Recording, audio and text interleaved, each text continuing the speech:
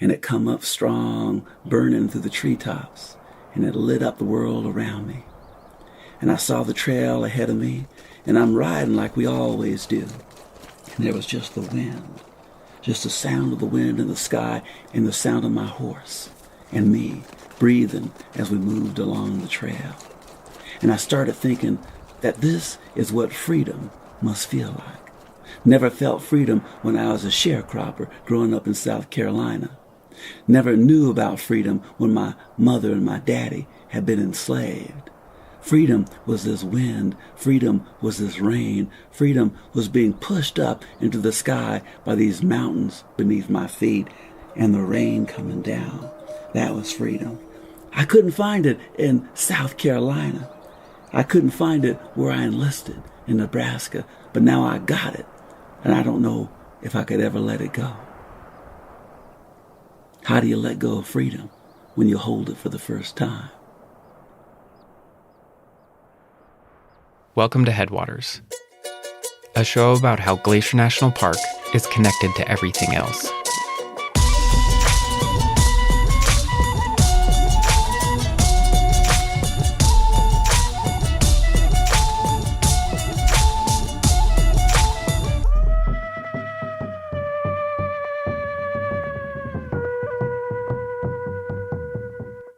We're calling this season Becoming. It's not a complete history, but a series of stories about how Glacier National Park became what it is today. Landscape and history are inseparable. No history can be understood apart from the place in which it happens. And like landscapes, histories can erode. Stories can disintegrate or be buried under the sediment of those that follow. This episode is about a story that has been poorly preserved and deeply buried. Why that happened and why it matters. It is the story of the first Black park rangers and how so much of their history has been overlaid by the grains of 1,000 others. Perry, this episode is about the Buffalo Soldiers here in Glacier. Yes. Get us started. So when I think of the Buffalo Soldiers, I think of our Park Service uniforms. You guys all have one, right? In my closet. Of course, it's pretty iconic and not very breathable, but the gray shirt, green pants and sweater, and then the big flat hat. Well, did you know that those are based on the hats worn by the Buffalo Soldiers? No. And just to spell that out, Buffalo Soldiers were regiments of African-American soldiers in the Army. Right, and they were essentially the first park rangers in the years before the Park Service was formed. And we still wear their hats. Huh, I didn't know that. So, give us the background. How did these Black regiments of Army soldiers come about? Well, basically, segregation. After the Civil War, the Army created regiments for Black soldiers to serve in, and they had to be separate from the ones that white soldiers served in. But still, I suppose they were led by white officers, right? Yeah, although there is a famous exception, Charles B. Young. He was a West Point grad who was acting superintendent of Sequoia National Park in 1903, and he's the first Black superintendent of a park. So they're soldiers in the Army, but they're working in the national parks because the National Park Service, it doesn't exist yet. Right. And so there are national parks, Yellowstone, Sequoia, Yosemite, Glacier. But there are no park rangers yet. And that doesn't happen until 1916 when the NPS is formed. So, what were they doing in parks at the time? Well, they were doing a lot of similar things to what park rangers do now. They built roads and trails. They did firefighting work. They kept out vandals and poachers, all that kind of stuff. But outside of those park ranger duties, I'm sure they had other missions, right? Right. But back in those early days, this is post-Civil War, the racial climate back east isn't great. So for the most part, they were sent on assignments out west. Okay, so the thought was less people, less prejudice, I guess, right? Yeah, for the most part. But that doesn't mean it wasn't complicated. And so in addition to being proto-park rangers, a lot of their assignments were in the Indian Wars in the late 1800s. So they're fighting against indigenous people who are resisting being confined to reservations. So, there's just a lot more to this story than meets the eye. Right. They also did peacetime and exploratory missions too, including spending some time here in Glacier. Really? Yeah, they were here in 1910 fighting fires during the Big Burn, and they were also part of a couple early expeditions before this was even a park, including the Ahern expedition. One of the best surviving accounts of this expedition is from G.E. Culver, the geologist they brought along, who starts his report by describing the group. The party consisted of 2 mountaineers, 2 prospectors, 2 Indian guides, a squad of soldiers, black as ebony, and the rider. All were mounted and well armed. 30 days' rations were carried.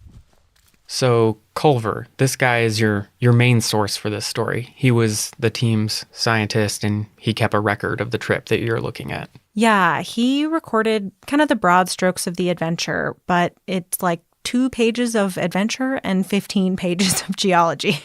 But through his writing and his sketches of the mountains, you can start to reconstruct where they went and why. I had an actor read some excerpts from the report. The object of the expedition was to find, if possible, a pass over the main range, farther north than any then known, to map the course of the streams and the principal Indian trails. So roughly, they went up the east side trying to find a pass over the mountains. They tried many glacier with no luck and then kept trying further north. I'm not surprised they had trouble finding a pass.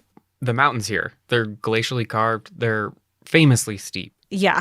So this expedition of about 15 people travels several hundred miles across the park and in a big loop around northwest Montana over 57 days. Yeah, I don't think I've ever backpacked more than maybe a couple nights at a time. Yeah, me neither. So while it would have been quite an adventure to retrace their whole journey, I decided to just follow their footsteps where they crossed the Continental Divide, probably the most challenging day of their trip.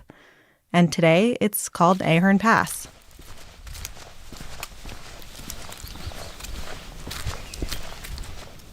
It takes a solid day of hiking to get to Ahern Pass, if not a couple days. And I'm heading out with Michael and Gabby to see it for myself. If you want to figure out what you don't know, go hiking without any cell service. As soon as you can't look something up, you realize how little you understand. And as I hike, I'm realizing how little I know about the soldiers themselves. Why aren't there any first-hand accounts from them? What do they think of this place?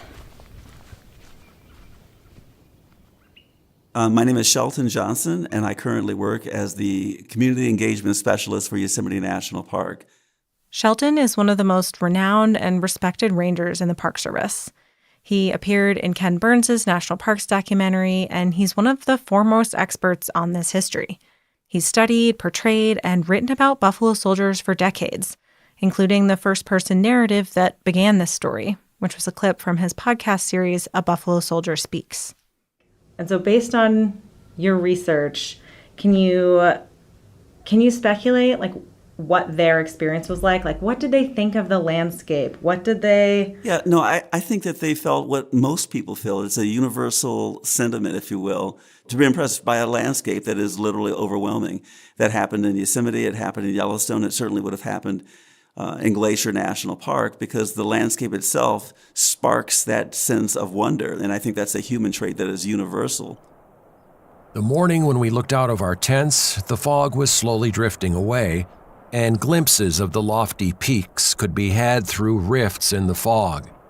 The effect was quite striking. This was one of the earliest mapping expeditions of the region, long before the park existed. They climbed peaks, made camp, and spent weeks in this rugged mountain ecosystem. It's the sort of trip that people take today to get away from it all, to escape everyday life. The difference would be that they lived in and operated in a virulently racist time period. When you're part of an expedition, there's a certain level of interdependence and respect that has to be there in order for it to function properly, in order for everyone to benefit from that association. If you've ever been camping or backpacking with a group, you can understand this sort of teamwork. You figure out who carries what, who sets up the tent, who cooks the food. A few ducks, grouse, and ptarmigan paid our cookhouse a visit, as did numerous fine trout. Of large game, we secured 1 bighorn and 16 mountain goats. The young of the latter are very fine eating. The old bucks, taste of musk. So, and as you get to know people, you see beyond, to a great degree, ethnicity, you see beyond gender, but be that as it may, they were still, quote unquote, colored soldiers of that time. America's prejudices followed them everywhere, even into the wilderness.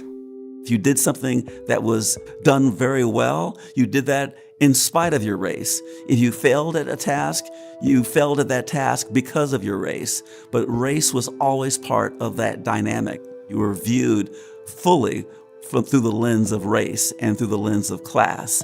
And there wasn't an escape from it at any point. At one point, the group reached a dead end, a high-walled mountain basin, where they met a group of Stoney Indians, also called the Nakota people. Ahern loaned their chief his rifle, and the chief gave them directions. And this wasn't the first time they'd encountered indigenous people on the expedition. By one account, they shared a third of their rations along the way with Blackfeet people. But elsewhere, regiments of buffalo soldiers had been fighting wars against tribal nations, most famously in the Southwest, fighting the Apache. I have often wondered what the buffalo soldiers thought of interacting with the indigenous people. Would they have felt like a solidarity with another oppressed people? When you read a lot of the colored newspapers of that time period, there was certainly a sentiment that why should we aid and abet the theft of a land from another group of people who are not that dissimilar from ourselves. Dissimilar certainly in terms of culture, but in terms of the racial attitudes of the time, they were all cast into the same box. But at the same time, there were African Americans who felt that by enlisting in the United States Army and potentially sacrificing their life, it was almost like, we have done this for you, for this nation. And so it was an investment in the future by potentially sacrificing yourself for a nation that did not recognize the fullness of your humanity. Perhaps the fullness of that humanity would be recognized for your children.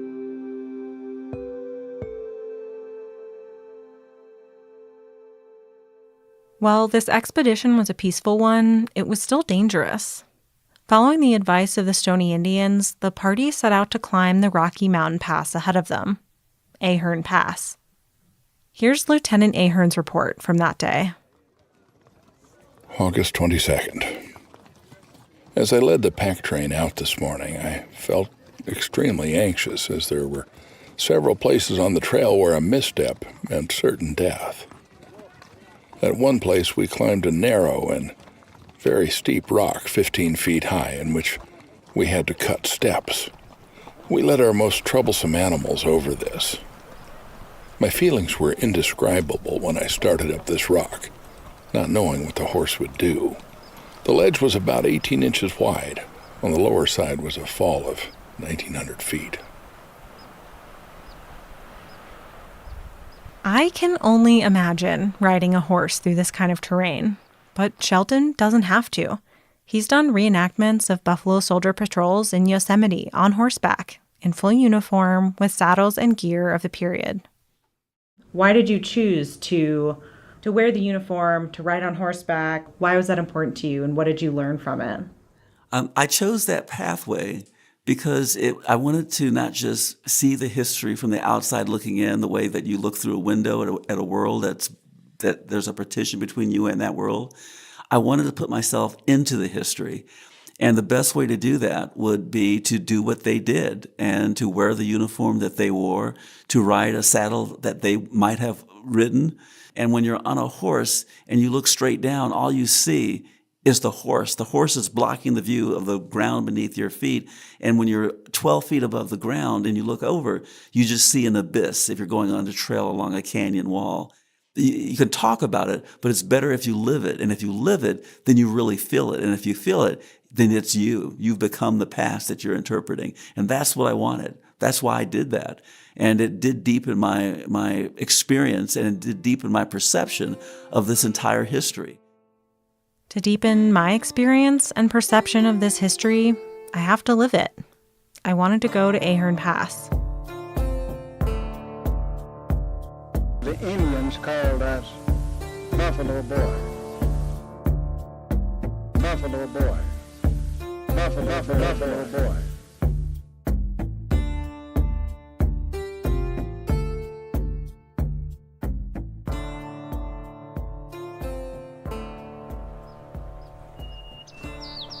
Hello. Hi.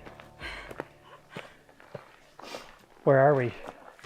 We're almost at Ahern Pass. Very close. But not quite. How are you feeling right now? Tired, hot, bit out of breath. Pretty excited about the view. It's been a long hike, but since I'm being recorded, I'm trying to act like I'm not too out of breath. Look around. What do you see? I see a snowfield, this flat, grassy pass. Sheep! There's like, oh my God, there's like a dozen of them. Are those little baby sheeps? I love them. We finally made it to Ahern Pass. The mountains on either side are towering and impenetrable, but the pass itself is a low point between them. A small meadow full of wildflowers and tiny trees with a view down to Helen Lake and the plains beyond.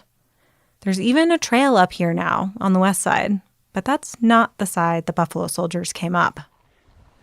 How steep do you think it is down to Helen? I don't know. Let's go peek over the edge if we can not fall off of it.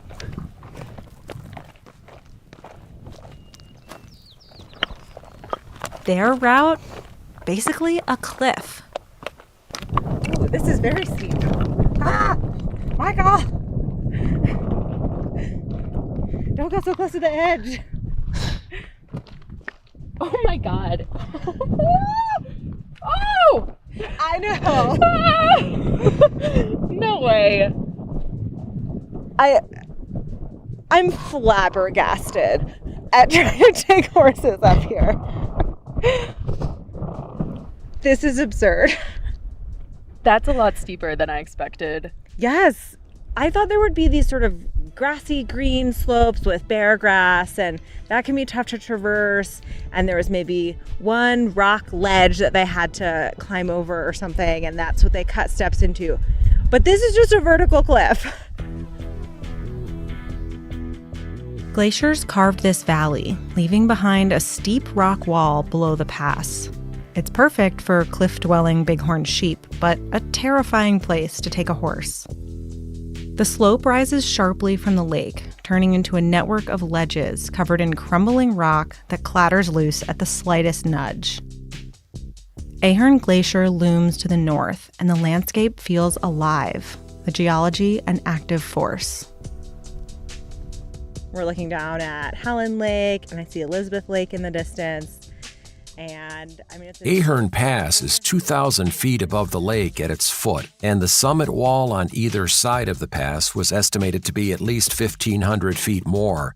The entire force had worked 2 days in making a trail from the foot of the talus slope to the summit of the pass.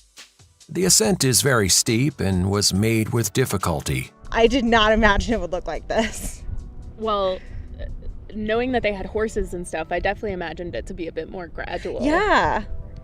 Like if I looked at this, like could I get down this or up this? I'd be like, I don't know if I really want to do that. I would definitely need a helmet. I don't know that this is the most hopeful way to get across. No, I'd be like, maybe let's try Canada instead. How about Logan Pass? It definitely gives me a newfound respect for what they were doing here and their skill to navigate in a place like this.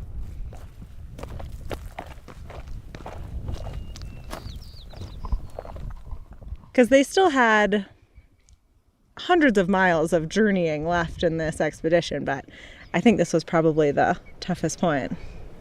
It makes me feel like really reflective, because this was 1890. 1890. Yeah, 20 years before the park was even established. So in a way, their presence probably hastened or contributed to the eventual formation of the park. But yeah, it was 132 years ago. And so, it's pretty cool to know that they walked right through the spot.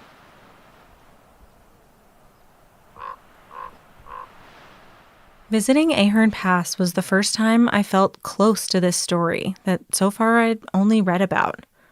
Retracing their steps feels like another way of reaching out, in the same way that Shelton has tried to understand the Buffalo Soldiers by writing and performing from their perspective.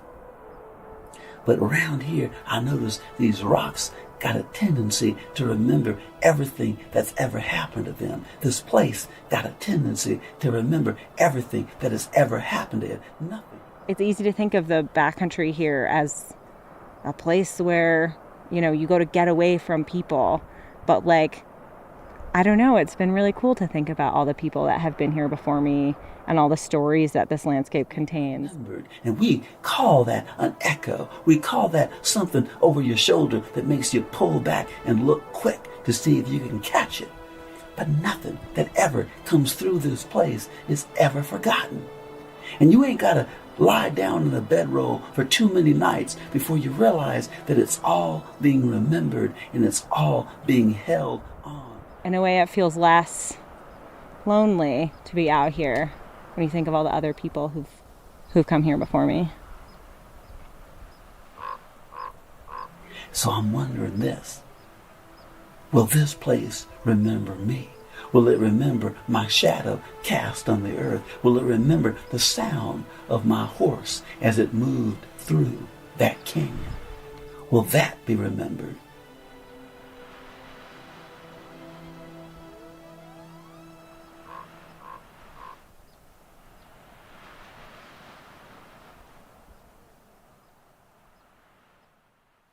Every place has a history, and history has a place too. But most people have never been to Ahern Pass, and most people don't know this story. If history can be eroded, some rocks are harder than others, more resistant to wearing away. Some layers of history become bedrock, common knowledge that we all share.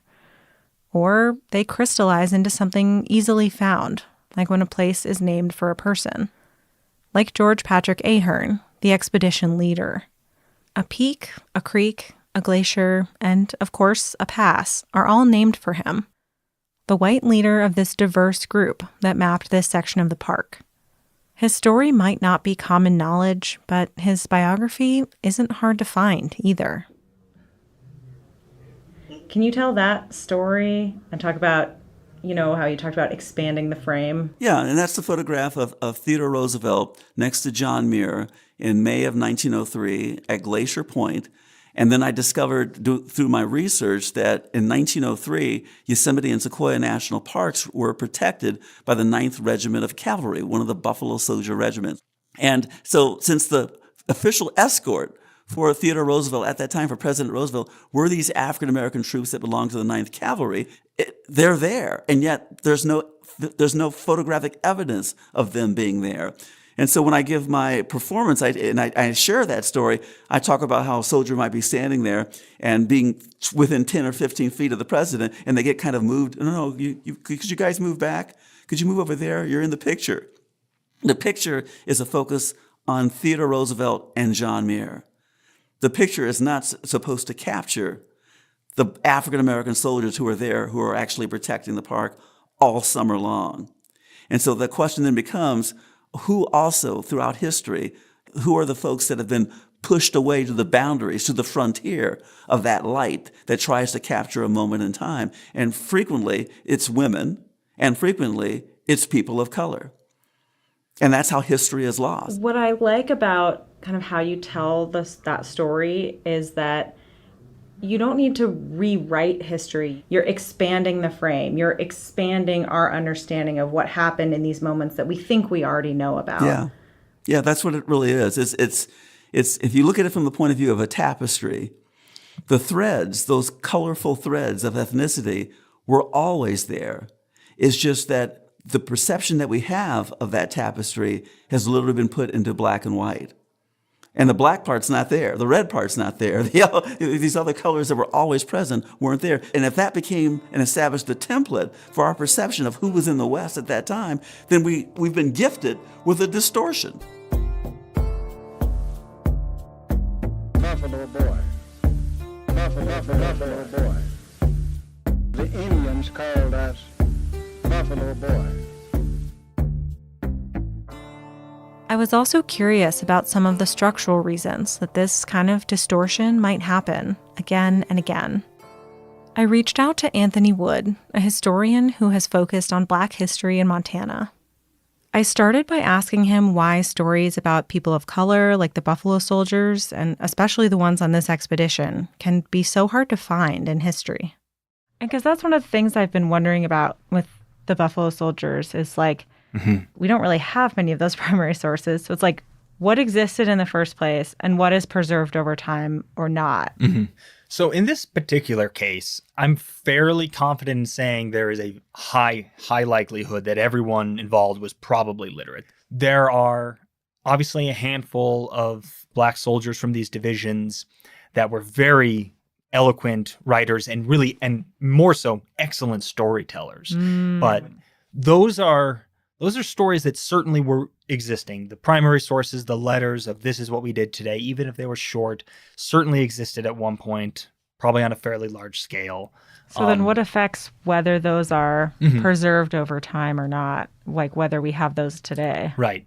Well, there's the very practical matter of whether or not families, a lot of working class, people did not keep papers in the same way that wealthier or upper class people did. But it's also probably something else. I think that by the time you get into the 20th century, the narratives, the stories that have been taken up and carried about what types of people went out and, quote unquote, conquered the untamable wilderness and so on, and the role that soldiers often played in this is a very racialized one, and it's predominantly the figure of a white, hyper masculine, man who's going out and is that mountain man. That mountain man. And so you're kind of saying that, like, if people had these letters, maybe they were their parents or their grandparents from when they were in the Buffalo Soldiers out in the West, that wouldn't seem like it would fit into the narrative. It wouldn't seem like something important that maybe they should preserve, that it wasn't part of that history. Right. Yeah. So one way that some histories erode away is when the keepers of those stories don't recognize their importance. Sometimes because the stories don't fit into the dominant narrative. Anthony has studied the Black community of historic Helena, Montana, but since there are so few firsthand accounts from early Black Montanans, he's often looked to other sources, like Black-owned newspapers. In my case, I spent a lot of time working with and relying on the 3 Black newspapers in town, 2 of which were incredibly useful, but they also gave a window into a type of social history, the everyday lives, which I'm also really fascinated with, that just does not exist anywhere else outside of one person's perspective in, maybe a journal or a diary. And that's these sections of the paper that are like the community notes, or they sometimes in the Butte newspaper, they called them the dope book, where they just do funny, sometimes serious, sometimes just newsy briefs. This person went hiking today, they caught this many fish, or, this person went over and had, lunch in Helena. But these Black newspapers were only in print for a limited amount of time. 1 year, it's 8 months in 1894, 1 year in 1902, and then from 1906 to 1912. Wow. And very limited. It narrows my scope to what I study, certainly. So for all the rest of those years, outside the handful that those Black newspapers operated, often the sources you end up with are from white writers, white journalists, white expedition leaders. That if you were to read them and try and reconstruct what life looks like for a daily Black Montanan, those sources just simply can't speak to it. The topography of the source world, it's not neutral. It has real and perceptible biases to it. Anthony uses landscape as a way to explain these aspects of studying history, especially the ideas of sedimentation and erosion. Landscape is the dominant metaphor for the study of race in the United States. We say the racial landscape, and it's just an assumed metaphor. So how does that fit for you into the historical record? How do you apply those terms? So The way I apply the idea of erosion and sedimentation is to focus on the way that stories are told or not told. A story that is, left aside and not told, we can think about it as being eroded.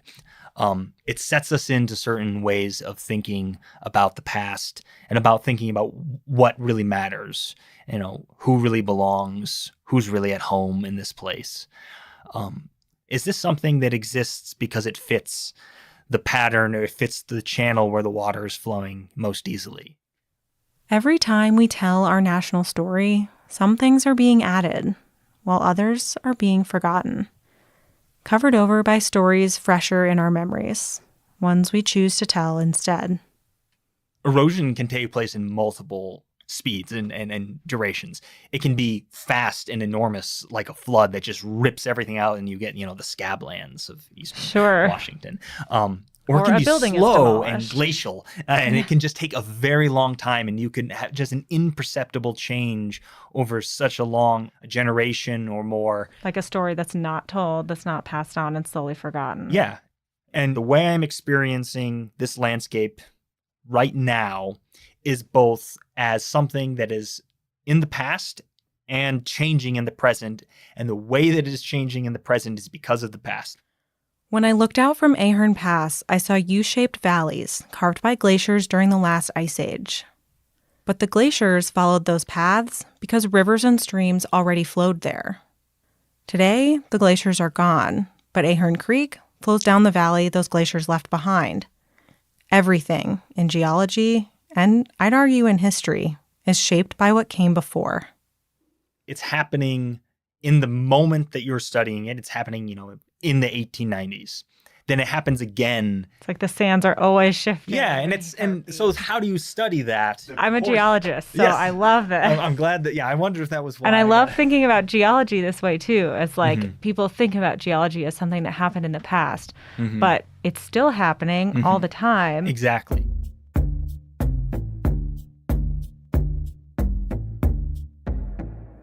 So many of these choices happened in the past.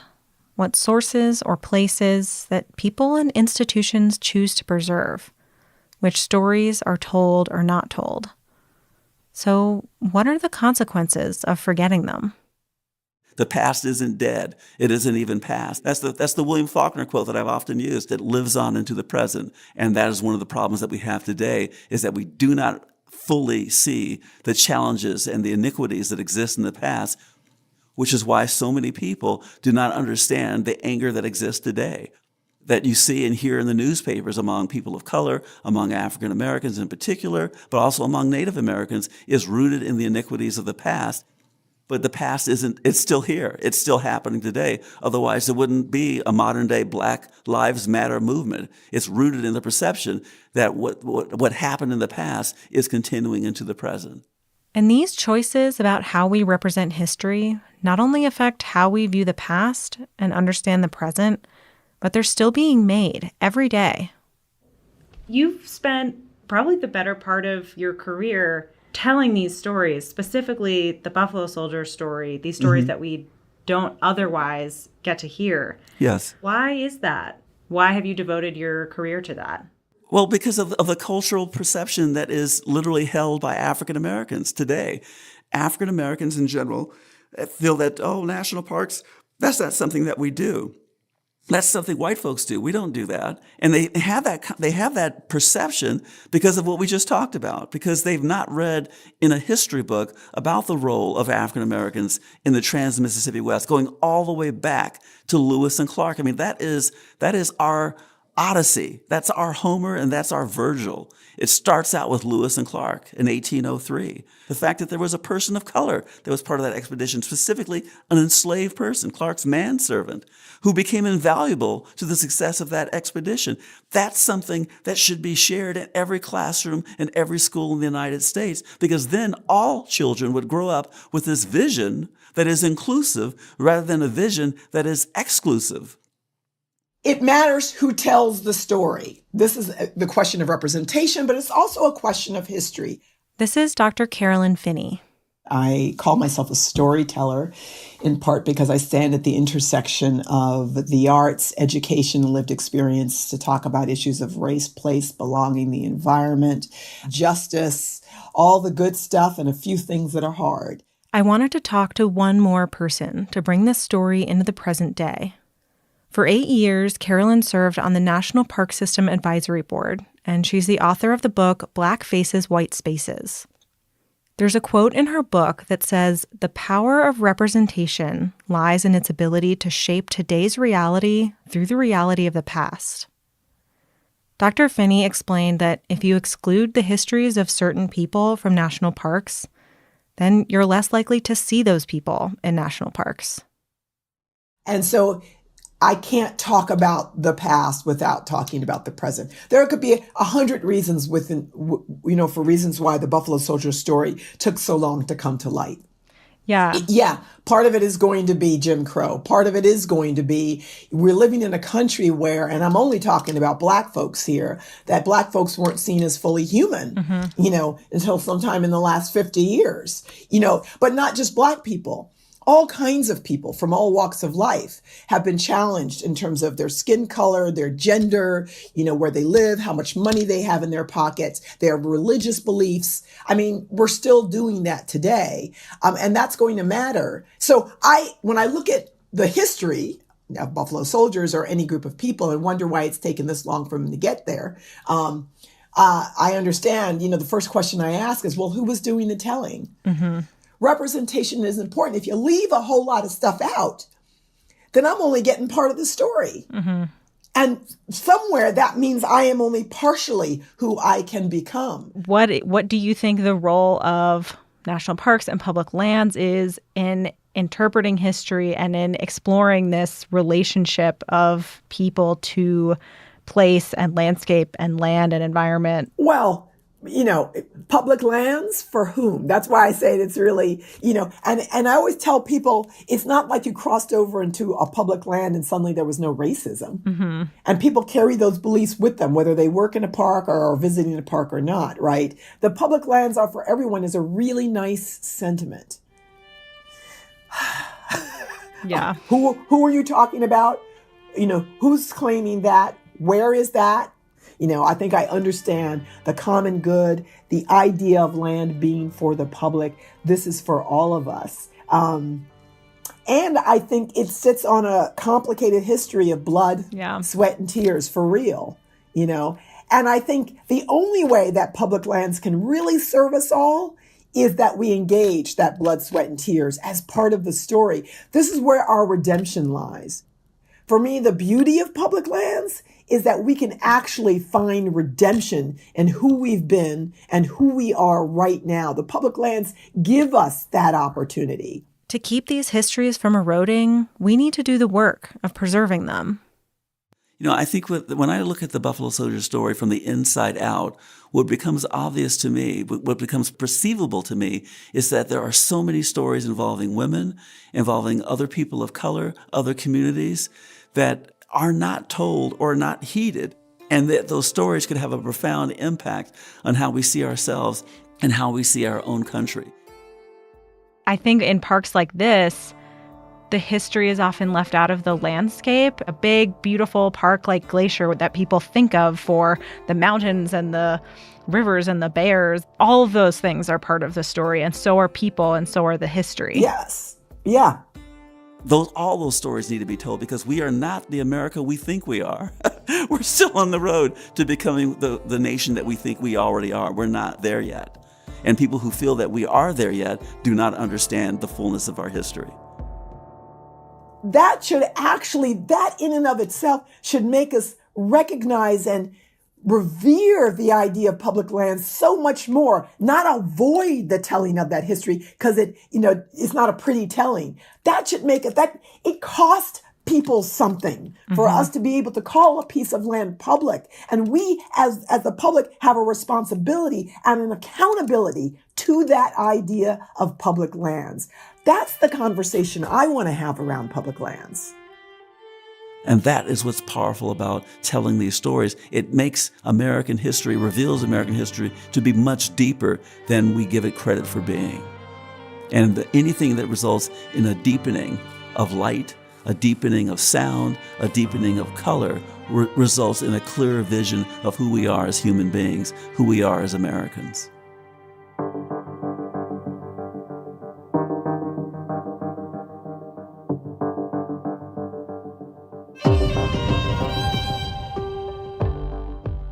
Headwaters is a production of Glacier National Park with support from our partner, the Glacier National Park Conservancy. This season of Headwaters was made by Daniel Lombardi, Perry Sassnett, Michael Feist, and Gabby Esavari. Frank Wallen wrote and performed our music, and Eric Carlson created this season's cover art. Extra special thanks this episode to Shelton Johnson, Carolyn Finney, Anthony Wood, Daniel Brewster, and the Black Park Ranger Experience. Also, thank you to Ed Whittle, Tim Stevenson, and Frank Gerard. We could not have made Season 3 without Lacey Kowalski, Melissa Sloddick, Sierra Mendelko, Brent Rowley, Darren Lewis, the Glacier National Park Archives team, and we relied on so many great resources from the Montana Historical Society, so thanks to them too. Thanks for listening. Next time on Headwaters. The history of homesteading and allotment in northwest Montana. Everybody thinks it's so simple, but it gets so complicated. There were strong personalities, and they disagreed about a lot of stuff. But in the winter, you get along. To William Howard Taft, June 1910. There is 1,353 flathead that don't want to be open. That's next time on Headwaters. So, Andrew. Yes. Headwaters couldn't happen without the support of the Glacier Conservancy. Mm-hmm. But you guys also help with so many other projects in the park. Yeah. One I wanted to talk about today is the project to build an accessible trail around Swift Current Lake. Swift Current Lake is right in front of the Many Glacier Hotel. It's probably one of the most popular trails in the Many Glacier Valley. Hiked it many times. Yeah, it's really beautiful. And we're working on a long-term partnership over the next few years with the MCC, the Montana Conservation Corps, to make a wheelchair accessible trail all the way around so that people with mobility impairments can enjoy that lake and that beautiful area just like the rest of us. That sounds like a great project. Yeah, we think the national park should be available to everyone, so we're really excited to make it happen. And if people want to learn more, how can they do that? They should visit our website, and they can find us at glacier.org.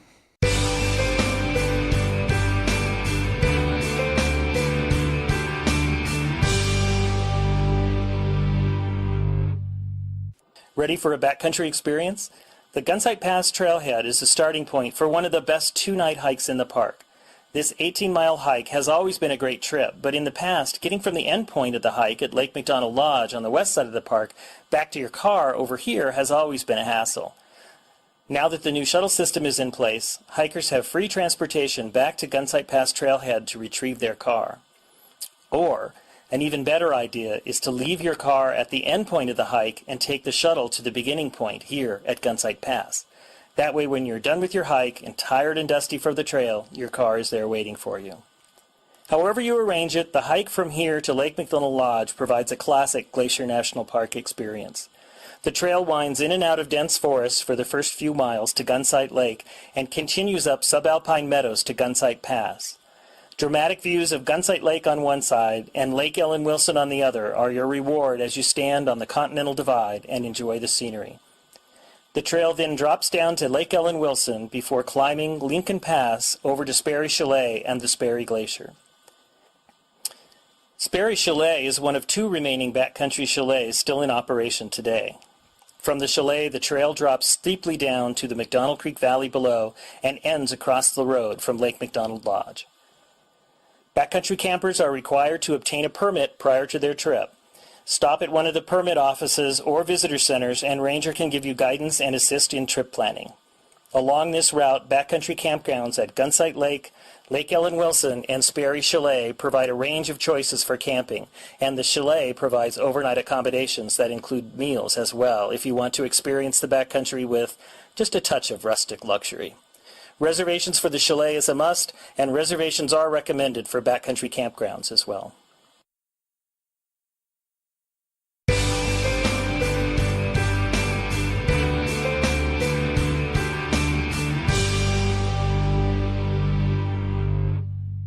Triple Arches is probably one of the most recognized features along the Going to the Sun Road.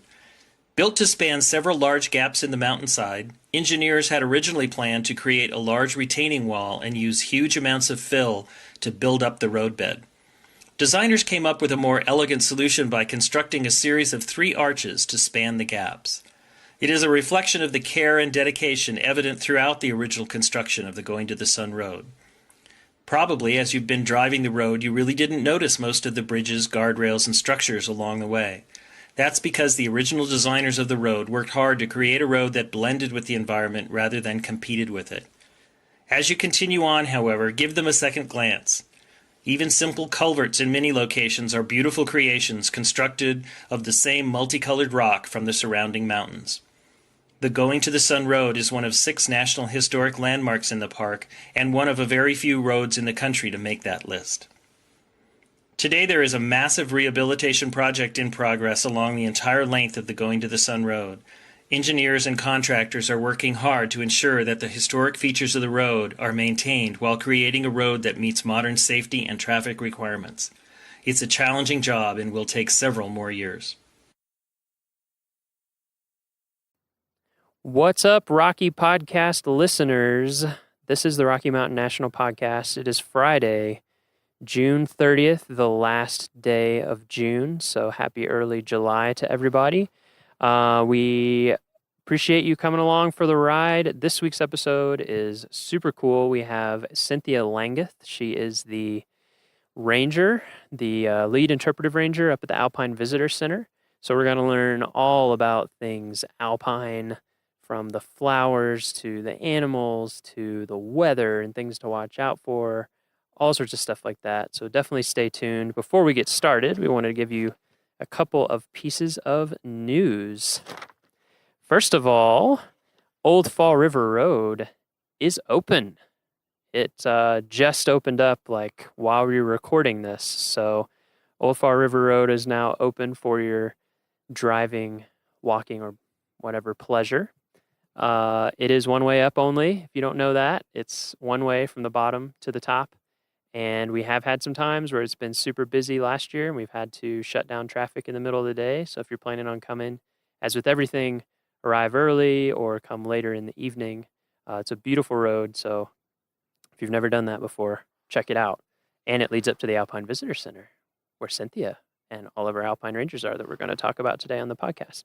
Another thing with roads, we do have road construction going on if you're coming to the park. So Moraine Park Campground Road, there's some construction there. It can be like 5 to 15 minute delays pretty soon after you turn off Bear Lake Road.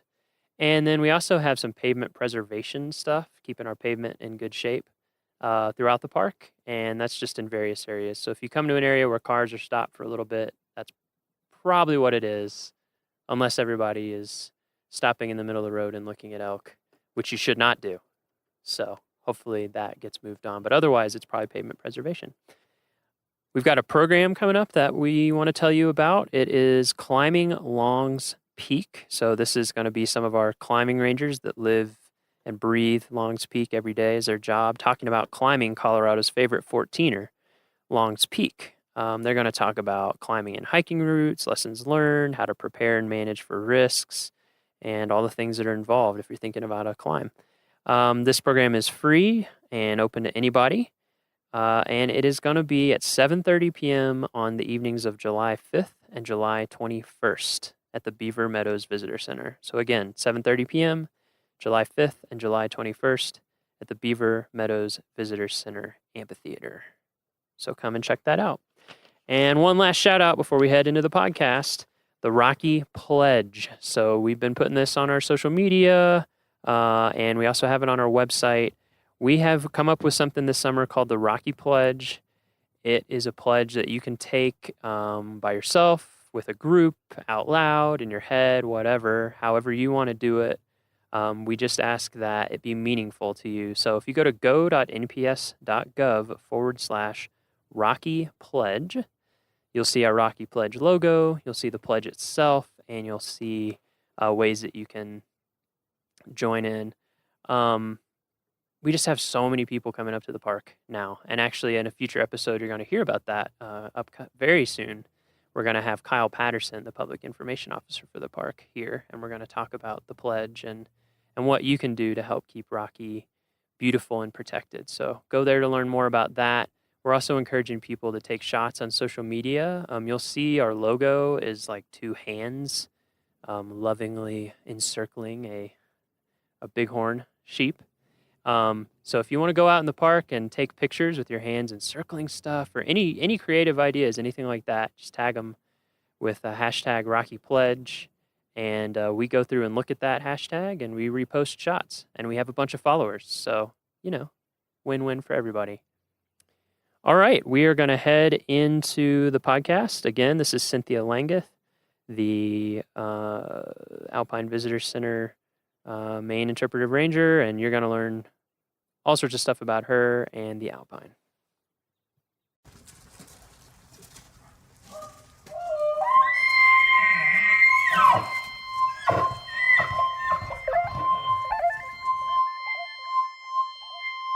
You need a Britney Spears mic. Yeah. That'd be awesome. Here, everyone put on these Britney Spears mics. Okay, so I will give you a little intro before the beginning of the podcast, so we won't have to go through your full name and everything. So we will start out.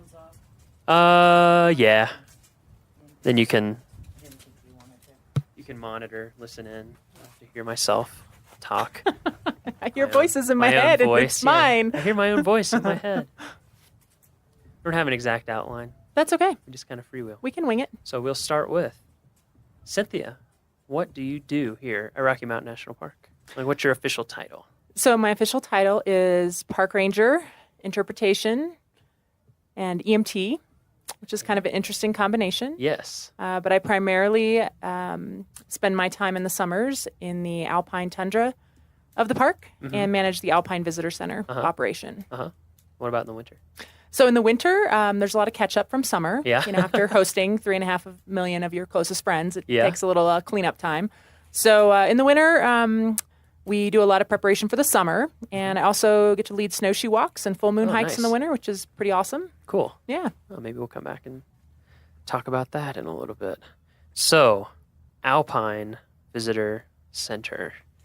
Rocky's pretty famous for its alpine tundra. It is. Is it not? On the way driving up here, we saw lots and lots of people eager to see it. So I thought we'd start by just talking about alpine tundra, what it is, what makes it what it is, nature. It is because of what it is. So I guess first we could talk about tundra in general. So what is tundra in general? Yeah, so tundra is, I guess, a slightly more generic term that just describes ground that is free of trees. And kind of historically, it's also been defined as, a lot of permanently frozen ground. That certainly, I don't think, is necessarily the case from a scientific standpoint today. But when tundra was kind of initially used, it was to describe an area free of trees that had a lot of permanently frozen ground. And then that either, occurs where you are at a, really far north latitude in the Northern Hemisphere, or you're at a really high elevation, which is, of course, what we have here in the park. Right. Okay, so tundra, place without trees, that's due to temperature, I guess, instead of dryness, sort of.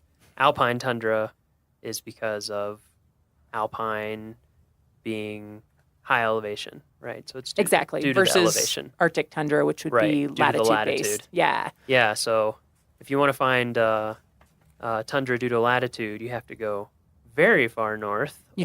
If you want to find tundra somewhere like Colorado, you just have to go up to, in Rocky, where does tundra begin, generally speaking? What's the range? So generally speaking, it occurs around 11,400 feet in elevation in Rocky and kind of in the this region of the southern Rocky Mountains.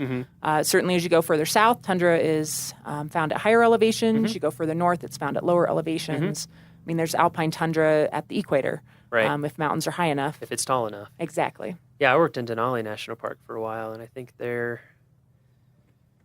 south-facing slopes was around 2,400 feet, Mhm. and north-facing was around 1,800 or something like that. And yeah, you just keep going north, and eventually it's sea level. Yeah, you Takes a while. don't have trees even at sea level, Yeah, which is exactly. pretty amazing. So at that 11,000 foot mark here, approximately, in Rocky, what is it about that elevation that makes it so there are no trees? So, certainly there's a lot of factors that influence tree line, but the primary driver is temperature.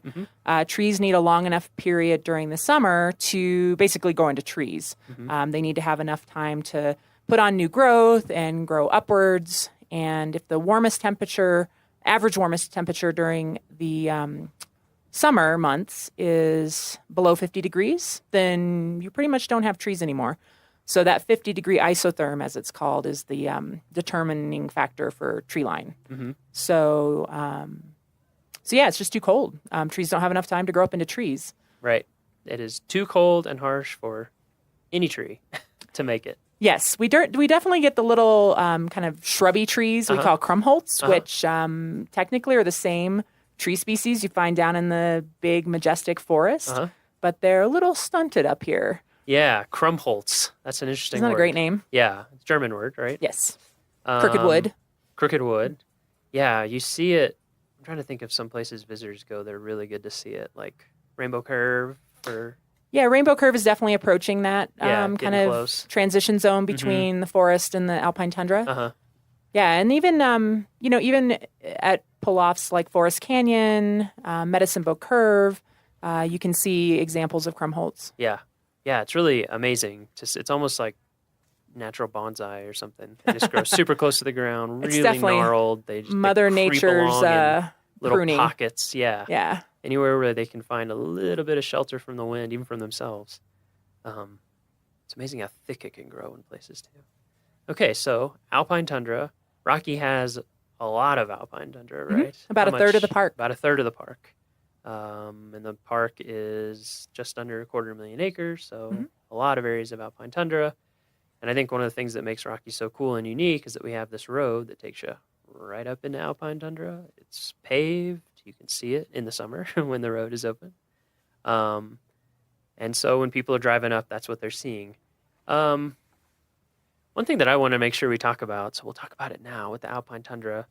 So no trees can grow up here, but other stuff can grow up here. What other kind of things grow on the alpine tundra, and when do they grow? Yeah, so surprisingly, I think to a lot of visitors and even staff when they first start working here is how diverse the alpine tundra is. At 35 miles an hour in your car can kind of look like a lawn, but when you stop and really spend some time taking a closer look, there's actually over 300 plant species that make their home in the alpine tundra here in the park. Yeah. Some of those are endemic to high elevations in this area. So they're only found? They're only found kind of in the southern Rocky Mountains. And then some of them are circumpolar. You'll find them in tundra up above the Arctic Circle. You'll find them in other mountain regions in the world. So it's a pretty cool mix of plant species, a lot of flowering plants, which certainly is what draws a lot of people that come here up into the high elevations in the summers to see the wildflowers. Yeah. And then it's just amazing how tiny and slow growing they can be. The growing season here is kind of short compared to what most people are used to in their gardens. And about how long is it? Well, it depends. It depends. Right. If you're in a really sunny, windswept area where you're snow-free for a longer period of time, you might have a really posh growing season of like 90 days. Ooh, 90 days. Yeah. We're talking like, living the life. And then other plant communities, other areas in the tundra where there's really late-lying snow may only have a 35 or 40-day growing season. Wow. So you don't have a lot of time to do business as a plant. So you kind of have to have some, tricks up your sleeve in order to start growing at lower temperatures and put your flowers out into the world a little earlier than a lot of lower elevation plants. So it's pretty interesting. Yeah, what are some of the tricks? Well, certainly being able to photosynthesize at much lower temperatures than your counterparts down low. So a lot of alpine plants will start growing when temperatures are still, 32, 34 degrees Fahrenheit, just above freezing, really. Yeah. And then just growing quickly and putting a lot of energy into flowering right away because it's actually more energy intensive to make seeds. So you want to have a longer period of the summer where you're putting that energy into making seeds for the next generation. So a lot of plants up here flower pretty early. And then they have, hair and that's red one that I think is really pigments and waxy coatings and just all kinds of different adaptations depending on which plant you're talking about. Yeah. And it's just really cool to get to know the alpine plants a little more and, just really be surprised and I think impressed by how uniquely adapted life is up here. I mean, they've done studies where they've taken high elevation plants down to greenhouses and they drop dead. Really? They're like, life is too good. I just can't take it. Yeah. So it's kind of cool. It's kind of cool that some of these plants only can grow here in this what seems like impossible, harsh environment. Yeah, I remember, when I first started working up in Alaska and we would, be out and just to see all the different kinds of plants. And that was another thing, like you're saying, circumpolar or just tundra in general plants. I recognized so many plants here. Some of them are the same species, some of them are really close, even though it's so far away, which I thought was amazing. Yeah. Same thing with the hair and all those different adaptations. And I also think the diversity is amazing.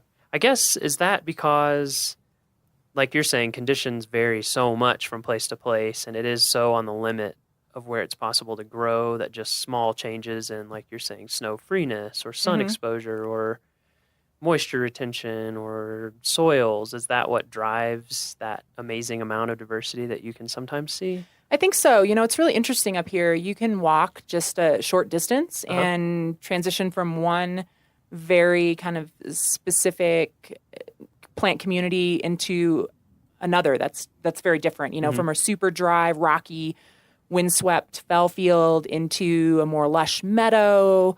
Another 100 yards down a trail, you might come to a wetland. So it really is, it's like a big city that's got all these really unique neighborhoods, ethnically and architecturally and, economically. It's just, it's the same thing, but it's, the natural world doing that on a smaller scale. And I think the point that you made is really, really good, is that I think this happens too a lot of times in desert parks or just anywhere where the conditions are difficult, is that when you're driving through, even at 35 or 25 miles an hour, it kind of looks like, there's not that much going on out there. And then if you stop and you actually start walking some of our trails, which we can talk about, and you look closer, you realize, whoa, there's so much stuff. You almost have to get your nose down in the ground. If you ever see anybody with their nose in the ground, their butt in the air, they're probably smelling or just taking pictures of their flowers. We call them belly flowers because you have to get on your belly to actually appreciate them. Exactly. Yeah. This is one thing I want to make sure that we cover, is that I want to talk about our tundra protection areas that we have in the park and why those exist. And so let's talk about that first. So we have tundra protection zones in the park areas. Could you talk about that a little bit? Yeah. So I think one of the things that I really kind of admire about the alpine tundra is its incredible ability to adapt and overcome this really harsh environmental conditions. But at the same time, because of the harsh environmental conditions, it's also really fragile. So because plants grow so slowly up here, a few careless, footprints can wipe out decades worth of growth for some of these species. So we learned from a lot of research that was done back in the 1960s that tundra is really slow to recover from trampling. And because we get so many visitors and we have kind of, localized the impacts up here with our major viewpoints and parking areas in those particular spots, it's just not feasible to let folks kind of wander around on the tundra itself, right? Because there's too many feet and they're going to cause long-term damage that is going to take 50 plus years to recover if no one continues to step on it. Right. So so in those areas we've created tundra protection zones where you actually are required by park regulation to stay on paved trails or in parking areas. And that's simply to limit the impacts of thousands of people, daily during our peak visitation months, from really causing, almost irreversible damage to the tundra plant communities in those areas. So it's really important in those high visitation areas that folks are staying on those paved trails and really allowing the tundra to thrive. Yeah, I think that's something that surprises tons of people. Is like it takes a really long time for these tiny, tiny plants to grow, And yeah, when they get trampled, it can take so long for them to grow back. And Yeah, I mean, there's species that put on like 3 leaves in a year. yeah, that's amazing. And then next year they put on 3 more leaves, or they're like a dinner plate sized plant when they're, 50 years old. So you can wipe out quite a bit of growth just by accidentally grinding your foot when you're walking across the tundra. Yeah. Yeah, that's amazing. So if people do want to be able to see and kind of walk through the tundra, get close to a lot of flowers, but not trample it and ruin it for the next 50 years and keep it beautiful for everybody, where are some places that you like to send people here to look and see everything up close firsthand? Yeah, well, there's definitely a lot of, smaller pull-offs along Trail Ridge Road up above tree line where, 2 or 3 cars can stop and people can get out. And then it's totally fine to walk on the tundra. It's resilient enough that it can handle being stepped on, a handful of times in a, span of a few days. And in those areas, if folks are real careful and they, walk on bare spots and rocks when they can and walk softly on the plants when they are stepping on them, it's really not going to cause long-term damage. And in fact, it's a great way to get to know the tundra a little bit more. So really any of those smaller pull-offs where we don't have, large parking areas and signs that indicate you need to stay on a paved trail, Okay. It's fine to go out on the tundra. And it's interesting, a lot of visitors don't realize that you can walk on the tundra outside those tundra protection areas. And another great way to experience the alpine tundra and get to walk, off trail and really get down on your belly and check out the flowers is to go with one of our tundra nature walks, which are offered daily through the summer at 9:30 a.m. And we definitely take folks off trail on those hikes. And So it's 9:30 a.m. every morning at the Alpine Visitor Center. Alpine Visitor Center. Yep. Go out with a ranger. Through early August. Oh, that's awesome. Our last podcast, if anyone missed it, you can tune in. We talked with Kathy Brazelton a lot about ranger programs in general and all the stuff that's going on. So that's a really good one.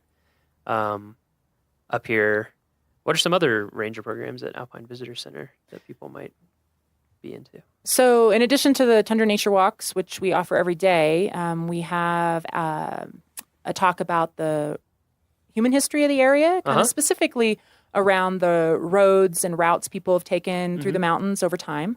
We call that Road to the Top, and that one's offered twice weekly. And then we also offer all about lightning talks 3 times a week, and that one is really good just to learn a little bit more about how to be safe in the park, not only above tree line, but just when you're out exploring and adventuring in general. But certainly, big reason behind the All About Lightning talk is lightning is one of our environmental hazards in the summertime. So we like to educate folks as best we can about how to plan ahead and how to, make good decisions when they're in the park so that we don't have anyone injured or killed by lightning. Yeah, lightning is a big one up here, Yeah. I think. I mean, everyone knows Colorado gets a lot of lightning, but when you're up here above tree line and there's no trees, the tallest thing around is often you. Could you talk a little bit about, just some of those really general tips for folks as they're coming to visit? 'Cause I think it's something that people just, the Alpine is so different, Alpine tundra, from what most of us live in or experience on a daily basis. And that's one of the things that I think people just don't think about until you're seeing it and it's too late and it's scary. Yeah, I think the Alpine tundra is kind of otherworldly to a lot of our visitors for a multitude of reasons. And one is, the weather up here. You come up from Denver, it's, 95 degrees, and then you step out of your car up here, and the wind is blowing, and the wind chill's, 42 degrees, and you're still wearing flip-flops and a tank top. Yeah. So that kind of throws people for a loop. Even right now, I don't know what it is in Denver today. I think it's in the 90s. Yeah, it's supposed to be real hot today. And right now, it's in the low 60s up here. With a breeze. I'm glad I have on a wind jacket. I've got on a vest. And this is a hot day. Yeah, this is a really nice, This is a really warm day yeah, up here. So yeah, definitely. That's a great tip. Yeah, and then I think too, when it comes to thunderstorms and lightning, so many of our visitors, and myself included, growing up, you watch storms build from a distance, and then they are, they're coming your way or they're moving away from you But you kind of have this this almost like theater experience when it comes to weather a lot of times. And when you're in the high mountains, the weather often builds right where you are. So you don't see it coming. You are in it as it's developing. And so I think it takes people by surprise sometimes. Happens so fast. It really You'll does. see something off in the distance, and like you said, when you're like, oh, look at that storm, it's coming, and then or those puffy clouds are getting a little darker at the bottom. It's there in minutes. Yeah. Sometimes. So I think it does take people by surprise. And then, I think a lot of visitors just don't take lightning as seriously as they should here in the park as far as a real risk, a real hazard. So, definitely just getting out and playing in the high elevations early in the morning when there's less likely to be thunderstorms is always a good idea. Check the weather forecast ahead of time because we certainly can have thunderstorms develop in the morning. We've had thunder and lightning at 10 a.m. It's not always, noon or 1 o'clock. And then, just make sure you have kind of an escape plan. Don't push yourself. If you think the weather is changing, turn around. The only safe place to be in a lightning storm is in a substantial building or in a, hard-topped vehicle. Even outdoors, if you get below tree line, if you get into the forest, you're still not as safe as you would be inside. So I think it's really just about making good decisions ahead of time and choosing wisely about how you're going to recreate and how you're going to spend your time in the park so that you don't put yourself in one of those situations that can become dangerous really quickly. And then I guess since we're on the topic of safety, the other thing I wanted to talk about, make sure that we hit is altitude. So yes, we're at Alpine Visitor Center right now. We're at what altitude? So we're at 11,796 feet, so almost 11,800 feet in elevation. Okay. And Trail Ridge Road goes a bit over 12,000 feet in elevation. Yep. So I'll tee you up for a question. So is there less oxygen at altitude?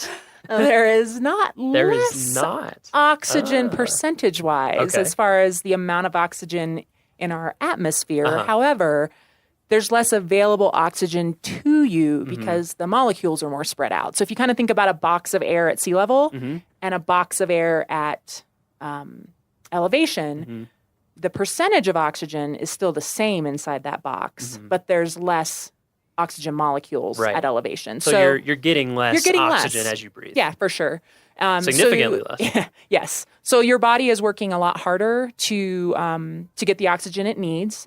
And, a lot of people think like, oh, I'll be acclimated after being here a couple days. And for a lot of visitors, they do feel better after they're here for a few days, especially if they're taking care of themselves, they're getting sleep, they're eating probably more than they're used to eating. They're drinking a lot of water. Caffeinated beverages do not qualify as fluids when you're coming to altitude. So those are all things that help. They help. Eat a little bit more food, get some more rest. You'll drink find some you're more probably water. a little hungrier than you normally are. You need to drink more water because one, the environment here is very dry. And then two, your body's just working harder to get what it needs. So you're using up more energy, more, liquid in your system. So those things can help. They definitely can help. But you don't fully acclimate until about 3 months, right? Which is the bad news, right? Because your red blood cells have about a 3-month life cycle. So you don't get rid of the old low elevation red blood cells, all of them, until the 3-month mark and create those nice new red blood cells that carry more oxygen. So while most people will often feel better after being here for a few days or a week, physiologically, you're not going to be acclimated for quite some time.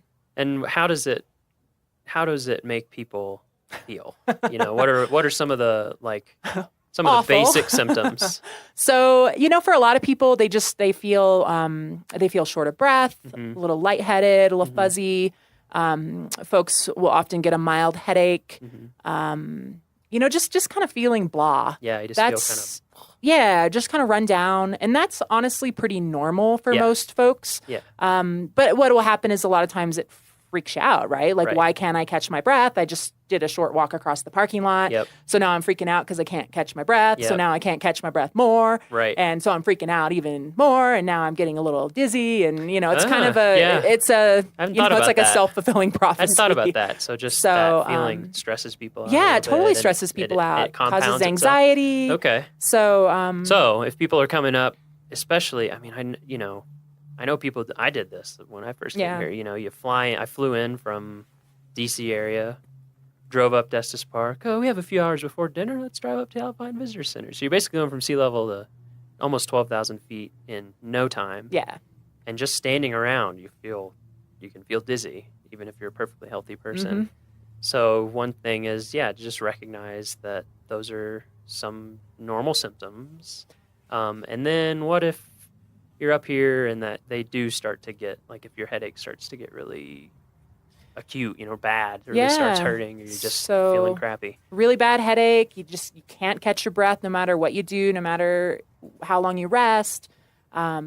Dizzy enough that you have to sit down or you're going to fall down. Mm-hmm. Those are definitely more concerning symptoms. And all of the rangers that work here at the Alpine Visitor Center are emergency medical technicians. Oh, okay. Everybody. And everybody. It's a requirement of the job here. And we have a medical clinic attached to the visitor center where we can certainly treat visitors who are having a more serious reaction to altitude or something else. A lot of people with pre-existing medical conditions will find that when they come to altitude, it really aggravates their condition, and something that they might have had relatively good control over at home now is manifesting itself as a more serious medical emergency. So we certainly take those things very seriously and are happy to help folks that are having a more serious reaction to the altitude. So folks shouldn't hesitate to come on into the Alpine Visitor Center and talk to a ranger if they aren't sure if what they're feeling is, quote, normal or not. Right.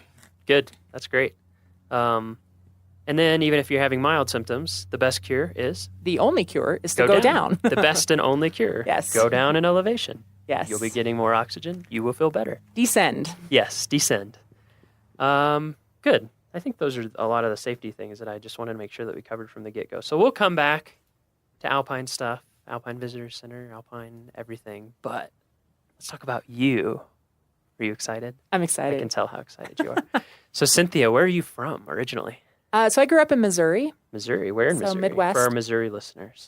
So kind of the west central part of the state. Okay. Small town near Warrensburg, Missouri. Uh-huh. And when you were growing up, were you guys big national parks travelers? We were. Mountain folks? Went out to the mountains? Yeah? Yeah, my dad was pretty opposed to going east of our home. Yeah? So we always went west and we visited national parks. That's just kind of what we did. We had family that lived near Yellowstone and Grand Teton National Park, near the Redwoods in California. So about every summer we took some sort of family road trip for a week or two and hit national parks. So, that was just kind of normal for me growing up. That's where we went on vacation. Yeah. We were definitely, though, the park visitor that stopped at the visitor center and got a map and then stopped at the overlooks and took pictures, walked the little nature trail, and then moved on to the next national park. Okay. We weren't hikers. We weren't campers. Yeah. We never went to a ranger-led program, which I find kind of ironic since I turned into a ranger that leads programs. Yeah. And I knew I wanted to be a park ranger by the time I was about 12, even though I had no clue what they did. I just knew How they did had you know? to. Well, because they got to live and work in places like this, and that was good enough for me at that age. So, the older I got, I kind of figured out what park rangers actually did, right. and but it still sounded it was cool. Just, you went to a lot of parks, and I wanted to and you thought, be there. That is cool all the time. I want to be there more. Yeah, I think it was really the landscapes. The the aesthetics of Western landscapes that really hooked me, and that kind of spoke to me on a level even as a preteen and teenager that was really meaningful, and I knew I need to be in these places. So, do you have any siblings? I do. I have an older brother. Does he feel like that? He or was definitely. He more like, oh, this is fun, but whatever. Well, he actually does outdoor photography and videography. So we both kind of ended up in fields that could have been somewhat predicted by our upbringing. And why do you think your parents are so into the national park thing? Was it because you said you did it ever since you were little? Had they done that with their parents? My dad did. Okay. He grew up, well, kind of, to a certain extent. They traveled a lot to Florida, so he grew up going to the beach in the winter months. He lived in Michigan. And then my mom grew up on a farm in Nebraska, so kind of wide open spaces have always been special to her. And I think that was just kind of their thing. Yeah. And then I think a lot of it had to do too with where some of our close family lived and was situated as well. It was Sure. like if you go to Jackson, Wyoming, of course you're going to visit Yeah. Grand Teton National Park Yeah. and Yellowstone National Park, and You would that's where I had relatives and Right. So I think they both just were really drawn to the same kind of Western landscapes. I remember them really being into photography. And What's the first park you remember visiting? the first park I remember visiting is probably the Redwoods. In California. And I remember the big trees, and then I also remember falling in the ocean and thinking I was going to get sucked out to sea. And then my mom having to shake out my little pink pants in the parking lot and sitting in my underwear in the back seat of the car was very embarrassing.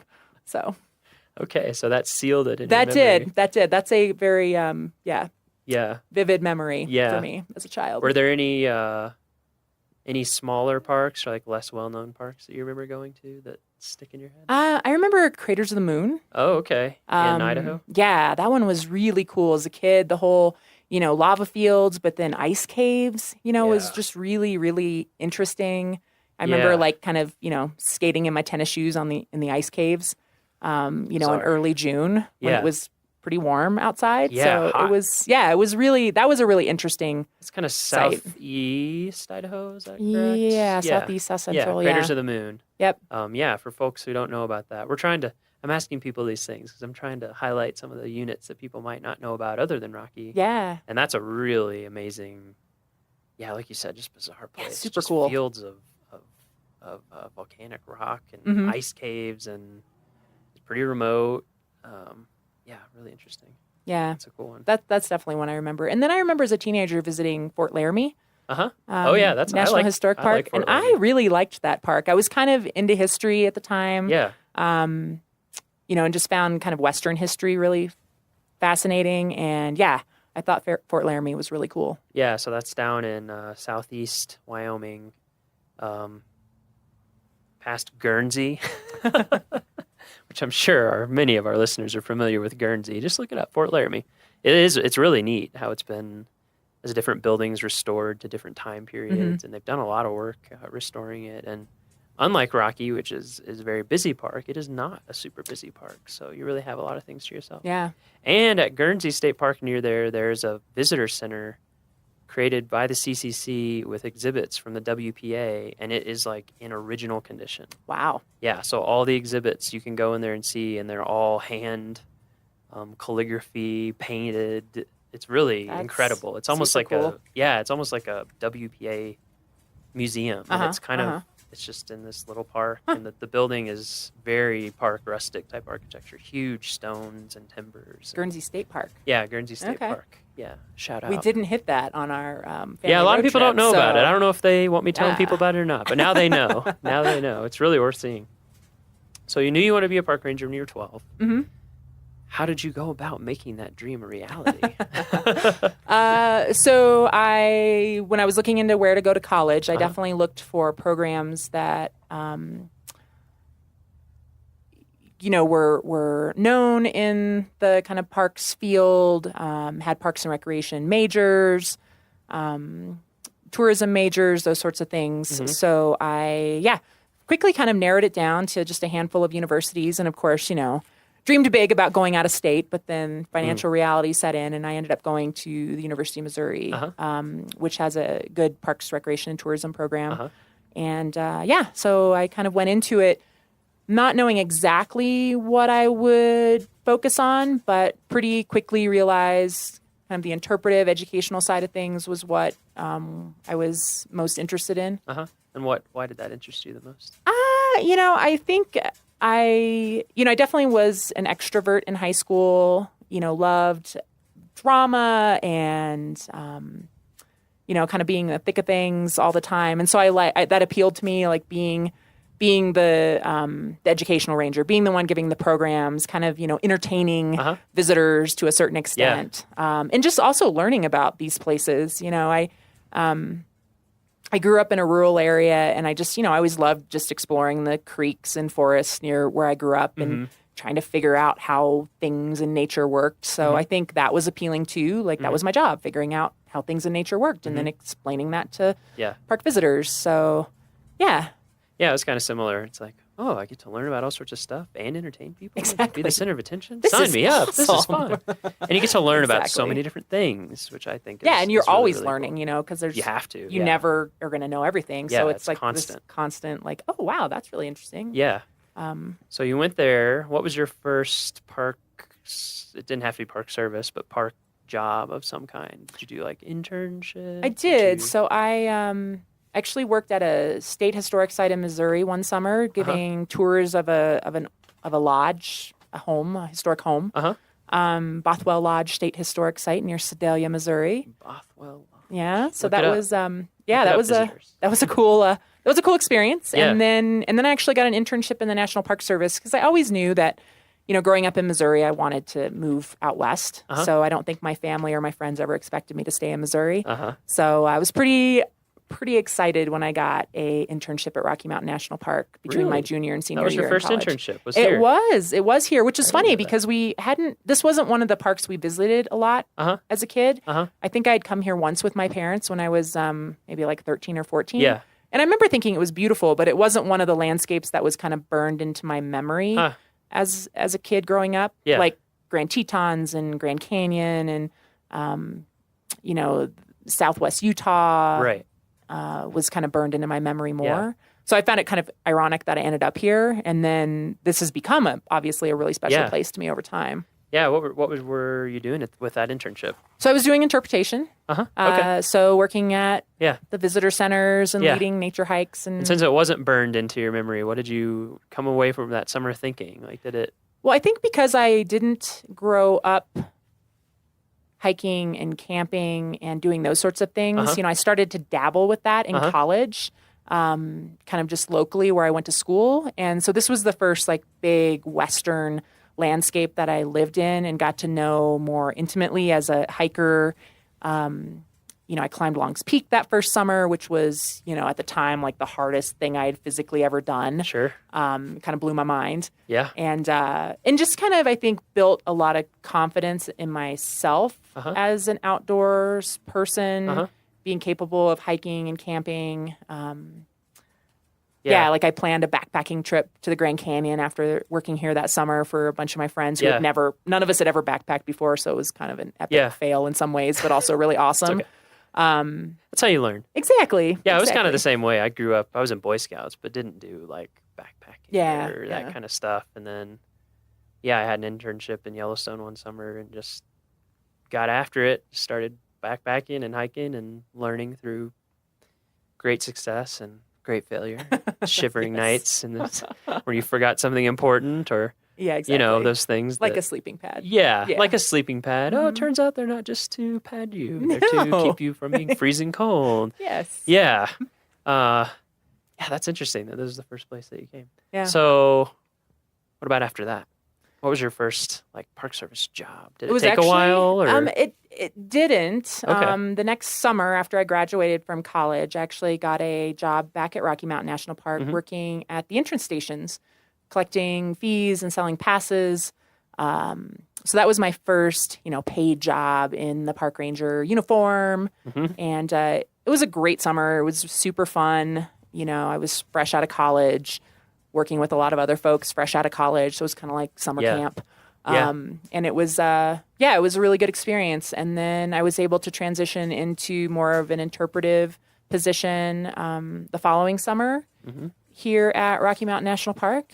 And then I started popping around a little bit more to other national parks, which was kind of one of my goals when I was a seasonal park ranger. So I worked a summer in Olympic National Park. And I love Olympic. Oh, man, talk about an amazing backcountry park. Yeah, that's a crazy place.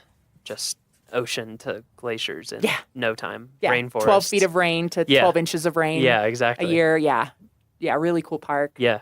And then I worked winters in Death Valley for 3 years, which I Also love amazing. the desert. Your comment earlier about Yeah. the desert and the alpine kind of having some similarities. Yeah. I definitely have always Tons. seen that and felt that. And I think it's one of the reasons I'm drawn to both environments, both landscapes. Yeah. But yeah, Death Valley was incredible. Talk about just, I don't know, just such a vast place that just, I guess for me, the desert, you either love it or you don't. Yeah, that seems to be the case. There's not a lot of in between, and I absolutely love the desert. So that was a really cool experience. Yeah, I do spending too. winters there. And I found that too because I also love alpine. I mean, that's one of the reasons why I was up in Alaska for a while, and I went to Death Valley, I guess a little bit before I started working here, so a few years back, and to make their new map.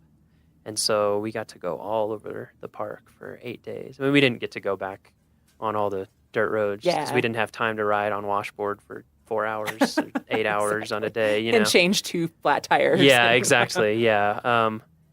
But I agree. I feel like there are a lot of similarities. Same with the plants, like we were talking about earlier. Yeah. Just lots of hidden treasures. It's an amazing place. I think, I feel like a lot of people end up just driving through there. You kind of live in Southern California, like on the way to Vegas or somewhere. Yeah, it's what you travel through to get from point A to point B. And the speed limits are kind of high, and you kind of blow through there. And in the summer, it is brutal. Ridiculously hot. At least down in the lowlands. Up high, it's nice. But yeah, an amazing place. And that's the largest National Park Service unit in the lower 48, right? It is. Yeah, it's around 3 million acres. So it's huge. 1.5 times the size of Yellowstone. I think a lot of people don't realize that either. Yeah. And it has an amazing map. I'm just kidding. It is a pretty cool map, but that was a really fun one to make. It's a pretty cool place. I believe it has a pretty cool Yeah, it is. It is a really cool place. And then what about after that? And then I came back here for several seasons. I actually worked as a seasonal park ranger at the Alpine Visitor Center, which was really fun. And then eventually decided that, if I was going to make a career of this, I, needed to have year-round work. Yep. And it took a few years, but I eventually got a permanent year-round job with the National Park Service at Point Reyes National Seashore, which was a really cool change from working in desert parks and mountain parks to go to a seashore and learn marine mammals and marine weather and pelagic birds and, all of the really cool things about, kind of coastal California. Yeah. And I was there for a couple years, and it was really a neat area to live, to visit a lot of other National Park Service sites, you know, everything in the San Francisco area. It's amazing how close it is to San Francisco. Yeah. So much stuff. Yeah. Did you work out at the really lighthouse ever? I did. Did you live out there? I did not. Okay. No. That always seemed hardcore to me, the people. Yeah, the wind. It's like the Alpine. The wind is it's pretty just brutal. nonstop. Yeah. And fog comes through there too, right? A little bit. Not too much. A little bit. Yeah, Point Reyes is awesome. Yeah. So I worked there, and then Joshua Tree National Park. Ooh, man. In Southern California, and then back here at Rocky. So you've hit a lot of great places. Yeah, I'm kind of picky. I have to, I have to be in a place that kind of feeds my soul. Yeah, it speaks to you, right? I like to visit a lot of, everything in the National Park Service. I feel is, valuable and important and inspirational and really cool to visit, but not all of the National Park Service sites are places I would want to work just because I need to be really personally kind of excited about. Yeah, I think that's important. When I was doing that job where I was making maps, I traveled to all kinds of sites from big parks like this down to tiny little Revolutionary War battlefields and everything in between. And it's the people that were at those sites were excited about those sites. So I think it's great. Yeah, it's like there's niches for lots of different people. And in fact, I think a lot of people end up in these little subcultures of the NPS, which is what I've kind of learned. Like I remember when I was down at some Civil War parks in the South, they were like, yeah, the Cannonball Circuit, it's like people who just, they love the Civil War. And I feel like especially in interpretation, like you have to love. We have to love the stories you're telling. Yeah, you have to. Yeah. If you don't love it, you'll either get bored of it or whatever, and then it shows for the visitors. You're not going to be as effective at actually doing your job. Yeah, that's great that you're able to be in so many places that worked for you. And so since you've been back at Rocky, have you always been at the Alpine Visitor Center? The first couple years I was back here, I was not up at the Alpine Visitor Center. Yeah. I was down on the east side of the park, helping run the Sheep Lakes operation, which is another really cool place in Rocky. A lot of great people that dedicate their time to working there and helping protect the bighorn sheep and tell that story to the visitors. Yeah, so that's down in Horseshoe Park. Fastest way is from Fall River entrance, right? Yeah. Yep.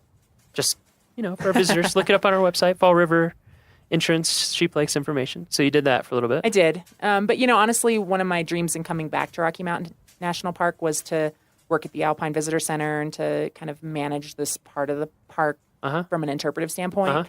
I just love the high elevation. It's really for me what makes Rocky really special. Yeah. It's the part of the park that I love the most.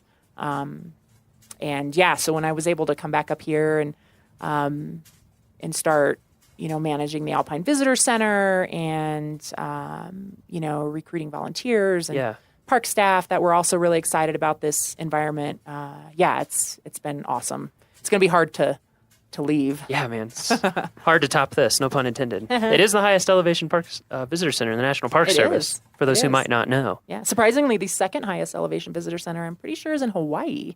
Really? Yeah, I think it's on Haleakala, yeah. That makes sense. I never thought about that. But a lot of people would not expect that. Yeah, I hadn't thought about that. I remember one winter I almost took an internship there at Haleakala, and they were like, yeah, by the way, it's real cold up here and remote. It is very high. I think their visitor center is at like 10,000 feet. Yeah, it's really high up there. It gets below freezing a lot. Mm-hmm. Why it is an amazing place. So you've been up here running the Alpine Visitor Center for a while. What are some of the, I'm sure there are many, challenges of running the Alpine Visitor Center? Because it's such a crazy place to build anything. It is, and that's honestly what I tell my staff, my new staff in the spring, before we can even get up here, because the road is still closed. Yeah, when can you usually get up here? Usually late May. We shoot for Memorial Day weekend, but that more times than not doesn't happen. It's so usually, you don't have long between when you can get here and when it opens to the public. No. Okay. It's kind of honestly a ridiculous place to have a building. Yeah. In the grand scheme of things, it's a little over the top. So I think just the location is kind of ridiculous. We don't have running water for the first few weeks that we're open in the spring, and for the last 3 or 4 weeks that we're open in the fall, which, is not a big hardship or anything, but it surprises a lot of visitors. Yeah. They're not prepared for it. Absolutely. They don't understand why they can't have a flush toilet. So little things like that make it kind of challenging sometimes. The weather is totally squirrely, especially in the early season and late season. We can have blizzards blow in, 60, 70 mile an hour wind gusts. Yeah. Lightning. I mean, our building has been struck by lightning before. Yeah. When it's really kind of dicey, you step outside and you can hear our lightning rod on the roof humming. Ooh. And that's always a sign to go right back inside and tell people to put their umbrellas away. So when people drive up, they'll see, or if they look at pictures online, these huge logs on the roof. Mm-hmm. That's for snow load, I assume. It's to hold the roof on in the winter so it doesn't blow off. From the wind. Yeah. Okay, because the wind up here is crazy. Yeah, 100 mile an hour plus in the winter. And then, all the lightning, rods sticking up. Yeah. So there you go. Yep. So, the building tells its story pretty well. Yeah. But it's just, and then, people, like I mentioned earlier, it's kind of otherworldly for a lot of visitors. Mm-hmm. They pop above tree line, and it's like no other place they've ever been, and the road doesn't have guardrails, and their heart's pounding a little faster, and they can't quite catch their breath, and the road doesn't have guardrails, and they're freaking out, and they pull into the parking lot, and they're having a full-on panic attack. And, we calmly and confidently reassure them that the road is just as wide here as it is in Kansas, and it can be really scary though. Yeah, it does scare a lot of people, understandably. So just the kind of the visitor dynamic, people coming in not feeling well, people coming in freaked out about the road. Yeah. People coming in just super, blissed out because this is a pretty incredible environment. Yeah. So you get the full gamut. So you never quite know what your day is going to bring, right. which is one of the reasons I love it. Mm-hmm. But it can be an interesting place to work for sure. Yeah. What is it about the Alpine for you that speaks to you? I mean, I certainly can relate to that because I find the same thing. The first time that I went above tree line, I guess probably was in Yellowstone, and I was just like, this is it. This is it for me. I just immediately loved it. And I think as many people as there are who are kind of freaked out by it, there's a lot of people who have that feeling. But what is it for you that keeps the magic going? I kind of think it's a combination of the just the visual landscape, the incredible views, the fact that you can see mountain ranges that are, 40, 50 miles away, Mm-hmm. That it's such this wide open expanse Mm-hmm. of a landscape. And that kind of combined with the really hardy, cool, quirky adaptations to the plants, interesting animals that are only found in the high elevations. I'm definitely a plant person, so I geek out on the too. alpine flowers, totally. And just the fact that it's like such a harsh environment, and the weather and the climate really shape it on some super in super nuanced ways that I just find really intriguing, and I'm always discovering something new. And it's just an incredible landscape. It's my happy place. It's where I go in my head when I need to be in my happy place. Yeah, that's a good point about one thing I always like is kind of the rawness, because things are so on the edge that you can like see natural processes fairly clearly compared to lots of places. There's not trees covering up, or there's complexity, of course. There's a lot of complexity, but there's also a certain straightforwardness about it. It's pared down a little bit. Yeah, you can just see like how, even looking out here, you can see how on steeper slopes, like grasses will kind of shift down, and you can see how frost affects things, and you can see how slope affects things. Right, exactly. That's a big one is, seeing like north facing versus south facing or east or west, and how that has an effect. And you just see all these natural things kind of laid out in front of you. And then, too, the power is like you can't ignore it. You can have no illusion that you're in charge. It's just because every day that illusion will be shattered by something. Yeah. And to me, also, it feels a little bit like going into space, because it's like you get a little bit of the year where you can come up here and be relatively comfortable as a biological human. And then most of the year is just completely unsurvivable for a person, basically. Super harsh. Yeah, it's just crazy. One thing I wanted to come back to, because you mentioned a little bit earlier, and I think a lot of visitors may not know the kind of human history of Trail Ridge, and before it was a road, just Trail Ridge. Can you talk about that a little bit, and what it was used for, and the role that it played for different cultures? Yeah, so the human history here goes back at least 12,000 years. Wow. We found archaeological evidence in the park of people using the high country, especially, way back. Yeah. And, kind of seasonally, of course, just like you just mentioned, it's not the kind of environment that humans can live in year round, but, it's a very rich environment in the summer as far as animal migration. Of course, 12,000 plus years ago, there was different species here than there is today. But, prehistoric people used this area for hunting, for gathering, for travel between kind of intermountain valleys. And the routes that they used continued to be used down into more modern native peoples. The Ute people used this area for a long time. I think at least 500, 600 plus years, and they used those same travel corridors that the prehistoric people used. There wasn't this big break. It was kind of a continuous use of this area. And once again, archaeological evidence of camps in the high country, of spiritual significance, and places of really powerful religion for the native people. We found archaeological evidence of that, as well as areas where animals were captured and butchered for food. So there's a incredibly rich human history in this area, and even today we're learning more about that human history and how different spiritual sites in the park might be tied together and might have ties to the seasons or to astronomical events. Or to other sites at lower elevation, and how they might be linked. And then kind of the late arrivals on the scene, the Arapaho, in the 1800s came into this area. And, the Arapaho and Ute are still consider this a very significant place in their culture. A lot of spiritual significance still here. The rivers in particular here, the fact that so many rivers start in the park is really significant. And then these high elevation areas, some of the kind of spiritual sites are still considered really sacred to Ute and Arapaho even today, which I think is cool. I think, a lot of our visitors feel a spiritual connection to this landscape, and that's not something new. That's not like, oh, they made it a national park, and now people can, have this incredible, spiritual experience and connection to this place. This has been a significant place for humans for a long, long time. Right.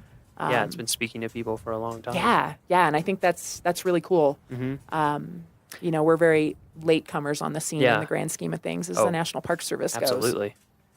And I think it's interesting too that, just when people come to visit, or if you're not coming to visit but you want to look online, go to our park website, see a map, or look it up on any map, and just look at Trail Ridge, not Trail Ridge Road, but just Trail Ridge, and you'll see it just makes sense as a place to travel. And so we have the Ute Trail that you can hike on that follows pretty closely the foot trail that was used, and even Trail Ridge Road doesn't stray too far from that. It doesn't for many miles. Trail Ridge Road follows that route that was used by prehistoric and Ute and Arapaho people.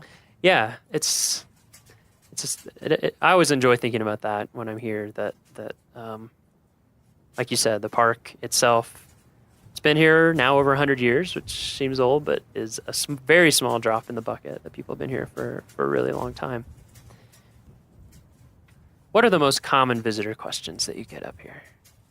Well, certainly about the building. Yeah. Why are the logs on the roof? Okay. It's So kind of an interesting architectural component. Yeah. And So we covered that. We covered to that. keep the roof from getting ripped off by insane wind. Yep, keeps the building from blowing away. We get a lot of questions about the poles along the road. Oh, yeah, that's a good the one. Snow poles. Yeah. Yep. A lot of people think it's to measure the depth of snow, when in fact they are put there so that the plow drivers can find the road in the spring. Yeah.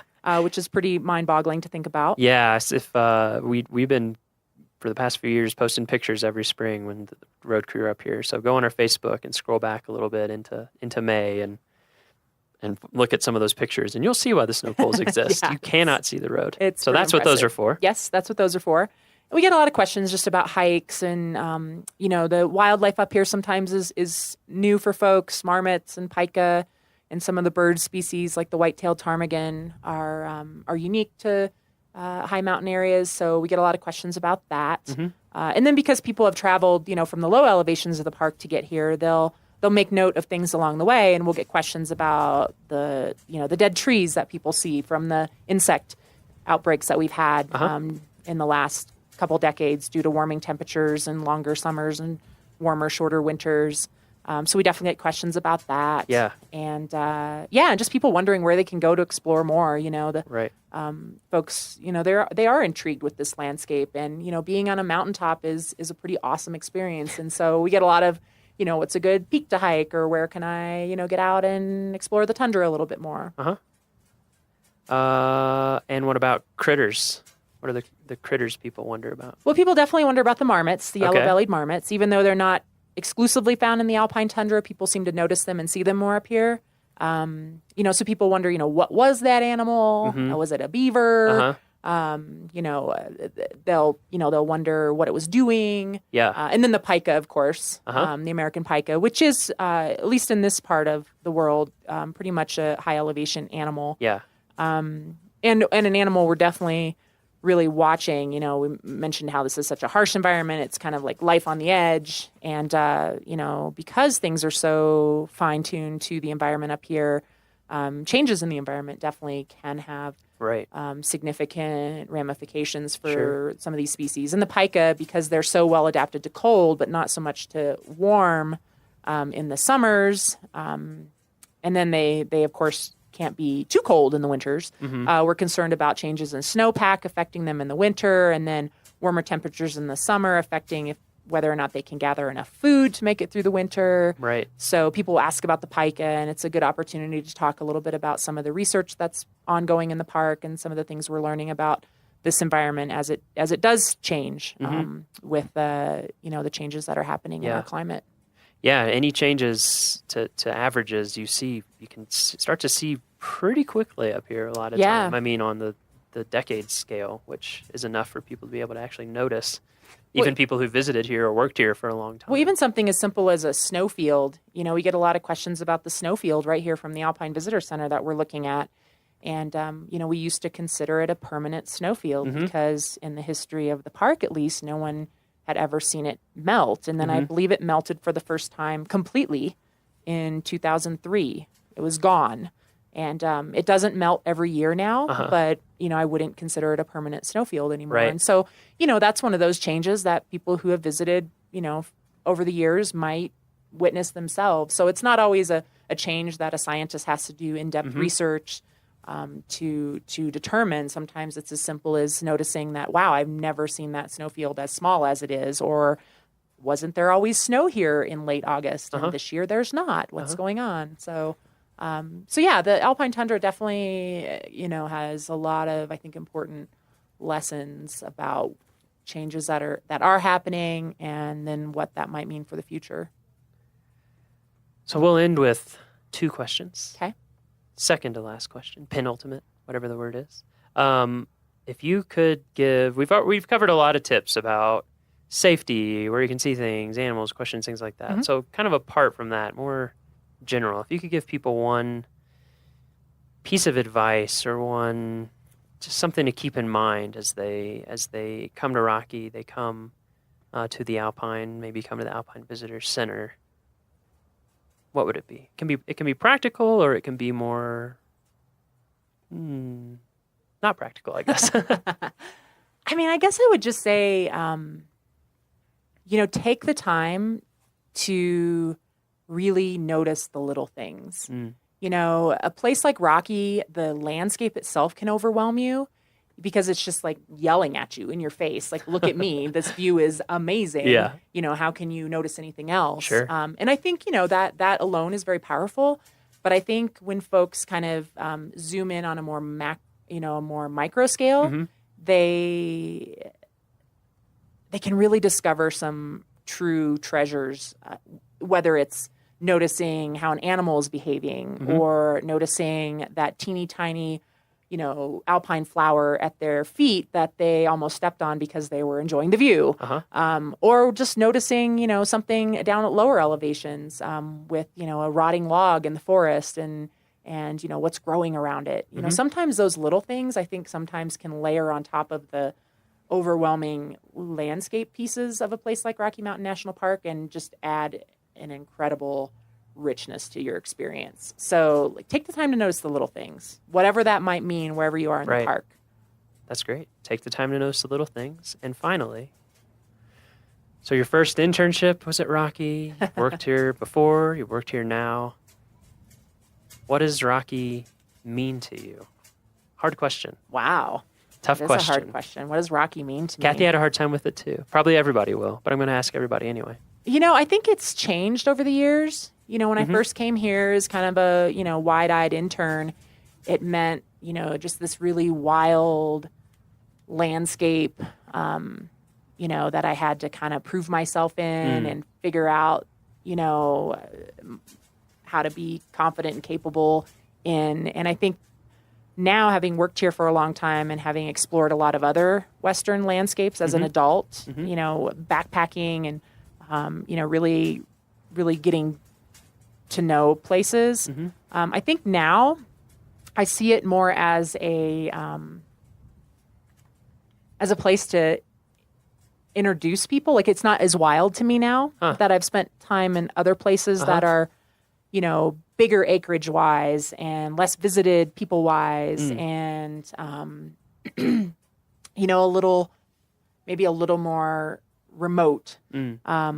Like, I don't feel kind of that sense of real kind of wildness and almost, an edge of danger to it as I did when I first came here. So now I see it as like a really cool place to introduce other people to like wildness. So I kind of see it as like the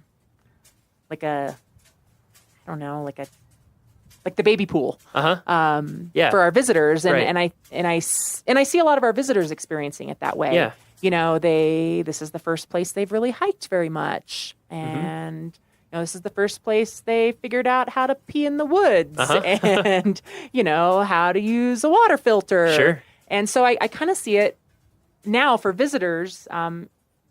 It's what it was to me, Yeah. a long time ago. Right. It was the place I kind of got my wilderness legs under Sure. me and really learned to love wild places and exploring them on a more intimate level.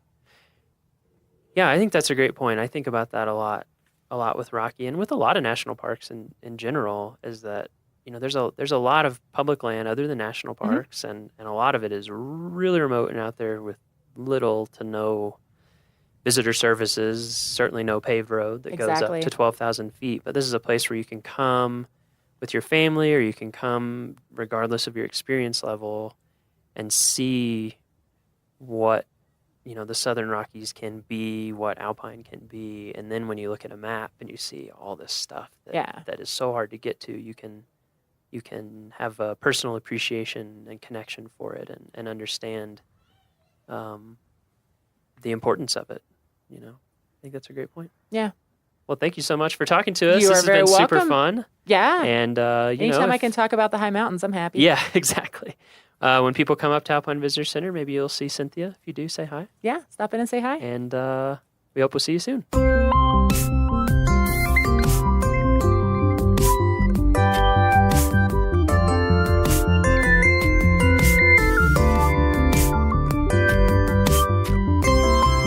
And that's our show.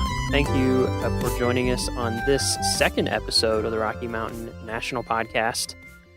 We have got a ton of great episodes in the works. We've been scheduling things left and right. So, again, our public information officer, we're actually going to ride one of our shuttle buses up to Bear Lake and walk around Bear Lake and talk about the Rocky Pledge, talk about just general tips for seeing the park, and learn what a public information officer does at a park. It's actually a really, really interesting job, and Kyle has a ton of cool experience to share with you. We're going to be talking to our volunteer program coordinator, our museum curator. We're going to be talking to backcountry folks, climbing rangers. We have all sorts of stuff lined up for you. So we encourage you to subscribe for all future episodes for sure. And go on iTunes and give us some reviews if you like our show. We have a couple up there already, which is great. We appreciate those. And those just help people find our podcast and help it grow. You can also go to our homepage, which is at go.nps.gov/RMNpod, where you can get show notes. You can see a few pictures. There's a transcription available. And you can actually leave comments for any of our episodes. There's a little comment section at the bottom of each post. And we would love any feedback you have for stories you would like to hear, ways the podcast could be improved, anything you have that can make this be the best it can be. So we appreciate all your feedback, and we look forward to seeing you in 2 weeks. The Rocky Mountain National Podcast is a product of Rocky Mountain National Park, one of 417 units of the National Park Service that preserve America's heritage for all, forever. Thank you so much, and we'll see you in a couple weeks.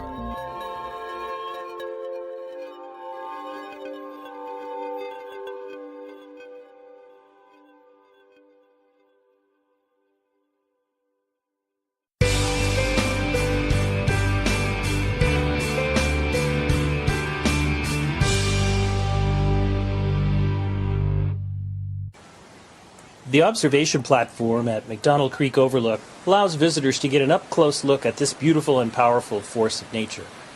In summer, the blue-green waters run clear and inviting, but in early spring, melting snows send a torrent of water cascading down the valley as it funnels through these narrow rock walls where it literally vibrates the viewing platform.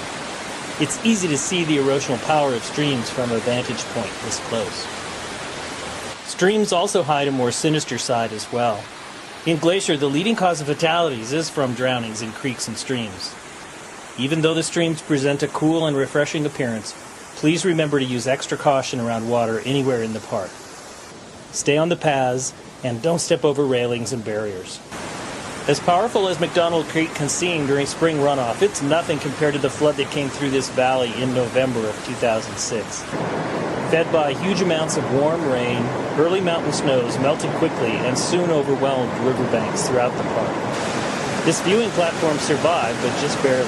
Water pounded the railings and washed out and damaged bridges and roads in several areas of the park. Across the creek, huge trees left stranded as driftwood high above the creek provide vivid clues to the force of water. Glacier is a land of contrasts. Throughout the park, you will discover awesome examples of the power of nature, all set against the backdrop of some of the most beautiful scenery in the Rockies. McDonald Creek is an excellent example of massive power and delicate beauty combined.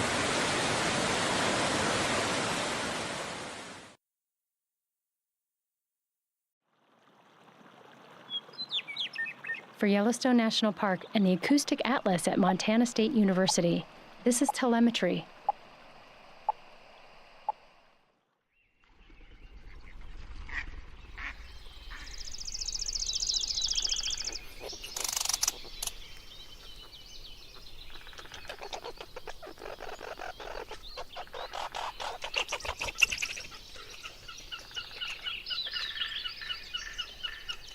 You know, every season in Yellowstone is pretty fantastic, but if you're into listening to the sounds of animals, spring and summer, well, there's just nothing like it.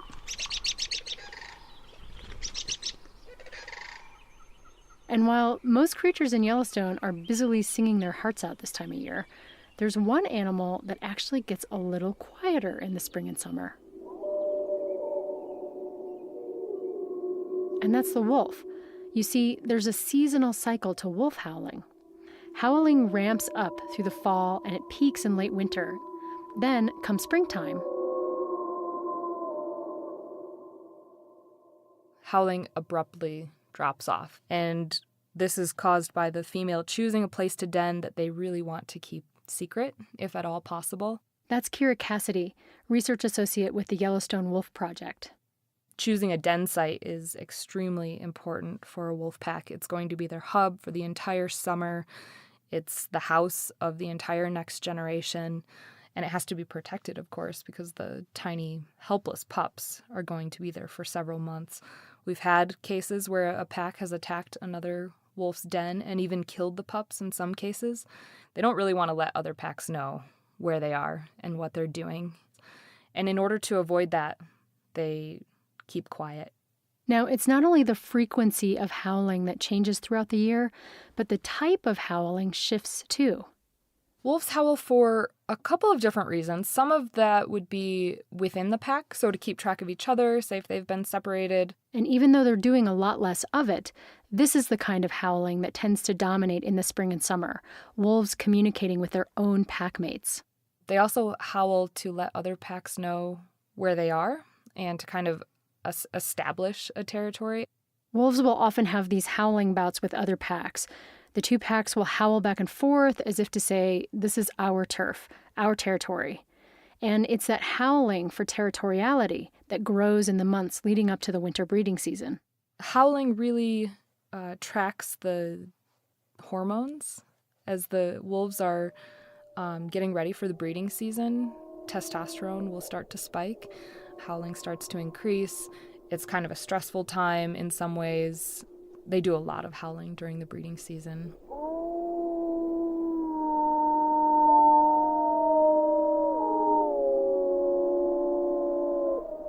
They also probably use howling as a way to advertise the number of wolves they have in the pack, the type of wolves they have in the pack. If they have a lot of big male fighters, that's going to come across in a howling bout with another pack.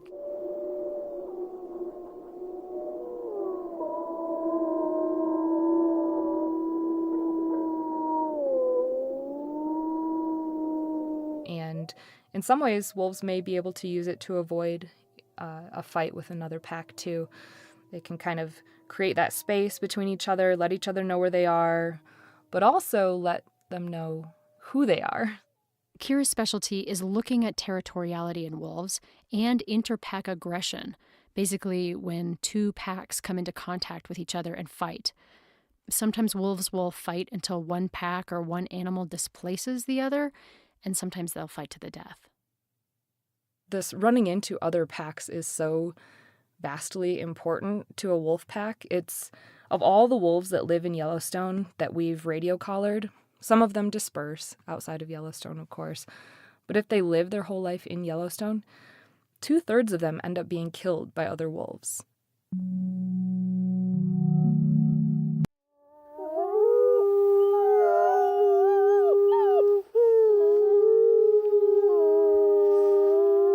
From Yellowstone National Park, this is what we do. I'm Jake Frank. And I'm Brett Rayburn.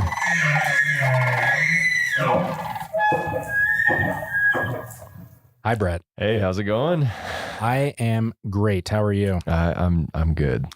I had a good weekend. Yeah, that's good to hear. Hey, how are your pipes in your house doing? You like that transition? Have you flushed your toilet today? My pipes, I think they're good. Do you know something I don't that I don't know? No, I just wanted to. That was the best transition that I could come up with. That was terrible. I'm not gonna lie. So no, what I have a trivia question. I want to ask you. Okay. All right. So Yellowstone, we're a big park, 2.2 million acres, 4.5 million people roughly visit the park every year. We have a lot of infrastructure in the park that's hidden to support all that visitation. Part of those systems are water and wastewater systems in the park. So, how many combined between the making clean water and then making dirty water clean? If you combine those two systems, how many of those are in the park? Like pipes? The number of systems of total systems. Yeah. So you don't have to. It's not like miles of pipe or anything. Okay, it's just that's like what I was a complete trying to system anticipate. because they're located all throughout the park. So if you were to count the total number, how many are there across the park? 15. There are 23 wastewater systems and 21 water systems. So a combined 44. So it wasn't even close. It's a lot. It's and this is like something that I had no clue about until I started, working with the facilities team to document all of our infrastructure, from like the GOA projects and putting in money to improve our infrastructure. It is unbelievable how much infrastructure there is, and it's all hidden. Like no one sees it, but it's by design. It's all, behind the trees and whatnot. So do we know how many feet of pipe there are in this park? I really want to know that now. I have no idea, but maybe our guest today, Jason Murphy, he's the utility systems facility manager for our water and wastewater systems. Do you know that answer? The exact number off the top of my head, I do centimeter to the millimeter. No, thousands though. Yeah. Between water and sewer, it's thousands. Yeah. There's over 500 manholes. That one sticks in my head from that spec sheet. But wow, yeah, that is crazy. That's a lot. Water and sewer. That's a lot. Well, speaking of water and wastewater and manholes, how are you today? Another great transition. It is a very great transition. I am fine. Yeah. Well, thank you for joining us today. How are your pipes? My pipes are good. Yeah. Toilets are flushing. Great. That's a win. So, why don't we just kind of dive in? How did you get into the Park Service? Did you start in the Park Service, or did you even before then? Just how'd you get here? My first Park Service job, I applied as a summer seasonal in 2001, and I was picked up as a wage grade 3 garbage truck operator, and not the driver, but I rode the garbage truck. We had ride-along garbage trucks in Canyon then. We had about 300 of those swinging bear cans, and I rode the garbage truck for that summer, picking up garbage in Canyon. That seems like a fun job. It was a very fun job. So on the outside, like you're the one hanging on the outside. That is cool. Mm-hmm. That's like the one that all the little kids want to be when they grow up. Correct. Yeah. Yeah. We've taken that away. Now they have mechanical arms that do that, but it was a very fun job. They always got to ruin all the fun stuff. Yeah. So can't hang on the back of a truck driving around town. Yeah. Anymore. There's somebody probably got seriously injured, and then So, how did you find that job? How did you hear about, how did you even know to apply? Friends at University of Montana who came down here and worked for YCR as seasonals. Okay. And they were like, you should apply for these jobs. And So are you from the area, or did you go to school here, or? We were living in Missoula at the time. I grew up in Buffalo, New York, but we had moved out in 98 to Missoula, and just met some folks that, had been coming down and working seasonally for the Park Service. And the housing was a very big draw at that point, that you could get a job that came with housing. Yeah. So in Yellowstone. Yeah, that's pretty cool. Mm-hmm. Yeah. Yeah. So, between hanging off the back of a garbage truck and your current position, there's probably a few jobs in between those two things. There's a few jobs in between. Yep. What, you want to walk us through that? Well, my father was in the utility stuff, so I kind of grew up with some of that, at least in the collections and distribution side of things. So I'd known about it. And then in between that summer season and kind of, still as a seasonal, working for, doing the ski school thing in the winter and then coming back. It was, even back then, it was recruitment and retention for water and wastewater operators was tough. People came and went pretty regularly, even going all the way back into the late 90s. So I kind of saw that there was a way to get in there then. I did then do a little stint for the Department of Defense in Germany, working for the Army for a few years in early 2002 through 2004 or 5 when we came back. And I've been here ever since then. And it was kind of that on-the-job training. You could get and do some correspondence courses, grab some certifications, and then get in the door that way. And that was pretty much the easiest way to get a permanent job in Yellowstone. Yeah. So we've done a handful of these interviews now, and the consistent thing is like, I think John Cataldo said, move at the speed of opportunity, is that it's just kind of being in a place and being willing to learn some new thing and then take advantage of it. So I didn't leave. Yeah. Yes, that is another way. It's just plant your roots. So, so in your current job, so as the utility systems facility manager, do you have a typical day and or a time of year, or like what does your job look like? Well, let's be honest. There hasn't been any quite typical days since June 2023. What happened then? There was a flood. Oh, yeah, there was a big flood. Yeah. Yeah. So been pretty wrapped up in that project, getting the wastewater plant up and running here in Mammoth, which it's been up and running since July of. Yeah. So did I get the date mixed up? Was that 22? 22. Yeah. So for folks that don't know, we had a big flood in June of 22 that washed away one of our roads. And in that road was a wastewater line that would take our sewage from Mammoth out to the town of Gardner, where it was processed. And then when that line severed, we basically had to build a temporary wastewater facility in Mammoth. We resurrected a facility that was last used probably in the late 60s, within a matter of 48 hours after we lost the main line down to Gardner. It was like a zombie facility. Yeah. Came back from the dead. Mm-hmm.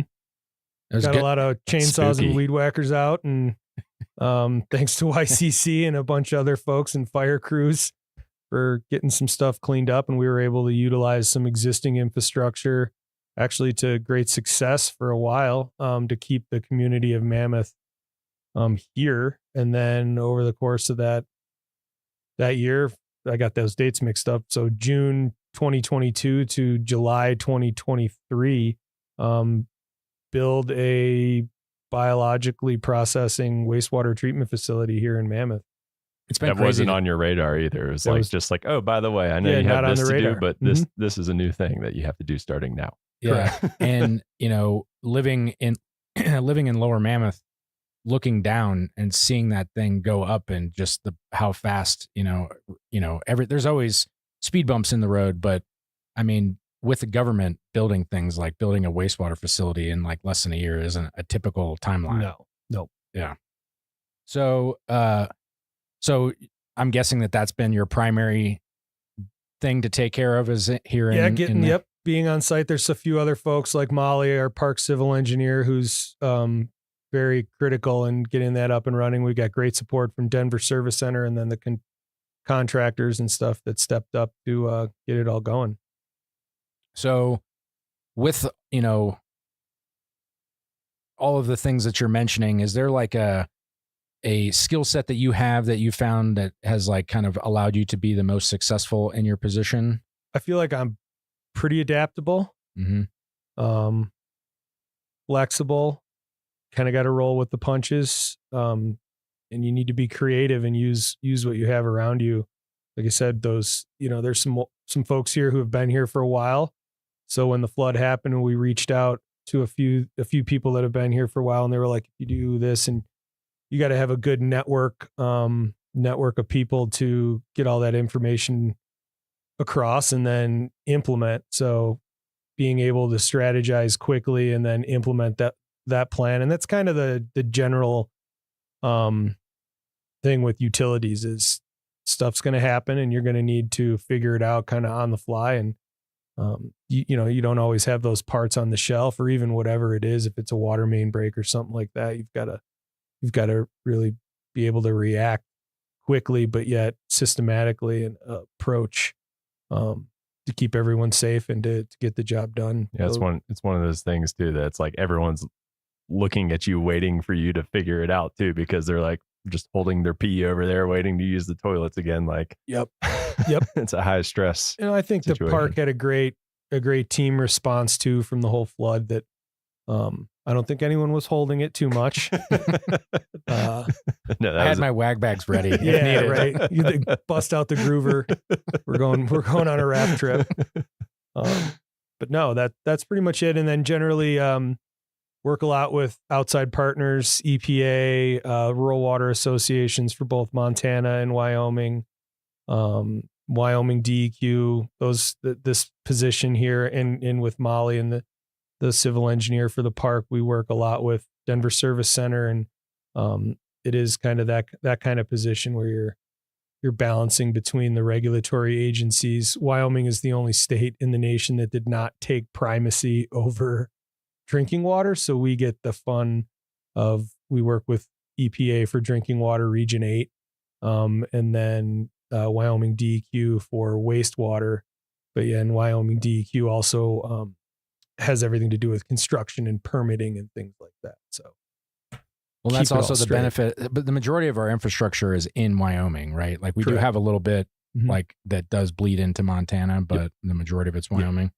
So, what do you have a favorite part of the job? Like what do you wake up and enjoy doing? I like pumping sludge. Yeah, that's kind of like my favorite part of when I get out of the office, or those kind of things. Pumping sludge is very rewarding. Do you put that on like the calendar on the days that you get to do it? We're doing just it like a lot more sludge than we ever have now with this new treatment facility. So it's gonna be a good day. The closure of the wastewater loop.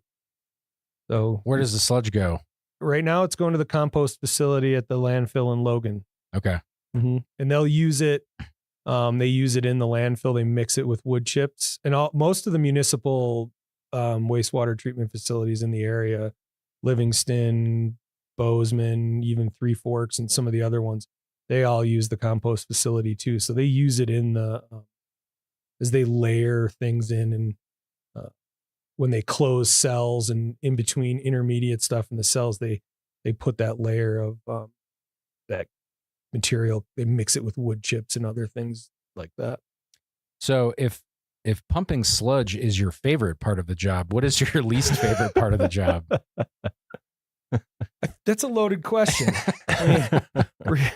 What are some of the challenges that you face in your job? That's a better way to ask. Yeah. I think right now recruitment and retention is definitely a challenge. Finding certified operators nationwide is a challenge. I think through that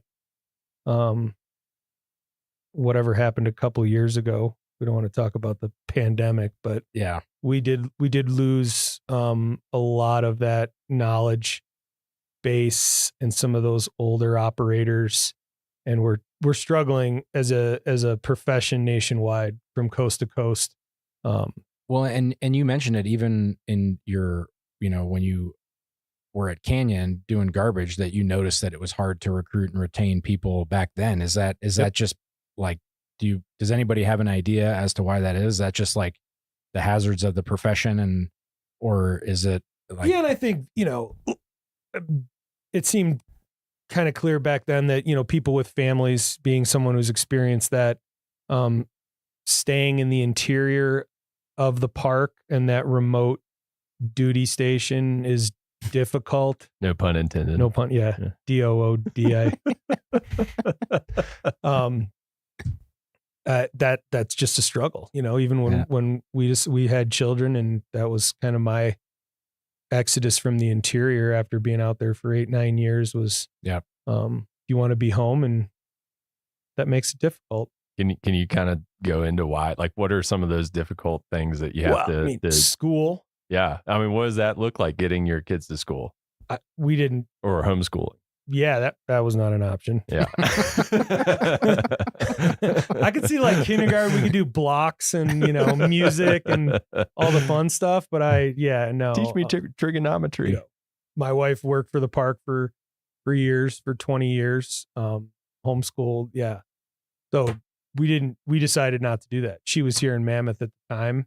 And I was able to come into Mammoth and work out of the plumbing shop for about 10 years, doing some HVAC stuff and just all kind of project work and things like that before this position came up. So now that you're, in your facility manager position, and I'm guessing you supervise a handful of people, with all those challenges and trying to recruit and retain people, I mean, why do you stay here? What keeps you with the National Park Service? Well, I've always loved being here.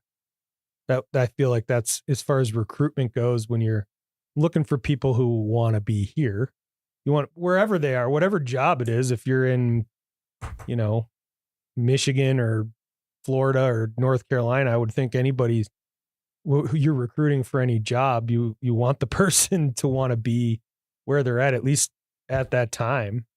So I've always wanted to be here. I was in love with the park. Be honest, I was in love with the skiing in the park for a long, long time.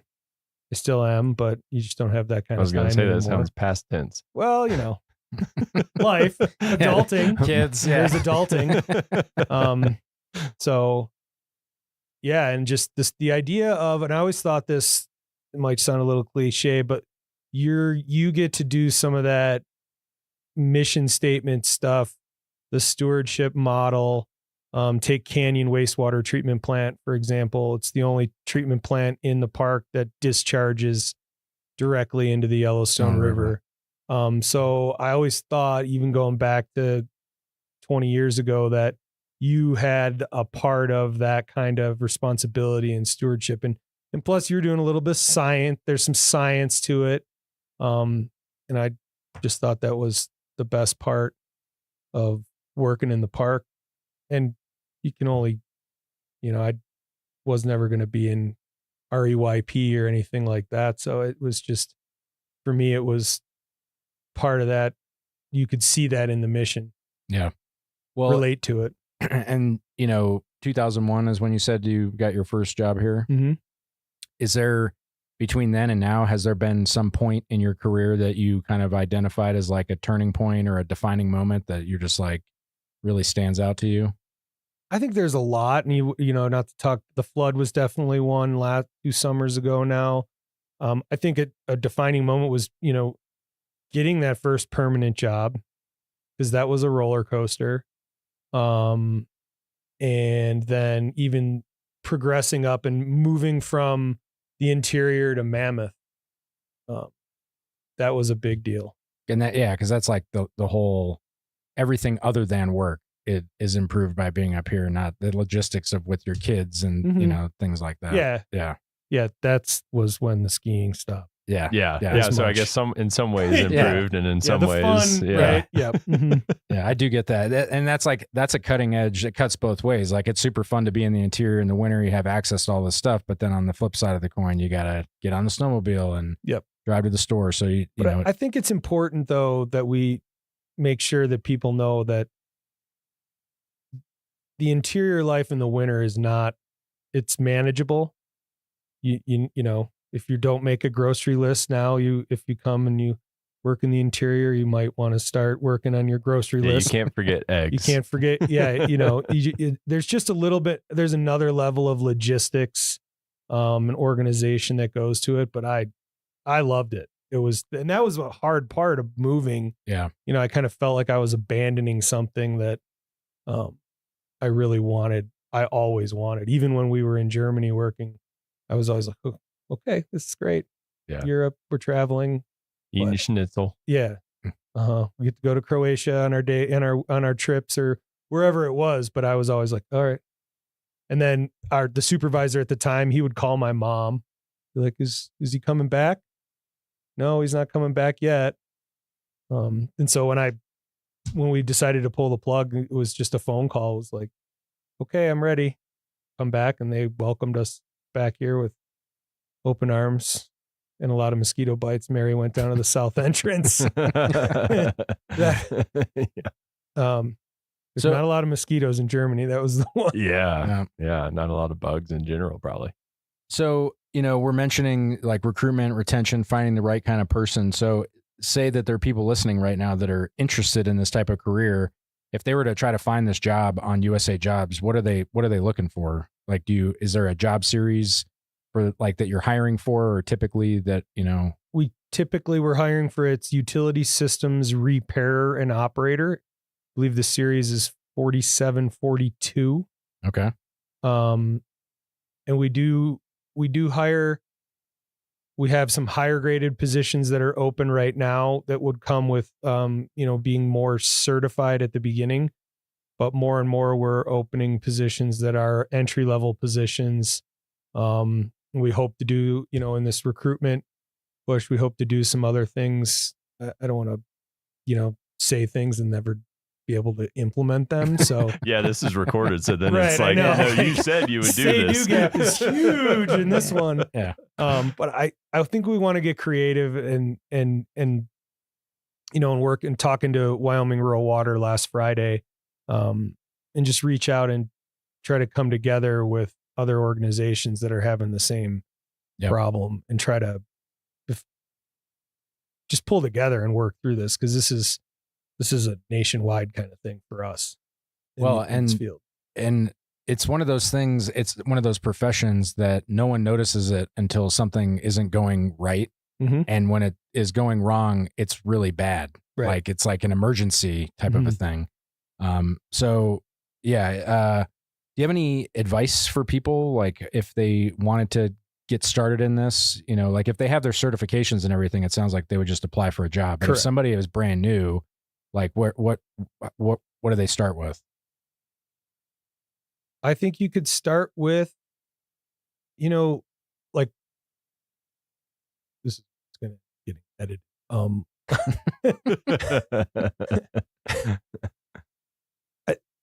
Even that quick Googling, like Water Environmental Federation or American Water Works Association, starting with that, I feel like a lot of things just start with that basic research, and then reach out. Every community has people that do this. Everyone has wastewater. Everyone has water and wastewater, and I'm sure you've noticed somewhere driving around your town, you've seen somebody in a truck, Department of Public Works truck. Yellowstone has municipal features. We operate, we plow roads, we make water, we do wastewater. I would encourage people to start there.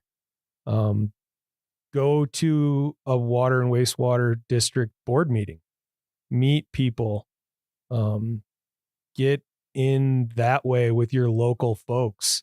There's a lot of people right now nationwide trying to start intern programs or apprenticeship programs or things like that.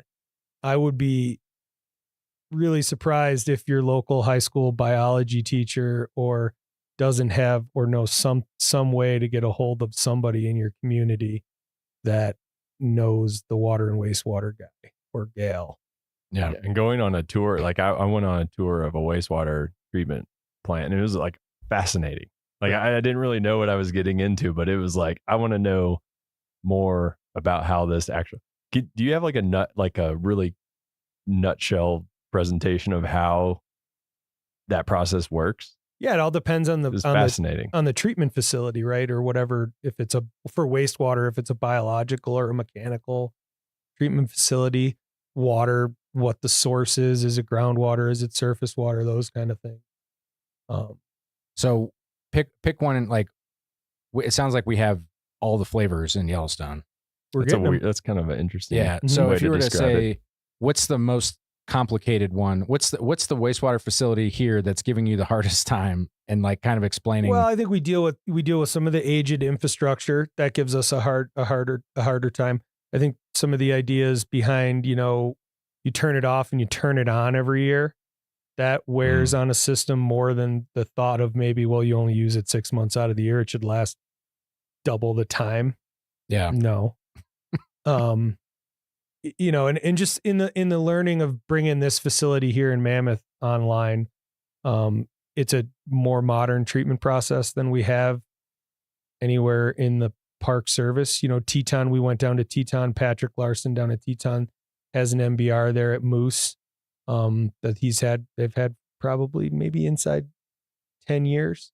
We went down there and we talked to him and we learned about some of that. And I think what was good for us is we had that Great American Outdoors Act push already going. So we had a lot of this stuff we had a year under our belts of planning for building Old Faithful and Grant Village and Canyon. So we had some of that experience with the engineering firms already to kick this off the ground. And one of the things I learned, going out with you guys is when you said aging infrastructure, a lot of our facilities were put in like 40 or 40 plus years ago, right? And what's the average lifespan of a facility? Well, I think that the average lifespan of a facility is if it was maintained. And we've struggled with that for a whole host of reasons. But I struggle with the idea of putting a number on it. Gotcha. I don't want to sit, it's going to last for 50 years. It's going to last as long as we need it to last if we take care of it. Yeah. We're lucky here. We're not in a situation like a municipality that's going to put in another 15,000 homes. So we can cap our capacity for the most part. So we don't need to worry about having another 1 million gallons of capacity when we might do some lodging updates and infrastructure stuff like that. But, we're not going to have those same issues like a municipality, like a Bozeman or somewhere else. But even so if these facilities were put in 40 or 50 years ago, visitation was much lower, and were the facilities kind of built that there was room to grow them, or are we kind of now? We run everything, even from my time here, everything that's on when it's on. I always go back to the campgrounds were full in 2001 when I showed up, and the lodging was full in 2001 when I got here, right? Those plants were operating the same way then as they are now. They're on MAC, 14 hours a day or 24 hours a day. They're running at that capacity that they were designed. Right? Gotcha. Well, yeah, admittedly. So this is an anecdote that I like to say. When I was a little kid, you'd always drive by the wastewater plant and you'd get the smell. And my mom's like, "Oh, that's the wastewater plant." And in my mind, I thought it was like the pipes dumped into like a plant with like leaves. And there was like a plant that just like ate absorbed all of the waste. And I was like, wow, that's a really cool plant. Like just like trees, they take the carbon dioxide out of the air. Well, plants don't tomato plants grow out of the sludge because we can't like process tomato seeds or something? Or am I just like, did I dream? That's a weird dream to have. I think I've heard something along those lines. Yeah. But I mean, wetland treatments is a very real process. Yeah. I mean, so it's not far off. Thank you for not making me feel so silly. Yeah. No. He's winking at us across. You guys can't see it, but he's like, we'll make Jake feel better. Yeah. So the last question we like to ask everybody before they go is, do you have like a favorite story or memory in Yellowstone or some other national park that's just like a fun thing to share with our listeners? I just think I was really lucky for the better part of 12 years to have my family here, raise my kids here in the park. And just have that experience. I feel blessed to have gotten to where I'm at today, and I look forward to, taking the challenges head on and getting to where we're going to go tomorrow. And then all those great powder days at Canyon over the course of 9 winters are always in the back of my head. Do you think your kids like fully grasp the fact that they grew up in like that's not normal to get to grow up in Yellowstone? Yeah, I think I do actually. Cool. Yeah, I think they do. As much as a teenager can grasp. Yeah. I mean, she didn't have a phone then. So yeah. Those are those like icebreaker things that I think they can be like, I grew up in Yellowstone, Yeah. Good story. Well, thank you so much for taking the time and to talking about water and wastewater with us. It's one of those things that again, getting to go out with you guys and your team and seeing what you do, it's really very interesting. Also, I think everyone in Mammoth and the hotels and everybody that's here, the fact that we can even be here because you guys got that facility up and running as fast as you did. We really appreciate that as well. Appreciate that. Thank you. It took a lot of people. Well, that's it for this week's episode of What We Do. Thanks again to our guest, Jason Murphy. If you like what we do, rate and review the show wherever you listen because every positive review helps new listeners find the show. If you have questions or you want to learn more about a particular job, contact us using the form at go.nps.gov/whatwedo. Thanks for listening.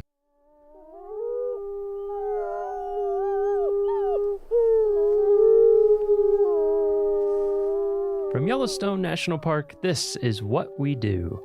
I'm Miles Barger. And I'm Jake Frank.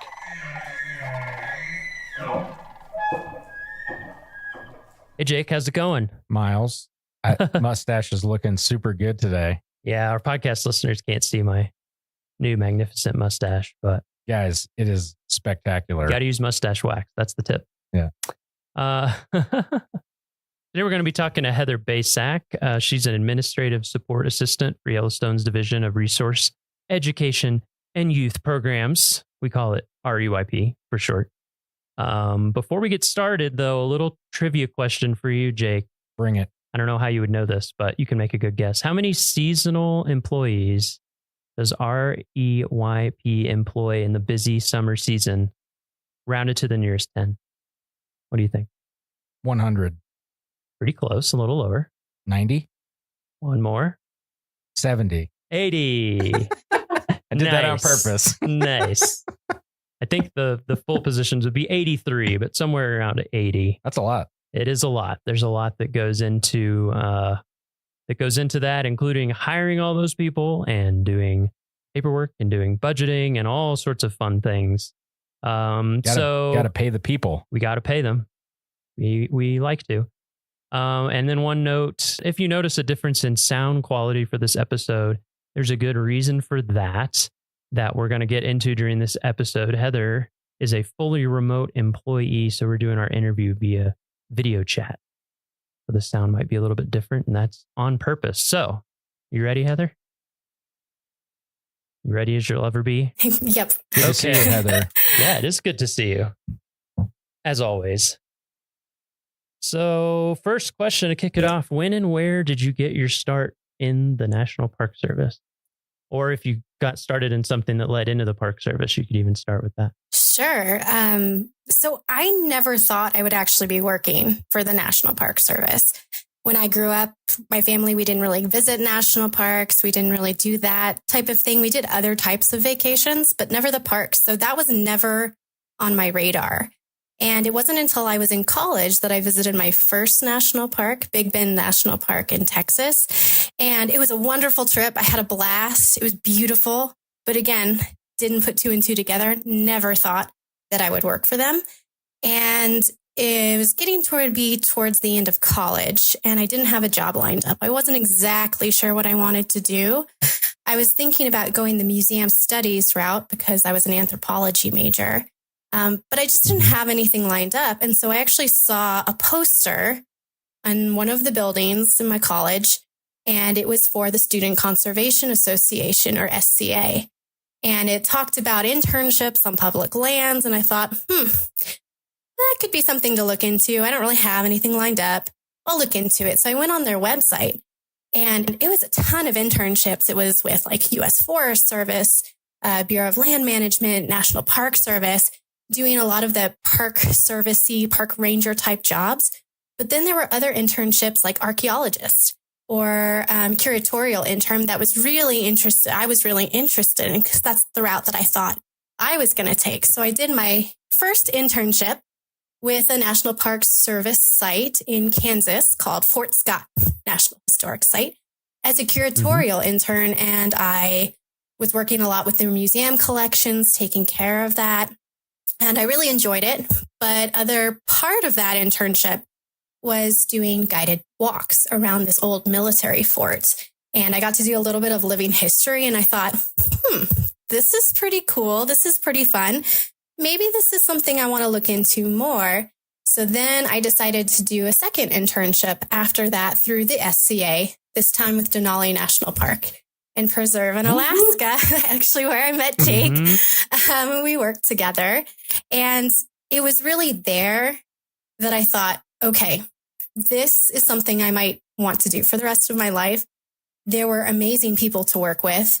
There were just beautiful things to see and do. It was, I never would have experienced that. I never would have probably visited Denali without first going to Fort Scott and doing some other internships. And I thought, this is something I really, really want to do. And so then just to be sure, I did one more internship with SCA, this time at Big Bend National Park. Nice. Back to where you started. Yeah, exactly. So it kind of feels like I came full circle. Like it was the first national park I visited. And then it was the national park that kind of really was like, yep, this is definitely what I want to do. It was such a unique experience. I got to do it visit as a visitor and then also be an employee or an intern there. And so I thought, this is it. This is what I want to do. And then from there, I made the jump to actually Fish and Wildlife Service and then National Park Service. Worked a couple seasonal positions at different national parks and then eventually made the slide into a permanent position in Yellowstone and now as an administrative support assistant.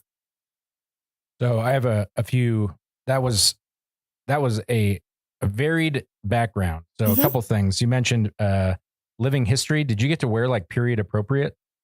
Like, I don't know, is it costumes is the right word or clothes?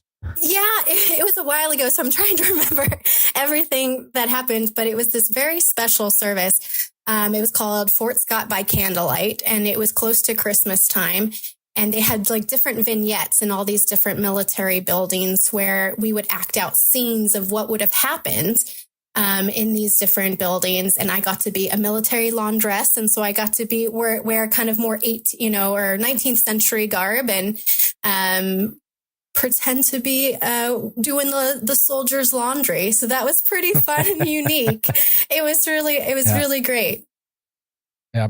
And then the other thing, she mentioned that the people she worked with in Denali were really great. I just want to concur that I am very great to work with. That is true. Get that on the record. I think, when were you guys there? I was there 2008, 9, 10. 2012 was when you were there, right, Heather? Yes, it was my 2012. second summer there, yeah.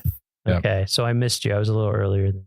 Yeah, there is like all the best people for our in Denali. listeners. There is like a legit. If you've worked in Alaska, you have like a camaraderie with the people in Alaska because it gets into your bones. Like such a cool place. Like, yeah, you can tell from Heather. She's like, I went to Alaska and then I realized this is what I wanted to do. Like, it's really cool. Yeah. Yep. So, I resemble that remark. So out of all those jobs that you did to get you to Yellowstone, all the seasonal jobs, did you have any repeat jobs or did you move like every season? Was it a different job? So good question. I worked for Fish and Wildlife, had a very similar job. I was a park ranger, interpretive park ranger for them. And I worked with preschool kids and did a preschool program for them and then kind of translated that into the National Park Service. I did interpretive park ranger jobs. So a lot of the guided hikes, the guided, talks and walks, that type of thing, working in the visitor center, helping plan people's programs. But then I worked also as a campground ranger in Great Smoky Mountains National Park. Got to help people check into their campsites, go over campground rules, walk around, talk to them, educate them about the park. And then I went to Yellowstone and worked as a remitter. So I worked in what's called the cash room and counted all the money that comes in from the entrance stations and the visitor centers, reconciled all that money, and then got it ready for deposit. And then also worked in the visitor services office in Yellowstone, helping people plan their trips and then work on some special use permits. So I did move around a little bit, but I might have been in a little bit different boat seasonally because I was with my husband who had a permanent job at some of these places. Yeah. So I stuck around in some of these parks probably a little bit longer than other seasonals do. They might tend to move around a little bit and follow their job while I was more in one area for a longer period of time. Yeah, I was asking because until I got my first permanent job, I moved 12 times in 6 years. So it was every 6 months I was on to something else. So like that is part of the lifestyle until you're permanent. Okay, so where are you joining us from right now? So I work fully remotely from Boise, Idaho. Mm-hmm. And how long have you been working fully remote? Has it been 2 years? Oh, that's a great question. It's been probably about a year and a half. Okay. So what do you have a typical day? What does your typical day look like? You have a typical day? So I don't think there ever really is a typical day for an administrative support assistant because so many things get thrown at us and there's so many things that pop up last minute that we have to take care of that I don't think any one day is completely the same. But we do have a lot of like reoccurring tasks that happen every 2 weeks. And so we'll do a lot of the same stuff. Every 2 weeks, but it may not just be every day. Like we have to get payroll done. That's kind of the big one. Everybody wants to get paid. It's pretty important. So that's kind of one of our, Thank you. You're welcome. One of the biggest tasks that we have, but we also arrange travel for a lot of our NPS employees. If they have to go to meeting that's outside of the park, any trainings, go to other parks to assist with anything, we help arrange that travel. You can think of us kind of like a travel agent in that regard. We deal a lot with HR. So we're kind of an HR liaison. So anytime there's personnel actions for hiring somebody, all those 83 seasonals, we put in hiring actions for them. If anybody resigns or moves to a different position, that kind of all starts with administrative support assistance. And then depending on the park or even the division, you might even help with some budget work, reconciling accounts or tracking expenses and expenditures. Mm-hmm. Do you also have a credit card? I do. Not all do, but I do have a purchase card and I make purchases for some of our division. Yeah, I know that I've never owned a purchase card as a government employee, but that's another thing that administrative folks are worth their weight in gold for managing the purchasing process. It's very complicated and there are a lot of rules. There are a lot of rules with it. Yes. Yes. So what would you say is the most important skill for your job? Or if there's more than one, you can say more. Yeah, I think administrative support assistants really need to be flexible because there are so many things that will pop up last minute.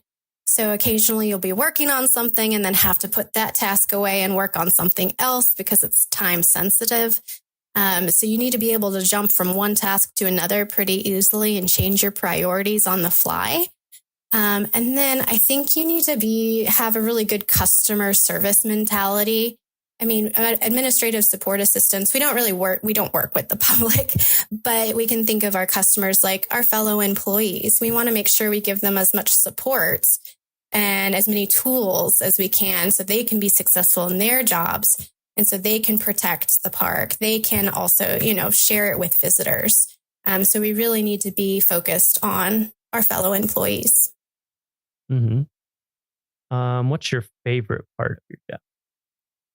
I think the variety. There's a lot of stuff that you get to do as an administrative support assistant. you're not really necessarily pigeonholed into one thing. You get exposure to a lot of different routes, parks, career routes, like budget, HR.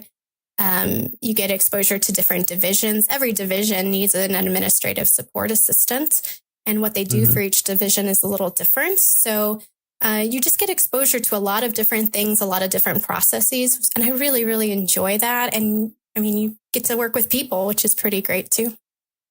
Mm-hmm. And what about the flip side? You have a least favorite part of your job or hardest part? All the emails.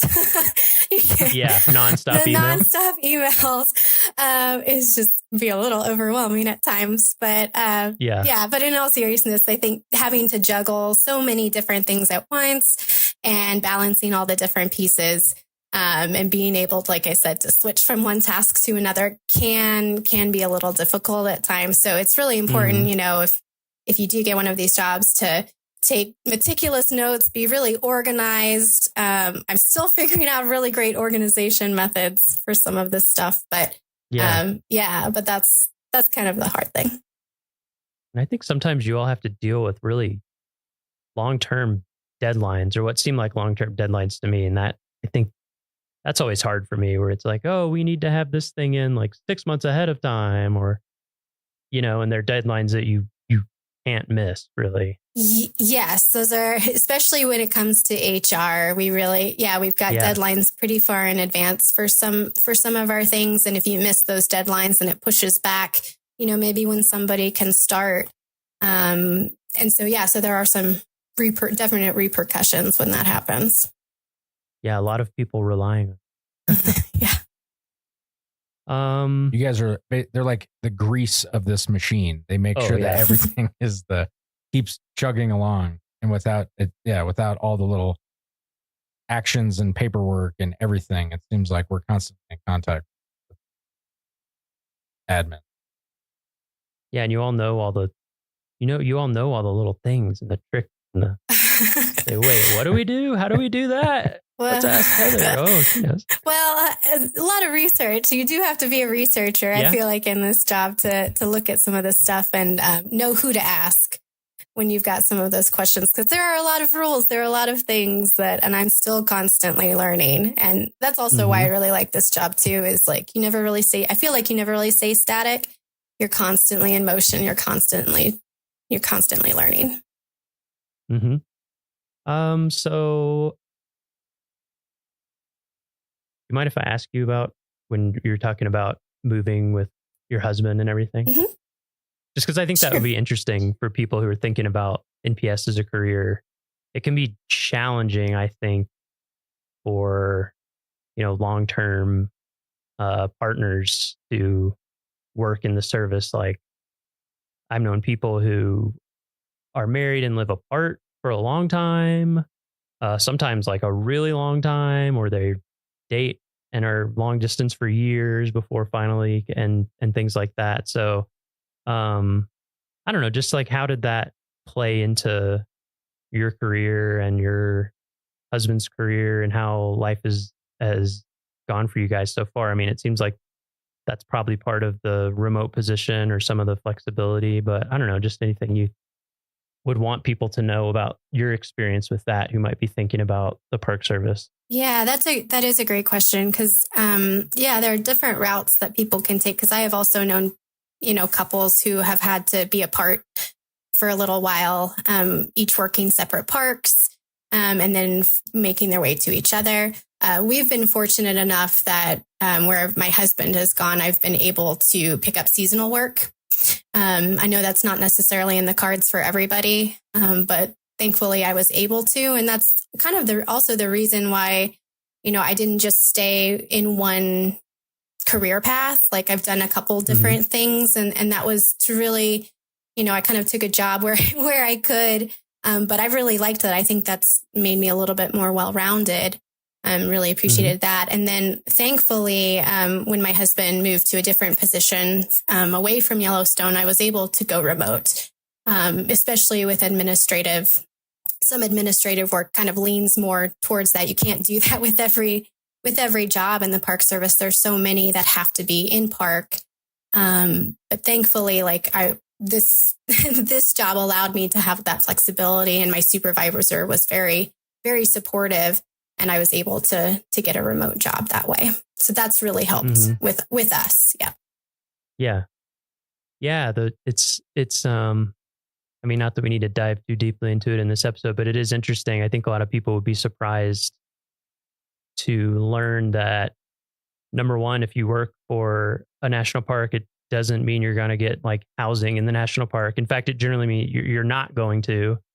And that it's not just Yellowstone, but like a lot of parks, it's becoming harder and harder and harder to find places to live right by the park, just because of how the real estate and things have gone as well. And then sometimes with some of these parks that are really remote, there's situations with like school for kids or extracurricular or all sorts of things. So, yeah, that's part of why one of many reasons why we wanted to talk to you, is just to let people know that that is something that remote positions are something that parks are utilizing for the right positions and the right people. Like, you had already been at Yellowstone, so you know the park, you know people here. Yeah, I just think it's cool that that's been able to work out well for you, and it has worked out well for us as well. Well, kind of I'm not a everybody. very big fan that Heather is remote, but other than my personal opinion that we don't get to see her in person. Yes, I agree with that. Teaser in person. But. So, even with the, I'll say, difficulties or challenges of, managing relationship and career and all different parks and the tough things about jobs and the good things about jobs, what has kept you working for the National Park Service? Like, what has kept you knowing that your decision, this is what you're going to do, is the right one for you? I think that's a good question. I think, it really goes back to when I did that internship, or a couple of internships, and I just, you just see it and you just feel it. And it's just, I just believe in what the Park Service stands for. And I've just met so many great people along the way, both, fellow employees, peers, as well as visitors, that it just makes it, it just makes it worthwhile. I actually have in my office here, I worked with a school group when I was in Yellowstone from Lowell, Massachusetts. They came all the way out to Yellowstone, and I actually have a picture of those kids. The teacher gave it to me. I have this picture of those kids on my desk, and that kind of just reminds me, I'm part of something bigger, and it's really awesome to feel like I make a difference. And so I just believe in the Park Service mission quite a bit. Yeah. Same. I think I kind of had a similar experience. I think a lot of us do, where it's like, I think my first summer in a park was here in Yellowstone, making beds at Canyon. But then, I did a couple SDA internships, and at some point you're like, can I go back to a normal lifestyle? I don't know if I can. And then the mission, and just remind everybody, the mission of the Park Service is to preserve unimpaired the natural and cultural resources and values of the national park system for the enjoyment, education, and inspiration of this and future generations. So, like you said, even if sometimes a day might be filled with like a checklist of what might seem like mundane tasks or something, I think for me, and it sounds like for you, having that bigger mission that you're working for really does make a difference. So a question that I have, like, with that mission, I think a lot of us, when we have the rough days that like physically work here, you have the rough days, but then you go outside and you hear the wolf howl or you see Old Faithful erupt. Like, how's that transition been for you going remote? Like, and, keeping yourself, like, how do you remind yourself that, when it's not in your face, like it was when you were physically working in the park? Yeah, so it has been a little bit of a transition to remote. I very much enjoy it, and the flexibility it has given me to be, still continue to work for the Park Service and be with my family. I think it becomes more about the people, and than necessarily, I do feel a connection to the place, but I feel a connection to the people even more. And so to me, Yellowstone has not just become like the first national park, an amazing place to experience geysers and hot springs and wildlife. It's really become like a community. And it's about a people connection now for me as well. And so that's kind of helped. Yeah. Yeah. Hashtag Team Yellowstone. Well, and I think that's a good point too, because I know I've talked to people in my family or friends about working for the Park Service. And I think as people will get the impression pretty quickly while they're listening to this podcast over all the different episodes and all the different people that we talk to, you just get to be surrounded by interesting, brilliant people in like every job, basically doing all these things for the park. And it's such a cool community to be a part of. So I think, yeah, that over time, I've appreciated that more and more and more as to like what makes it such a cool place to work. So getting into the details of if someone were interested in this type of work that you do.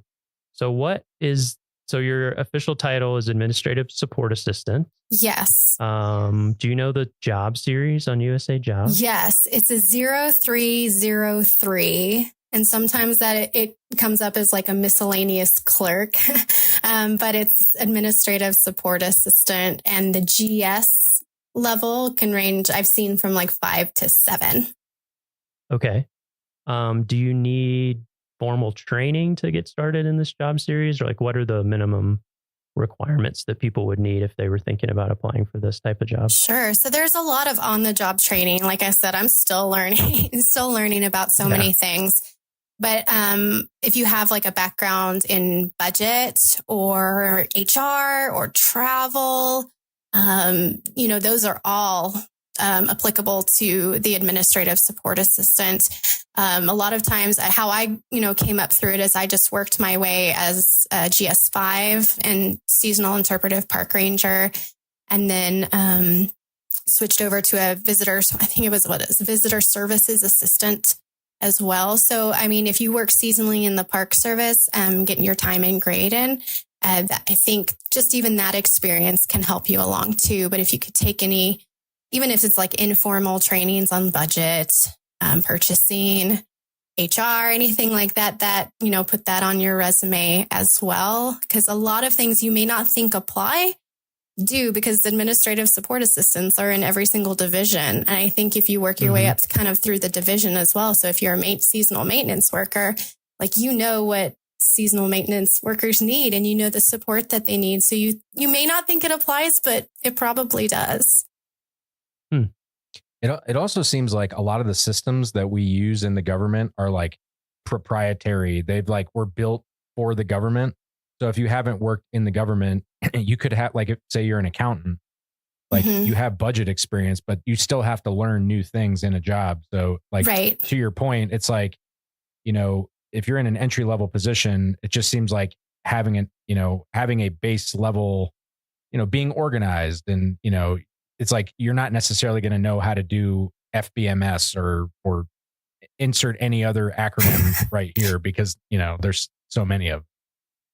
Right. And different federal agencies too, some will use different systems as well. Like I learned from an HR specialist who moved over from the Forest Service that they have they don't use FPPS for their HR actions. So there's different things that you'll learn on the job in the park that are even different from other agencies.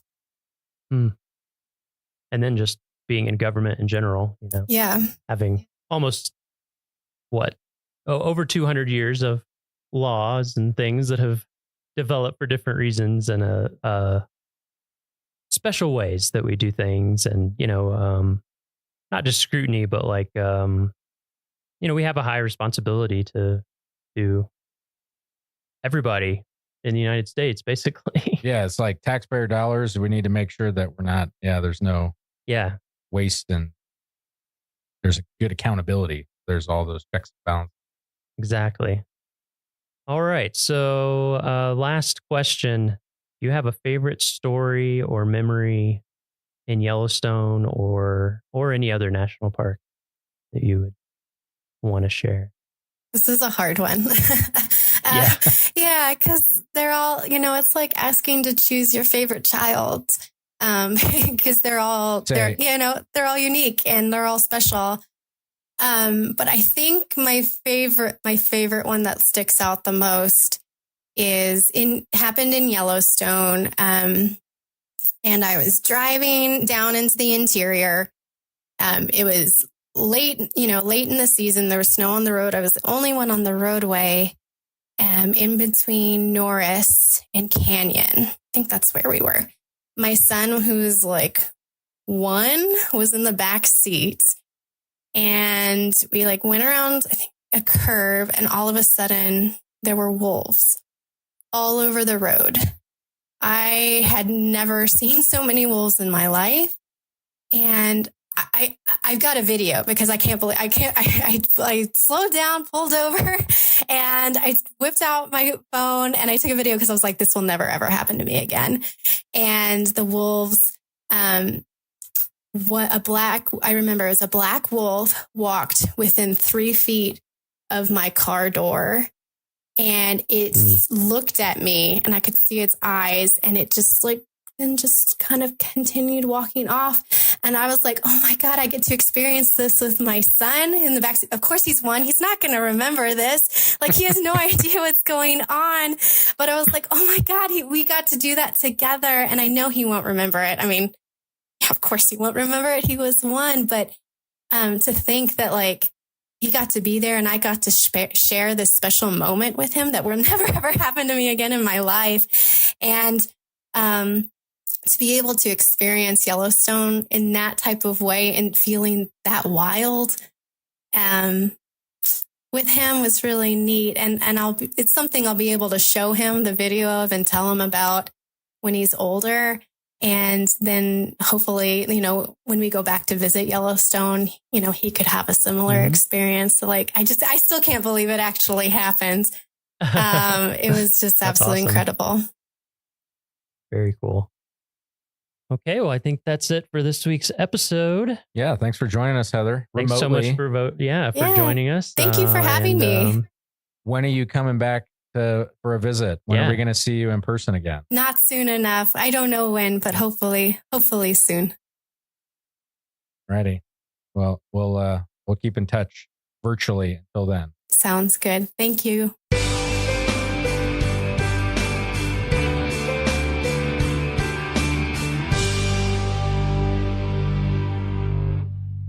The Avalanche Creek area is one of the most popular and crowded spots in the park. The old-growth cedars and hemlocks are unlike anywhere else in the park and would look more at home on the coasts of Washington and Oregon than in the Rocky Mountains. However, rains from clouds trapped by the Continental Divide make this an inviting habitat for a wide array of plants and animals.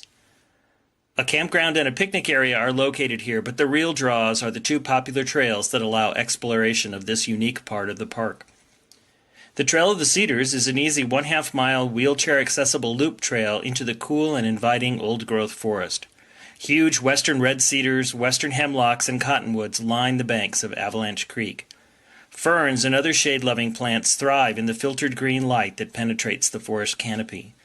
About halfway along the trail, a bridge crosses the creek and provides a stunning view of Avalanche Gorge. Centuries of water gushing through this narrow gap has rounded and smoothed the moss-laden walls. Hikers may continue back to the parking area at this point on the loop, or venture off to the Avalanche Lake Trail. This easy 2-mile walk climbs 500 feet to reach Avalanche Lake. The trail follows along Avalanche Creek as it climbs up and out of the cedar hemlock forest into a mixed spruce and fir forest just a few hundred feet above. Early morning visitors may also be treated to the sights of deer and other wildlife along the trail. Before long, the forest opens up and the dramatic cliffs at the head of Avalanche Lake loom on the horizon. Fed by melting snows and the Sperry Glacier, huge waterfalls cascade down the back wall of the Avalanche Cirque all summer long. It's easy to see why this is one of the most popular hikes in the park. It's not for those seeking solitude, but the rewards of this trip are worth every step. Parking is limited at Avalanche Creek, so consider leaving your car at your campground or at the Apgar Transit Center and taking the new free shuttle system to explore this area of the park. Please help prevent resource damage by remaining on the trails, and for your safety, please stay clear of the creek and the slippery rocks along the bank. Drownings have occurred here in the past.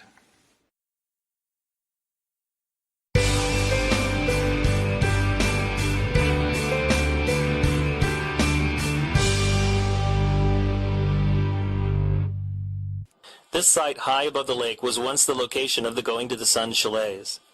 Built in 1915 by the Great Northern Railway as part of a network of hotels, chalets, and tent camps, the chalets sat high above the lake on the rocky promontory called Sun Point.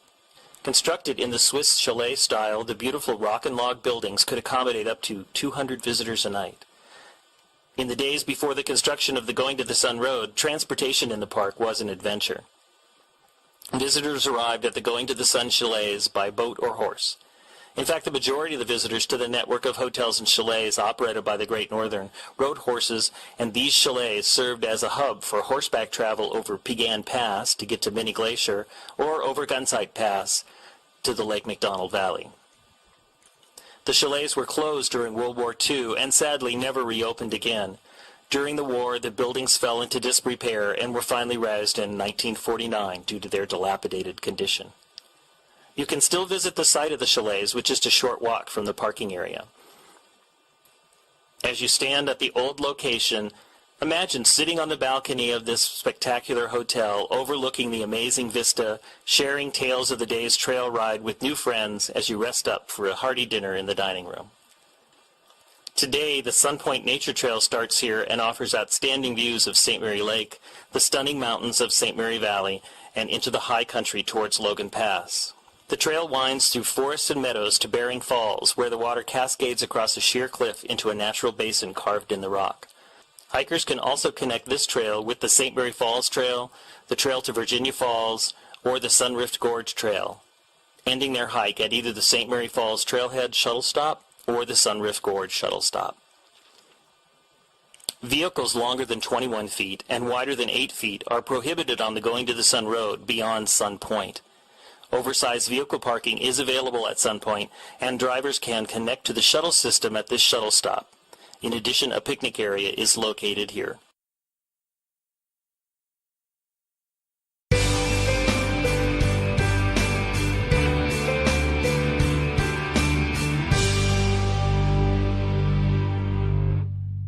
As you drive through the West Tunnel, imagine the time and manpower it took to bore through 192 feet of mountain using 1926 technology.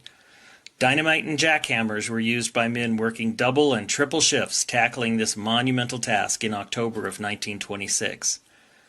Finally, winter temperatures of 32 degrees below zero forced workers to stop working and come back in April of 1927 to finish the job. Two interesting and impressive features of the tunnel are the observation windows that were created to offer spectacular views of Heaven's Peak and the upper McDonald Creek Valley. A sidewalk lines the tunnel and allows access to the window ports within. Please use extra caution as you walk inside the tunnel, as drivers passing in vehicles may not be able to see well in the reduced light inside the tunnel. As originally constructed, the tunnel was unlined, and over time seeping water started to weaken the roof, and bits of rock would occasionally fall onto the roadbed and passing vehicles. Its current smooth inner lining was installed to prevent damage to passing vehicles and help stabilize the roof.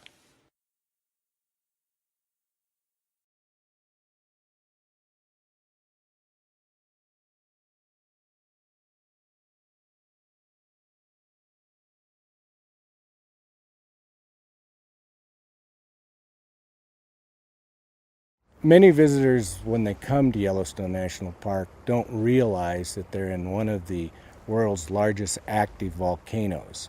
All the hydrothermal, the hot water features in this park, are the result of the Yellowstone volcano. The volcano gives us much of our elevation we have in this area because it heats the ground. That ground is less dense, so we have a high volcanic plateau here of 8,000 feet. It has supplied many of the rocks and the soils that are in this area, so the vegetation is responsive to the Yellowstone volcano, and of course the animals are responsive to the vegetation. The simplest, perhaps most eloquent way to describe it is the heart of Yellowstone. Yellowstone would not exist without the presence of the volcano.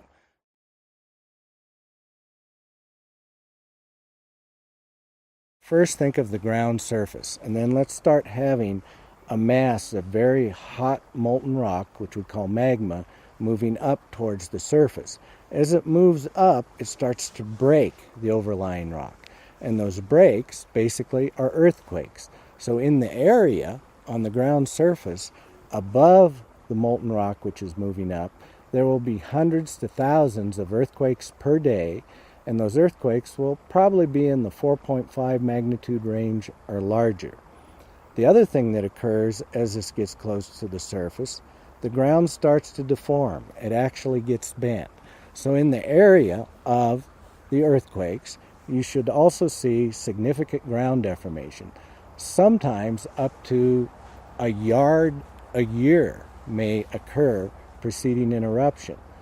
Also, we would expect to see changes in the hot water features, the geysers and hot springs, as this molten rock gets near the surface, and we would expect to see changes in the geothermal gases that come from the ground.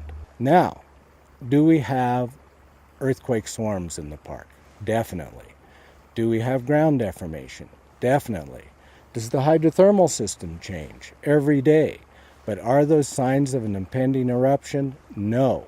All these things have to be coincident in the same area and very concentrated, a greater magnitude, and many more of them than we currently see.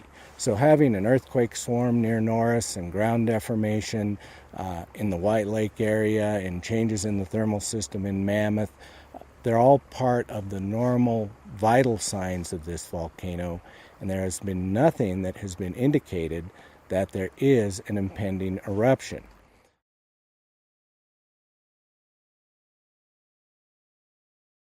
In the summer of 2014, there was a 3-mile section of road along the Firehole Lake Drive, which is a side road that is north of the Old Faithful area, that was closed because the pavement had become soft and road oil was seeping up through the pavement. Reports were that this was due to increased geothermal activity in the area, and also people then became concerned that this indicated increased volcanic activity in the area. And this wasn't the case. Yes, the road is in an active geothermal area.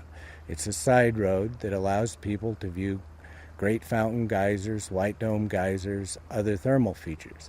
As such, the road is on very hot ground. When we get a very hot day in the summer, with all the sun beating down on the black asphalt, and the road had recently been chip sealed, so all the cracks in the road were sealed with oil, which not only stopped the rain from getting into the road, but stopped the hot geothermal vapors from escaping the road. So the three things of very hot air temperatures above 80 degrees Fahrenheit, the road being in a thermal area, and the asphalt basically being sealed by new road oil that was black, all coupled to deform the road. Within 2 days, our park maintenance crews had been out and worked on the road and fixed it. It's open for travel and has been ever since after the original 2 days closure. This also happened back in 2002 when a segment of the road near White Dome Geyser approached 196 degrees Fahrenheit. The asphalt became soft, and there what occurred was roughly a 60-foot area of the road. The asphalt was stripped off, which allowed the road to breathe. Gravel was placed there, and that segment of road has been open ever since.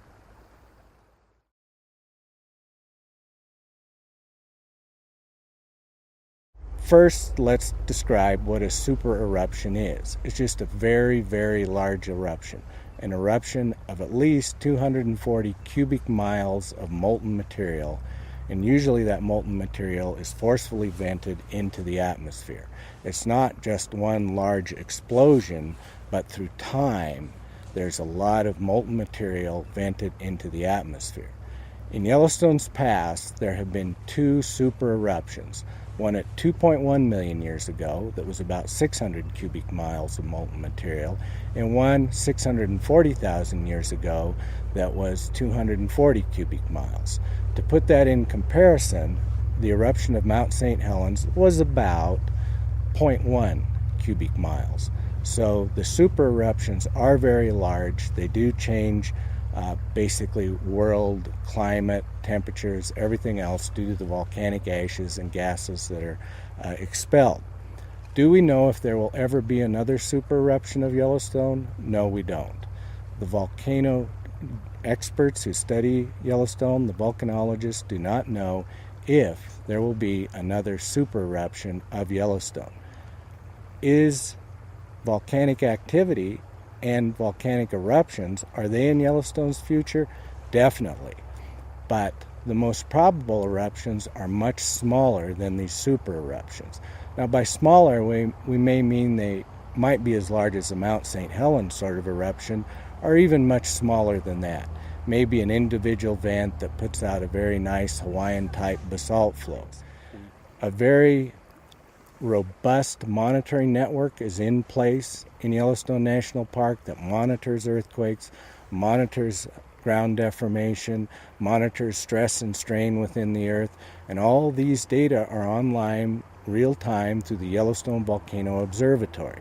So none of those data, which are publicly available, have ever indicated to the experts that there's even a potentially small impending eruption.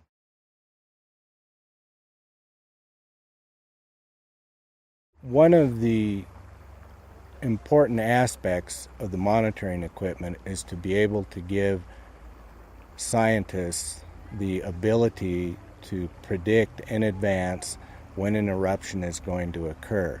And in its simplest form, the larger the potential eruption, the more molten rock that's coming up over a greater area, the more signals that will occur, the more earthquakes that will occur, the larger the area affected, the more the ground deformation will be occurring in that area, and the more there will be changes in the thermal system and gases.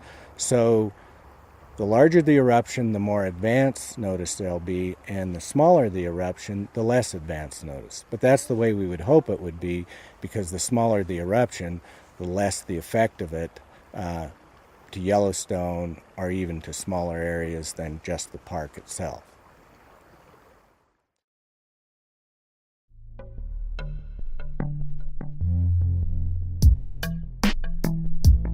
Hi, I'm Gabby. You're listening to Headwaters, a podcast from Glacier National Park. Hey, Gabby. I'm Daniel. Hi, Daniel. And this is the mailbag or Q&A episode. We're answering questions. Yeah, so listeners have provided questions for us over the last week or so. And I'll be asking you what the people want to know. Oh, you're asking me? I'll be asking you. I'm not ready for this. We're releasing bonus episodes this spring and summer to help visitors plan their trips to the park or to just generally get a feel for what's going on. What do you got for me? What do you think was our most asked question? I think the question that rangers get asked the most is, where is the bathroom? But I bet you people want to know, when is Going to the Sun Road going to open for the summer? Ding, ding, ding. That's right. Yeah. Yeah. Everyone wants to know, when is Going to the Sun Road going to open for the summer, because it feels like it's not summer till the Sun Road opens. Well, sorry, we don't have an answer. We really don't know. We don't have any more information than what you know. I could say that it seems to usually open in June. The roads crew are actively plowing it right now. Sometimes early July, but generally it's sometime in June. If it's like a low snow year and we don't have a whole lot of snow in the winter, then it opens in the earlier side of June. If it is a big snowy winter, then it's probably going to be later in June, if not early July. Or a rainy spring. Yeah, spring weather matters a lot too. Yeah, Mm-hmm. yeah. Bad weather, avalanches, all that slows the work down. Yeah. Hopefully it'll be open soon. I'm excited. It will definitely mark the arrival of summer. Angela says, can you just talk about beargrass? I will try, Beargrass is not a grass. It is a member of the corn lily family. It is a flower, basically. It has grass on the bottom, and what people love then is that every few years, each plant will shoot up a big asparagus, Dr. Seuss type flower that looks like a giant Q-tip, sometimes like 3 or 4 feet tall. They don't pop up yearly, right? Right. You know, as spring comes along like this, we're always like, is this going to be a big flower year? When was the last time we had a big beargrass year? But there's always some beargrass, and yeah, I love it. I guess we'll see what this year looks like. Shritavi asks, what are the places to visit without a vehicle reservation? That's a big one. Yeah. So in 2024, you do need a vehicle reservation, but that's only to get into the busiest parts of the park during the busiest hours of the day and the peak summer season. So if you're visiting in the fall, you don't need to worry about it. If you like to get up early or drive into the park late, again, you don't need to worry about it. It's just for those peak hours. Now, also, it's not for every area of the park. In summer 2024, entering into Two Medicine or the east side of Going to the Sun Road at St. Mary, you don't need a vehicle reservation for those areas either. And I promise they are spectacular areas of the park. Truly amazing. Yeah. Yeah. Okay, awesome. Hopefully that's helpful. And as always, check nps.gov/GLAC for more information and all of the details about vehicle reservation. Claire wants to know, what's it like working for the park? You've been working for the park for 7 years, right? This park, yeah. I've made a career out of working for the Park Service, and I love it. The best part about working for the Park Service is that you are working in and getting to, be a part of these amazing places. I love being a part of something that is like iconic of our country and our landscape, and a thing that we all share together. Working for the parks is amazing. I highly recommend it. Go to usajobs.gov and watch for ranger postings. Give me another one. Give me a hard one. Yeah, okay. Olive asks, what are people most surprised about after visiting? Maybe a big surprise is how cold and how wet the weather can be, especially in the first half of summer. Totally. Like in West Glacier or East Glacier, it'll be beautiful and sunny, and then you go up to Lagoon Pass and it's snowing. Like literally snowing. Yeah. The other thing I think that can surprise people about the weather is how in the second half of summer, how hot it can be. They'll be like, oh, it's Glacier National Park, it's the mountains, it'll be cool. But then they start going on a hike with one little water bottle and they're like, oh. It's hot. It's over 90 degrees and yes. kind of humid, and yeah, it can get really hot. Yeah, last summer it hit 100. Wow. So Jack has a question about construction. Okay, Jack, here's the situation. In Montana, we have 2 seasons, winter and construction. Haha. Yeah, and here we are entering construction season. There's all kinds of jokes about this. The traffic cones that they put out around construction sites. The bright neon orange. I've heard people joke that that's, Montana's state flower. I think other states make these jokes too. Definitely, yeah. But it's true, the window for construction in Glacier National Park is pretty small because we have such a long winter season. So you have to squeeze all the repair and update, projects into a pretty narrow window. So you can hear the construction going on outside right now. There is construction going on in the park, a whole bunch of different areas. They're working on bridges. They're putting in new sewer lines. They're doing a lot of work. So it will most likely be a part of your visit. Yeah, but if you're just flexible, it shouldn't be a big deal. Yeah, not a big deal at all. Check nps.gov/GLAC for all of those construction updates and all of those details as to where those projects are going to be. Yeah, that's basically the answer to everything. Go on our website, check it out. Yeah. Plan ahead. Okay. This is maybe one of my favorite questions that we got. Miss Curly Girly asks, is the damage reversible? This question is sort of silly and also kind of deep, and right. Which is fun. Having no idea what Curly Girly is actually asking about, I would say, let's be optimistic. Let's envision a better future than the one we're living in. Totally. The damage is reversible. We can fix things that are broken, and we can imagine better futures. Absolutely. This is a little bit of a history question. Are you ready for this? I'll give it a shot. Zach wants to know, how did the whole glacier water tin connection come to be? Well, That is a good question. Basically, there was a Rotary clubs. These are like community social clubs, and they started talking about how these two national parks that share an international border could be and should be an example to the world about international peaceful cooperation. Mhm. And they sort of developed the concept, and everyone liked it, got behind it, and in the 1930s, the world's first international peace park was born. Glacier Waterton. Well, technically, it's Waterton Glacier International thank you. Peace Park.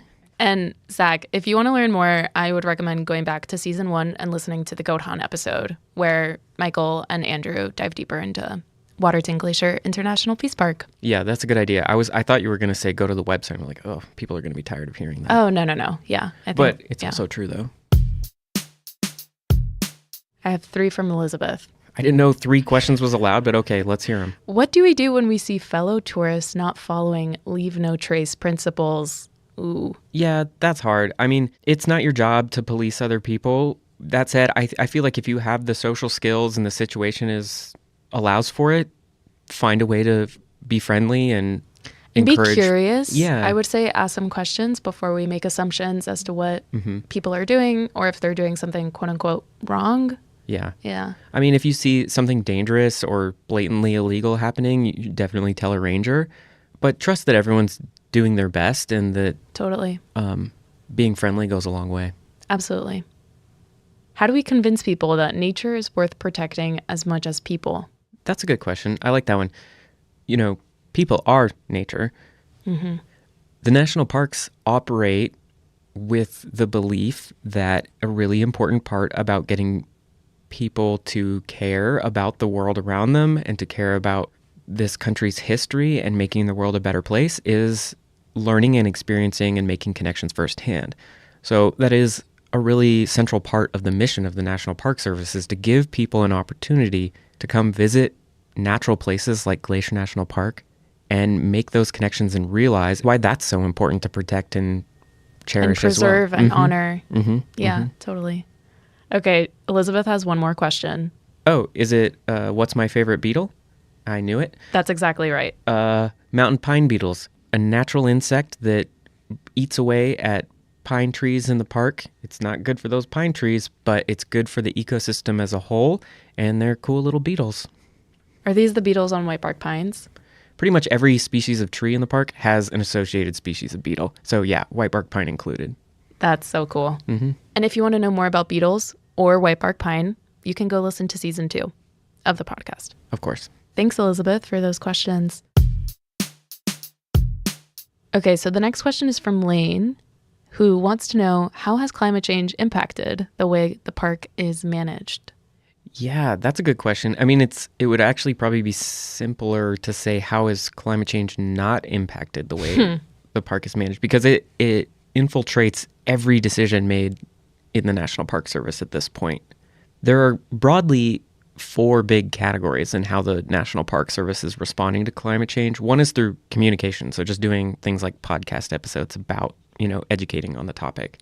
Then there's science. There are scientists actively studying how a shifting climate is directly impacting the resources or the plants, animals, history, culture, and all of that, how that's being impacted. But then on top of communication and science, there is also a whole lot of adaptation work. Basically, people studying and thinking about how, okay, we have more wildfire now because of climate change. How do we need to shift our response to wildfire in the face of that? Right. And then the 4th big area of the National Park Service's response to climate change is mitigation. And that means that we're trying to actively reduce the amount of greenhouse gases that are emitted inside the national park, reducing the amount of fossil fuels burned, stuff like that. How are we doing that? Putting solar panels on roofs, switching to more fuel efficient or zero emission vehicles, recycling, composting, basically anywhere we can find ways to reduce the park's emissions, we're trying to do that. And that's not just here, right? That's across the National Park Service. Yeah, it's across the federal government in general. That's great. How might visitors see and or experience everything that you talked about? Well, if you come to Glacier National Park in your electric vehicle, you can plug it in and charge it with a pretty much renewable energy resources that we have here. with hydropower. You're going to see solar panels on the roofs of some buildings. But you're also going to experience the impacts of climate change almost inevitably. It gets a lot hotter here in the summers than it used to. We have a lot more wildfire smoke than we used to. And of course, the namesake of this park. Everyone wants to come and hike to a glacier or take a look at the glaciers as they melt. And so that's a big part of the visitor experience these days. Okay, Daniel, I'm going to close it out with one more question. Okay. What snakes are in the park? We have two kinds of snakes. They're both garter snakes. We have two species of garter snakes, and neither of them are venomous or dangerous. Snakes are cool. A lot of people don't come here for the snakes, but they really should. It's always, where can I see a grizzly bear? Never where can I see a garter snake. Yeah, all right. Well, if people have more questions, they can, hit us up on social media or email us here at the podcast. GLAC_media_lab@nps.gov. We'll put it in the show notes too. Our music's by Frank Wall, and our art is by Stella Nall. They're both great. Check out their work. Their info's in the show notes. Headwaters is made possible with support from our nonprofit partner, the Glacier National Park Conservancy. We absolutely could not be doing this without them. Check them out at glacier.org. If you have a moment to leave us a review in your podcast app, that helps so much. Thanks for listening.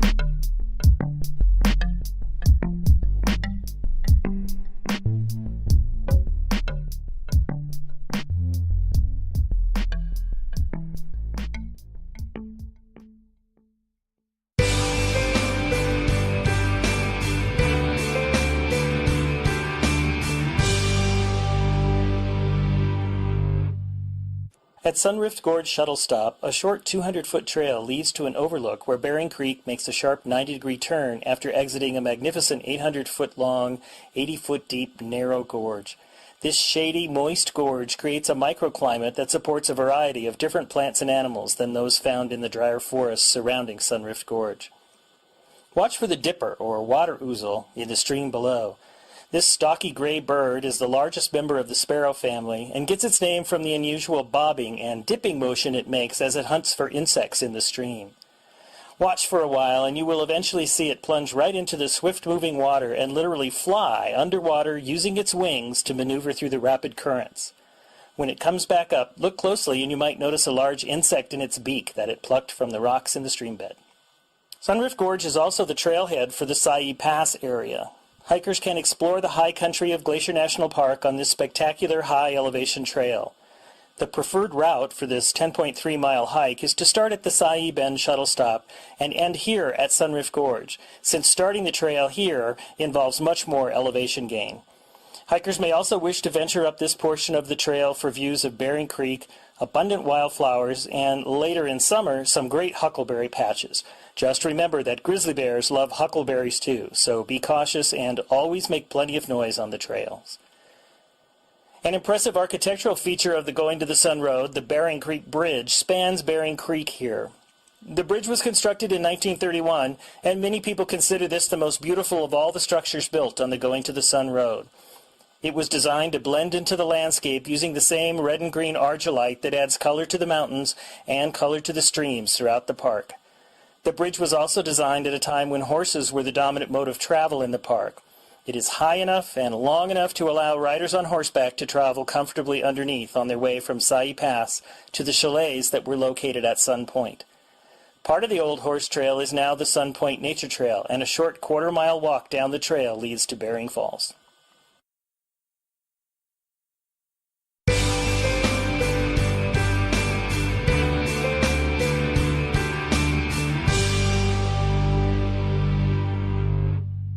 This series of waterfalls delights early season visitors to the park as they drive right by, and for westbound travelers, sometimes right through its spray. More than one savvy driver has driven just a tad closer to the cliff edge by this spot, surprising passengers in the back seat with a hefty dose of clear, cold mountain water as it splashes through the open windows. By August, the gushing torrent dries up to a mere trickle and looks more like a weeping wall than the impressive cascades seen when the road first opens in early summer. Most people don't realize that this entire series of waterfalls is a remnant of the construction of the Going to the Sun Road. As engineers carved through the rock here, they created a cliff which water from springs and melting snows above pour over and onto the road surface below. Special drains were designed into the road to allow the bulk of water to pass below the pavement, but on days of especially heavy flow, a small stream of water covers both lanes of traffic for a short distance.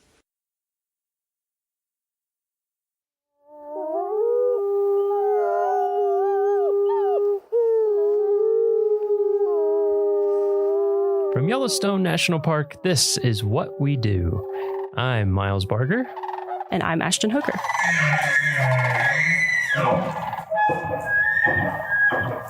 Hey, Ashton. Hey, Miles. How's it going? Pretty good. How are you doing? I'm doing pretty well. Are you ready to record a fire podcast today? Yes. Straight fire? Fire podcast. Straight coming fire. your way.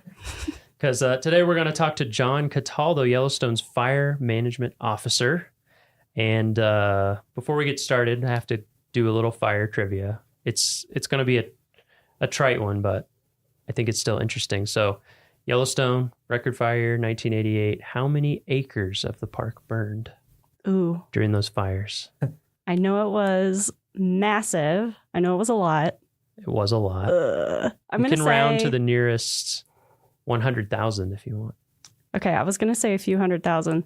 I'll say 600,000 acres. You're up. A little higher. I'm getting the up motion. A little more. 800,000? That would be the right rounding. Oh, nice. Wow. 793,880 is the official number I found. Do you know, if we were to compare, and that's what's in that Yellowstone. size? That's not the full fire like complex, what's correct? like 800,000 acres compared to? Gosh, that's a good question. Yellowstone's 2.2-ish million. Okay. Which is what states combined? Rhode Island and it's two Rhode Islands and the change. So so maybe 2/3 of a Rhode Island. It was 36% of the park. Pretty big. That's a pretty big fire. Yeah, pretty big. And that's just inside of Yellowstone. Anyway, there's our trivia. But today, like I said, we're talking to John Cataldo, Fire Management Officer. You ready to dive in? I'm ready. All right, good. So in your career, have you always worked for the National Park Service in your career? Or did you start with a different agency in terms of fire? I started with the National Park Service in 1992, and I've kind of oscillated back and forth between the U.S. Forest Service and the National Park Service, but always a federal agency. Okay. Yep. What was your first job in fire? My first job in Or in fire, general? well, in general, it was actually part of my financial aid package when I was an undergrad at Humboldt State University. I was offered a work study opportunity as part of my financial aid. And I was studying wildlife management at Humboldt State University in Northern California. And my advisor and the department chair was married to the branch chief of wildlife at Redwood National Park.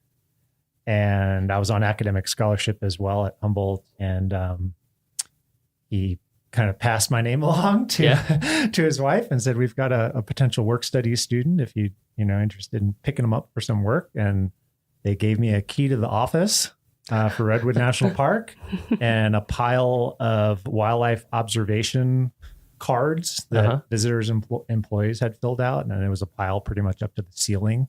And they gave me a key to the office and let me go in there 10 to 15 hours a week, all during the school year and just at my own pace whenever I could fit it in between classes and whatnot. And that was kind of my very first Park Service job. Interesting. Wow. Yeah. Huh. So how long after that was it when you first got into fire of some kind? The very next summer, I was working up in Alaska for the Forest Service in Cordova, which is the last place I ever moved to without checking the Farmer's Almanac for like how much rain or sun it gets or doesn't get. And turns out that Cordova, Alaska gets 169 inches of rain a year. And I was working in fisheries at the time. So I studied wildlife and fisheries in college. And so that was how I got my start in the service, was those sorts of positions. And so working in fisheries, we were outside every day in Cordova, wearing rain gear. And mean, honestly, after a couple months of that, I was basically pruning. Like it had just been like, you know, you just had been in the shower for 2 months, and they said, "Hey, do you want to go to fire school?" And I just said, "Is it indoors?" And they were like, "Yeah, it's down here in the district office was an old courthouse of some kind." And it was like, yeah, fire school was in the judge's chambers or something in the courthouse. And it was in fact indoors. And I said, "Yeah, I'm your man." And so I took fire school, and of course, a place where it rains that much, you don't get a lot of fires. But it was an exceptionally dry summer there the next year when I returned, and we had a couple of like little fires out on the Copper River Delta, fireworks or something. And I got to go to those. And then the 1994 fire season in the lower 48, which is kind of another benchmark fire season in the lower 48, at least, kicked off in August. And I spent the last 6 or 8 weeks deployed down here on fire crews. They kind of went to each little team on the district up in Alaska, and everyone had to volunteer somebody to go be a firefighter. And I was good at hiking and carrying a big pack and stuff. And they said, "Why don't you go?" I said, "Let's go." Well, so what did you said you were studying wildlife starting out. Yeah.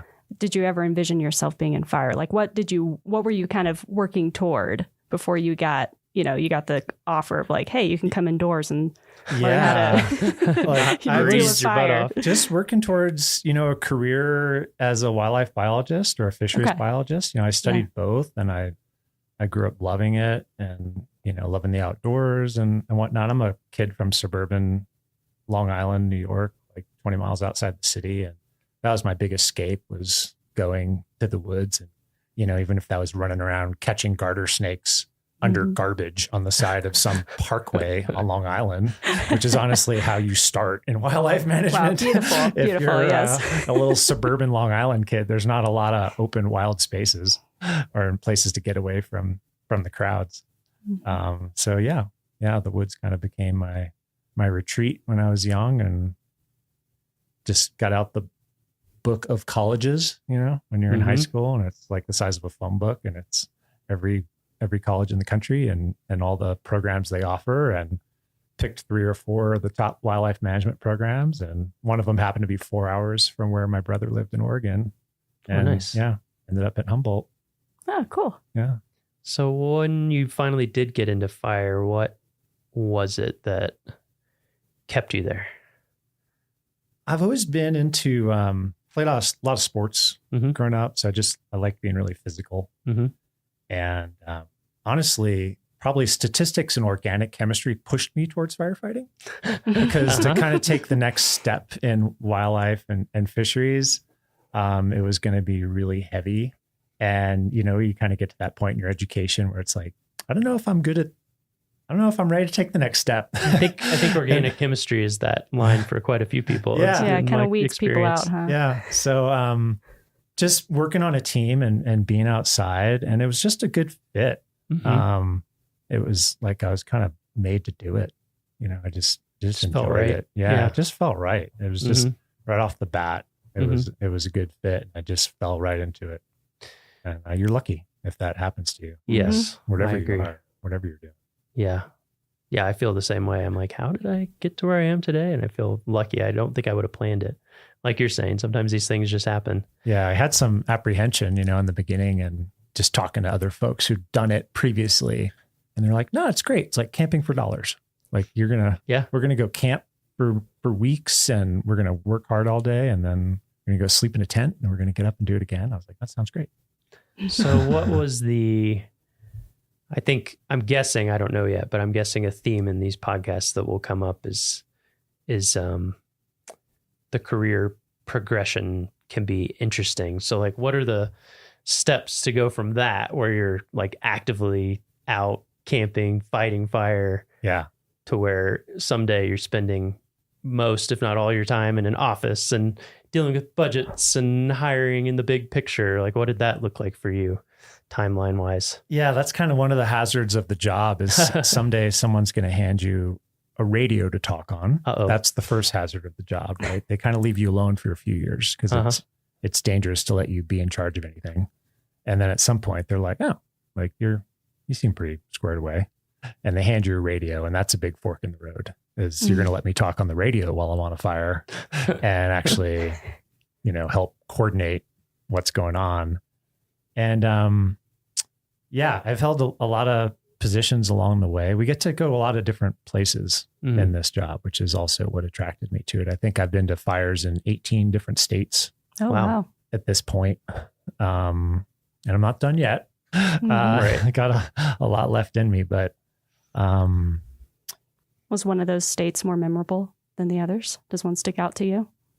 They are so unique. I know it sounds cliche, but I mean, literally I've spent 3 weeks camped 3 feet from the Yukon River in interior Alaska, helping manage a long duration fire up there, and I've done a lot of prescribed fire down in Big Cypress, down in South Florida. So literally this job has taken me from one corner of the country to the other. And a lot of places in between. And you just get to, granted, you're working really long hours while you're there, but you get to see a lot of interesting things, you're off the beaten path a lot. Yeah. So you just have a lot of shared experiences, and must be interesting too, to get to like be pretty intimately familiar with so many different types of forest as well. And like the way fire behaves so differently in these different places. And and you have to be a student of it, because I bet it'll kill you if you're not paying attention. So you are very eager to learn when you go to a new place, like how does it move right through this stuff? Does it move by jumping from tree to tree, or is it mostly ground fire? Are there interesting local factors? Like, does it burn? Some places it burns really hot and downhill at night. Didn't see that coming, right? So you gotta make sure you're being a student and finding the people that understand how fire moves on that particular landscape. And, helps keep us all safe and meet the objective, whatever that is. Yeah. So let's jump ahead to now. Okay. So do you have a typical day in your job? A lot of what drew me to this is that it's not a lot of typical. I guess should focus on the summer, because like you mentioned, the winter, when you're in a year-round position and you live at 6,300 feet in a national park, we get a lot of opportunity for winter and typically don't have fires. And in the off season, it is a lot of just planning and for next season and hiring and communicating with our partners and cooperators and just kind of getting on the same page for the next season. But once we kind of throw the switch and the temporary employees come on in the spring and we kind of ramp up and just sort of get into the mode, so to speak, a typical day, we start off with a briefing with everyone on the team, and we get together for about 20 minutes and we go through a safety conversation and a weather conversation, situation, whatever's going on, fires in the park, fires around the park, fires we may find ourselves on later that day, just whatever's going on, go through a plan for the day. And then we just sort of fledge everyone to their assignments. And typically we'll go 5 different directions on any given day. And we'll be engaged with fuels reduction projects, in some of the urban interface areas around the park. We'll be out monitoring the fuel moisture and different types of fuels that we're curious about in the park. That's a big part of the program, just being prepared for what might come, and how wet or dry the fuels are is a big part of that. So we'll be out doing that, maybe helping our neighbors with some incidents that they're managing. So they're just really, every day is different. Yeah. Especially once we get around to like May or so, and then through October, you just really never know what you're getting into. Right. So it's a good career field for someone who likes to keep moving and have surprises thrown at them. There's a lot of moving. Yeah. There's a lot of moving parts. You have to be and really, you're out in the field a lot in the summer?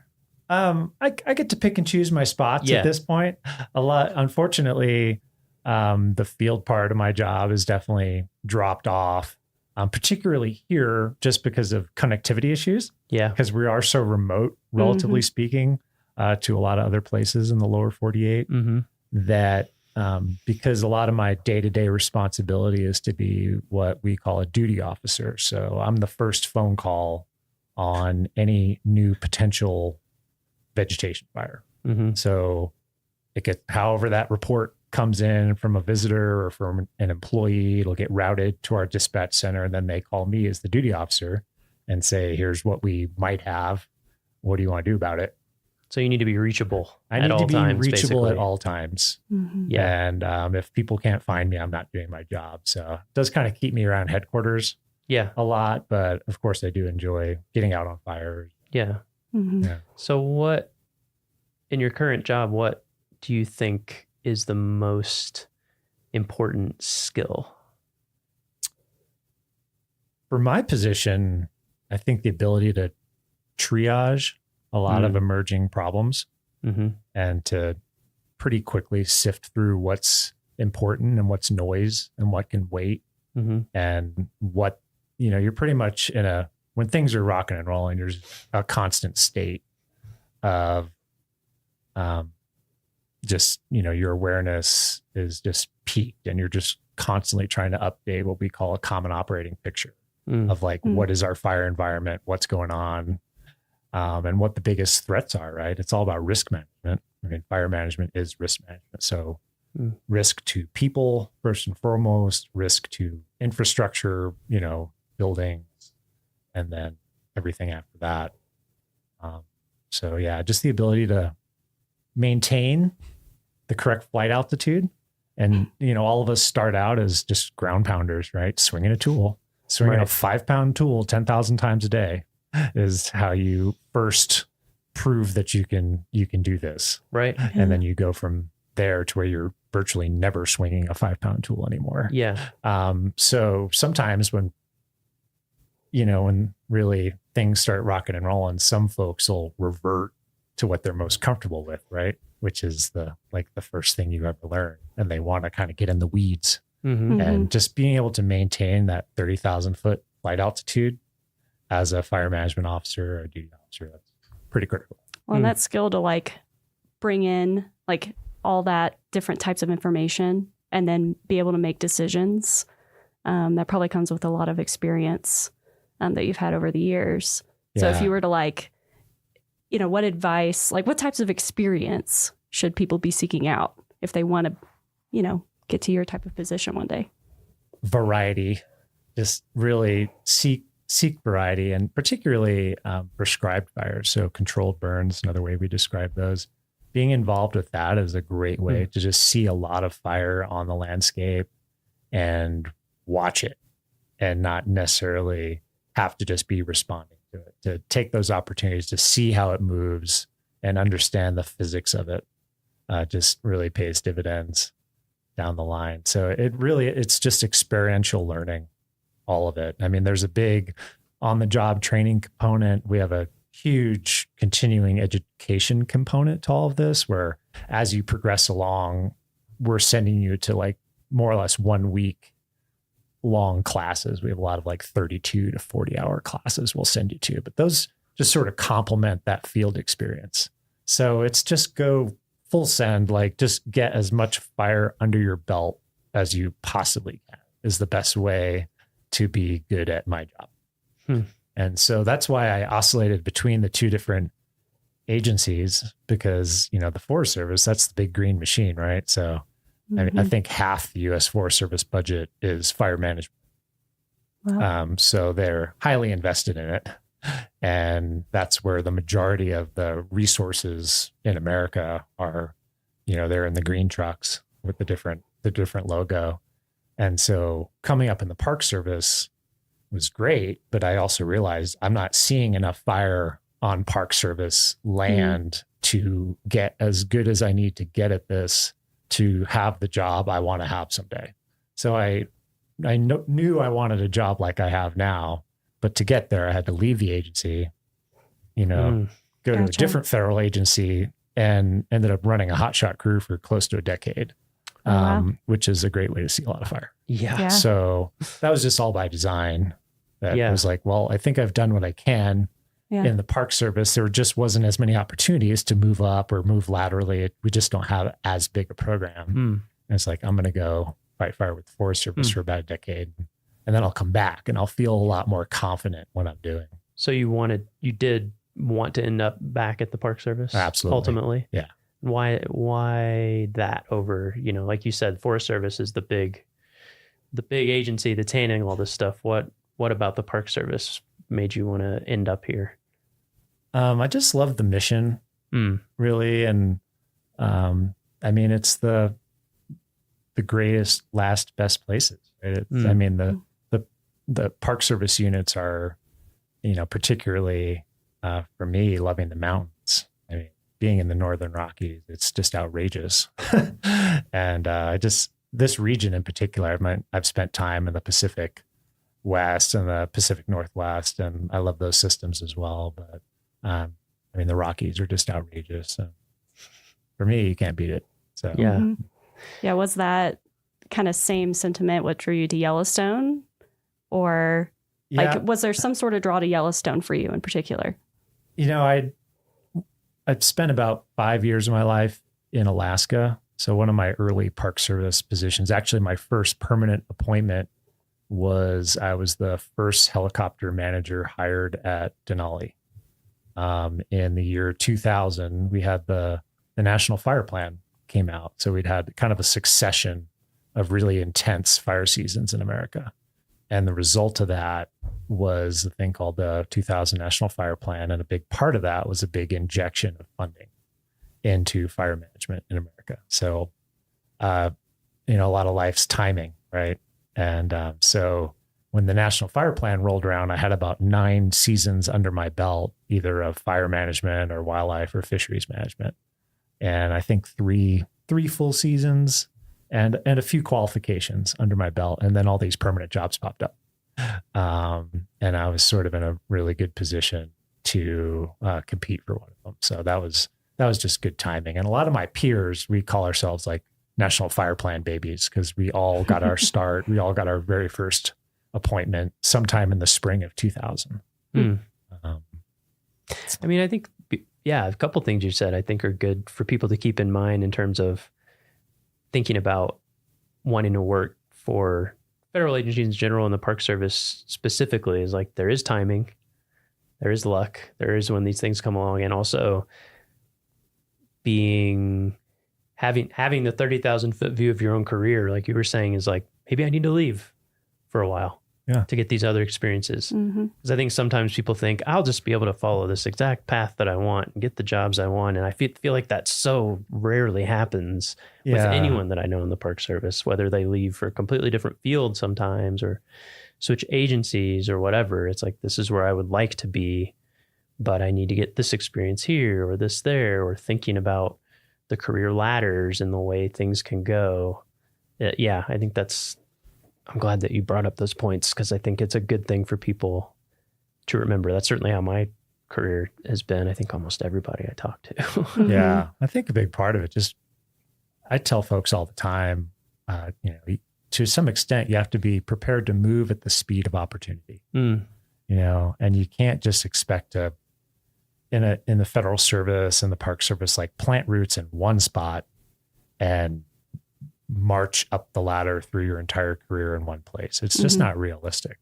Possible at a massive unit like we work at, right? Because we do have a tremendous organizational chart here and a lot of really deep programs and a lot of career ladder potential. That's pretty unique. It is. In the service, though. Yeah, it's pretty rare. Yeah, you can go to a lot of parks and there might be, the chief ranger and 2 seasonal law enforcement.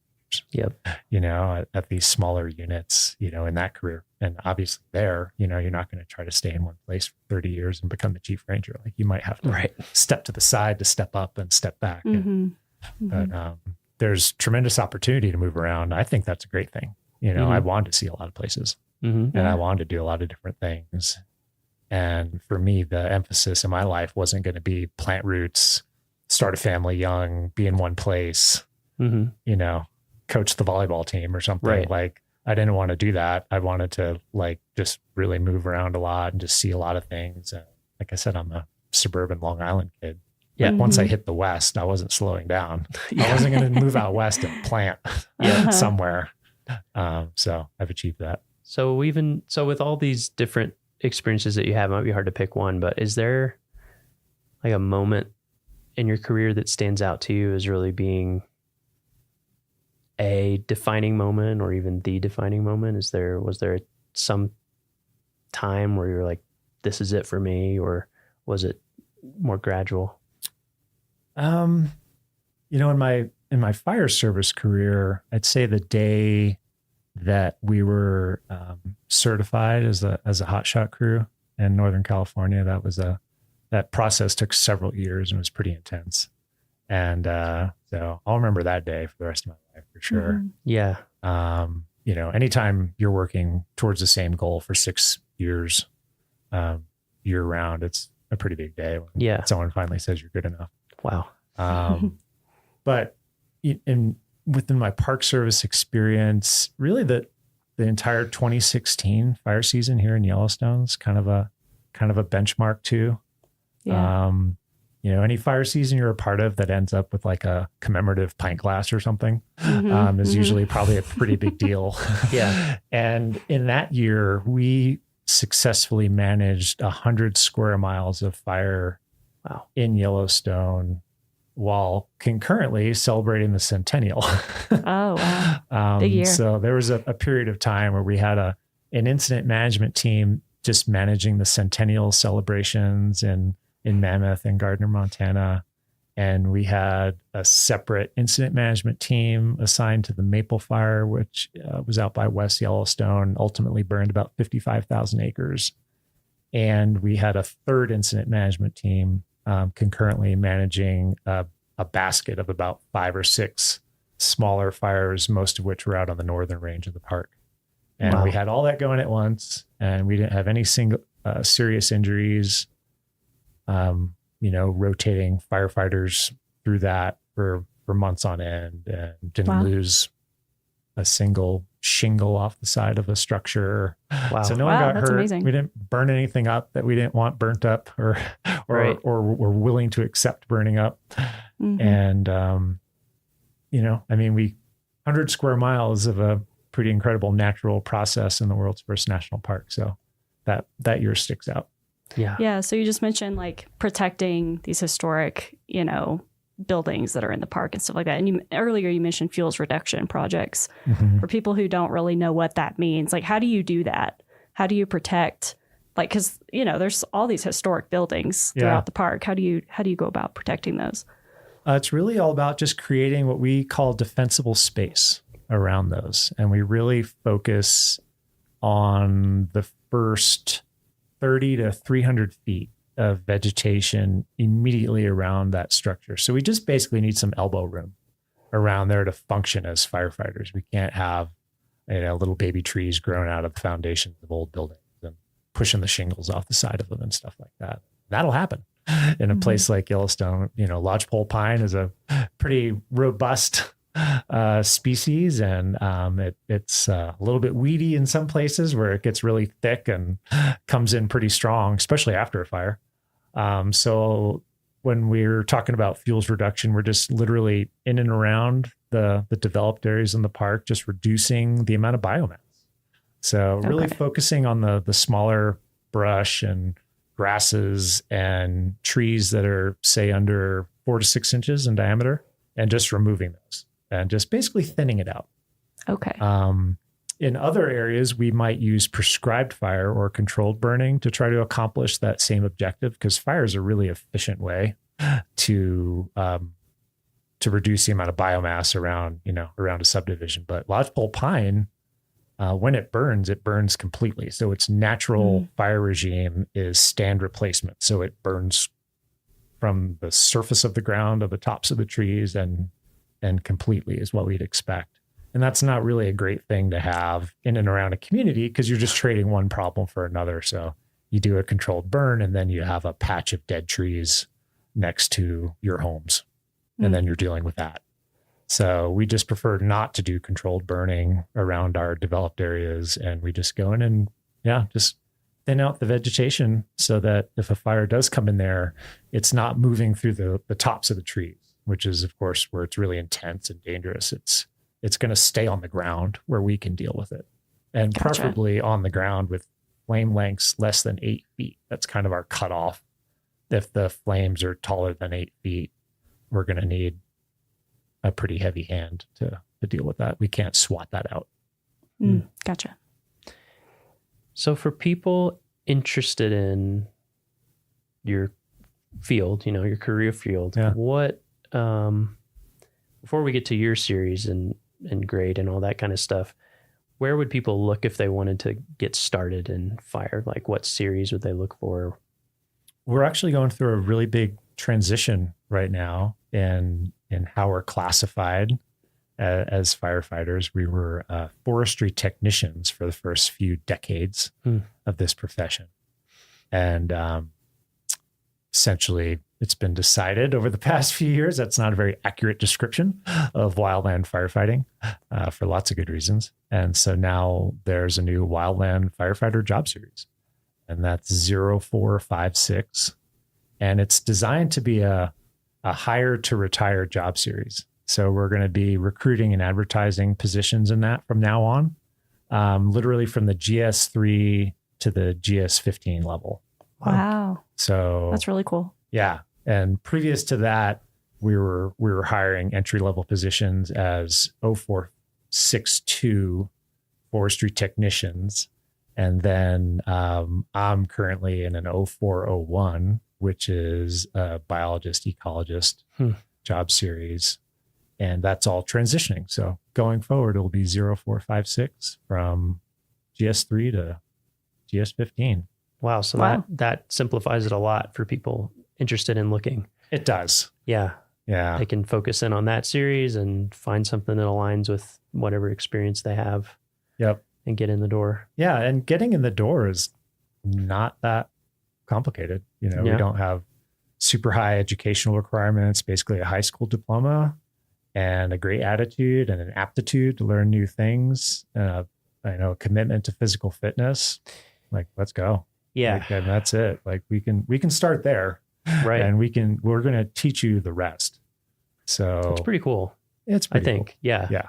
Cause I've definitely noticed, like, I've never been in wildland fire or anything myself, but just being around people who are, there's definitely like a vibe, a culture, I think, of the people who stick with it. Cause like you said, you gotta want to get into it. Well, and you have a lot of intense shared experiences, right? Yeah. So anytime you do that, you do form a certain bond with the people that you're doing that with that you can't simulate elsewhere, except maybe like within your actual immediate family, like the experiences you might have with your brothers and sisters growing up. And there's, so many stories I can't tell anybody because they won't even understand. Sure. And that's a powerful thing. And it could be lonely at times because there's, you got to like find your old hotshot friends to like talk about, some fire you're on, because you would just spend all your time trying to explain it to other people. Yeah.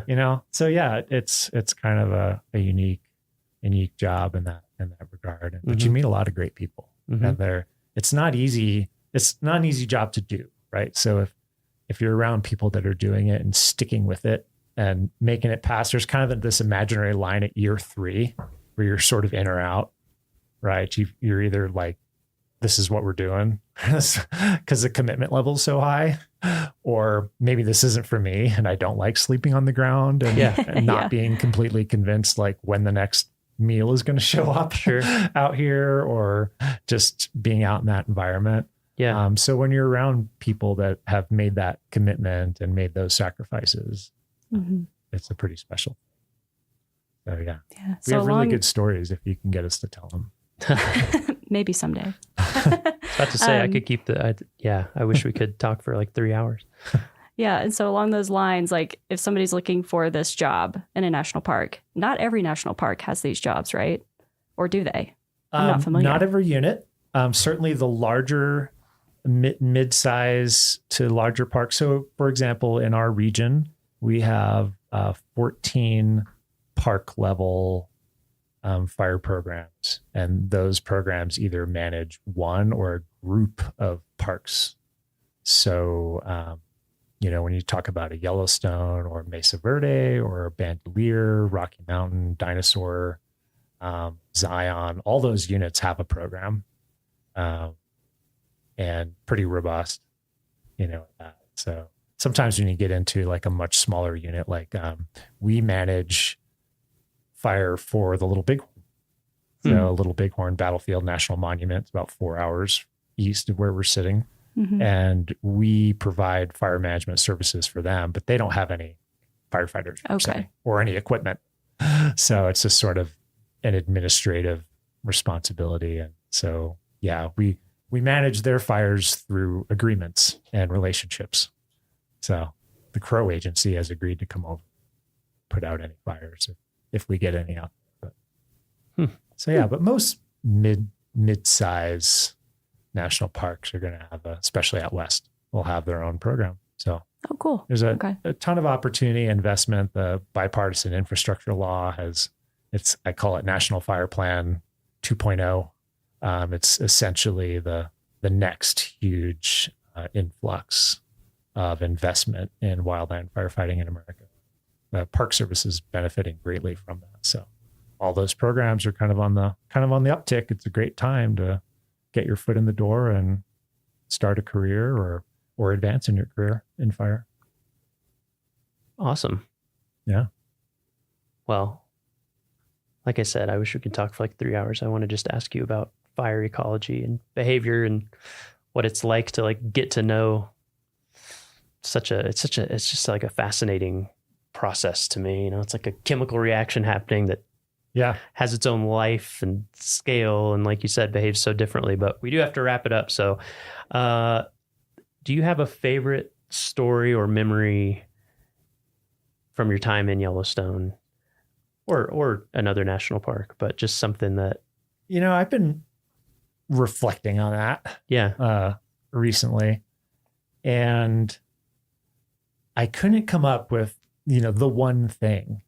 And maybe that's because at this point in my career, in my life, I've learned to appreciate like small things, And I mean, obviously we live in a place where we're just kind of surrounded by wonderment, and people have a hard time even relating sometimes to the things we try to describe that happen in our backyard. But for example, literally in my backyard the other day, I went out to chop some wood for our stove and was just enjoying the weekend. And I kind of had a quiet moment, and I stood there and a wolf howled.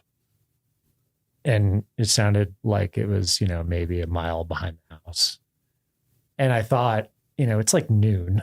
That's not typically when I hear wolves howl. Sometimes they come around at night, and I'll hear them when I'm letting the dog out, for the last time in the evening or something. And so I sat there real quiet, and it howled again. And I probably have 100, little stories like that. We're just surrounded by it all the time. And it's there all the time if you're listening for it, and if you're open to it. And we're just surrounded by wonderment there. So if you got your eyes and your ears open, it's always there. Go enjoy it. I think that's the perfect way to wrap up. Thanks for coming and talking to us today. Oh, you're welcome. Fascinating. Let's do it again. Yeah, I would like to. Cool. Thank you. Thank you. You're welcome. Well, that's it for this week's episode of What We Do. Thanks again to our guest, John Cataldo. If you like what we do, rate and review the show wherever you listen. Every positive review helps new listeners find the show. If you have questions or want to learn more about a particular job, contact us using the form at go.nps.gov/whatwedopodcast. Thanks.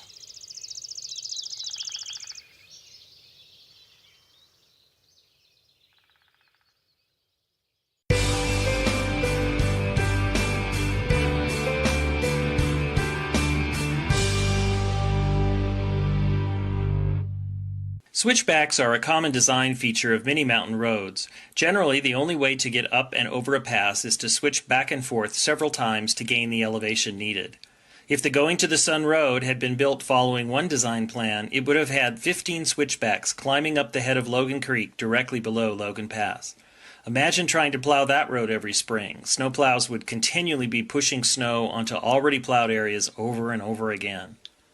Well, in 1924, Frank Kitteridge of the Bureau of Public Roads directed a survey of potential routes over Logan Pass. His team started in September and was able to map out 21 miles before winter closed in. The work was difficult, and men often had to climb 3,000 feet each morning to get to the survey sites. The crews walked along narrow ledges and hung over cliffs by rope to make many of the measurements. The work was extremely challenging and resulted in a 300% turnover in labor in just 3 months. But the survey work did pay off, and in late 1924, National Park Service Director Stephen Mather approved Kitteridge's alternate route. It contained only one switchback and followed McDonald Creek, where it turned north before looping back on itself and continuing up the garden wall in one long, continuous path. The current route allows for greater views of the park and blends well into the landscape. The work of Kitteridge and the Bureau of Public Roads resulted in a partnership with the National Park Service to construct roads throughout the national park system. The Bureau of Public Roads became the Federal Highway Administration, and today that partnership still continues. It's Thursday, August 10th, 2017, and I have the day off. For context, we were both rangers here in the summer of 2017.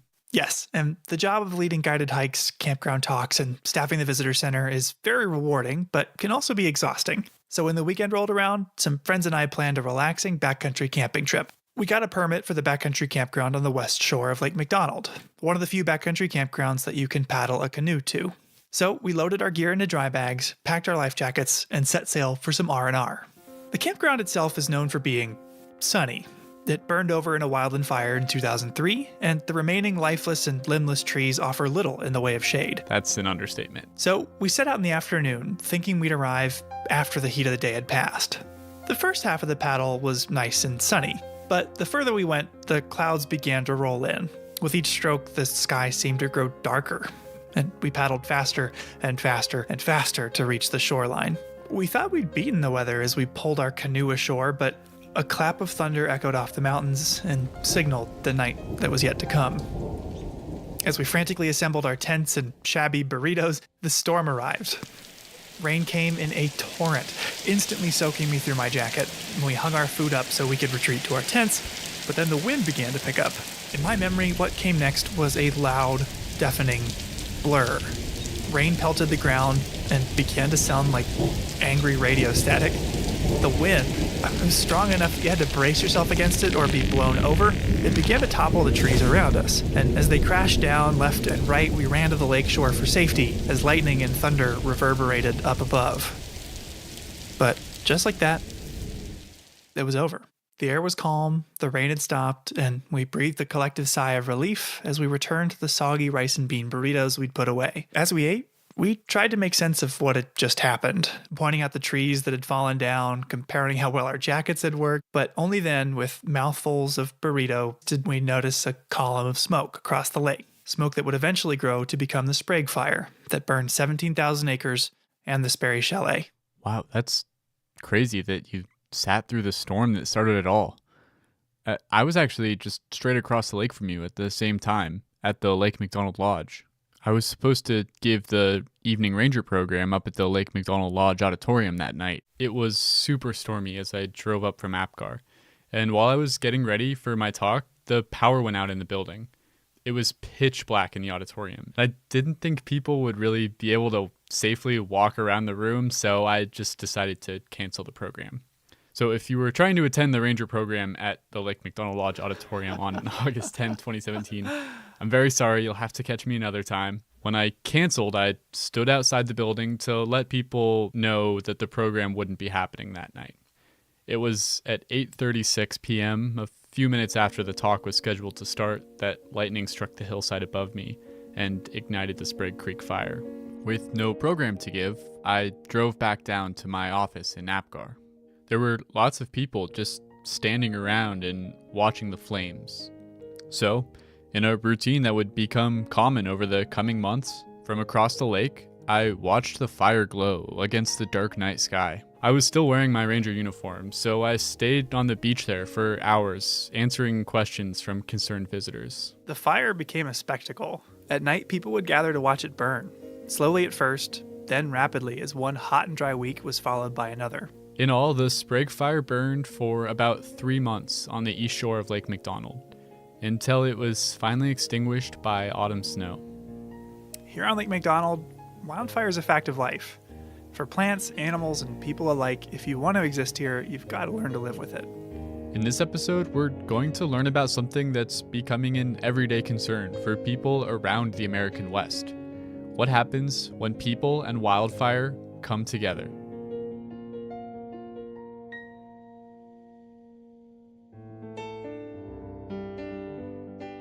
Welcome to Headwaters, a Glacier National Park podcast, brought to you by the Glacier National Park Conservancy and produced on the traditional lands of many Native American tribes, including the Blackfeet, Kootenai, Salish, and Gillespie people.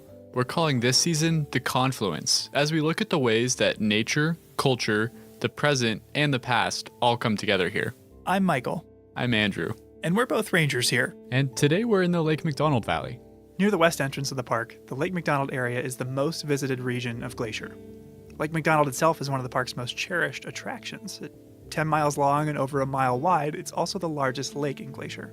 This area gets hit with a ton of lightning, and that means that wildfires start with considerable frequency. What happens in a place dense with people and fire? And that's what we're going to explore in this episode.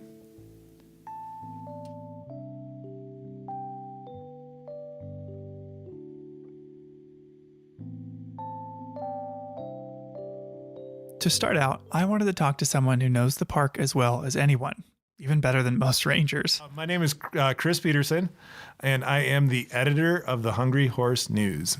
Oh yeah, Chris. Hardly anything happens in Northwest Montana without Chris writing or at least knowing about it. Seems like he's been here forever. How long has Chris been around? Since 1998, which would make it, this will be my 23rd summer. I've seen his byline a lot, but he's a photographer too, right? Yeah, you're right. After graduating college, Chris started working for a small town daily newspaper in New York, where he started to pick up photography. Back in New York, at the Daily, you had to shoot your own photos. So my photos were terrible. I was an awful photographer. Didn't know what I was doing. And so I started shooting Buffalo Bills games.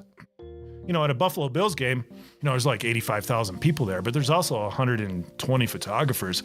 So you could learn a lot just by watching the other guys. And after he really developed his photography skills, he landed a new job. So that kind of set up my portfolio. And then the Hungry Horse News had put out an ad for a photographer, and I applied and I got the job. And the rest is kind of history, I guess. That's a big switch to go from photographing Bills games to bald eagles. Yeah, it's a big adjustment, but he took to it. But part of covering news in the West is wildfire, something Chris didn't have any experience with from his time in New York. Oh, well, in New York, there aren't, big fires, yeah, but they were all houses or, tire dumps. But it didn't take him long to get experience. His second summer, he covered the West Flat Top Fire. 2 years after that, the Moose Fire, then the Anaconda Fire. So I'd cut my teeth. All of which led up to 2003. You had a couple seasons of experience then covering summer fires. What was the feeling going into the summer of 2003? In retrospect, we probably should have known that we were going to have a big fire year. But I can remember in June, just people just having fun because it didn't rain. June typically is one of the wettest months, if not the wettest month in the park. It didn't rain. So everyone was having, everyone's camping and fishing and floating and, the park is just full of people. And the fire danger rating has been moved up and is now high. But by July, fires began to crop up. In fact, on July 17th, after a morning storm, 6 fires were spotted in the park. Wow, that's a lot. Yeah, more fires than the park sees in some whole years, just in one morning. The next day, Numa Ridge Lookout spotted the Wedge Canyon fire in the North Fork, which within 2 days had grown to 4,000 acres, and due to the number of homes in the area, was the #1 priority fire in the nation. Wow. So what was Chris doing at the time? We were out running around taking photos of them. Drove up and looked at Wedge Canyon, and man, it was ripping across the ridge one day. So we knew, unless it rained, that things were probably going to get worse, not better. I don't think we thought they'd get as bad as they did. At the same time the Wedge Canyon fire was burning in the North Fork, a fire was burning in the heart of the Upper McDonald Creek Valley, the Trapper Fire.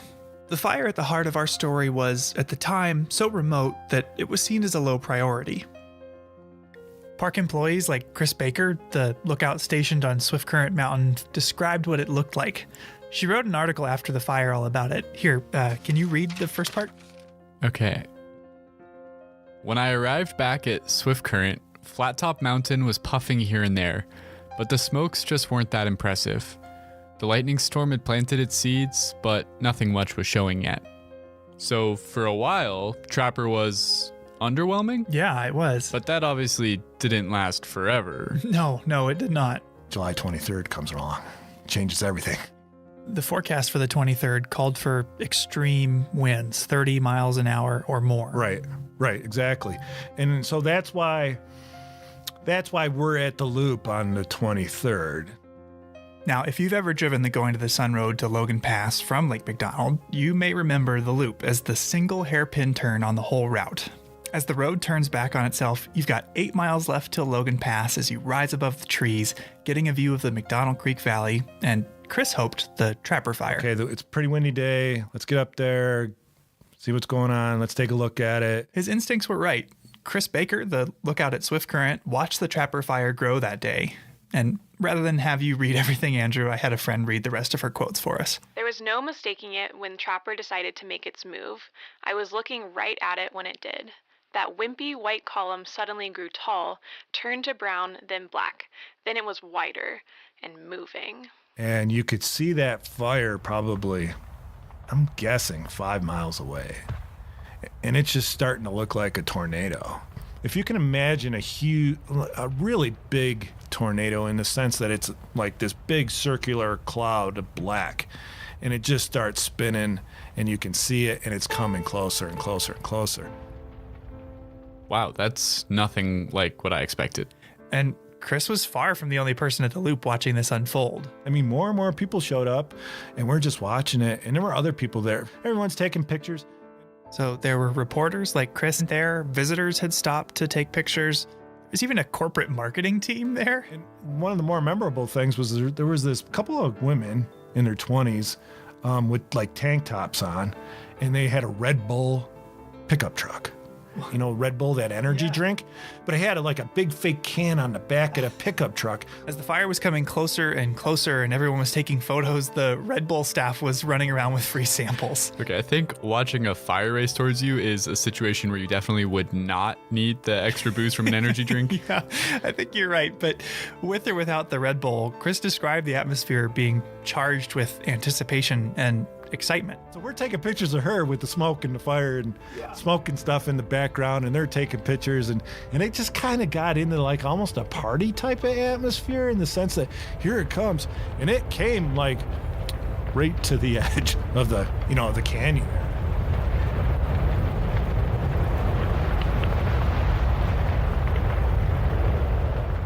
It was just a freight train.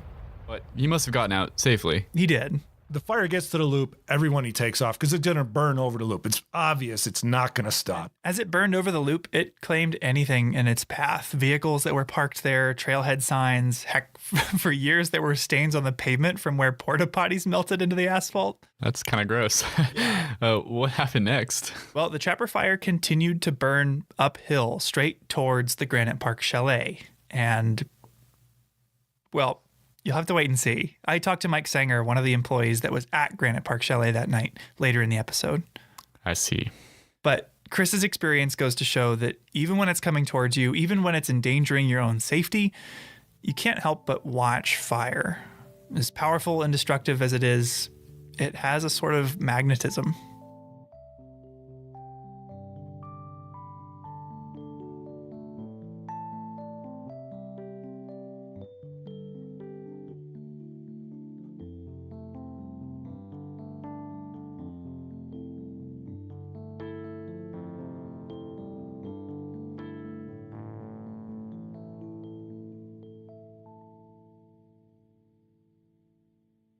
My name is Tony Kashola Sr. I'm a director for the Salish Kalispel Culture Committee for the Confederated Salish and Kootenai Tribes. People interacting with wildfire here is not a new phenomenon. In fact, it's been happening for thousands of years. To learn more, I decided to talk to Tony and Kashola Sr. about the role that fire plays in the traditional Salish way of life. We talked about how, from Tony's perspective, not enough people understand the significance and value of fire. This misunderstanding of our environment makes fire more dangerous. And he talked about how national parks are a place where we can learn to connect with the natural world. So Tony, if we have listeners from other parts of the country or the world who aren't familiar with the Salish people, what do they need to know about Salish history? According to the stories from our elders, the Salish speaking people have been in this area since the last ice age. My group, my band of Salish are the most eastern Salish speaking people here in Montana. And our Aboriginal territory consisted of about 22 million acres. And then came along in 1855 when more settlers and homesteaders moved into our area. A treaty was negotiated, and it took several days before the leaders of the tribe agreed to be put on a reservation. And so that's why we are where we're at today on our 1.3 million acre reservation here. So that's kind of in a nutshell from the past where we started and how we got to where we're at as Salish-speaking people. So I wanted to have you in today to talk about fire. What role does fire have in the Salish tradition? The Salish people, they would set fires to their favorite hunting areas, their favorite spots. When the weather was predictable, they would set fires, knowing that the fire would be put out as soon as the snow got here. So there was no fear of that being a wildfire. When they did that, they could go back in the springtime, and where they had set fire, they could see all the new growth coming up, the green grass, clearing the underbrush for the berries and for all the other foods that were necessary, both food and medicinal plants. It would clear it out. It was like doing work in a garden. You know, as you go in a garden, you clean out all the weeds. That's what they used fire for. Were there other advantages to setting fires? The other thing they used, of course, before they had horses and before they had rifles, you know, getting buffalo, hunting buffalo sometimes was very difficult on foot. So sometimes they'd look at certain areas and they'd see these areas and they'd use fire to bring the herd to certain places. And then once they get to these certain jumps, that they'd build these running lanes and they used these cliffs for these buffalo jumps to go over there. So that was another way of using the fire. That's really interesting, using fire to manage vegetation and to drive buffalo over cliffs to hunt efficiently. It's a pretty amazing technique. How did traditional people actually manage these fires? It's just like our professionals today. We have professional fisheries, water people in those areas. Well, back then they had these people that were dedicated and assigned to fires. And they were the ones that were only ones that would set the fire, because they've studied fire, they've understood fire, and so they're the ones that were allowed to set these fires. And how did they actually start the fires? Where did the embers come from? They used buffalo horns or different things to carry these embers of fire, because it was so hard, you know, to make fire. So they'd make a fire.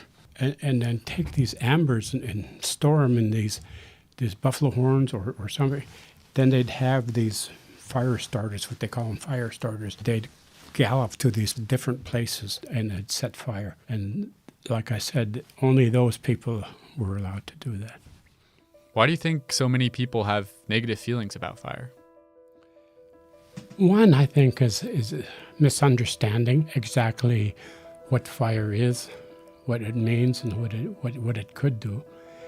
The other thing is fear. Naturally, it's frightening. I mean, you look at California today, how dry, how brushy some of those go up like matchsticks.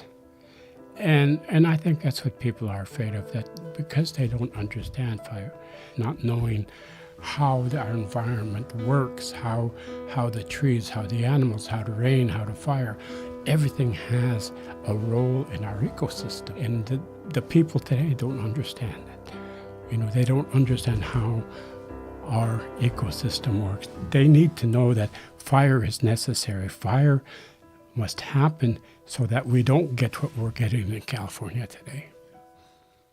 What's the reason for this poor understanding of ecosystems? I think because of the value system that we created and the values that we think are more important now today, that our lives are put first rather than together with other things. Everything goes hand in hand. One of the things when I was growing up, my grandparents and my parents and all of my elders that have always taught me and always said, every living thing is an equal. You treat it as an equal. You don't think you're better. You don't dominate, because you dominate, you destroy. And that's what we have as human beings. We've dominated certain things, we've changed certain things, and we've destroyed that. And so I think a lot of that is misunderstood. And national parks are kind of a stronghold of what used to be. So national parks are places that continue to be very important, especially to me, especially to natives that understand what the park is, because it used to be this whole country. And there's still a need for parks. There's still a need for the areas like this, for our spirituality, for our well-being, for our minds.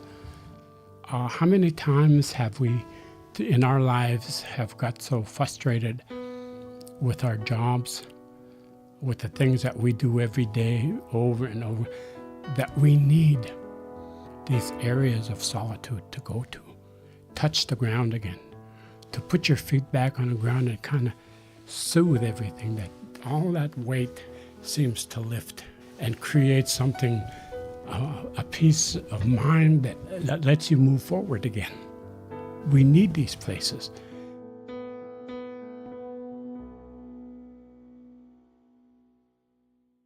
So, fire has a long history in this place.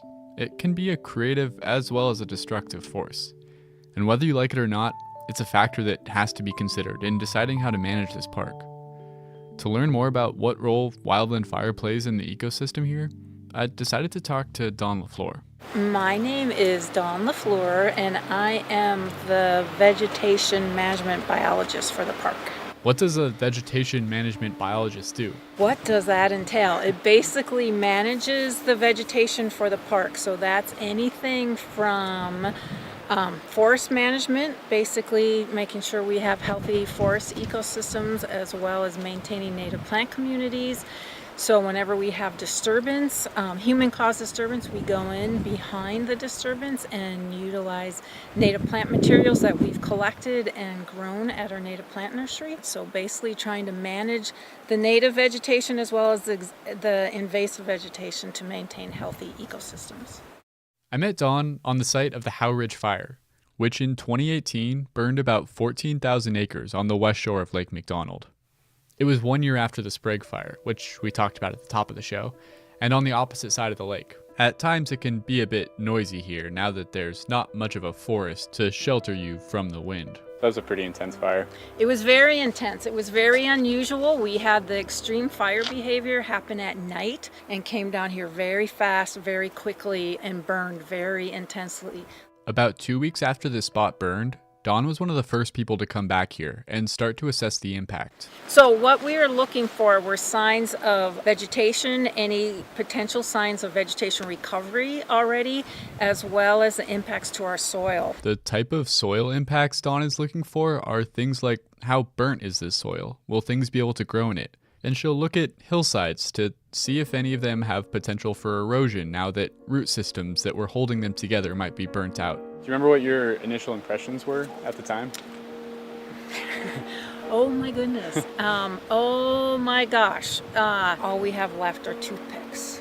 Was my initial impressions. For a fire to burn up essentially every tree was unusual.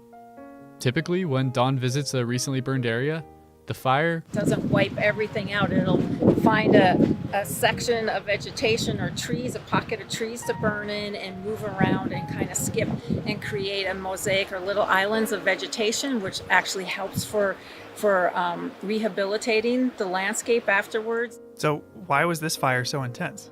It was a combination of factors. For one, the summer of 2018 was extremely hot and dry. But fire suppression efforts in the early 1900s had also disrupted some of the natural cycles here. Fire has a huge role in this natural ecosystem. We have plants and tree species like lodgepole pine that are fire dependent. These are species that have evolved to rely on fire to succeed. Lodgepole pines, which need a lot of sunlight, have special cones that are tightly bound shut by resin. The seeds are trapped inside the cone until there's a wildfire, the type of event that would clear out the canopy and make it sunny enough for them to grow. When fire passes through, the cones get heated up and release their seeds. In Dawn's career, she's witnessed summers get warmer and drier, and the snowpack disappearing earlier in the spring, allowing soil and vegetation to dry out.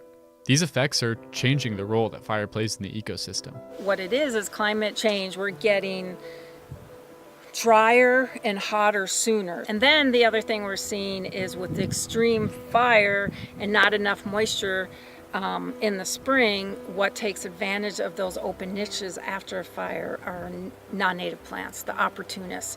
We're seeing a lot more non-native invasive plants coming into our burned areas than we have had in the past. But Dawn hasn't lost hope. She still has a clear and optimistic vision of how this area can recover. My hope would be in 5 years we should have conifers that are 3 to 4 foot tall. A good diversity of conifers. I would hope a lot of larch in here because they tend to be fire resistant. It'd be wonderful to see pockets. I don't expect it all across the landscape up here, but little pockets of moisture where we could see cedar hemlock coming back. And this would be completely green, and you've got woodpeckers utilizing the snags and everything. We would be standing here and we would have vegetation over our heads. Sounds lovely. Less. And as we get more vegetation established, that will outcompete, as we get an overstory, it'll outcompete these newly established invasives. So much more native plant diversity. Protecting plant diversity in Glacier National Park is a collective endeavor. Dawn can't do it alone. She asks that when people visit here, they take a moment to think about how their actions will affect the plant life around them. Stay on the trail. Definitely stay on the trail. Walk in the mud. Don't go around mud holes. And don't pick the flowers. Oh, yeah. That's a big one. Please don't pick the flowers. The reason to walk through the mud is that if you go around, you'll widen the trail and disturb the vegetation around it. And we leave flowers where they are so everyone can enjoy them, and because they're part of the ecosystem here. Yeah, minimize your impact by just being respectful of the vegetation. The plant life in Glacier National Park evolved in the presence of fire and is adapted to frequent burning. Fire can be a source of renewal and even catalyze the processes of growth and change that make Glacier home to an incredible diversity of plant life, over 1,100 species. As climate change affects the behavior of wildfire and fire ceases to behave in the way plants are adapted to, its destructive tendencies can start to outweigh its constructive ones. It's something that scientists in Glacier like Dawn will continue to monitor. When a wildfire changes the makeup of a forest and what kind of species grow there, the effects aren't limited to just plant life. These changes to the vegetation are going to have consequences that ripple down the whole food chain, affecting everything from the bushy-tailed woodrat up to the moose and grizzly bear. Mule deer in particular are browsers, and so they rely really heavily on shrubs and other kind of nutrient-dense species. So that's Tegan Hayes. She's a wildlife biologist. Her master's thesis was about ungulate forage in wildfire-dominated landscapes. In other words, how deer food is affected by fire. One of the study areas was not far from where we're standing right now. Tegan explained to me that wildfire allows for species to get the nutrients they need in their home range or in their population range. And so for my research, when I was looking at mule deer don't really change their home ranges very much geographically. And so change is especially important for a species like that, where if you never allow disturbances to happen then they will not be able to find the food they need. So, and that's the same for a lot of species in the park. In other words, mule deer need fire. It promotes the growth of shrubs that are the bulk of their diet. And they aren't keen to move around to find these plants. They need the fire to happen right within their home range. A deer population, in turn, is necessary to support grizzlies, mountain lions, and wolves. A whole thriving ecosystem, dependent on regular wildfire. I took Tegan to the Forest and Fire Nature Trail. Near the Camas Creek entrance to the park, this trail is a great spot to get an introduction to the fire ecology of Glacier National Park. Burnt in the 2001 Moose Fire, it's now home to a thriving lodgepole pine and aspen forest. So we are now in a young aspen stand. Of course, you have the nice rustle of the leaves, which aspen are named after, the quaking aspen. The vegetation, the shrubs in the understory are a bit taller. So there's a little more diversity here. Aspen is one of the habitat types that responds best after a fire. Aspens that burn down are able to resprout from underground roots. In no time, a recently burned stand of aspen will be a lush and suitable deer habitat. They tend to love aspen. Aspens provide a different kind of cover, and they provide a different suite of forage species, and they tend to stay kind of cooler and wetter for longer. So I think they offer that kind of that multitude of things where you have higher diversity of plants, you have longer blooming period often, or period where things are fresh and nutritious. They tend to provide pretty good security as well. As we moved down the trail, Tegan pointed out a flower, which I was surprised to hear was a good food source. Oh, we've been seeing rose, which despite its prickles is also actually usually pretty sought after by ungulates too, so they'll nip just the ends off and avoid the worst of the prickles. Wildfire is kind of a contradictory thing here. On one hand, it's natural and totally necessary for many of the plants and animals. But on the other hand, climate change is making it much more common and severe. And regardless of whether it's good or bad, it's always tough to live with. Yeah, I mean, some of the most interesting and kind of disheartening research is when there's abnormally hot fires or more frequent fires than would normally be occurring in a forest, and they'll actually burn so hot that seedlings can't establish anymore, and so you can end up having what was once a forest become a grassland, or you'll see that the tree species that used to grow in an area are no longer suited to the climate or the climate that a disturbance has created. Still, she recognizes the importance of having natural fire on the landscape. Fire, because it's a hot and dry climate during some of the year, it's one of those natural disturbances that glacier and other mountainous places are adapted to, and so it's a necessity. Of course, what applies in a national park where there are no subdivisions full of houses will be different from a policy that makes sense in a more densely inhabited area. We can't always let fires burn due to all kinds of challenges, whether that's with human structures or infrastructure. So we're really right now just trying to find the balance between what the ideal situation is for fire and what the ideal situation is for living in this area. In places like Glacier National Park, where natural processes still dominate and where we try to minimize our intrusion into the web of life, fire will continue to play a part. And scientists like Dawn and Tegan will continue to try to understand it.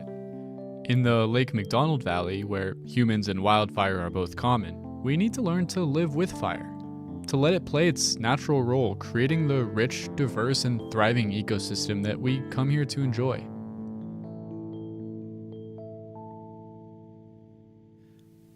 We'll be right back with the conclusion of the Trapper Fire saga after this break.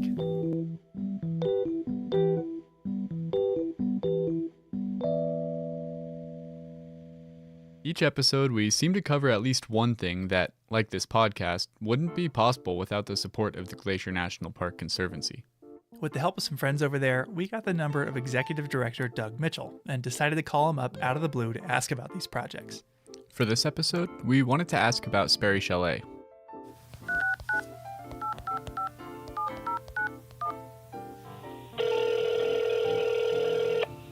Glacier Conservancy, Doug Mitchell speaking.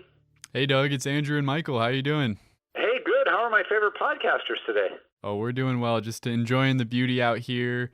Got to go up and check out the new Sperry Chalet, and it was phenomenal. It looked just like before, even down to the stonework. Yeah, it's really incredible what they were able to accomplish. I'm glad you brought up the stonework. I was talking to Zach Anderson of Anderson Masonry, and you know, his family were the original stonemason family. So if it looks the same, there's a reason, and the care they took to make sure that it looked the same way it did when it was originally built in 1913 is really rather remarkable. Yeah, and it's a great thing for people to check out while they're visiting and go see all the attention to detail and craft that went into it.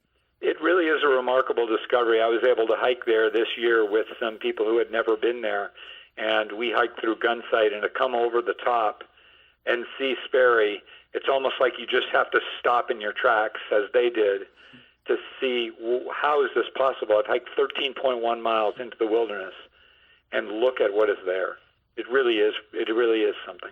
Yeah, we wanted to talk to you about it because we know the Glacier National Park Conservancy, as the park's official nonprofit partner, played a huge role in helping restore the chalet.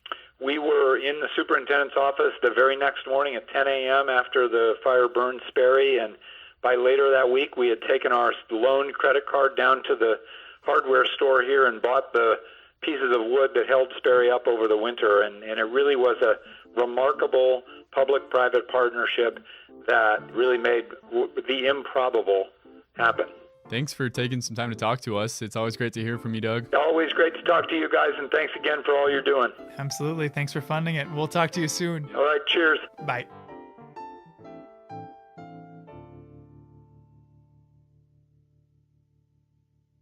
So we just heard from Dawn and Tegan about how plants, like lodgepole pines, and animals, like mule deer, can benefit from the presence of fire in the ecosystem. And from talking to Tony, we know that the Salish and other indigenous communities have a deep understanding of fire's role on the landscape and would use it, as he put it, almost like a gardening tool to invite new and healthy plant growth. Working here, a big part of our job has been sharing that knowledge with visitors, talking about the plants and animals that thrive in fire's aftermath. Yet knowing and understanding these things won't change how you respond to fire when you're faced with it, when the flames themselves are bearing down on you. So we met Chris Peterson earlier, who watched and photographed the 2003 Trapper Fire as it made a run over the loop. Yeah. But after it burned over the loop, it kept going, racing upwards towards the Granite Park Chalet, a historic compound of stone cabins high in the mountains that still provide rustic lodging and dining accommodations. To get there, you can either hike the Highline Trail from Logan Pass or start up from the loop on the Loop Trail. I hiked up to Granite Park this summer to talk with someone who's worked there since 2002 and was there on July 23rd, 2003. My name is Mike Sanger. I'm from Great Falls, Montana originally. I live in Belt, Montana now. I've worked for the Park Service. This will be my 19th year here at Granite Park. Mike keeps Granite running, managing the waste disposal system, addressing bear encounters, medical emergencies. When I caught up to him, he was fixing the sink in the chalet kitchen. And having grown up in Montana, Mike had been familiar with wildfire from afar. Seeing them in the distance, not quite as close as I did here. But in the unprecedented fire year of 2003, he came face to face with the Trapper Fire. From what I understand, you were hiking up here on July 23rd. Is that right? I was. My boss, Walter Tabb, had dropped me off the Loop Trailhead. The trail was already closed at that time, and it was smoky there at the parking lot. And I asked him, I said, well, the trail's closed. And he goes, well, you better get moving. You need to get up there. And on the way up, I passed a female ranger, and what they were doing at that time is sweeping the trails for people and trying to get them up here.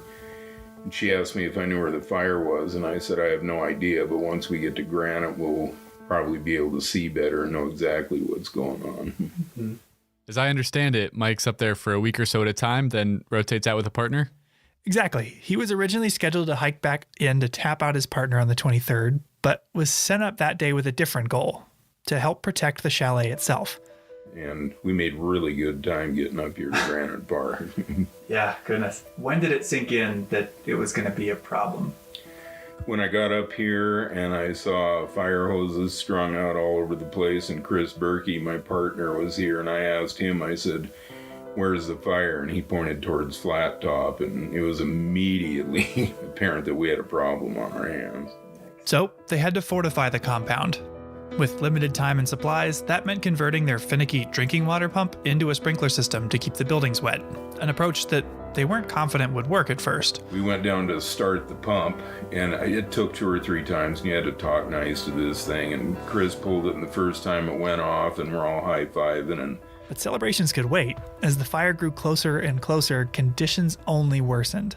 it was really horrific for quite a while because we had no idea where the fire was. The winds were horrific. I mean, they were blowing probably 70-plus miles an hour, and we were having embers starting to come down. And what we did is we pulled all the railings from the chalet. We were trying to reduce fuel in case the fire did get here. What did it sound like? You know, a lot of people paraphrase this with tornadoes and everything else, but it sounded like a freight train.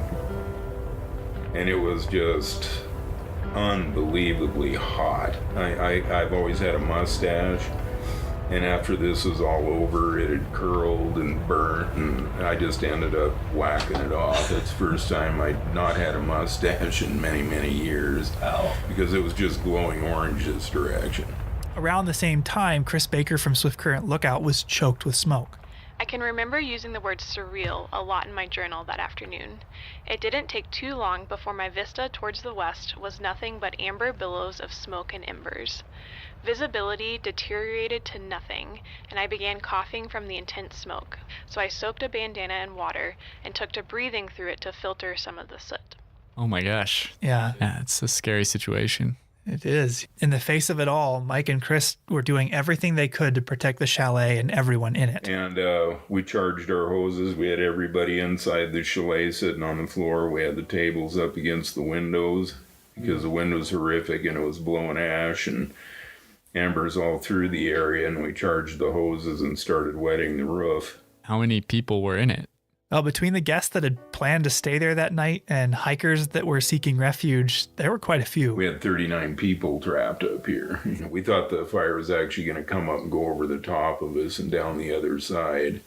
Why it went up Swift Current Pass, I have no idea. You know, every bearing that we had and the wind was blowing directly at us, and fires like to run uphill, so I was quite sure the fire was going to come up and over us, and instead it made a turn and went up over Swift Current. It missed them? Somehow they were saved. The fire avoided the chalet, and falling embers were effectively combated by the hoses and sprinklers they'd set up. Because it could have really gone south for us, and it really could have been a horrific thing. And, you know, through God's graces or whatever, the fire didn't come over us. Chris, we each made one brief phone call to our wives, and said, we don't know what's going to happen. We just wanted to call and tell you right now we're all right, and we're doing the best we can. And while they didn't know what the next day would hold, they allowed themselves to breathe a small sigh of relief. Chris and I came in here. It had been a long day for both of us. He was due to go out that day, and I'd hiked up or ran up here that day. And his wife had brought him a little bottle of black velvet whiskey, so we each had a drag off that, and it actually felt a little better. And he goes, let's get on with it. And I said, all right. After feeding and finding beds for everyone at Granite, the two of them stayed up all night watching the flames.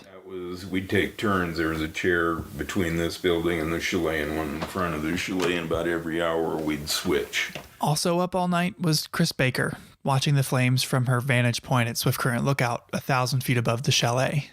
Night fell, and finally I could see the fire appear through the smoke as 1,000 points of flame and torching trees.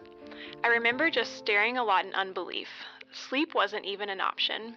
This was history, and I was privileged to have a front row seat.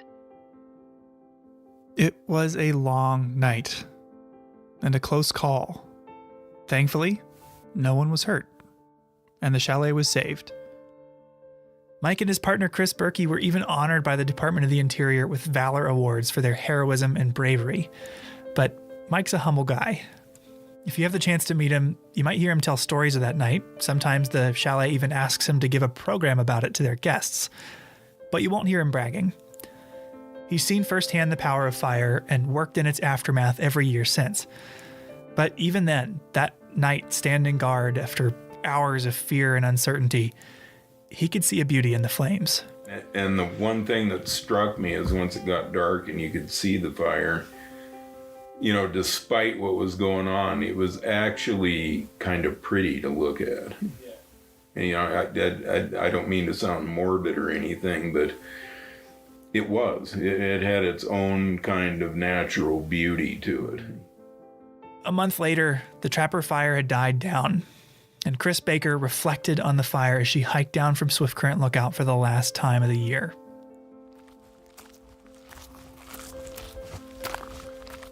I regaled in the switchbacks down to the tree line, gazing out over the pristine beauty of the divide. But then I came to the trees. Those beautiful firs I have come to love, my friends and companions on my ascents and descents of Swift Current Mountain, the ones that frame Heaven's Peak in all my photos and that my kids have learned to take for granted. They weren't there. Instead, I saw blackened ghost and charred ground cover. I hiked through a lunar landscape that I knew was both natural order and devastation. I thrilled and mourned all at once. I don't think I will ever feel that again.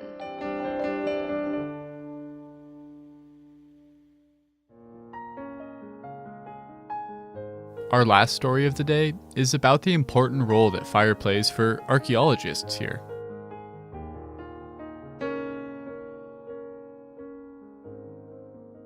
So were you up there on the night that Sperry Chalet burned down? No, I was actually on this trail when it burned down, and I actually heard it all go down on the radio. That's Glacier Park archaeologist Brent Rowley.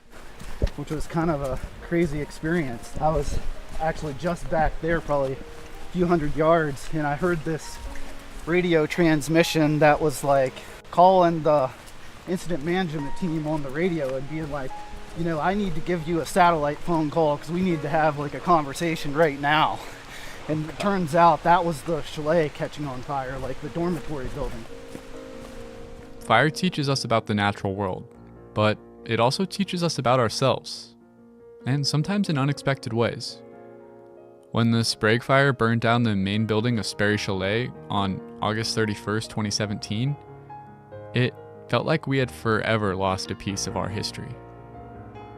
But the fire had another effect as well. By clearing out the vegetation around the building, it unearthed a wealth of archaeological sites from lots of different eras. Out of the ashes, Brent found a whole world of history. In a place like Glacier, the vegetation is so thick that you can't see the surface of the ground to find artifacts. A fire that comes in and clears out the vegetation will often reveal major archaeological sites. After the Sprague Fire, Brent and his team found a series of dumps where all types of people, like construction crews, cooks, and chalet visitors, had thrown their garbage for decades, starting in the early 19-teens. Brent was intrigued. He told me that these types of sites hold a lot of information that you can't just read about. In the history books about a site like, say, Sperry Chalet, you only hear about the experiences of the people that are actually staying in the chalet. You don't hear the story of the people that worked at that chalet and that may have worked at a trail camp or a CCC camp that built a lot of the infrastructure in the park.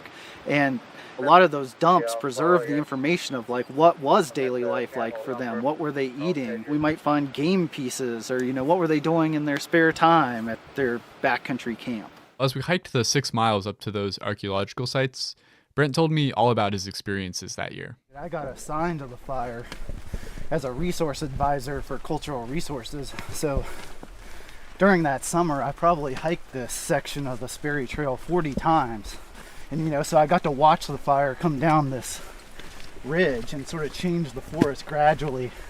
Because in this cedar forest, the fire just kind of creeps along. It rarely ever, really gets up into the treetops. It kind of travels along the deadfall and through the root systems. When the fire in the chalet was finally extinguished, the stone exterior walls were still standing. The fire had only burned the interior and the roof of the building. A few days later, Brent was flown to the site in a helicopter to help the park determine if the still standing walls would survive the winter. It was really surreal. Like all the bed frames had melted, kind of looked a little like a little bit of a wasteland inside. The stone walls were able to be salvaged, and over the next 2 summers, the chalet was reconstructed within them. Brent and I arrived just days before the grand reopening, when the chalet would welcome guests for the first time since the fire. It was also the first time that Brent had been in the new building, and he was a bit taken aback by the difference. The last time I was standing in this very spot, I was like 4 feet lower, and then, there was debris everywhere, and, it's pretty crazy to be standing in the same spot, but now in a constructed building. After the fire, Brent and his team were tasked with surveying the burned area and noting any archaeological sites that had been revealed. What they found was a vast assemblage of objects that painted a vivid portrait of early 1900s park life. What kind of objects are we talking about? Well, actually, one of the most common things they found were chamber pots. What do they look like? They're just bowl-shaped, but a little... Oh, right there is one. A really good one. Yeah, it looks like just a small bowl, but with kind of a big rim around it. Yeah, just big enough to do your business in, But those things were all over the place, like down this hillside. It's kind of interesting. I just like to imagine someone walking out in the morning and getting ready to toss the contents of it over the hill and accidentally loses their grip, and there it lies. Because that one definitely is not broken. Okay, that did paint a vivid portrait. What else did you find? One thing that really caught my eye were these tubes of clear blue glass. Brent explained to me that those were insulators for a historic phone line. So in a phone line, you've got the wire that the message travels through vibrations. The insulators allow you to attach that wire to a telephone pole or a tree or whatnot, a solid object, without interfering with the signal. Oh. And so I'm guessing, considering there's a scatter of them here, that once they pulled down the phone line here, sometime probably in the 1940s, they just chucked it over the hill. So until the 1940s, there was phone service at Sperry Chalet? Yeah, I think maybe a lot of people imagine the early days of the park as a much wilder time. But in many ways, the visitor experience was much more managed than it is today. At least for some types of people. So I think out here on this point, there was some sort of tent camp set up, and I don't know exactly the dates of the tent camp, but I think it was certainly early on in Sperry Chalet's history, so probably 19-teens, maybe even into the 1920s. And so there's a lot of, though, really diagnostic artifacts that have actual Great Northern Railway logos, and that differentiates it from, like, say, a worker camp for the workers that built the chalet or maintained the chalet, because those higher end ceramics would be what you would serve the very wealthy guests oftentimes that were coming to the chalet, whereas in a little bit we'll go to a worker camp and they were eating out of cans. I pointed out a ceramic shard. It was about the size of my hand, to see how Brent could interpret it. So this is probably like a large serving platter dish that would have been about, that big. Yeah, so like a communal, indicating like a communal dinner setting, where sort of family style dining, I guess you would call it today. Mm-hmm. Oh, that's interesting. From just that small piece, he was able to figure out about how they dined.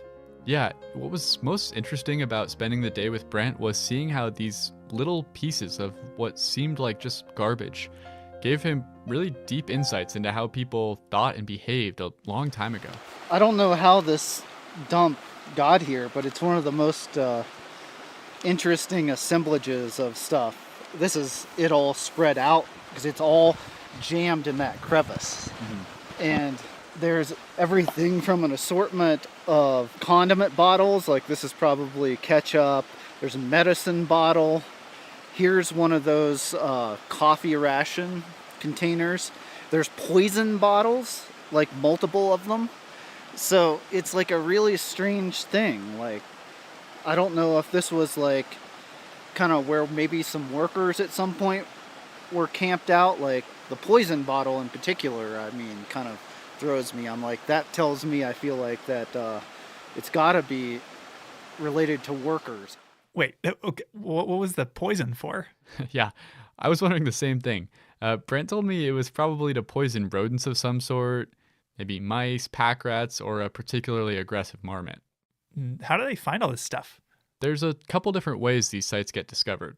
This one, a firefighter showed it to me. Okay. But usually, when we survey areas, we do transects. One of the main things that Brent has found here is the class distinctions between the different people who use this area, and how this manifests even in their trash. Up at that tent camp, everyone was always eating off of, fine ceramics and being very proper, I guess you would say. And here it's like you just open up the can and eat out of the can sort of thing, which is more indicative of, I guess, lower class status, like a worker rather than someone that's on a very expensive vacation. Do you know what would have been in these cans? Some of them. See, like a can like this where you can tell by the openings. So see, this had to be liquid. And in fact, I think this was probably a milk can. So they slit that one open. So when we record these can sites, we always record what type of openings they have, because it can tell you a lot about what was in them. Wow, so we can learn something from even just the way a can was opened. Exactly, there's so many levels to it. Brent even says that the way that trash is hidden can tell us what era it's from. In the 19-teens, the way everybody all over America treated their waste was to throw it over the cliff or over the hillside or into your pit toilet. Later on, though, people started, the ethics started changing of like, you need to hide your garbage. You put it in a centralized garbage dump. And here, obviously, they've tried to hide it. So it's probably after that ethic changed, which really started, in the 1920s and 30s. A desire to learn about people whose stories aren't always told has motivated Brent's career from the very beginning. The first excavation he was a part of, on a plantation in West Virginia, showed Brent the significant differences in artifacts from enslaved people versus slave owners. This technique of using historic artifacts to understand how people were treated in the past is an idea that still drives his work today. In Glacier, you can learn a lot about indigenous people's history prior to European settlement, and we can learn a lot about what people were doing in this landscapes by what artifacts they leave behind. And those people were often, are often not included in the history books. And in fact, I hate the term prehistoric or prehistory because it implies that indigenous people don't have history. It's just their history is documented in different ways by oral history and also by the archaeological evidence that their ancestors left behind. There are countless stories covering thousands of years of history buried in archaeological sites all around Glacier. Some of these stories will be lost forever if these sites are disturbed. So please leave historic objects where you find them.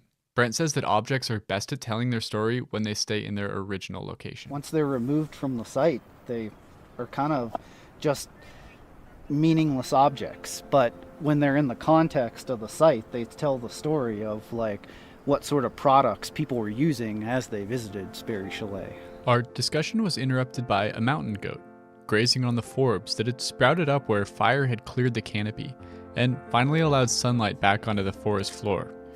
We had to step off the trail to let the goat pass. And I went to work for the... Oh, crap. There's a goat coming. Hey. Move aside. Move aside. Don't eat my poles either.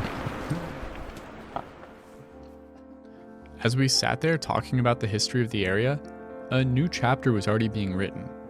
As Brent and I moved out of the goat's path, it was hard not to think that we needed to do the same as the goats and flowers here, to learn from what we couldn't control, and to flourish in the sunshine that followed.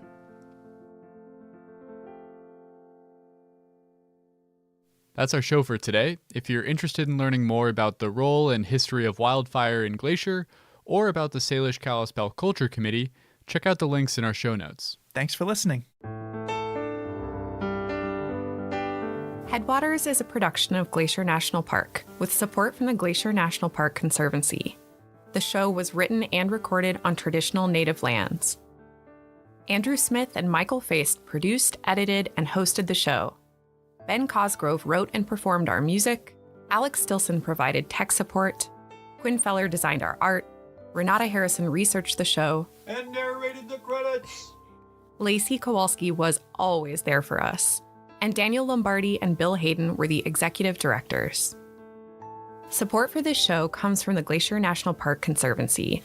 The Conservancy works to preserve and protect the park for future generations. We couldn't do it without them, and they couldn't do it without support from thousands of generous donors. If you want to learn more about how to support this podcast or other awesome Conservancy projects, please go to their website at glacier.org. Of course, you can always help support the show by sharing it with everyone you know, your friends, your family, your dog, and also leave us a review online. Special thanks this episode to Chris Peterson, Tony Incashola Sr., Don LaFleur, Tegan Hayes, Mike Sanger, Sarah Peterson, and Brent Rowley.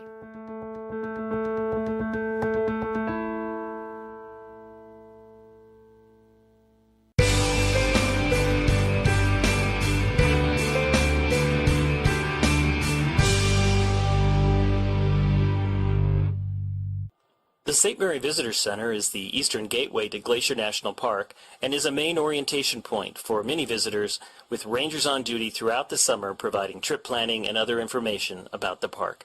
If you find yourself on the east side of the park and you have a question about something you've seen or heard while you were here, this is the place to stop and find the answer. This is also the place for backpackers to obtain their backcountry permits for exploring into the depths of the wilds of Glacier National Park. Exhibits in the building explain the park's cultural and natural history, and a 15-minute film plays every half hour. Rangers present evening programs throughout the summer in the auditorium. The building itself has an interesting story to tell. In the 1950s, the National Park Service embarked on an ambitious 10-year program called Mission 66 to upgrade facilities throughout the country's parks.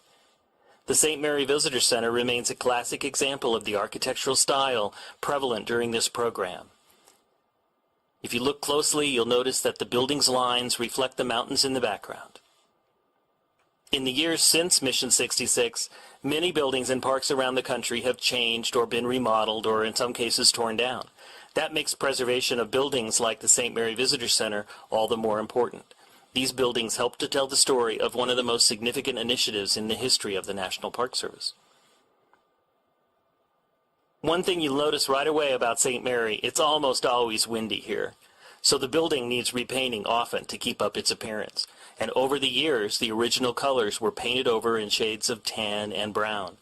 Recently, it became time to repaint the building again, and historians researched the original records and rediscovered the original colors used during the Mission 66 construction of the building. Its exterior has now been returned to its original appearance, allowing the building to once again showcase one of the most important building projects in National Park Service history. Hey, you rockin' Rockyites! Finally, our theme song matches reality. We have started hearing the first elk bugles around Rocky, which means the bulls are back in town and the rut is on. A few things to keep in mind if you're visiting us this fall. Fall weekends are super busy, like our busiest weekends of the year.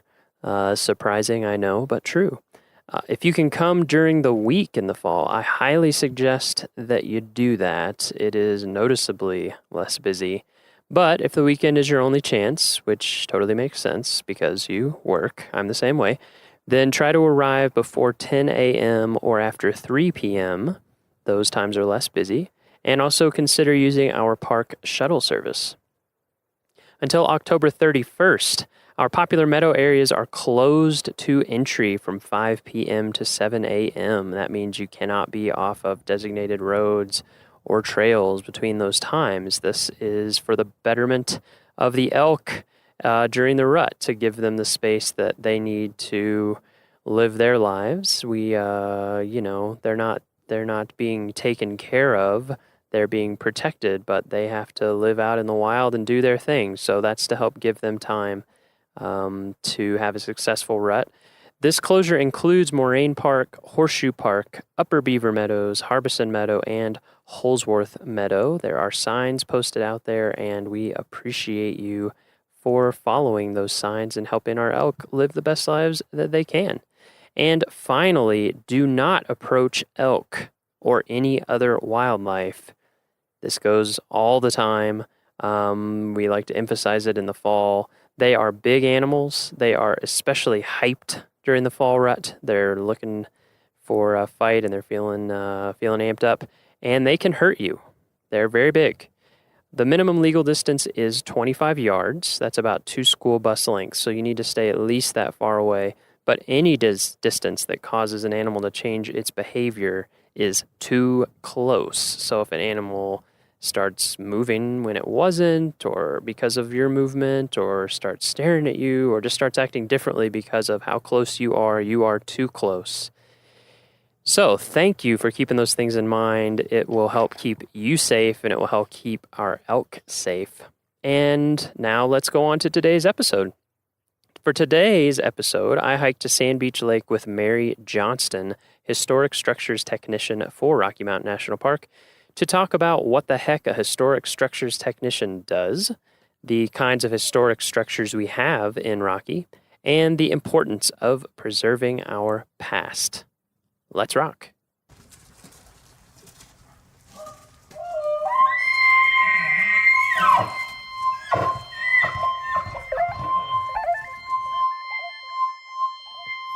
And we're recording. Set this over here. Pick up some Good wind morning, and water. Sand Beach. All those kinds of things. What's that? Good morning, Sand Beach. Yeah. Good morning, Sand Beach. Yeah, so we're here at Sand Beach Lake with Mary Johnston. Hello. Mary, what are you doing here at Rocky this summer? This summer, I am the historic structures technician for the Park Service. Historic structures. What does that mean?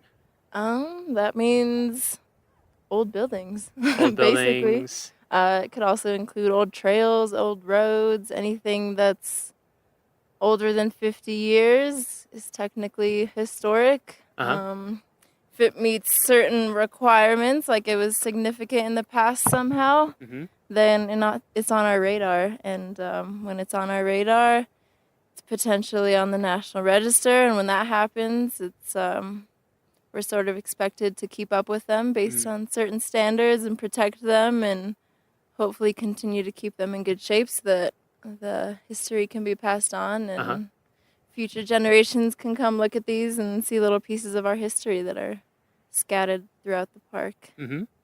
So for your job, are you actually out there fixing stuff, or are you out there Not as much as I'd like to. Yeah. So what are you doing? Like what's a typical day? So a typical day day involves me having a list of structures that are around the park. Some might be in the front country, right next to a road. It might be a comfort station. It might be one of the park houses. Others might be in the back country, 5 miles away from the nearest road, like a patrol cabin that the rangers use. So my job is to go out and visit these structures and do an assessment of how well the park has been doing in keeping them close to their historical significance. So making sure any changes to the building haven't compromised the original character of it, making sure none of these buildings are being neglected in any sense. None of the changes are inappropriate, as in like modern updates or additions, because we really want to keep these buildings as close as possible to their original state and how they were built. So just making sure they are, not being neglected. Cyclic maintenance is taking care of the buildings, but yeah. So we have a big database. Yeah, it has all this stuff in it. Is that right? After I go out and visit all these structures, take photos, take notes, I come back and update this giant database that sort of serves every park in the country. Oh, really? Yeah, every park in the country has their own set of structures, and all of these are in this database. So that's nationwide. Yeah, wow. Like anybody from the parks or even individuals can go onto the site if they have a specific structure in mind, or if regional offices need to know more about certain buildings in a park, but they can't go out and visit them themselves, they go into this database, and based on the work that myself and other structures technicians have, based on the information that we've put in there, it's pretty much a comprehensive timeline and update of past conditions, current conditions, any work that's been done on them, what the building looks like now, what it used to look like. A lot of different divisions could use this as a resource. So it all goes into this nationwide database, and then anywhere in the country, anyone with access to it can see what's up. Yeah, so obviously, if you're a Park Service employee, you have a little more access to read into some of the technicalities of the building, but this is a website that anybody could go into. Oh, really? Even public? Yeah, definitely the What's public. it called? It's called the LCS database. What does that stand for? List of classified structures. List of classified. Classified sounds fancy, but it really just means historic. And so They've been classified as historic. Is everything on there on the register, on the National Register? Yeah, so most of them are on the National Register, which is why they kind of have... Explain what the National Register is for folks? Yeah, so the National Register, once a building has been sort of deemed as special in history, as in it had some sort of association with an important event, whether that's a local event or a national event, period in time, or it's related to some significant person, and that could be on a local level as well, or even a certain style of architecture that's been deemed unique or significant. You go through a little process to have that building listed on the register, and if it retains enough of its original integrity, if it hasn't been changed too much over time, then said building or structure or road or trail is listed on the National Register, and under that, there are certain acts that protect those buildings to keep them in its sort of historical context. And there are certain... So you can't just like go into an old building with beautiful wide board floors and rip them out and put in linoleum or something like that. Exactly. Something that would totally change the character of the building, both structurally and also from an experience level, right? Yeah, exactly. Yeah. Okay. What are some examples of buildings on the register in Rocky that people might know, or buildings or other things too? Well, one of the first ones they might see is the Beaver Meadows Visitor Center. That one's actually a national landmark. So landmarks are kind of the highest tier of buildings listed on the register. So that's classified on the register. And like, for example, in that case, it has historic importance, both in terms of the park, but also because it was... so that one was built under the Mission 66 initiative. Which Mission 66, I'll fill everyone really quickly. Please do. Mission 66, for folks who don't know, after World War II, you had a lot of families, a lot of men coming back, some women out of different types of service, or it just shook everything up, you know. But people were coming back. There's the GI Bill. People were starting their families, and there was, the baby boomer. People were doing better. People were doing better. And one of the results of that was that national park visitation really started going up. And so there's a recognition that, hey, we really should do something to increase visitor services to handle this capacity.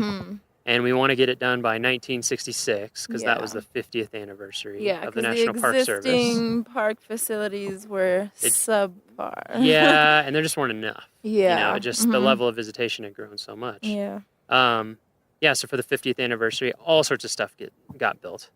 And I don't know how we would describe it, but it's somewhat characteristic once you start seeing it. It kind of has a 60s look to it. And it's kind of angular and things. So this was built as part of that push, right? Beaver Meadows Visitor and in Center. addition, it was designed by the Frank Lloyd Wright Taliesin West School. Little somewhat famous architect. I would say. In his school, You may have heard of his name once or twice. And if people are familiar, I mean, Frank Lloyd Wright himself didn't, but it was his firm. Did not. And it uses a lot of his style. His styles and methods. And, like the high windows, the top of the wall windows. Oh, yeah. Intaglia. Give it a Google if you haven't seen it. Yeah, exactly. Before. If you haven't seen it in the park, building. give it a Google, and we have a little bit of info about Where it. you and I have the pleasure of working out of. Yes, we do. It is also, a lot of people don't realize this, so it is Beaver Meadows Visitor Center, and it's also park headquarters. So if you go to the Visitor Center and you're wondering what's the rest of this building, it's just offices pretty much. Yeah, it's a really cool building. Stopping and getting out and looking at the building. And there's an interpretive sign outside that talks about the architectural importance of the site. Yeah. So that's a big one. That's one. If you've ever run into any of the backcountry patrol cabins. Yeah, if anyone's been out hiking and seen cabins out in the backcountry. Yeah. Are those all on the register? Pretty sure every single one of them is on the register. Because I remember, those were built. What was it, 2 years ago? When you and I hiked out to North Fork Cabin, for example.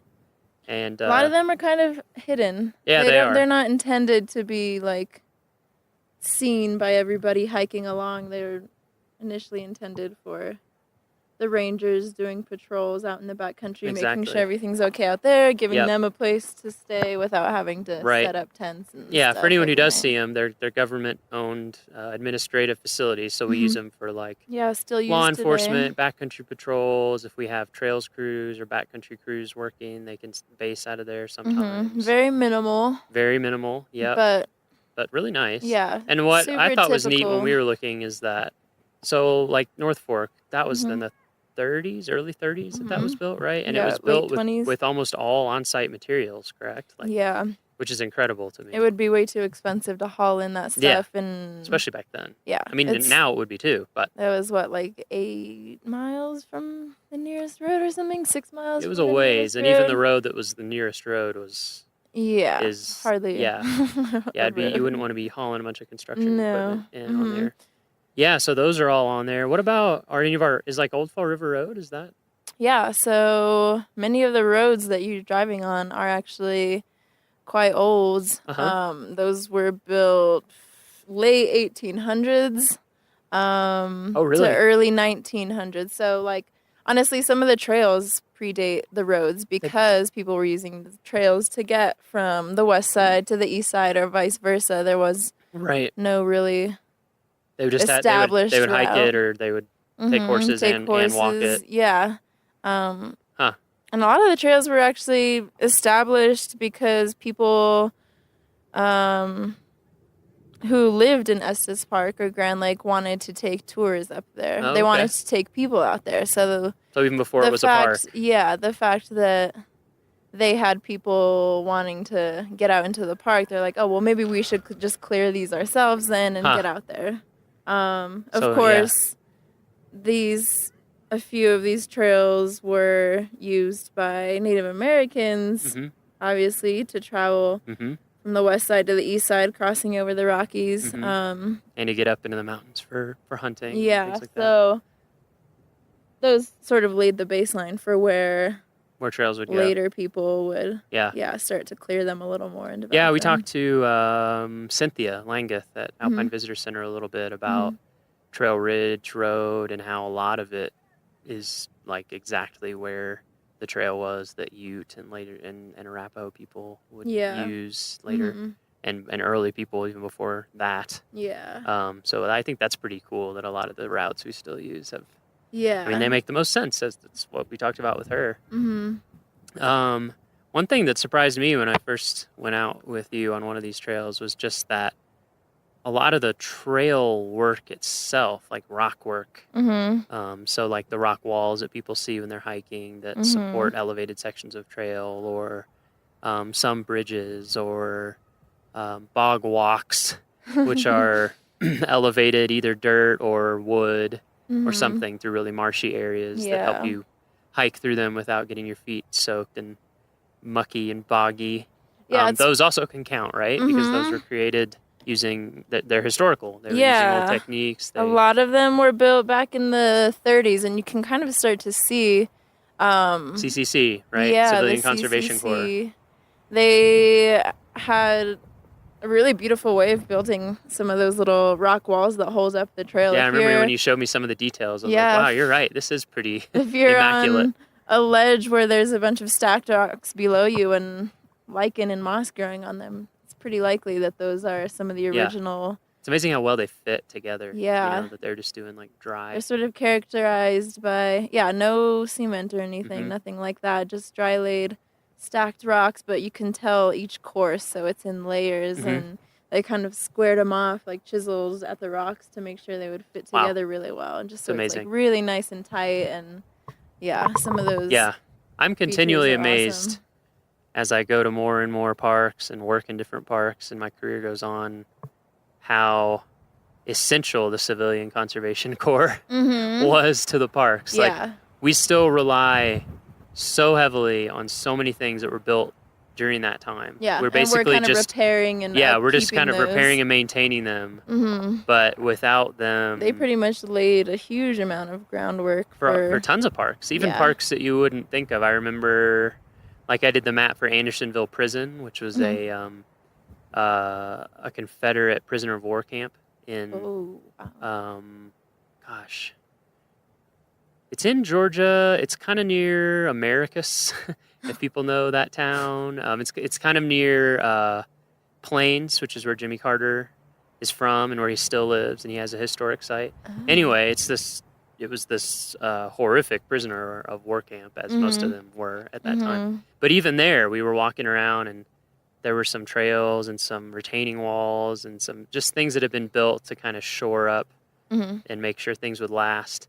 Yeah. And there's a plaque, it's CCC. Kind of amazing how long these things have lasted, considering like they were just built so the weathering and carefully. They were built with such care. Yeah. And it wasn't because I mean I don't know.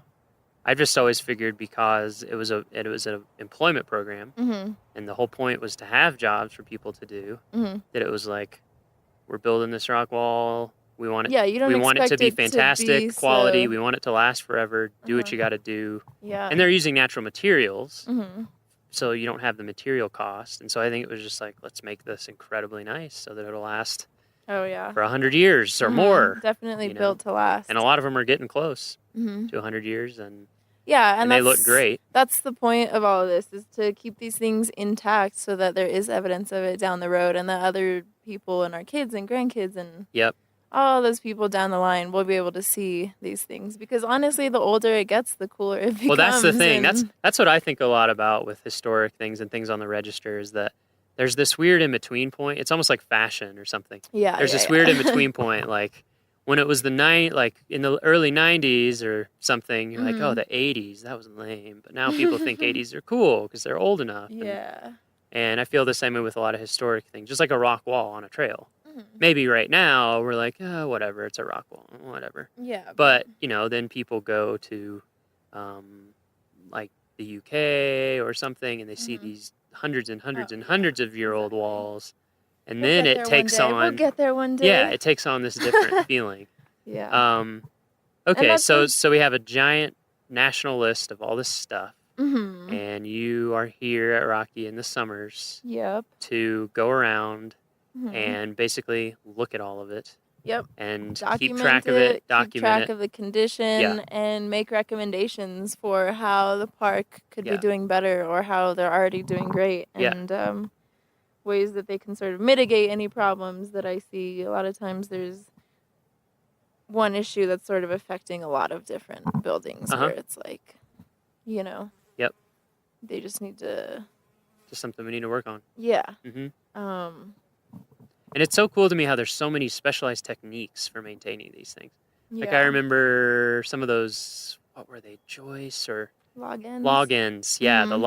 logins on a cabin. Oh, And you yeah. were showing When me, they- and you were like, "Oh yeah, this has been cored out and filled with foam." I was like, "What?" Yeah, And yeah. you're like, "Yeah, There are a lot of little well, ways we don't to- want to replace the entire thing, Mhm. and so it's more the best structural integrity if it starts to Yeah. rot out is And that's to the thing, you always are trying to like figure out ways to repair it. What's the best compromise? Yeah, you try never to replace something unless it's absolutely Unless you necessary. absolutely have Because you to. want to keep the originals, and if just part of it has to be repaired, then just fix that Like, part. I don't know if but- people realize, maybe they've seen it when they go around the park during certain construction. Like the first time I came here a few years back, Mhm. up on Trail Ridge Road, they were doing some road work and repairing some of those walls Oh, that are yeah. up there.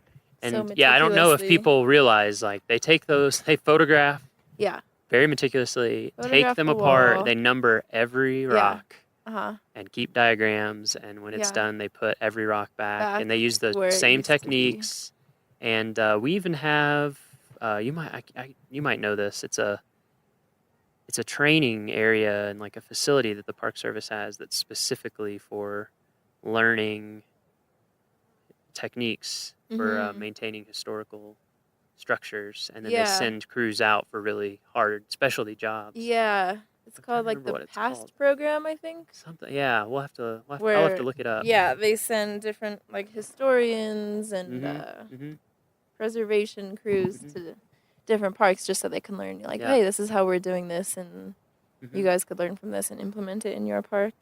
Yeah, so we survey things, you survey things, we keep Mhm. track of them, Mhm. and then who is actually going out and doing the work to maintain things or to So repair Rocky things? has its own preservation crew. They're called the Special Projects Crew, I believe. Uh-huh. And they specialize in all the work done, maintenance work and rehabilitation work on historic structures. That's so super they're cool. separate sort of from building maintenance crews where they sort of go in and do their thing. But the preservation crew specialized in working with old buildings and sort of using these special techniques to not alter anything or do these repairs rather than replacements of building features.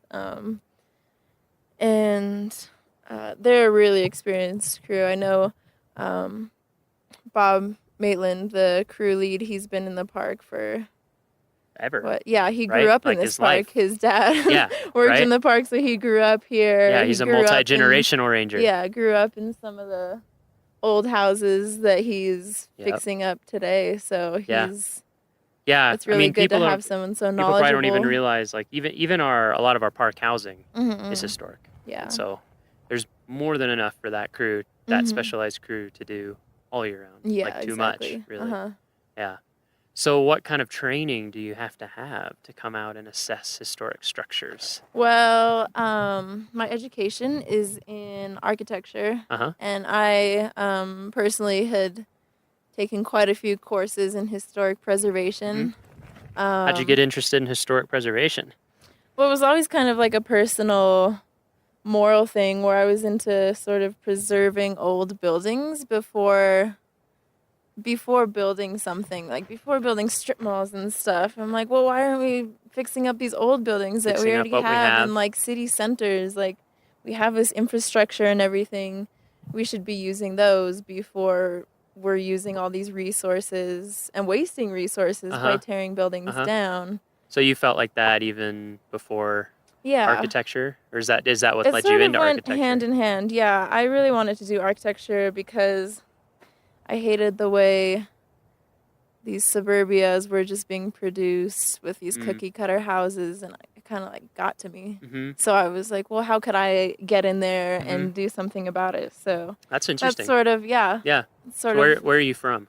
I'm from Albuquerque, New Mexico. Albuquerque, New Mexico. Yeah. ABQ. Big ABQ. Born and raised? Uh, No, sort of. Raised in southern New Mexico, Okay, but I do so love New Albuquerque. Mexico. Yeah. Land of enchantment. Yep. Yeah. Such an enchanting, beautiful place with a lot of history. Yeah. So we do have a lot of old structures down there. Yeah, really old. Mhm. Like some of the oldest in the U.S. Yeah. Outside of like Florida. Dating back to the Spanish. Yeah, Right. exactly.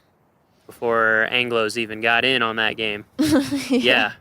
So yeah, it was sort of just like my disgust for some of the new stuff being built, which is what And were you steered seeing me. that like in Albuquerque or just in Yeah, general? there's like specifically this area outside of outside of Albuquerque called Rio Rancho. It's like this new kind of city, I guess. It's now its own city. Uh-huh. Just the epitome of like suburbia. Uh-huh. Where just parking lots everywhere, strip Uh-huh. malls everywhere, like. And you're just like, this doesn't this doesn't speak we to like me. to say What like are we-" anywhere Uh-huh. America, you know? Anywhere USA. Yeah. Yep. So saw that going up.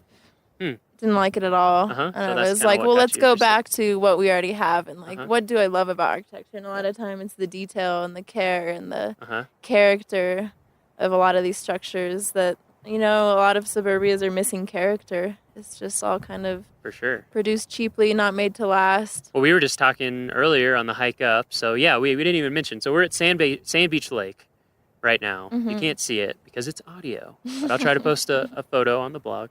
Beautiful lake in Wild Basin. Neither of Yeah. us had been here before. Me neither. It's such a little Yeah, gem. it's about 4.5 miles hike in, Mhm. right? Some elevation gain, not completely uphill gruel, but lots of sections uphill. Yeah.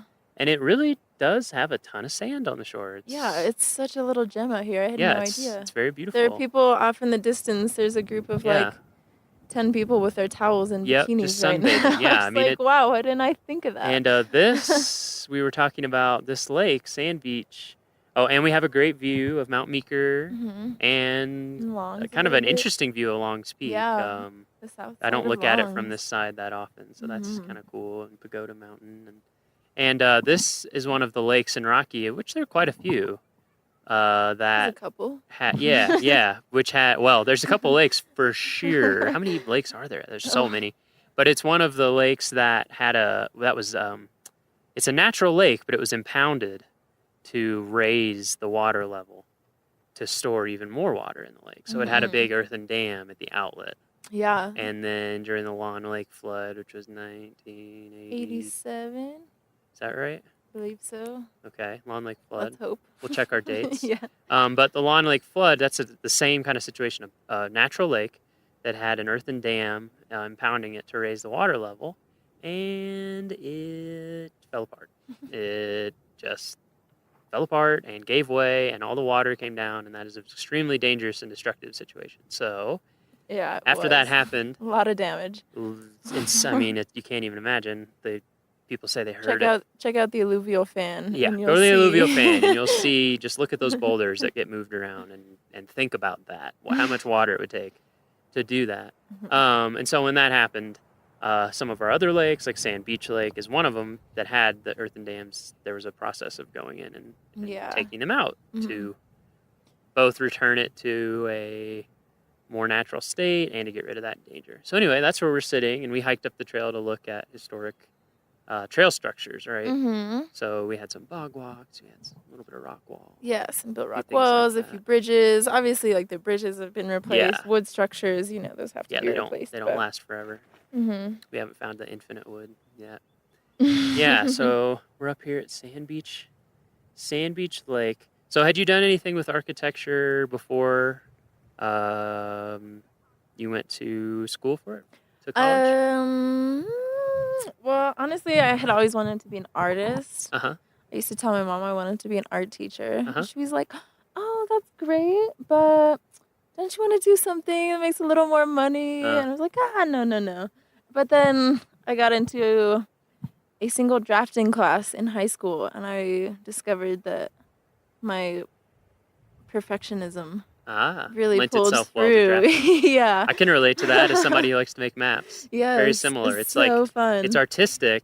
It is and artistic. You creative, get to but also very draw. technical. Yeah, and very but there's a precise. right way. Yeah, Like you gotta be. it's like yeah. it's creativity and art inside of very particular rules. Yeah. Yeah. But there's still room for creativity. Yeah. So after that first drafting class, I honestly knew that that's what I That's what wanted you to wanted do. to do. Yeah, I could just sit there for hours and draw. Yep. Floor plans and building plans And do the weird sections and- architectural hand lettering. What's that Yeah. script called? I don't know. I don't know. It's funny. It looks the same. Like Yeah, everyone's- you just have to write in caps all Yeah, the you time. just No learn. lowercase. Yeah, Just- exactly. And then they're like, okay, now make up your own. So you were interested in art. You Yeah, tried so drafting. love drafting. And the drafting Figured was out great. That architecture was the Mhm. perfect balance between like art Uh-huh. and something like Yep. functional. You know, Uh-huh. like something Yep. that could be used and Totally. inhabited. So Yep. I like to call it like functional art, even though that kind of, I don't know, undermines art as non-functional. I don't like to say that, but Well, I don't know. Kant might agree with me. I took this class in college called The Art of Walking, which everyone thinks is like a fluff class, but it really wasn't. It was a 3-week class, and we would walk every day, but in the mornings we would do pretty hardcore philosophy. And one of the main things that we focused on was Kant's critique of judgment. Oh. And one of the things he says is that for something to be truly just a piece of art or an aesthetic object, or at least when you're perceiving it as an aesthetic object, that it has to be without purpose. The translation, I don't know what the German for it is, but the translation was purposelessness. So in his opinion, only one very extremely famous and important philosopher's opinion, that if you're thinking of something in its functional way, it isn't like art in the same way. Yeah. I mean, it is, but it's not the same. Yeah. So anyway, I don't think you should That's feel always bad. the challenge, though, is like trying to like mesh a beautiful form with its like basic function or something like. Well, and especially in architecture. Yeah. Because, I mean, you're dealing with appearance and form and how you want it to look and operate on an aesthetic level, but also it has to stand up. Yeah. and be and affordable. People can't be running into each other all the be time. repairable and be efficient. and allow for good air circulation and heating and cool. So it is creative. It's kind of similar. And, creativity inside of elements. tons of constraints. Yeah. That's why when you do, and for me, when I do see a building that is like, wow, this is a beautiful building, it's just like a work of art, but it works and it's fun to be in. Only then has the architect succeeded. Yeah, it happens. It happens. Sometimes I've had the opposite too, where you're like, I see what you were going for. Yeah, no, there's some really this isn't the most pleasant stuff building. out there. Yeah.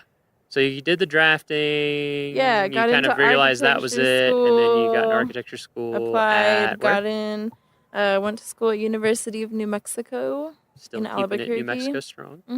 Yep. Was on a budget, so Hey. in-state was man. the way to go. No, it was a really great school, though. Yeah. Awesome professors, Yeah. really good facilities. And when was your first? Is this a job that you're in or an internship now? This is a graduate assistantship. Oh, that's right. Or it's like a program. Yeah. Right. So when was the first time that you did this here at Rocky? My first year in Rocky was 3 years ago. 3 years so ago? in 2014. Had you done a summer thing before that? Yeah, the summer before that in 2013, I was doing the same position in Yellowstone National Park.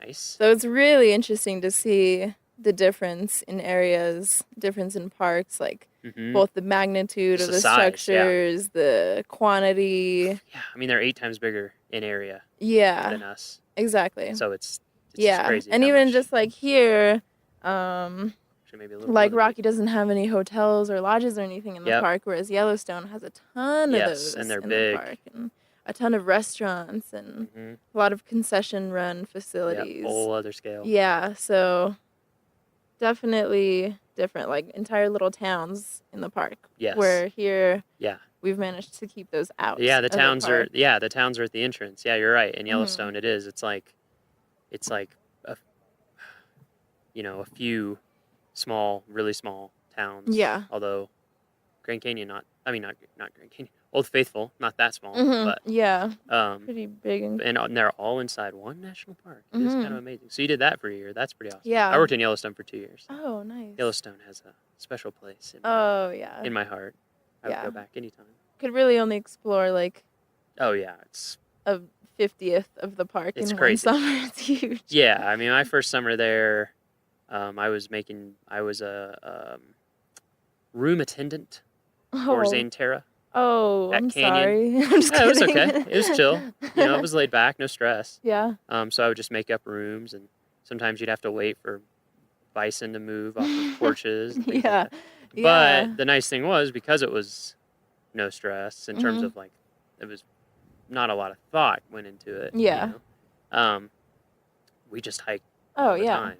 on the weekends. Those are the kind of people after who get those work jobs. Yeah, exactly. That's why Like, we're what all else there. are you doing there? Yeah, If not and going around so hiking and being I hiked outdoors. around a lot, like all the time, and yeah, I saw Mhm. just a fraction. Yeah. It's so big, Mhm. including like some areas like the southeast and southwest corners, Mhm. where you're never going to see them unless you have time to hike, 50, 60-mile Yeah. round trip, Mhm. because it just takes so long, like the thoroughfare, getting down in there. Yeah. Or, Isn't it like one of the most remote places? I think that somewhere way down in south Just east. in terms of being farthest from roads. Yeah, and I think stuff, somewhere like, way down in southeast Yellowstone is Yeah. the spot in the lower 48 that's the farthest from any Mhm. road. I don't know if it's paved road or town or something, but I think it's Mhm. by some measure, the Yeah. most remote spot in Yeah. the lower 48. Right. And then the one up in One Alaska, point. there's one up in the one in Alaska is on a whole other scale. Oh, yeah. It's like 300 miles from the nearest thing instead of 30, but Yeah. that, They win by a that's long different. shot. But yeah, Yellowstone's huge. Yeah. So you did that, and then you came Yeah. here, Mhm. year 2. What's the name of the program that you're in? Is it a is the defined name? program, or was it just a No, it's relationship with like an the university? internship through my university and Yeah. through my architecture school Yeah. specifically. Mhm.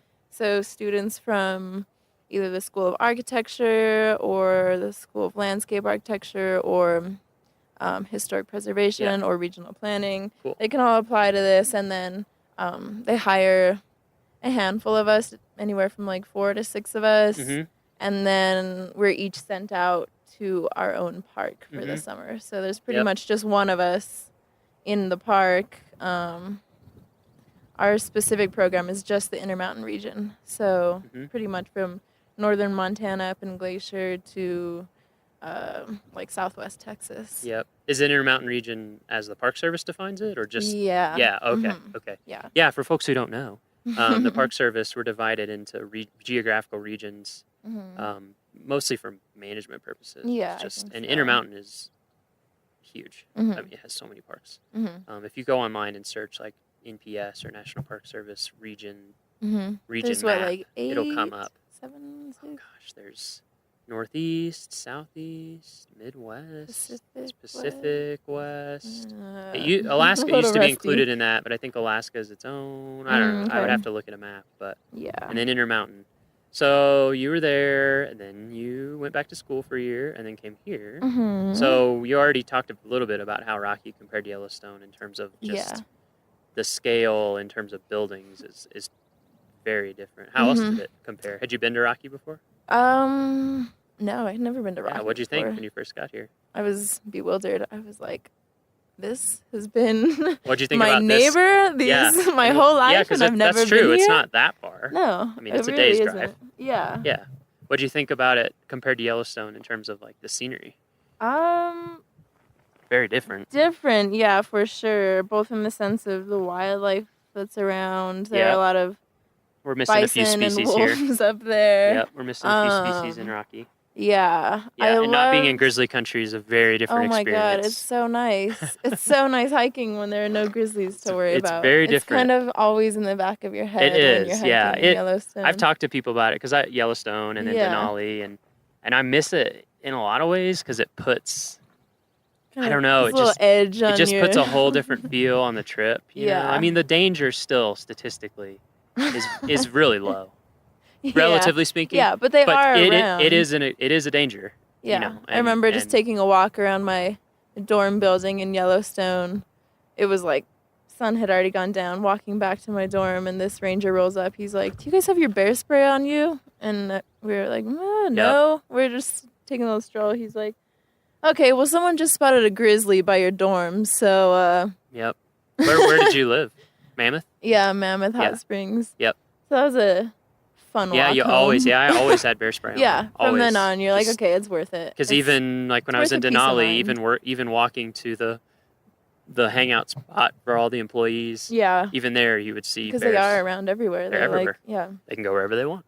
They and they can do whatever they want. Exactly. And no that's one what can That's say what puts a boo. different feel on it. Is when you're Yeah. out there at some level, you're just like, Mhm. okay, yeah. So that's definitely a big difference. Also, say over 1,000 historic structures in Yellowstone. Wow. Whereas here there are probably around 300 total. Okay. So still a lot for the size, but way less. Yeah. And a lot of them way smaller. Exactly. Because like Yellowstone Lodge, that counts as one, right? Yeah, that took me like a whole day and a half to huge. take It's photos an of amazing and building. take notes of. Yeah, really cool. Yeah, I can't believe that when who's the architect on that? Oh gosh, I'm forgetting his name now, but he was so Yellowstone young. Lodge. He was so young when he designed that. It's just kind of mind blowing. Anyway. Yeah.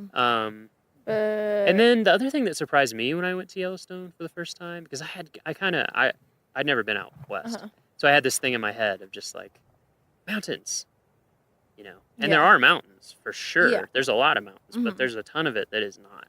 Mountains. It's kind of flat, lodgepole forest as far as the eye can see. Yeah, you're like up in the or mountains, but geyser basins. once you're there, I feel like the mountains here feel more prominent. Yeah, they dominate. Yeah. Everywhere, no matter where you go, you don't get away from them. Whereas there, depending on what part of the park you're in, it's very mountainous. But you can be like if you're in the center of the park or down like southwest corner, it's not mountain. Yeah, and I love the alpine country up here. Yeah. It's one of my favorite parts about the beautiful. park is just the hikes through the alpine country. So this is your third year. Third year here. Doing this. Yes. What keeps you coming back? Oh, everything. Yeah, everything. Have you seen Rocky Mountain National Park? I have seen Rocky Mountain National Park. I definitely have. It is very amazing. Yeah, I don't know. It's a blessed place to be. Honestly, for sure. if you study architecture, you're probably going to end up getting a job in a city, in an urban area. Vast majority. So just the fact that I get to come out here and be surrounded by wilderness and forests and lakes and stuff, like I consider that a rare opportunity. And the fact that I get to sometimes come out and look at old trails for work and go into the backcountry and find these little cabins. Sometimes I'll go find little cabin ruins that nobody has really looked at for years just because it's not something that the park maintains, but we sort of have to keep account of those things. Like, so just, it's a combination of all those things, and then being able to stay on this little historic ranch called Good Old McGraw. You live at McGraw, don't you? Yeah, it's this historic dude ranch. McGraw is amazing. Made for, or rehabilitated for researchers to stay in when they need to come into the park and stay for a week or 3 months or something. I forgot that you live out there. Yeah, so nice. It's so peaceful. Yeah, it gives me a good appreciation for all things natural and built and just how those interplay with one another. And it's also interesting just to note that this park has really pulled back in the amount of built structures in the park. Like, I would say good point. Now it probably has maybe a third to a quarter of what it once had. Yeah, I don't think people realize. I didn't realize that when I came here, that there were tons of lodges and real big lodges, restaurants. In Moraine Park, there used to be a golf course and some swimming pools. Yeah. So. And over time, the park has acquired those things. There was just a period of time too when it was, fortunately, pulling back from all of its developed areas and realizing, hey, we need to really protect this and sort of convert it back to its natural state, which is why it's so beautiful and undeveloped today. And in hindsight, like, some of those buildings were really cool and great, but there has to be this balance. You obviously, nowadays, I think it's really great that we don't have any lodges in the park and too many campgrounds or swimming pools and golf courses, you know, like that just takes away from what a national park is. Especially a park like this where, like we were talking about, you're never that far from town. No. You're never that far from a gateway community. So exactly, it's and not like you have big cities around. If you want those amenities, they're close. It's not like Yellowstone where it's like, well, if there weren't any lodges in Yellowstone, then everyone would be driving like 3 hours plus a day to get anywhere. 3 hours just to get through the park. Another like 2 hours to the nearest city. To get out, exactly. Yeah. So. Yeah, that is. It's an interesting dynamic, but that surprised me when I first learned about that when I came here. That so many things had been removed over time, and that it's just a decision you have to One day soon, maybe I want to make a map of all of the structures that used to exist That'd in be the really park. cool, Just yeah. so people can gauge like what it Yeah, what it used used to to be be. and then what it That'd be is really cool. now. That's a great idea. Mhm. There was a student group from CSU, I think, or something like that, that did one of those just for Moraine Park. They mapped where everything had been to kind Mhm. of explore the history of it, and it was Yeah. really cool. It'd be neat to see that for the entire park. It's a big undertaking, but Yes, there are a lot of definitely. like resources and places to pull from, but Yeah. not one big comprehensive. Yeah. So as Map as an diagram. architect and as someone interested in historic structures and keeping things repaired and using what we already have and all those things, what would you say to visitors when they're coming to visit? Like, what tip would you give from that perspective about the park? I would say inquire about it because Just be aware of it. Yeah, I mean, just like notice the buildings around you and know that those are a lot older than anyone's houses that they're living in or a lot of the cities that they live in. You know, like, and just to sort of appreciate the people that were there before you and just think Yes. about their lifestyle and how they lived before you and what they were thinking of when they passed through the place and just pretending like you were there 100 years ago or even before that. And then just having a respect for it, you know, not sort of like the leave no trace thing, like don't be tampering with any of the stuff that you're seeing. Don't be messing with any of the buildings or carving your initials into them, you know, Right. like Yep. it might be cool for you in the moment, but Yeah, but then it's not really cool everyone for anybody else Yeah, later it down ruins the it for road. everyone that comes after you. Yeah, exactly. That's a very good point. We just want these things to be like in the best condition possible for generations way down the Yeah. road. You know, like even buildings that you think don't look that old. Well, You might be in surprised. 100 years, they're They going to will be be. really cool. That's true. And people are going to be like, oh, I wish these were taken care of a little better in the Mm-hmm. past. Yeah.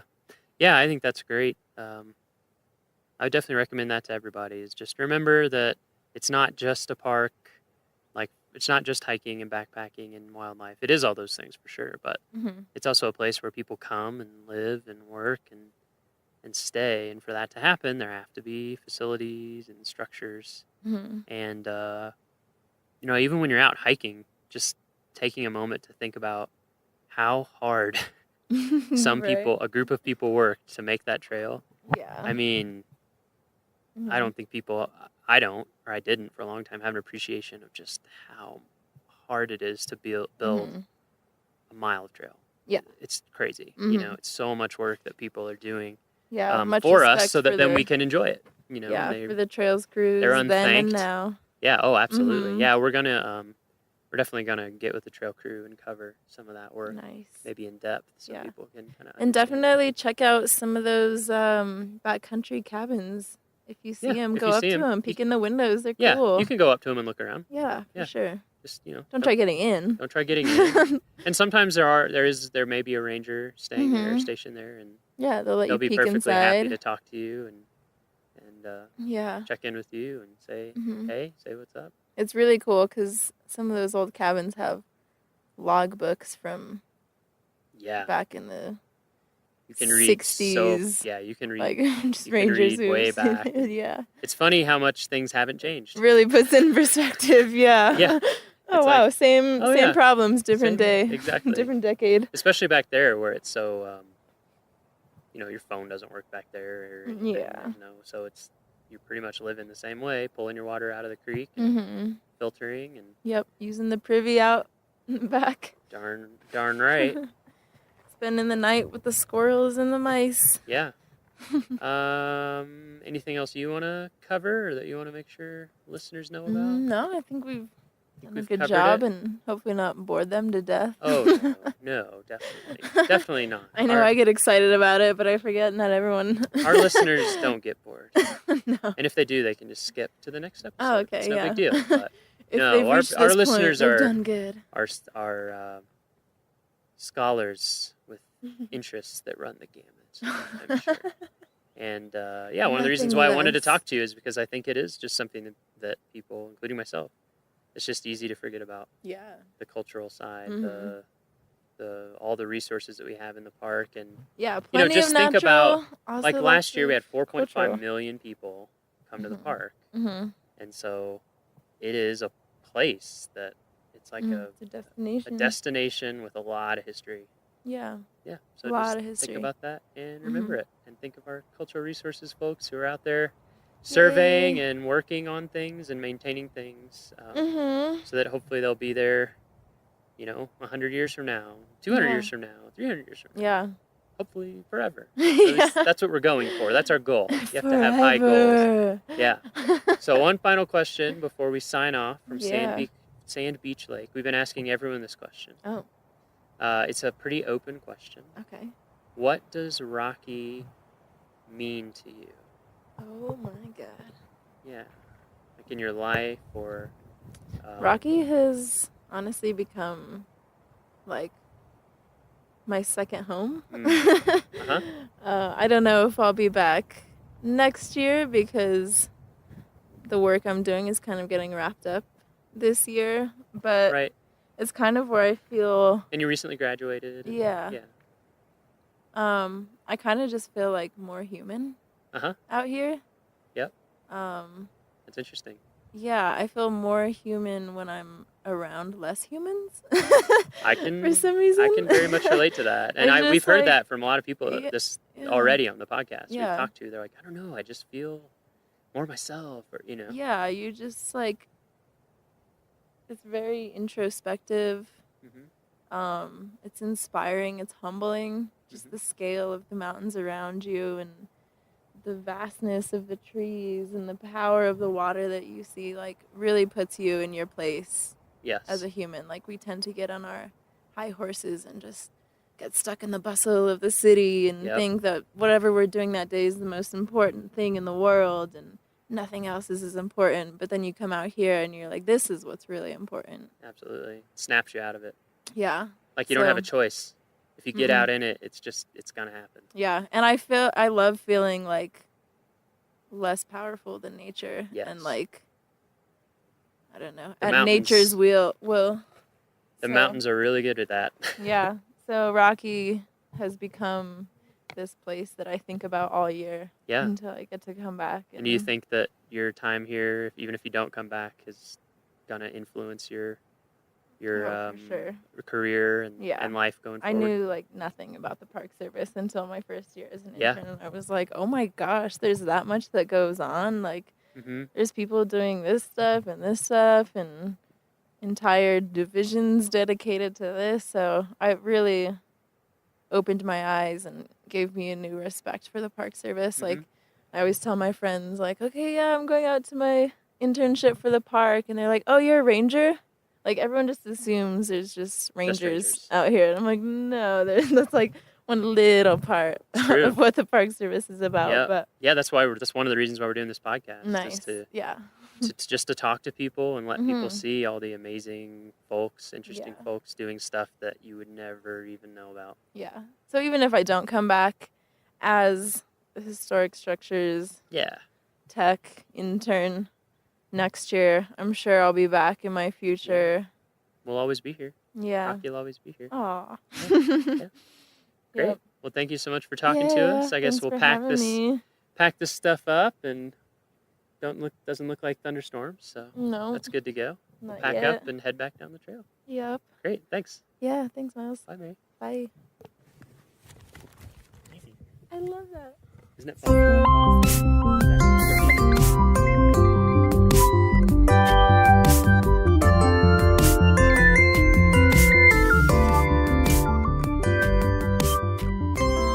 Our next episode will be released on Friday, September 22nd. For show notes, transcriptions, and to learn more about our show, visit our homepage at go.nps.gov/RMNpod. That's go.nps.gov/RMNpod. The Rocky Mountain National Podcast is a product of Rocky Mountain National Park, one of 417 units of the National Park Service that preserve America's heritage for all, forever. Stay classy, Rocky Rangers.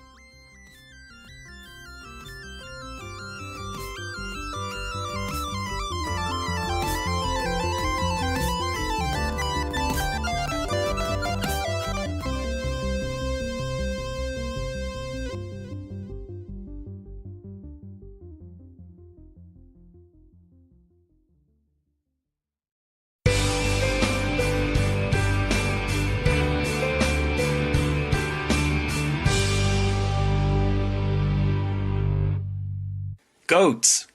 They're the very symbol of Glacier National Park, and there is almost no better place in the park to see them than at Oberlin Bend. This section of the Going to the Sun Road travels along the cliffs and past the waterfalls just west of Logan Pass. The rock ledges and abundant vegetation provides ideal habitat for the shaggy white mountain goat. Watch for the little ones skipping about the rock cliffs in areas that would terrify most humans. Within days of being born, they are following mom up incredibly steep slopes. Sometimes the goats wander right down to the road or through the parking lot, however, so please remember that all park wildlife is wild.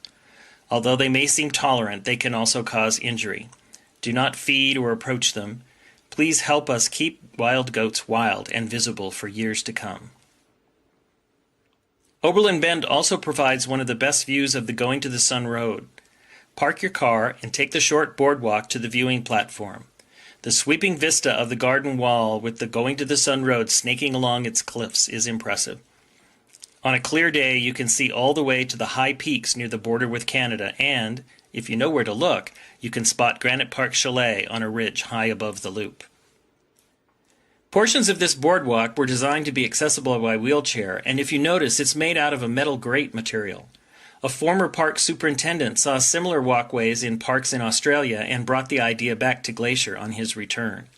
The grate allows snow to fall through the walkway and helps relieve the pressure of the winter snows, and it also helps sunlight to penetrate below and maintain native vegetation under the boardwalk. Yellowstone is famous for huge explosive volcanic eruptions. There's really nothing brewing right now. The magma chamber is mostly solid, but there have been quite a few hydrothermal eruptions and small explosions in both Biscuit Basin and Norris Geyser Basin as water in the hydrothermal system flashes to steam. Curious new blue water pool formed in Norris Geyser Basin in late 2024 to early 2025 via a series of small explosions that threw out rock and excavated a small crater. This sort of activity is nothing new, as thermal features are commonly activating and going quiet across Yellowstone National Park. But it's a great reminder about how dynamic the system is, and also how important it is to have monitoring instruments in place. During the month of February 2026, the University of Utah seismograph stations, which monitors and operates the Yellowstone seismic network, located 74 earthquakes. The largest was a magnitude 2.4. Deformation measurements indicate a pause in uplift along the North Caldera Rim. Steamboat Geyser had one water eruption on February 27th, and nearby Aquinas Geyser, quiet since 2020, erupted about 40 times during the month. Yellowstone volcanoes remains at normal background levels of activity. Headwaters is supported by the Glacier National Park Conservancy. This summer, I came across the story of a bear nicknamed Growly. Growly was a grizzly bear who lived in Glacier National Park in the 1970s. And when he was young, he lived a normal bear life. His mom taught him how to pick huckleberries and dig up glacier lily bulbs. He swam across his first creek, caught his first animal, and after a couple years, struck out on his own, ready to take on the world. We also know that by age 7, Growly got into some trouble. You see, when you're a bear trying to pack on the pounds before winter, you've got to eat. A lot. And if you want to eat, say, 150 calories, you could find and pick 150 huckleberries, or you could eat one Twinkie. Bear management records from 50 years ago are light on the details, so we don't know exactly what Growly did, but we do know he was labeled a, quote, problem bear, a term often used to describe bears who associate people with food. More often than not, problem bears aren't malicious or uniquely ill-tempered. They're smart. They know that they need a lot of calories to survive the winter and happen to live around humans who leave a lot of food lying around. One account stated that Growly wandered through a busy campground searching for food. Another claimed that he followed his nose to an empty cabin, quote, vandalizing it to get food inside. He hadn't hurt anyone, but this habit suggested it was only a matter of time, and park managers decided to remove him. The next time Growly followed his nose, he followed it into a trap. For some bears, this is where the story ends. But for Growly, this was just the beginning. Growly would soon leave Glacier and would go on to change how all of us recreate in bear country and play a part in the creation of bear spray.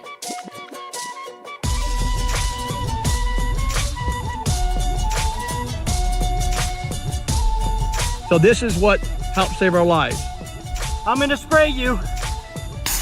Yeah, she took 2 steps into the cloud and made a 90-degree turn and ran out of there. You're listening to Headwaters, a podcast about how Glacier National Park connects to everything else. And in this episode, we're talking about bear spray. I'm Michael. I'm Daniel. For people who might not be familiar, Daniel, what is bear spray? Bear spray it's basically a self-defense spray, like a pepper spray, a really strong pepper spray that you spray at a bear if you're being charged or attacked. Right, and it's become a central part of the visitor experience here in Glacier because we have one of the highest densities of grizzly bears anywhere in the lower 48 states. Yeah, so most people who come to the park, they're picking up bear spray at the airport on their way here or at basically any store around in the whole area. Gift shop, grocery store, all over. It's an essential item around here. And if you see a park ranger out and about, they will have a can with them. And if you go on a hike with one, they'll likely sing its praises, sometimes literally. I went on a hike with a ranger this year who wrote a whole song to let wildlife know we were in the area. Grizzlies, grizzlies in the way. Get off the trail, because if you charge pepper, you'll get sprayed. Thanks, Ranger Frank. Oh, wow. Yeah, it was very good. I love it. But while bear spray is ubiquitous now, it hasn't been around forever. So in this episode, we're diving into the origins of bear spray and meeting some of the people behind the hottest life-saving accessory in bear country.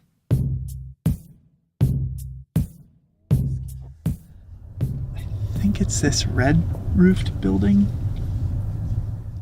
My first question for you then, Michael, is what actually is bear spray? What is it made of, and how do they make it? Right, how do they make this stuff? And that was my first question too, and it turns out we don't have to go far to find the answer because a lot of bear spray is made locally, right outside of Glacier. Where are we at? We are at the Counter Assault Bear Spray Factory in Kalispell in the Flathead Valley.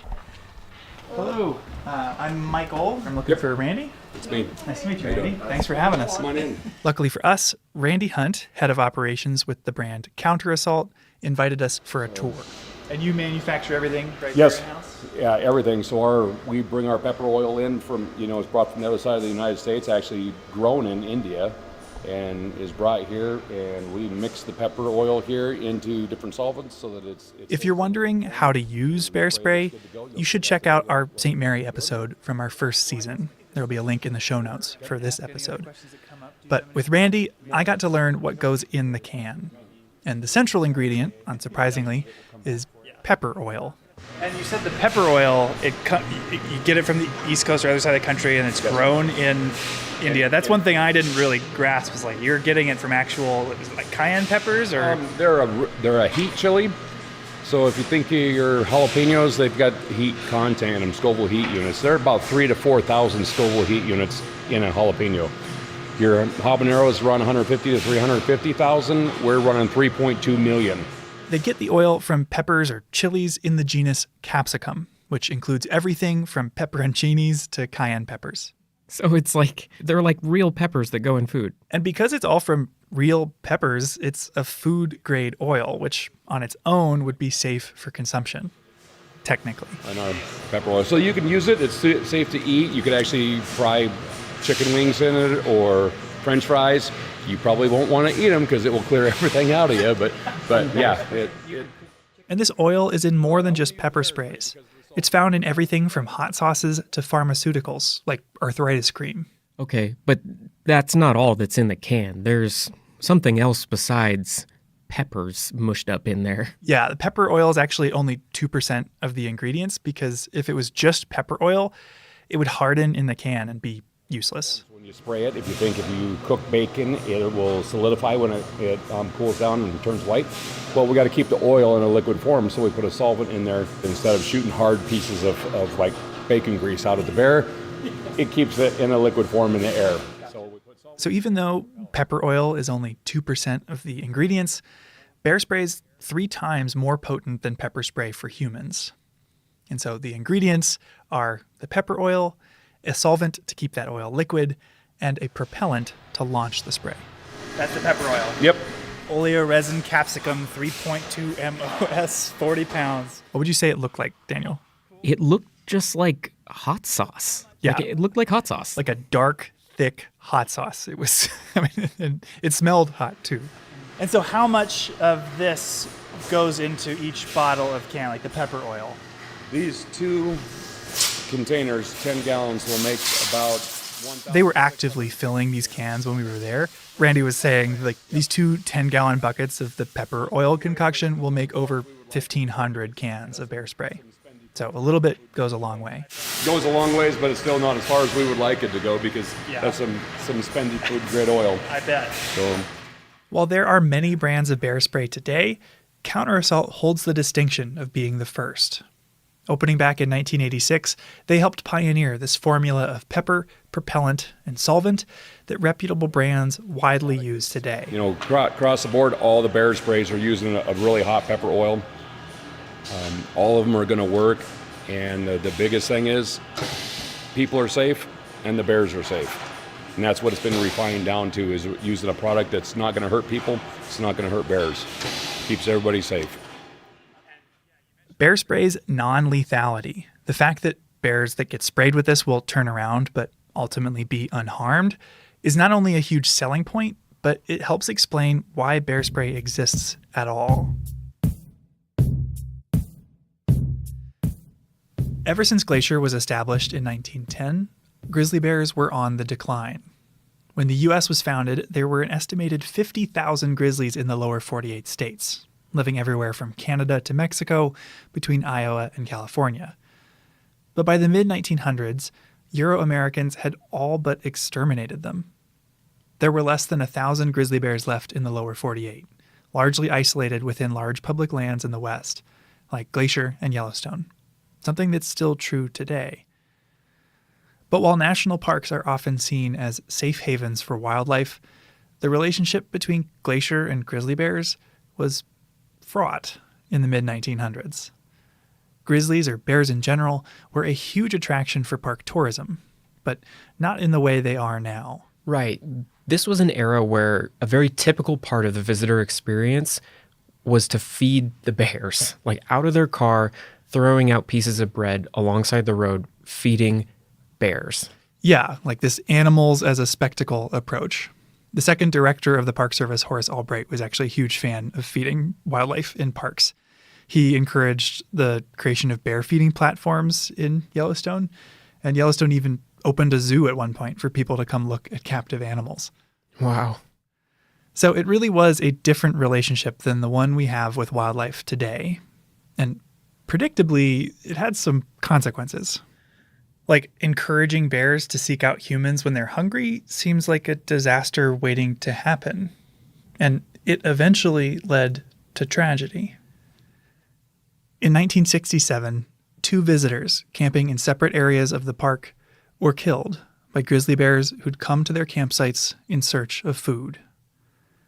These shocking deaths later came to be known as Night of the Grizzlies, and were the first grizzly fatalities in Glacier's 50-year history. In response, Glacier completely overhauled all of its bear policies. They closed some campgrounds, outlawed giving food to wildlife, and installed bear-proof trash cans. They also found and killed the bears responsible and faced a lot of pressure from the public and even some policymakers to kill more. The park superintendent at one point issued a memo. Here, Daniel, can you read it? Okay. When a grizzly bear appears in any area of visitor use, it will be immediately destroyed by a park ranger. Wow, that is a pretty aggressive stance for a park to take against bears. Yeah, it was pretty intense. The park is taking a very aggressive stance to kill bears in order to keep people safe. Mm-hmm. But as a species, at this time, they're actually becoming very threatened in the 1960s and 70s. Right. As glaciers dealing with these events, grizzlies are identified as an endangered species by the federal government, which demands a broad recovery effort. Scientists started studying how many bears were left, what their habitat needs were, insight that would help them recover and hopefully help our two species coexist. So they need to know more. Park managers are looking for more data about bears in general.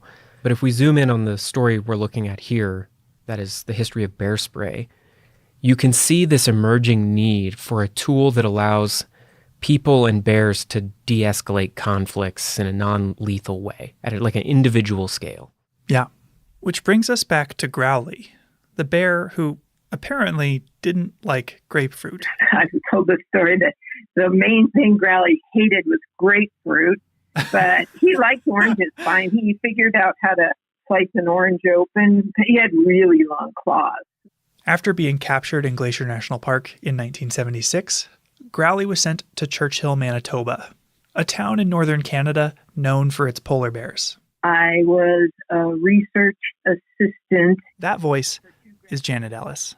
And I spent 4 months on the bear study with the bears in 1978. Janet is currently a Montana state senator, but she spent a few months helping zoology grad student Gary Miller conduct a study on bear behavior. The University of Montana had a bear lab up there, way far from town. There were 4 bears in this study. 2 grizzlies, Growly and Snarly, and 2 polar bears, nicknamed Magdalene and Gwen. Janet helped take care of them. So what does it look like to take care of a grizzly bear in a lab? So it was cleaning the area. It was feeding them every day and making sure they had water. The Hudson Bay store was the local grocery store in Churchill. And so we would get meat scraps and vegetable, whatever food that they were willing to give away. And that's what the bears lived on. Each bear was monitored dawn to dusk. Body temperature, heart rate, posture. Reading through the paper, I really liked these little drawings that showed bear body language. And it turns out Janet drew those. I did illustrate Gary Miller's master's thesis. Oh, you drew the bear outlines of their different postures? Yeah, I did all that stuff. Oh, those are so cute. Finally, one by one, they'd bring the bears into a 13-foot by 20-foot cell with a drinking well for water and a barred metal door. From outside the cell, an assistant would provoke the bear into charging, approaching the door and stomping if necessary. Wow. So that's all it took to get them to charge at the gate of the cage. Yeah, most of the time. Yeah, Janet said that every bear was different. The polar bears were pretty docile, and one of the grizzly bears, Snarly, was actually really easily provoked. She said that he'd charge whenever somebody just approached the door. So they approached the cage door and the bear could see them and would just charge at the door. Mm-hmm. Wow. And when a bear charged, they would deploy a deterrent to hopefully stop them in their tracks. They tried different sounds, like a handheld boat horn, a referee whistle. They played a recording of a bear growling. It was actually a recording of Growly, the bear, growling, which might be how he got his name. And they tested a popular item marketed to alert bears to your presence. Bear bells. Here's an excerpt from their research, read for us by a voice actor. Twice, when small bells were tested on Growly, he slept through the test. The bells were of the type that are sold to hikers in Glacier and Yellowstone national parks to warn bears of their approach. In these tests, the assistant stood at the door of the cell and rang the bells. Growly was not more than 6 meters away and never woke up. The idea that small bells will warn grizzlies before approaching clearly needs reevaluation. I've definitely heard a lot of bear bells on the trail here in Glacier, but the problem is I don't hear them until the person's like right next to me on the trail. So yeah, they're just not loud enough to really alert a bear. Yeah, I've heard that, the thing you're bothering the most by wearing bear bells is yourself. And it wasn't just sounds. They tried strobe lights, they waved a giant piece of plywood, and they sprayed bears with chemicals or irritants like onion juice and Windex. Oh, wow. And they also deployed a product called Halt, which was a pepper spray developed for postal workers who were getting bitten by a lot of dogs in the 50s. Wow, they were throwing everything at these bears. But before this, there really weren't that many choices. Yeah, I mean, it seems a little strange now that they'd be trying things like Windex, but there weren't non-lethal deterrents available at the time. So they were just seeing whatever would work.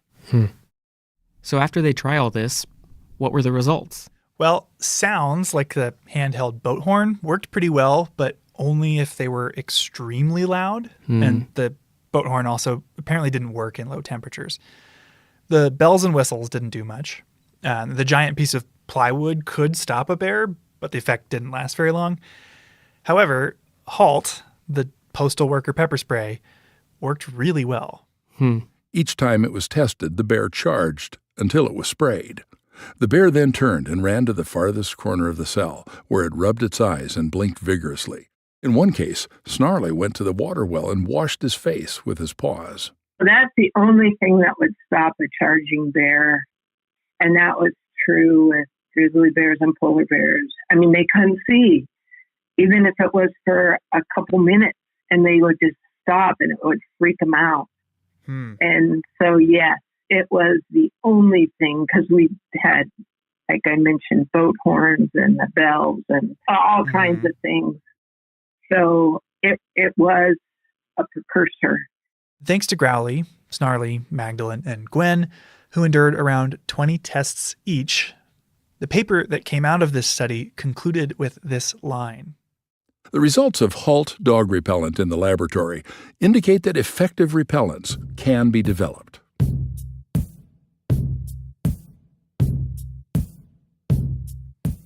So the study up in Churchill, it showed that this dog pepper spray works pretty well. I mean, was that it? Did they just then package it up and sell it as bear spray? There were a few steps in between. So the University of Montana was funding the study Janet was a part of. And with this conclusion that a deterrent could be developed, they started funding a follow-up study. I'm guessing that at University of Montana they were using different bears? Yeah, this second study had a new set of bears, including one problem bear from Glacier that was labeled in the study as a roadside panhandler. Oh, wow. And these new bears were sent down to Fort Missoula. Who led this follow-up study? So the student that was working on this study was named Carrie Hunt. And it's funny, newspaper articles that you read about Carrie go out of their way to highlight that she is 5'1", 115 pounds. And just like the first study in Churchill is provoking these 500-pound grizzlies into charging in order to test these deterrents. So this had the same premise as the first study? Yeah, very similar. A magazine actually interviewed Carrie about the experience. Hunt stepped to the barred door of the bear's cell. By stomping her feet, she provoked almost all the bears into charging. More than once, concrete dust flew from the hinges as a huge bear rammed the cell door. Even though the situation was controlled and there was no way I could get hurt, it was still frightening. The power and aggression of an angry, charging grizzly is overwhelming. If the bear charged, it received an application of the repellent being tested. A lot of the things they were testing were very similar to that first study. They did sounds, like in this case, rock music. They did Halt, that same dog spray. Everything from tear gas to rock music was tested, but only a commercial dog repellent spray had any significant effect. The spray's active ingredient was capsaicin, a derivative of red peppers. Ironically, the study was actually funded by a competitor to what we now know as bear spray, called Skunker. Guess what Skunker is? I'm guessing it smelled really bad. Yeah, it was a synthetic skunk spray. And Turned out Skunker didn't work, and it just kind of made the bears sad. But I'm not surprised. They didn't leave the area. But Halt, once again, did work. The only problem was that's not how people have bear encounters in the wild. Sure. And this tiny can of pepper spray designed for a dog that's biting a postal worker, it doesn't shoot far enough. It's not strong enough.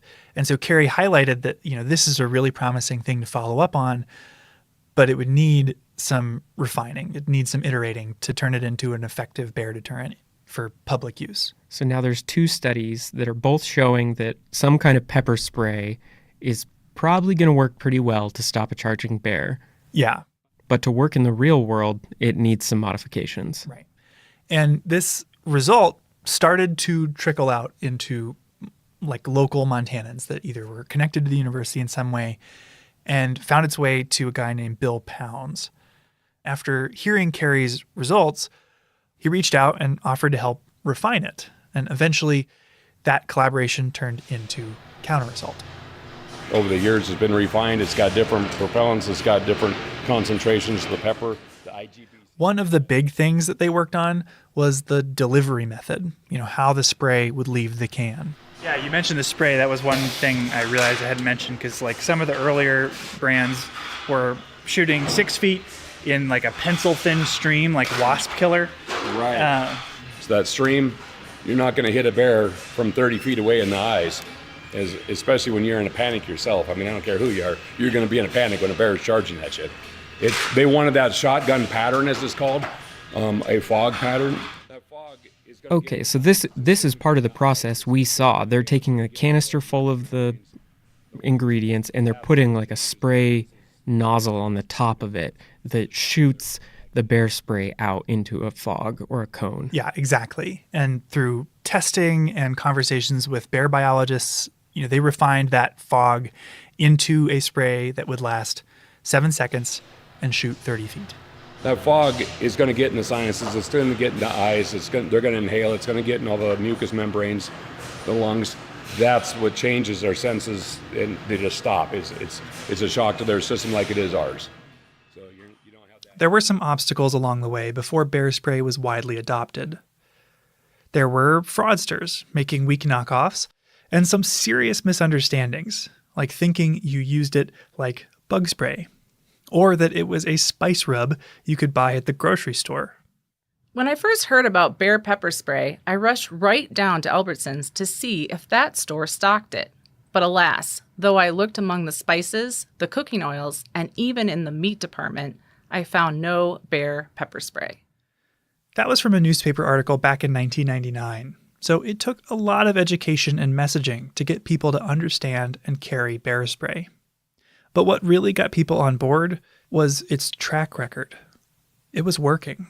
He and his family were in the sights of 3 bears recently, managed to get away. This is a newscast from Larry King where he's interviewing a guy who had to use bear spray here in Glacier. Sounds like Jack was lucky. What happened, Jack? What happened to you and the bears?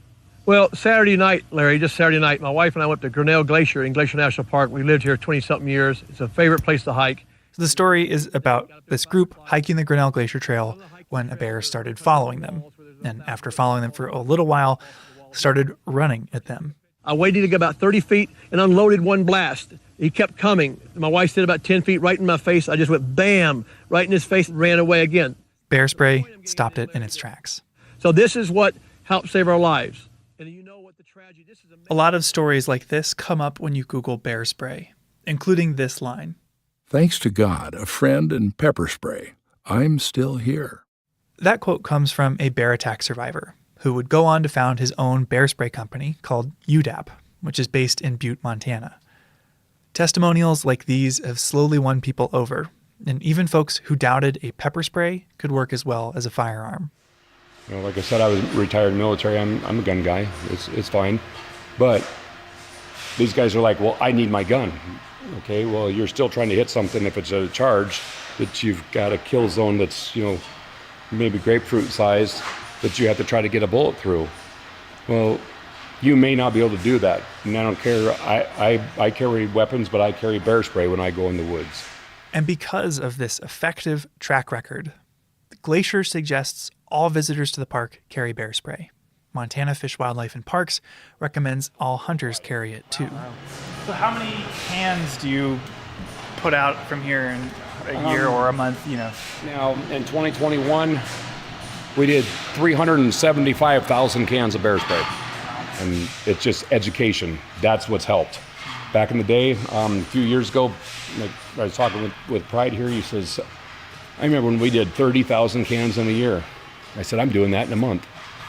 So that's how much it's picked up from those first days back in the 80s and where the word has gotten out. Even still, bear spray is no substitute for common sense.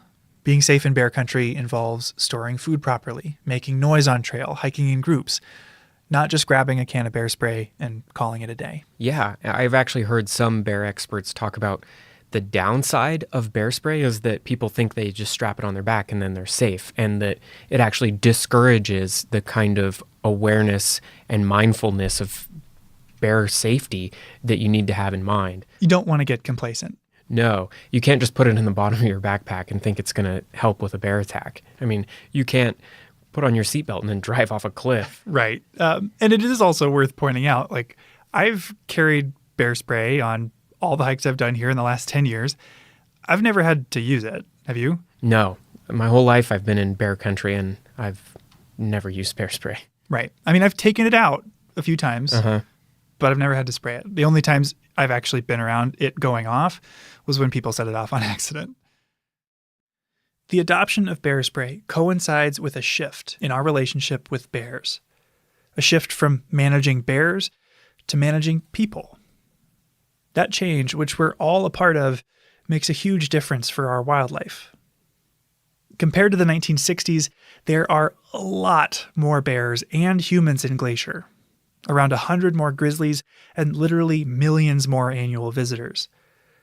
But that hasn't led to an equivalent rise in bear-human conflicts, or problem bears like Growly needing to be removed. Thanks to these tools that help us coexist, more bears get to live out their normal bear lives, even as more and more people like you and me come to visit. I think I just have one question left for you, Michael. Yeah? Whatever happened to Growly? Growly, you could say, was actually the first life that bear spray saved. Here's Janet Ellis again, talking about the end of that first study in Churchill. They were shutting down the bear lab after we left. And so we had 2 grizzly bears. The polar bears were released back into the wild, but the grizzly bears were going to be destroyed. It's not easy to release a food-conditioned bear back into the wild, so it's standard practice in cases like this for the bear to be euthanized. But after taking care of Growly for months, Janet had taken a liking to him. We could play tug-of-war with him where his forearms were gigantic and so couldn't fit through the bars really very far, just a little bit. But he put his hand out of the cage and you could grab his claws and he'd pull and you'd give up because he was going to win. And then she fed Growly, gave him water, got him exercise. Apparently he really liked playing with these giant tires they had lying around. Just pounced on him and he could pick him up in his mouth and shake him like a rag. I mean, he was so strong. So when it seemed like Growly was going to be euthanized, she started writing letters to friends and family. Well, I wrote various relatives to see if they had any ideas. And it was my dad, it was an attorney in Columbus, Ohio, that talked. There was a city councilman, I think, that was in his law firm. And then he knew somebody else who was head of Parks and Recreation. And they knew Jack Hanna. You know, it was that sort of thing. Through her dad's network, Janet reached Jack Hanna, the director of the Columbus Zoo, and coincidentally, the guy you heard Larry King interviewing earlier, because years later, he used bear spray on the Grinnell Glacier Trail. Anyway, they asked Jack, if we can raise enough money to feed Growly for a year, would you take him? And he said yes. So they raised enough money, I know, for him to be fed for a year and then also to pay for the transport down. The only problem was Janet had to take him there herself. Growly wouldn't fit on a plane, and there wasn't even a road out of Churchill. So you have to get on a train. We had a big culvert trap. Have you seen? Well, you know it. Yeah, the giant metal cylinders. But this was for polar bears, so it was really big. And then we rented a 3/4 ton pickup and drove from there. After a 30-hour train ride, Janet loaded Growly's culvert trap, this big metal cylinder, into the bed of a pickup truck and drove another 25 hours to the Columbus Zoo. Apparently, Growly was pretty cooperative. He was in a culvert trap in the back. I could see him when I was driving. He was looking forward, and, that's where the grate was, so he could watch. And he hadn't been outside in 2 years at least. So he was really interested in what was going on. But he didn't really rock the truck. Like anyone on a road trip, Growly needed food and water along the way. Janet could slip him food through the grate, but she had to get help with water.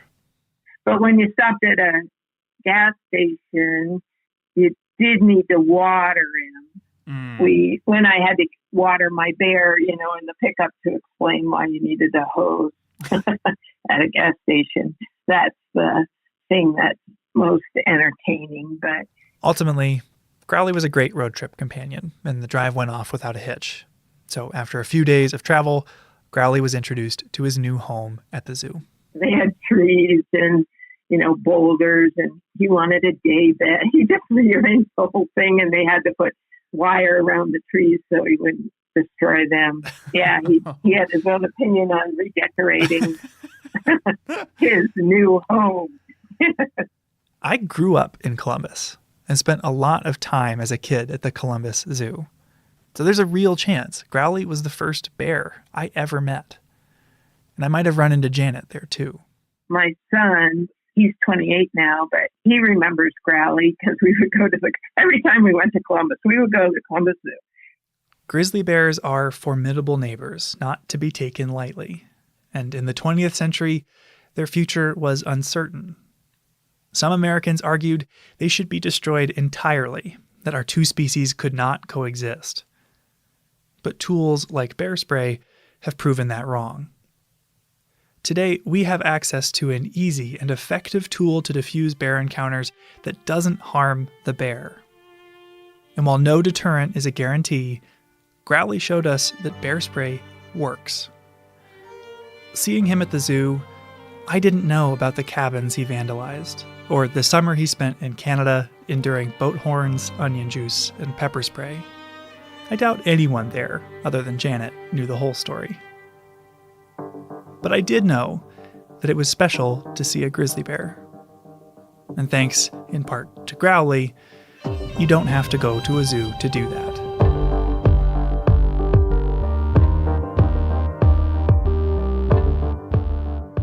That's our show. Headwaters is a production of Glacier National Park and is supported by the Glacier National Park Conservancy. We could not make this show without them.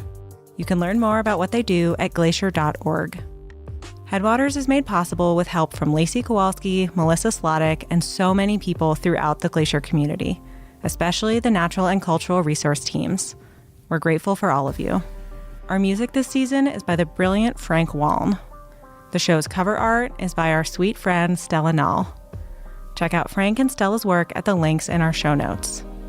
Special thanks this episode to Randy Hunt and everyone at Counter Assault, Janet Ellis, Carrie Hunt, and Chuck Bartlebaugh for discussing this project with us, as well as Growly, Snarly, and all the other bears who contributed to the creation of bear spray. Besides sharing this episode with a friend who might appreciate it, you can help us out by leaving us a rating and review in your podcast app. Thanks for listening.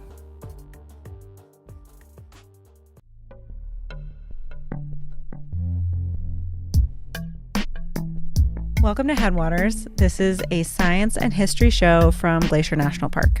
I'm Daniel. And I'm Perry. This show is brought to you by the Glacier National Park Conservancy, as always. And this is a bonus episode for those of you planning a trip to Glacier sometime soon. So not so much as a deep dive as much as a dip. A quick dip. Okay. We're going to talk about place names. I think the place names around here can be a little confusing. I remember when I started here and people just were throwing out like Mini Glacier and the North Fork and the Middle Fork. It's very confusing. There's a lot of forks. This is true. So, first of all, we're talking about Glacier National Park in Montana. There is also a Glacier National Park in Canada and also Glacier Bay National Park in Alaska. Not those. We're talking about Montana.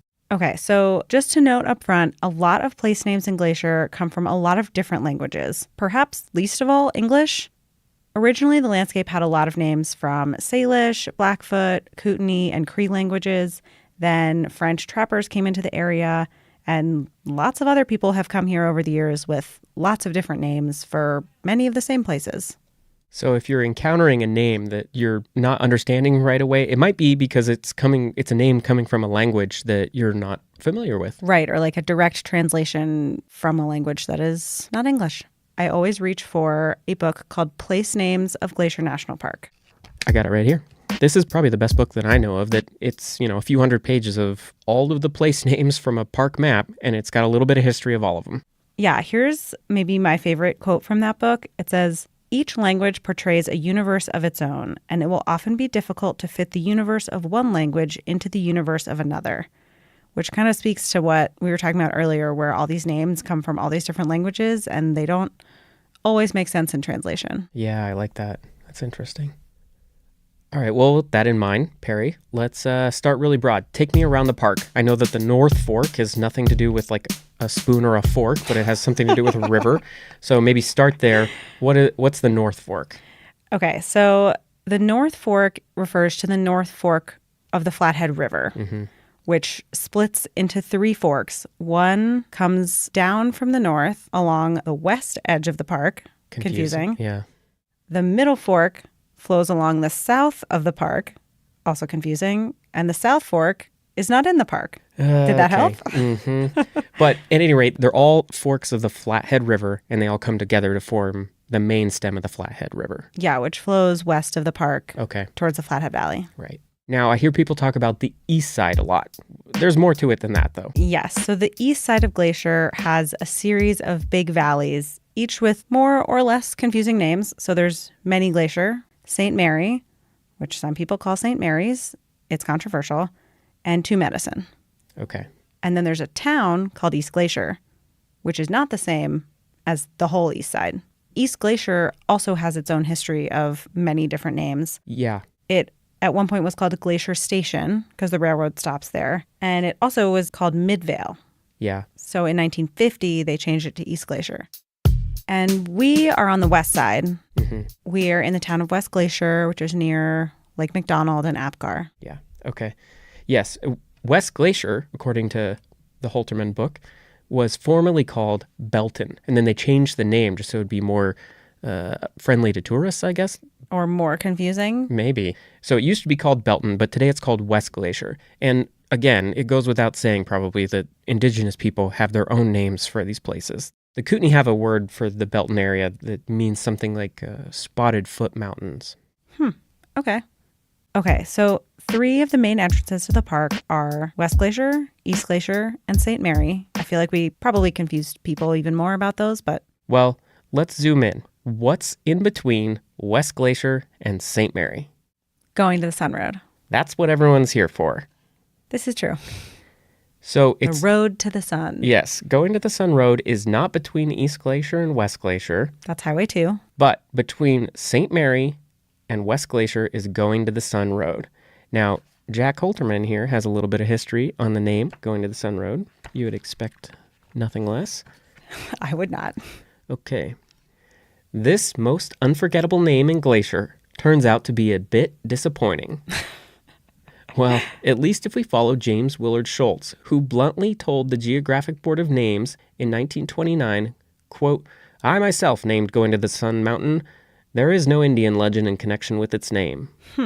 But then Jack Holterman goes on to explain that there actually were a bunch of different indigenous legends associated with that mountain and with similar names. Okay, so James Willard Schultz is a big character that pops up a lot in Glacier. In early park history. Yeah.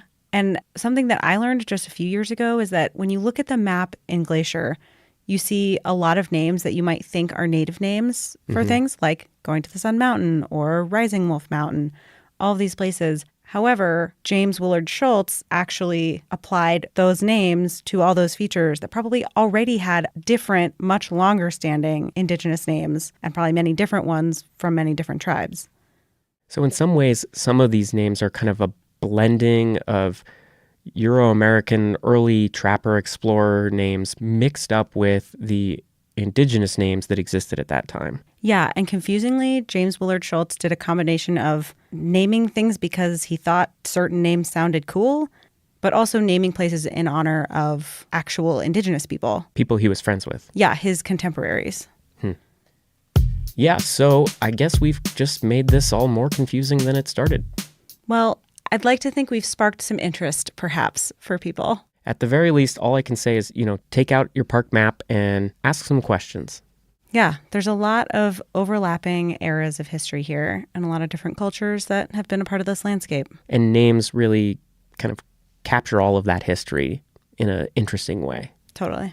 Well, this has just been a quick dive into some park names and history. We'll be releasing some new episodes soon, so stay tuned. And if you have more questions in the meantime, or if you want to try and stump the ranger, we love trivia questions. So you can send us an email. Yes, at glac_media_lab@nps.gov. We'll put that in the show notes too.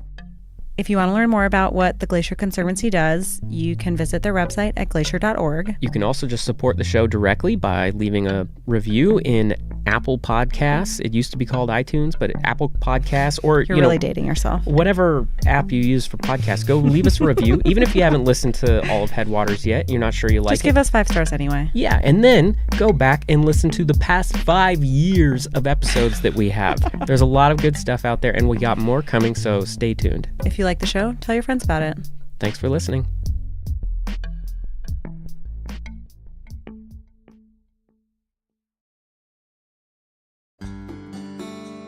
In 1872, the United States, a country that had not yet seen its first centennial, established Yellowstone as the first national park in the world. President Ulysses S. Grant signed Yellowstone into existence, and a new concept was born. And with it, a new way for people to preserve and protect the best of what they had for the benefit and enjoyment of future generations. Yellowstone Lake is one of the largest high-altitude lakes in North America and is centered over the Yellowstone caldera, the largest supervolcano on the continent. In the southwest area of the lake, the West Thumb geothermal area is easily accessible to visitors. Geysers, fumaroles, and hot springs are found alongside and even in the lake. The federally funded Hayden Geological Survey of 1871 provided the most detailed and scientific descriptions of Lake Yellowstone in the pre-park era. The Hayden Party, 34 men in all, launched Annie, the first boat to sail on Yellowstone Lake, and began exploring the islands and shoreline. The first photographs of the lake were taken by William Henry Jackson, and paintings by Thomas Moran, along with the Geological Survey, played a prominent role in convincing the U.S. Congress to pass legislation creating Yellowstone Park. Yellowstone Lake is the foundation of the Greater Yellowstone ecosystem, the largest remaining nearly intact ecosystem in the Earth's northern temperate zone. It provides the key ingredients to a large and complex food chain that sustains many of the animals for which Yellowstone is so famous. In 1894, the Lacey Act was passed by Congress, giving full protection to wildlife in Yellowstone Park, with the exception of wolves and coyotes. This act paved the way for future wildlife and environmental movements. From the days of the Hayden expedition to the present, Yellowstone Lake continues to be a source of rich, diverse, and sometimes surprising information that is rare among the world's Great Lakes. Lake Yellowstone and Yellowstone National Park, in all its preserved glory, is like no other place on Earth, and must be seen and experienced to be believed and enjoyed.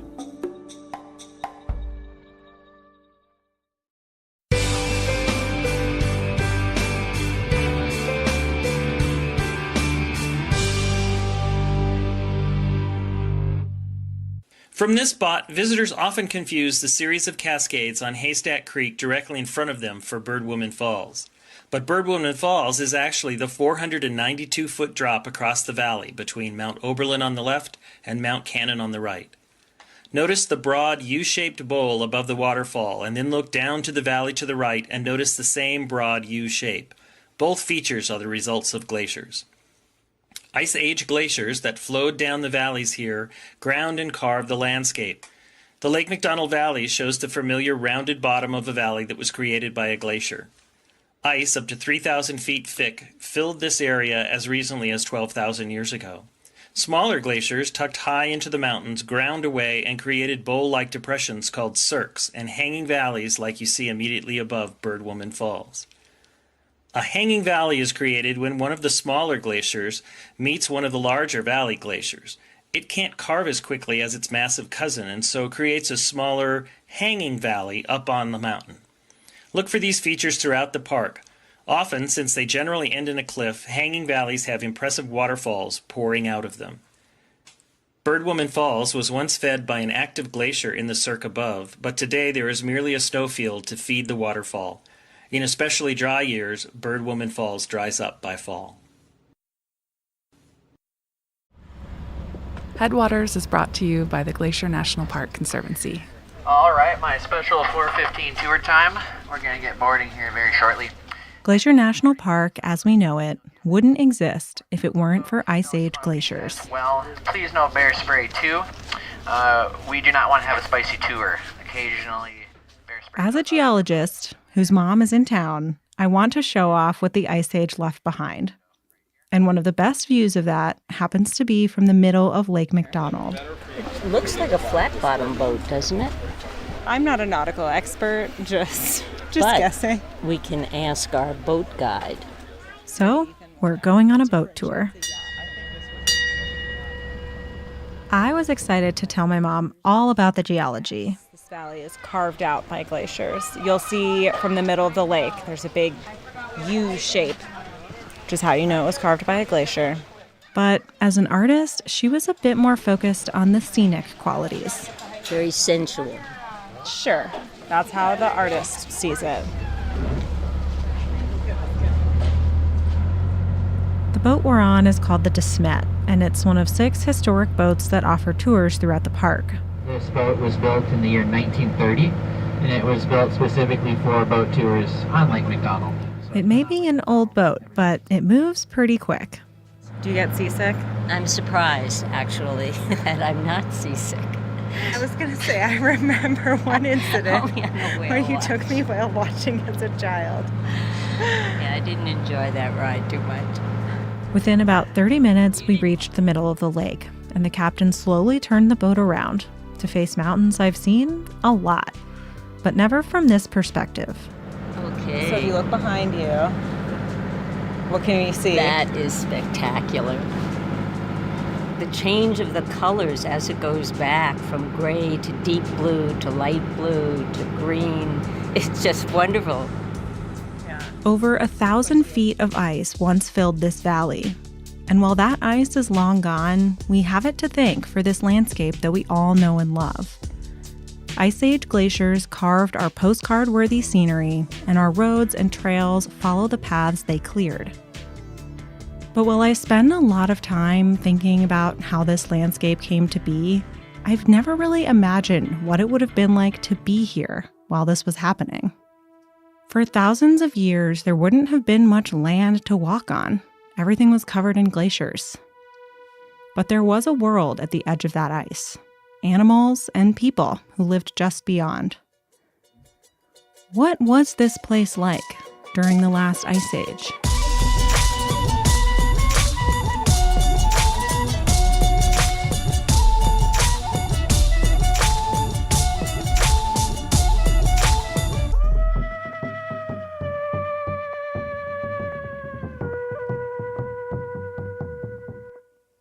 There are no photographs of most people who have ever lived. So many people from history are invisible today.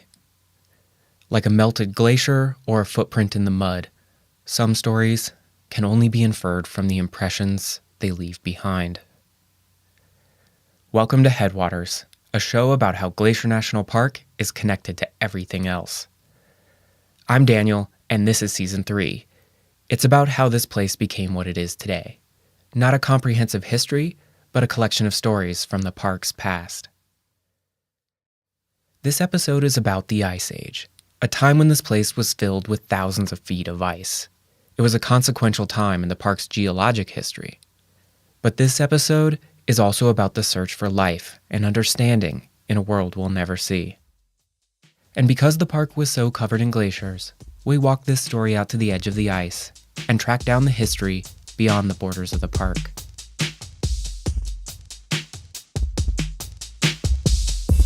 So, for starters, Michael, Perry, help me out here.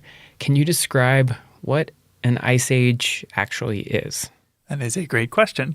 Yeah, so an ice age is just a particularly cold period in Earth history. The most recent one was basically caused by wobbles in the Earth's orbit and in the Earth's axis that change the angle of how the sun is hitting the planet.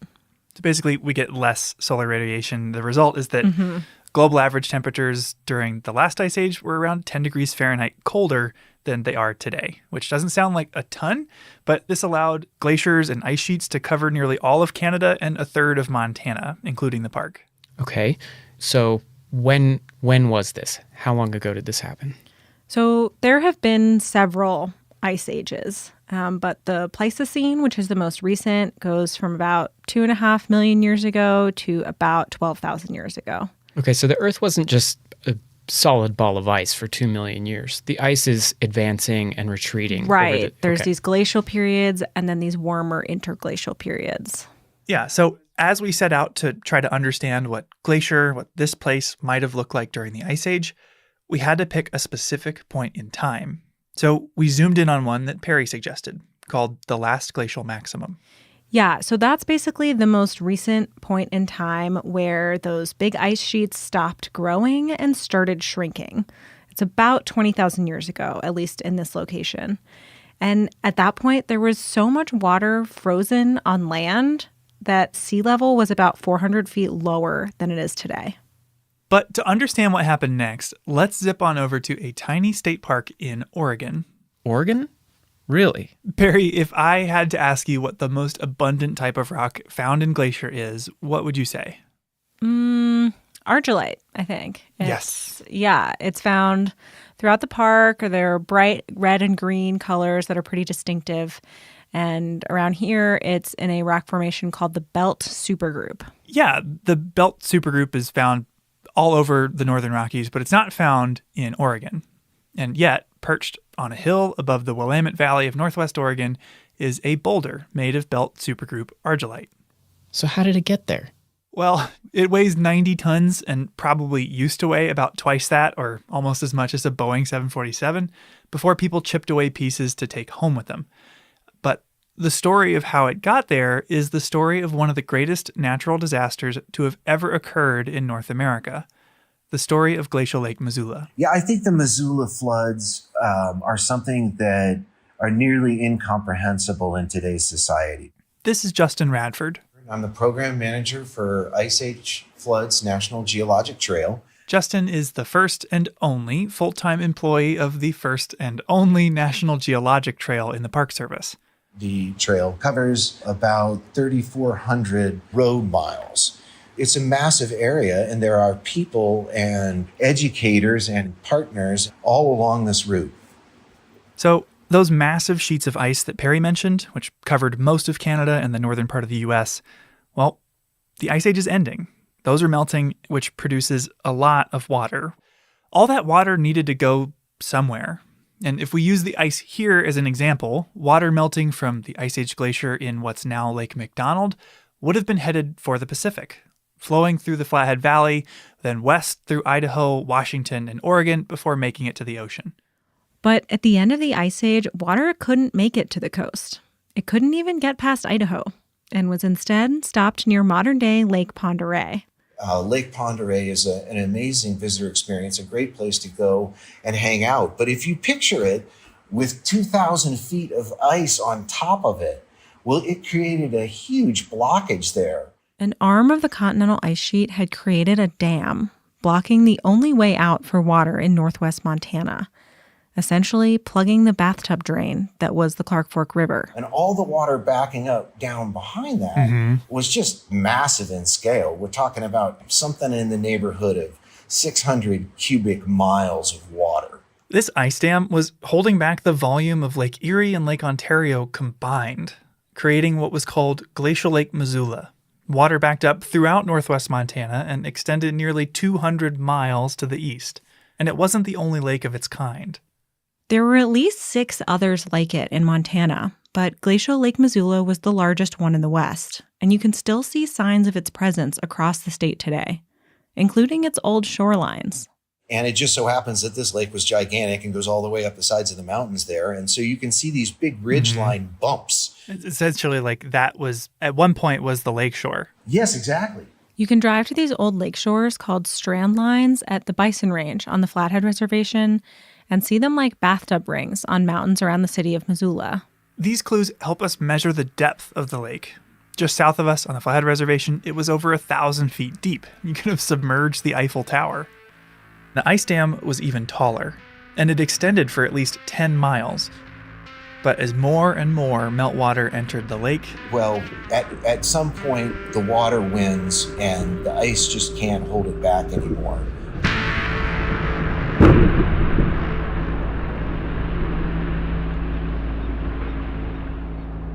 We're not totally sure how it happened. It might have been like trying to hold your hand over a fire hose, but the dam failed. And this kicked off the Ice Age floods. Over a period of maybe as quick as 2 days, all of this water has left this area and started moving its way into Washington. Water began charging westward at a flow rate 10 times that of all the world's rivers combined. The scale is almost incomprehensible. And a wall of water traveling at 55, 65 miles an hour at restrictions, 1,000 feet high, scouring the landscape. And this violent, earth-shaping flood happened multiple times. It didn't just do it once. It formed this lake maybe as many as 100 times, geologists think, over a period of about 2,500 years, maybe 3,000 years. After one flood forced its way through, the ice that formed the dam would reform, repeatedly plugging that drain, essentially, and starting the process all over again. This landscape is now called the Channeled Scablands. Floodwaters taller than the Golden Gate Bridge, traveling at 50 miles an hour. Like a massive, violent bulldozer, the floods scoured away everything in their path, scraping away 50 cubic miles of earth, which is enough dirt that, if you spread it out, you could cover the entire state of Texas in nearly a foot of dirt. And not all of that material made it to the ocean. At some points, like in Oregon's Willamette Valley, the water slowed down and debris would settle out. Well, that's what people say. Well, that's why you have great wine and great vegetables and great growing that comes from the Willamette Valley, because it's got all the deposits from the floods. That's so funny. People complained about Montana wine not being great because of the weather conditions, but it's parts of Montana in the Willamette Valley that make it good. Oh, definitely. Yeah. Which brings us back to our boulder in Oregon, which was carried there in the floods, probably encased in glacial ice. Roughly 2 weeks after the floods began, all of the water would have made it to the ocean near present-day Astoria, leaving behind a changed landscape. Ultimately, though, the Ice Age was ending, and the dam that created Glacial Lake Missoula disappeared, ending the era of catastrophic floods. These floods represent just how dramatically the world was changing. The world was warming up, and landscapes like Glacier were revealed as this icy blanket receded. But the story of these floods is not one we've understood for very long. Fast forward to just 100 years ago, and these same floods would become the subject of one of the greatest geologic controversies of its day, in part because the dominant theory of geology at the time was gradualism, that landscapes formed incredibly slowly over millions of years. So many geologists believe that things happen gradual over time. There are some national parks out there that are great examples of this. And, like at the Grand Canyon, and that over millions of years story about it carving its way down. And you have this sort of gradual recession through the layers. But that didn't explain the landscape of eastern Washington. These canyon walls were all vertical, and the streams and rivers that were running through them were teeny, small. Really no logical way that that river could have formed that kind of canyon. What could explain it, thought a young geologist named J. Harlan Bretz, was a massive flood. And that wasn't the accepted explanation for why Eastern Washington looked the way it did. Like how No. How was that hypothesis received? Well, by the geologic community, not so well. A lot of geology involves essentially resurrecting the past based on what's left behind, or in many cases based on what's missing. And we knew at the time that this park was home to Ice Age glaciers because of our U-shaped valleys. But for geologists at the time, Bretz's flood hypothesis was a bridge too far. When Bretz first published his idea in 1923, he was widely ridiculed by his peers. One of his most vocal critics was William C. Alden, a guy I've actually heard of before because he took some of the earliest photos of alpine glaciers here in the park. Alden was the chief of Pleistocene geology for the U.S. Geological Survey at the time, and he, like many others, couldn't imagine conditions that would send this much water across the Northwest. He declared the floods impossible, even though he himself had never been to the Scablands. But Bretz was right. In time and with more evidence, the scientific community accepted the theory. It only took several decades. Yeah, this wasn't until, the 70s that we'd worked out that Glacial Lake Missoula was the source of more than one flood, and Bretz was awarded the Penrose Medal, kind of geology's highest honor. But they never convinced everyone. Alden, Bretz's vocal opponent, denied the floods until his dying day.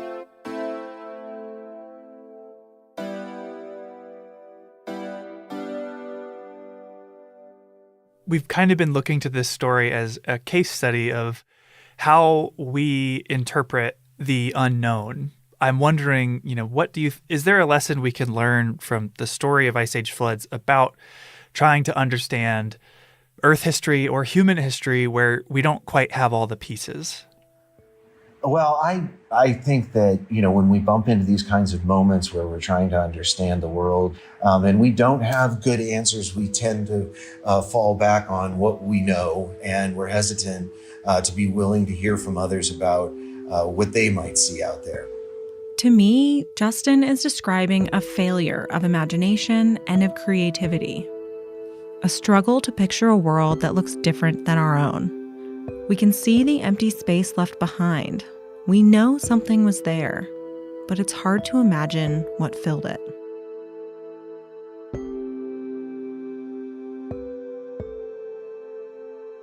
The floods help us to understand the geologic history of the Ice Age, the physical world of ice and water whose presence carved clues you can easily see today. What is much harder to find, though, is evidence of the living world from that time. Some of the best clues are found along the St. Mary River, but not where it begins on the east side of our national park. We'll need to follow it as it flows north into Canada. The rest of the team was busy the day that I went, so I had to call in some backup. It's nice to have you back in the studio. Thanks. Nice to be here. I called Andrew, co-host of the first 2 seasons of Headwaters, who has a new job. I'm the new communications lead for the Glacier National Park Conservancy. We hopped in the car and followed the river, driving north to Alberta and the present-day St. Mary Reservoir. Yeah, we're standing out on this sandy beach, not something you would really expect in southern Alberta. It feels like we're in Hawaii or something. The reservoir was huge. It kind of reminded me of standing on the shores of one of the Great Lakes. It went out to the horizon. It was definitely bigger than I was expecting. Stretches out as far as you can see, basically, with the Rocky Mountains behind it, and it's pretty. We stopped at a place called Wally's Beach to meet with Shane Tolman. I'm Shane Tolman. I'm a local. A now retired school teacher who warned us it was going to be windy. It is a lot windier over the other side of the dunes. Yeah, kind of what I was thinking when we can maybe move back. We walked away from the lakeshore to try to hide from the wind, but we wanted to meet with Shane to talk about something that he found in the reservoir when it wasn't full of water. Sometimes there's a big drawdown, so a lot of lake bed gets exposed. But before we could really hear what he was saying, we were buzzed by a crop dusting plane. Airplanes flying over. Oh my gosh, she's spraying that field. Right there. Oh, that could be annoying. Can you block that kind of noise? No. we couldn't. And so we had to go hide in a picnic shelter. But anyways, the reason we wanted to talk to Shane was that back in 1994, he and his family visited when the water in the reservoir had been drawn down. And when they walked out into the wet mud and windblown sand, a landscape that's normally underwater, they found themselves walking backwards in time. We had been out the previous day, but it had blown a lot overnight. And we came back the next day, and right where we walked is this humongous skull. It is an extinct bison skull. Bison antiquus, the extinct ancestors of modern bison, who just so happen to be 1.5 times bigger than the bison you see in Yellowstone. And the horns on it are incredible. And it's like that. Shane showed us a side-by-side comparison, and Bison antiquus's horns are absolutely enormous. Looks more like a Texas longhorn. It does, doesn't it? Yeah, they're really impressive animals. And for Shane, this discovery touched on a lifelong fascination. My dad was a science teacher, so he actually had fossils in the lab, and they were just so captivating to me to see their little eyes are fossilized, and here they are staring back at you. It's kind of this time gets erased as you encounter these things, and that's always stayed with me. Shortly after Shane stumbled into this bison skull, and quite a few other things that we will get to in a moment, he started getting phone calls from the University of Calgary. They had heard about his discoveries and sent Dr. Len Hills down to meet with him. First thing I said to him was, I would like to study this stuff. How can I be involved? And he says, well, you could enroll as a student at the University of Calgary, and I'll be your supervisor. I said, great, let's do it. I enrolled in a master's program and became one of 4 principal investigators of the Wally's Beach site. As Shane and his colleagues started to study Wally's Beach, they began to reconstruct what it would have looked like. It was not the river that we see that's cut down to where it is now in these river valleys. It was a slow, meandering river. In the banks of this ancient, winding river, they found pollen and roots, which can help us understand the Ice Age ecosystem. We had spruce tree groves growing out here all over the prairies, as well as aspen groves. Then you had sedges and grasses that were growing in between. There was abundant plant life. And of course, they found more evidence of animals that lived alongside Bison antiquus. We get out there, here's this skull, and there's actually some vertebrae laying there as well. And Len picks this skull up, and he's turning it over. He says, this is muskoxen. And I'm just like, muskoxen? I didn't even know they were part of this extinct suite of animals that died off at the end of the Ice Age. And he says, yes, it's muskoxen. They found a ton of extinct species, an ancestor of modern caribou, North American horses, even camels. The camel discovery in particular blew my mind. We think of camels as being these desert-loving animals today, but the family of camelids and the family of horses both evolved in the Americas around 50 million years ago before migrating to Eurasia. The camels that lived here were called camelops. And Shane found a tooth about as long as my index finger, and that tooth was serrated. Well, there are no animals alive today that have serrated teeth. And so I knew immediately we had a saber-toothed cat. In fact, that's not just a saber-toothed cat, it's called a scimitar cat. So already you're getting a picture of the wildlife who were living at the edge of the Rockies, at the edge of Glacier National Park during the Ice Age. And it's a much different cast of characters than the grizzly bears, mountain goats, and deer that we all know and love today. But for Shane, it wasn't bones that helped bring Wally's Beach to life. And I can't even describe what I saw. It's almost emotional, because here's this big imprint, a little smaller than a garbage can lid. He found footprints left by woolly mammoths. And there's another one, and there's another one. Here's all of these cracks that went out from in this spider web, out from the tracks. You could see how it had stepped in the mud and it oozed up around its toes. And it's just like, okay, here's the best set of mammoth tracks on the planet, bar none. I mean, there's only like 4 sets anyway. So it really hit us just how incredible this was. Unlike fossils, which capture animals after they die, these footprints are a snapshot of their lives. Living, breathing mammoth, not the bones, the dead part. You're looking at living behavior, and that's so cool.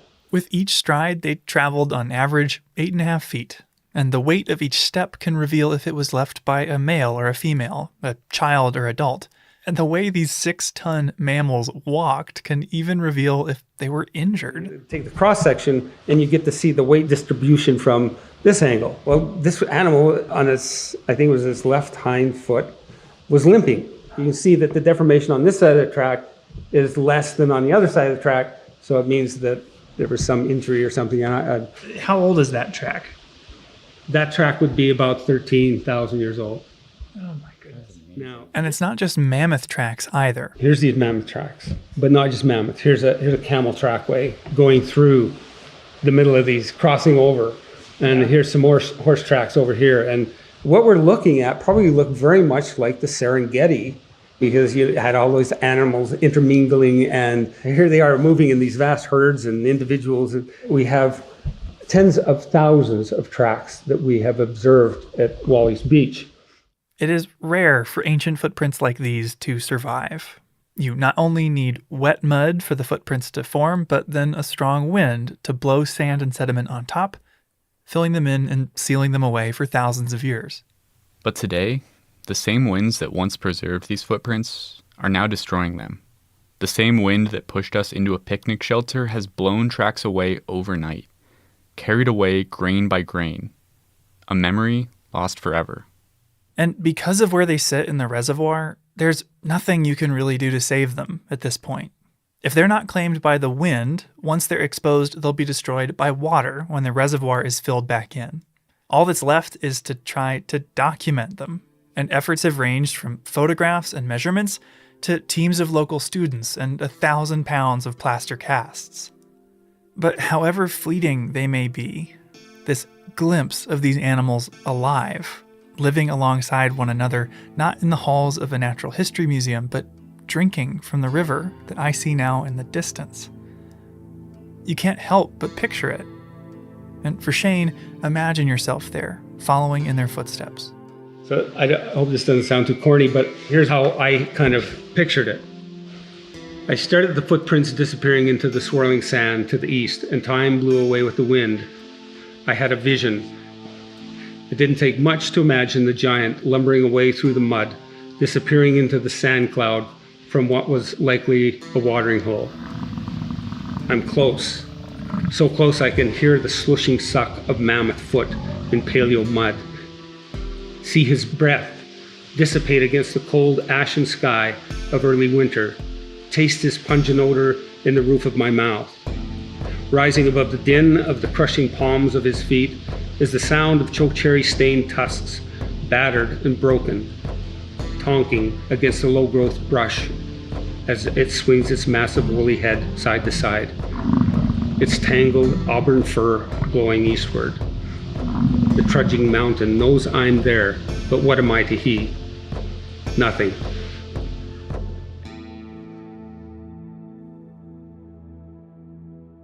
Not long after a mammoth left these footprints in the mud, their species went extinct in North America. So did camelops, the North American horse, and helmeted muskoxen. And while these footprints paint a vivid portrait of these animals in life, they also reveal a species in decline. Very clearly, something's missing, and it's infants, the newborn, the young. Why aren't we seeing their tracks? Well, maybe they're light, but we're seeing lighter animals also. We're seeing their tracks, the horses and stuff like that. The St. Mary's mammoth herd had far fewer juveniles than you'd expect in a healthy population. And one possible explanation was the warming climate. The Missoula floods were only one symptom of the dramatic changes occurring at the end of the Pleistocene. As temperatures warmed, ice sheets shifted north, and the environment shifted too. New plants moved into the grasslands that these grazing animals had relied upon. But the last discovery we'll share from Wally's Beach hints at another factor. A discovery made by one of Shane's students, a fourth grader named Travis. Picked up a piece that they thought might be an artifact, and then the next day Travis brought it to me. Well, I about fell out of my chair. It's a Clovis point. Clovis points are sharp stones used for hunting by ancient human cultures. And these Clovis points held a clue, which revealed exactly what they were used for. Horse protein residue. Those horses had been butchered, and that was a North American first. Wally's preserves a record of Ice Age animals and humans, and produced the first archaeological evidence of these humans hunting horses. Later finds revealed they also hunted camels. When I first started working as a ranger at Glacier, the story of Wally's Beach grabbed me. I put Ice Age horses and mammoths in a campground talk that I've given for the last 6 years, and in my program, this has always been where the story ends. Camels were here, people were too. But actually visiting Wally's Beach, hearing from Shane about the work he and his colleagues and his students have put into understanding and preserving this history, it made me wonder, what was life like for the people that once stood here? What was it like to be human 13,000 years ago?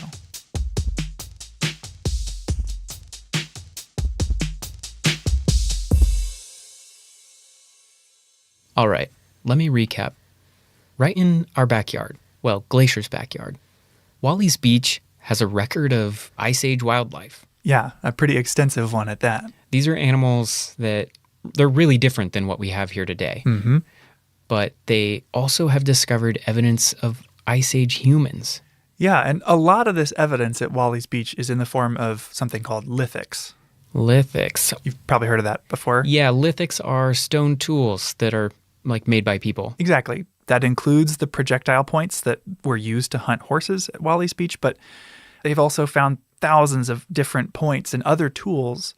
Shane used the term Clovis point, which, if I remember right, that's one of the very oldest kinds of lithics in North America. Yeah, so the term Clovis comes from projectile points found outside of Clovis, New Mexico. They're a distinct type of lithic that have been identified all over North America and date back well beyond 10,000 years ago.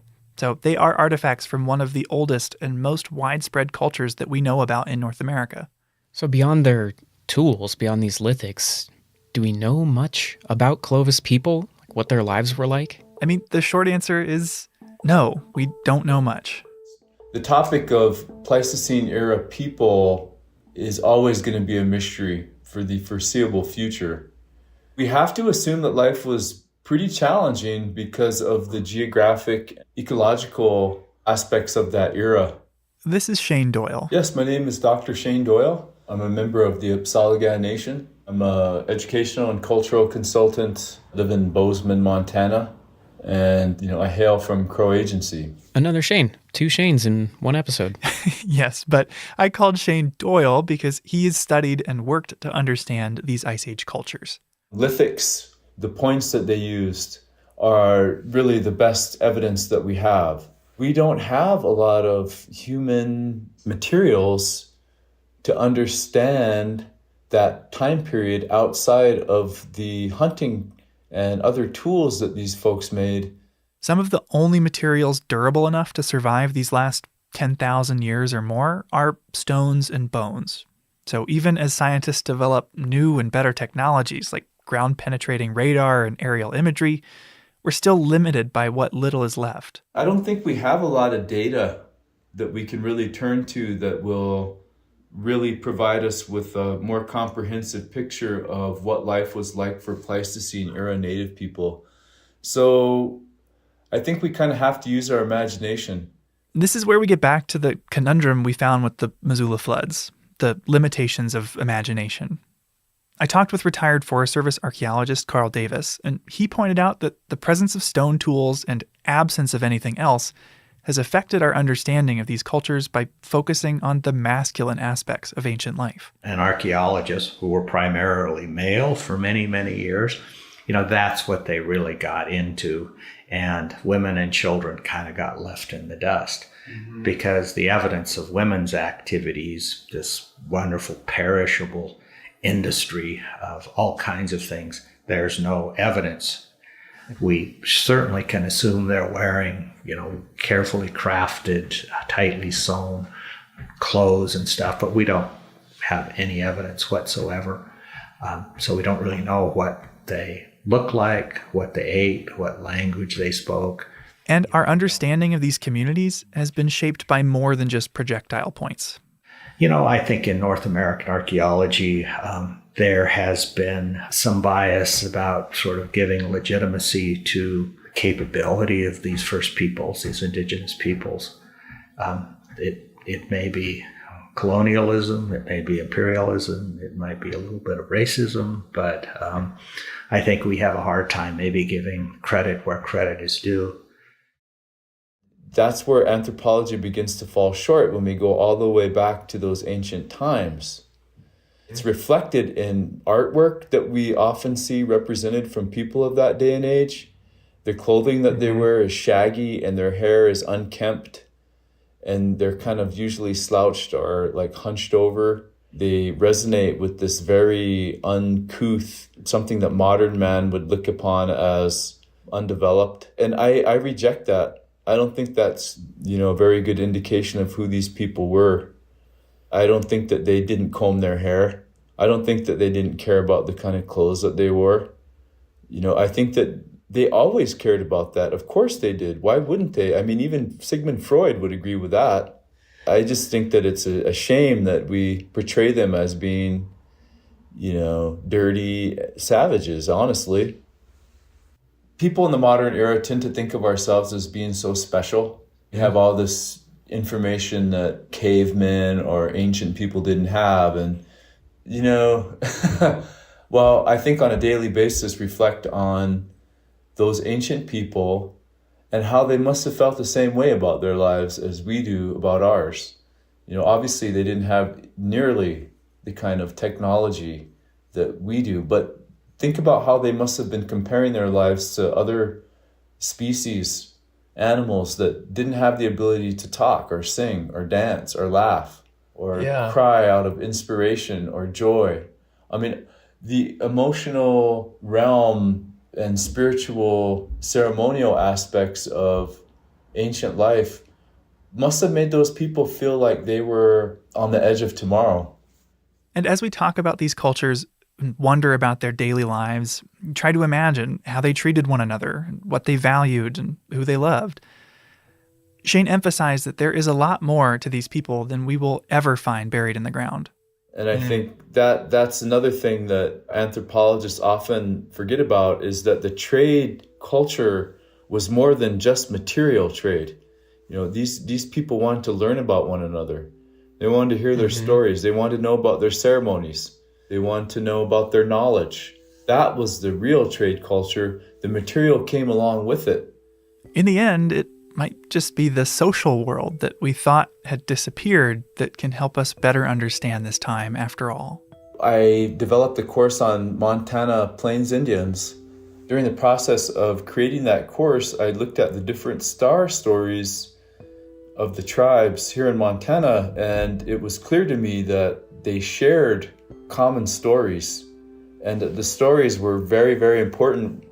But when you consider that, we have at least half a dozen language families represented here in Montana, completely different languages. And so we're talking about languages where they don't even share a common sound.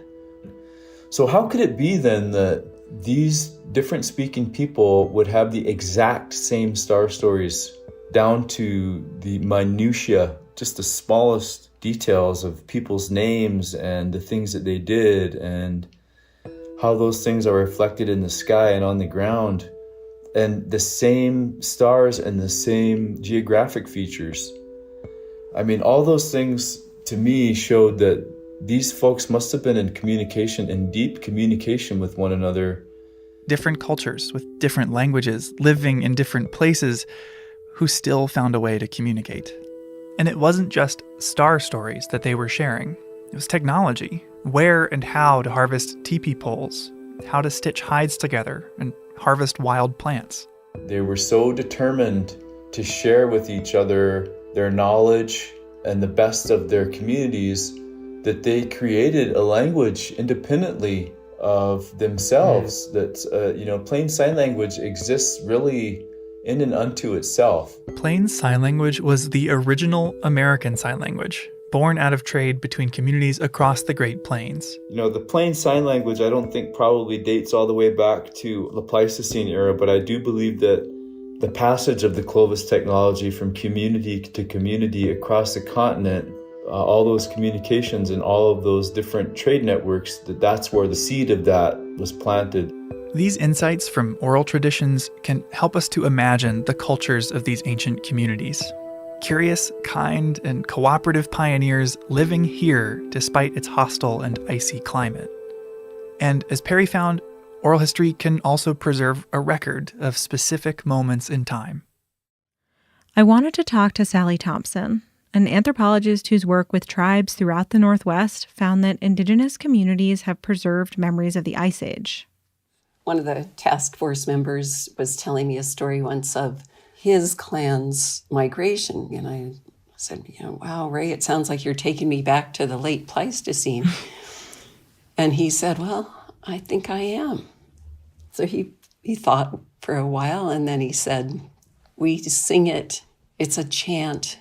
We repeat it the same way, the same time of year, in a ceremonial way. It's like your silent night. You wouldn't change the words. He said some of those words are so old we don't understand them anymore. Wow. So that really was life-changing for me, and I started paying attention in a very different way. I know Sally from her book, People Before the Park, which she wrote with the Blackfeet and Kootenai tribes, sharing their traditional culture and life ways here in Northwest Montana. Well, my name's Sally Thompson, and really what we're talking about today, I'd like to say I'm a student, not an expert. I love that. I'm a student of what Native people have to teach us. One thing she's learned is that oral traditions hold records of Ice Age floods, the phenomena that geologists squabbled about for decades. Some cultures have remembered them for thousands of years. Imagine the time when immense sheets of ice were extending down from Canada all across northern North America. To imagine it's not just filling the valleys, it's overlapping all but the very tallest peaks. Mm-hmm. Yeah, so picture you're standing on top of one of those peaks, and all you can see to the north and the east is ice. When I hear this, I picture a glacier and the Flathead Valley full of ice and water from glacial Lake Missoula. But this describes the ice margin all along the northern edge of the U.S.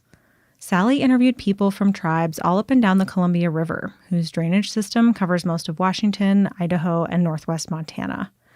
One of these tribes is the Kootenai. The Kootenai people are unique. They're not related to anyone anywhere.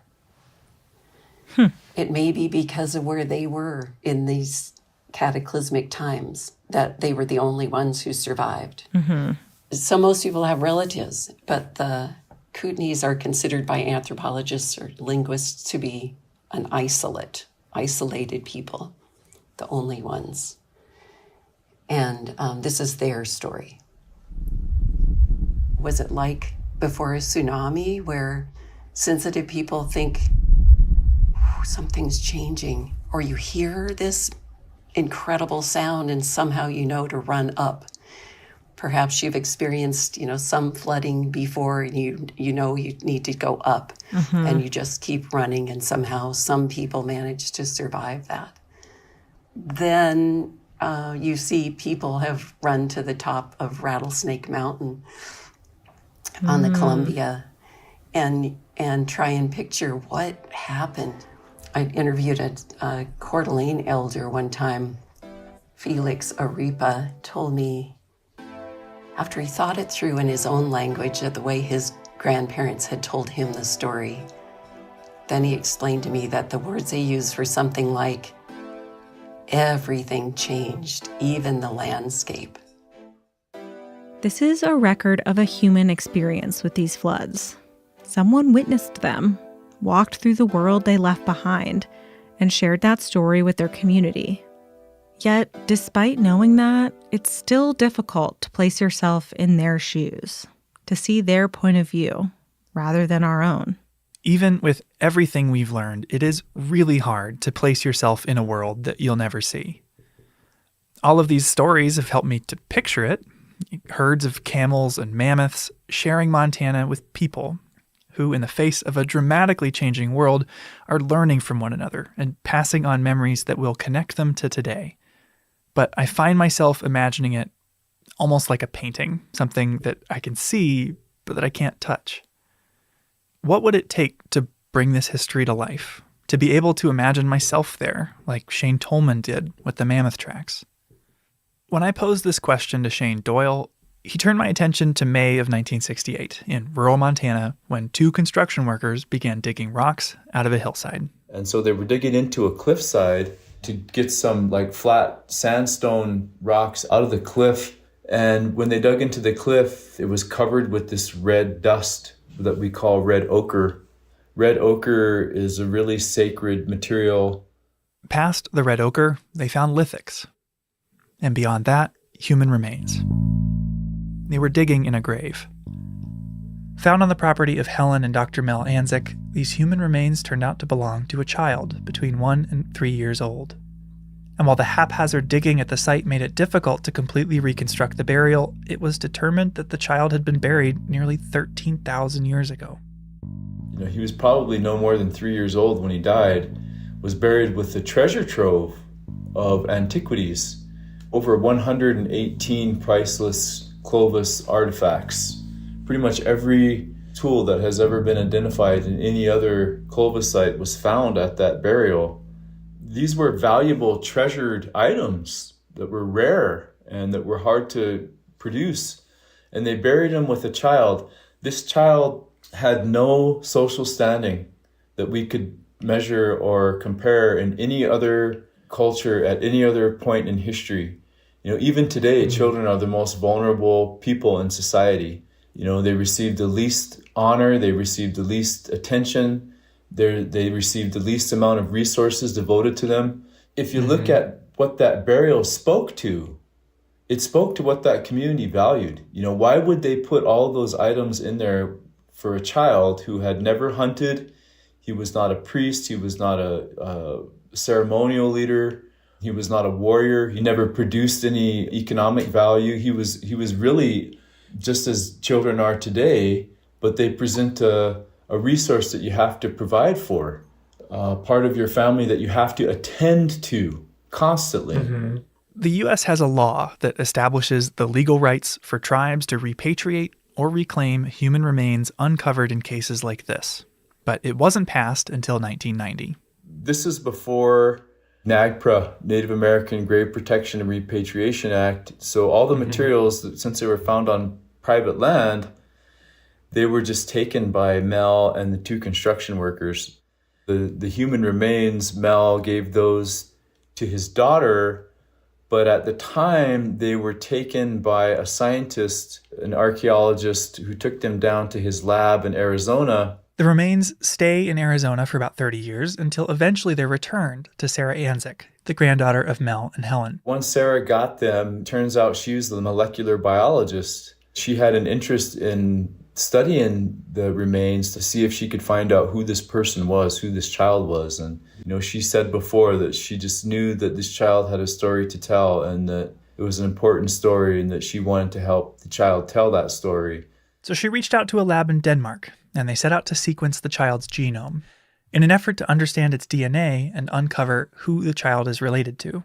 The head guy over there, the scientist of the lab, his name is Esko Willerslev, and he and his team took on the study, and it took them 3 years to complete the genomic sequencing of this ancient remains. But when they did finally get the complete genome, they were able to compare it to other populations around the world, and it's pretty clear that he was one of the very first Native Americans on the continent. At the same time this discovery was starting to ripple out into the scientific community, the Anzik child was also at the center of an effort to repatriate the remains, to place them back where they were buried 13,000 years ago, which is how Shane got involved. I don't expect there's really like a roadmap for how to conduct a repatriation. Maybe there is. I don't know. So how did you decide how to actually perform the reburial? And what did it look like in the day? There is no roadmap for repatriation. There are procedures that have been developed over years in certain circumstances that fit the bill, but this one was kind of different. Because it was so old, and we have to assume that the child was related to all of modern people today, that's a lot of people to try and bring into the process. I kind of took that task on to reach out to Native communities, to let them know what we were doing, to ask them if they wanted to participate. You know, it took a long time. We had to have a lot of meetings. There were a lot of different folks involved, not just the tribal communities here in Montana, but also the Montana Burial Board. Sarah Anzik, you know, she still maintained possession of the bones right up until the moment they were placed in the ground. Scientists, they still had materials from the Anzik child in their lab. The reburial was supposed to be comprehensive, and so they had to agree to put all of what they had of the boy in the lab into the ground. You know, there were disagreements over where to rebury the boy, over how to rebury him. Some people believed we should just rebury him with like a rawhide pouch, you know, put him in the ground so he could go back to Mother Earth. There were also suggestions to bury him at the Montana Historical Society out on the public lawn so that people would be dissuaded from trying to dig him up and steal him. I mean, you name it, there was a whole gamut of suggestions and ideas about how to rebury him and where to rebury him. And finally, at the end, we just decided to put him back as close to where he was as possible and put him in a nice small little casket. And, you know, it was just a beautiful day. It was a beautiful ceremony. And like I said, we all felt good about it. Here's the thing that I've thought about a lot. We were there that day not just to show respect to that boy, but we were there to show respect to ourselves. When we respect others, we respect ourselves. And when we do that in a community, in a gesture where we all come together in a ceremonial way, that's a very powerful healing experience. Do you think that the Anzik site, Pleistocene people, and this deep time can teach us about ourselves or even the future? Well, I think we can learn a lot from those ancient people about strength, about resilience, about love, about what really matters in this life. I guess one theme that we see today in Hollywood is the post-apocalyptic world. We think when all the chips are down that we'll turn on each other. When I think of those ancient people, I'm inspired. I just think, they loved each other, and from everything that we can tell, they respected each other. I'm sure there were instances where that wasn't always true, but the Anzik grave and the show of love that was displayed for that child makes me believe that that wasn't just an isolated case. That this was part of their worldview. They believed in treasuring their relationships. And in a way, that's what it was when we reburied him that day. To me, this story pulls your focus away from everything that separates us from Ice Age people. The ice sheets, scimitar cats, and more than 10,000 years, and shows instead our shared humanity. And to Shane, it illustrates what's possible when scientists and Native communities work together.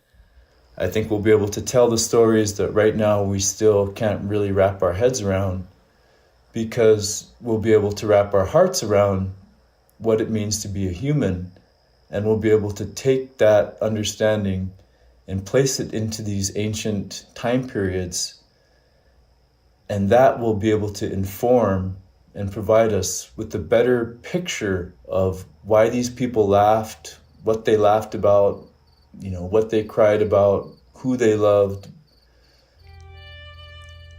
It's pretty hard to not understand what the Anzik burial represents. If you're a parent and your greatest fear is to lose a child, and you understand that this is what these people did, that message is pretty clear. 12,600 years later, you can still relate to the anguish that they must have felt. How unfair, how cruel, how impossibly difficult the loss that they suffered was. And the only way to heal from that is to just give the last full measure. That's a message that is crystal clear to me. There's nothing about that I don't understand. It's true that sites like Anzik are extraordinarily rare, but the kindness that we can see there must have been common. In every laugh shared around the campfire, which echoed across newly ice-free valleys, and in a piece of hard-won camel shared as a meal with a loved one. Or in the simple joy of standing by a river and squishing the mud between your toes, right beside a set of fresh mammoth tracks.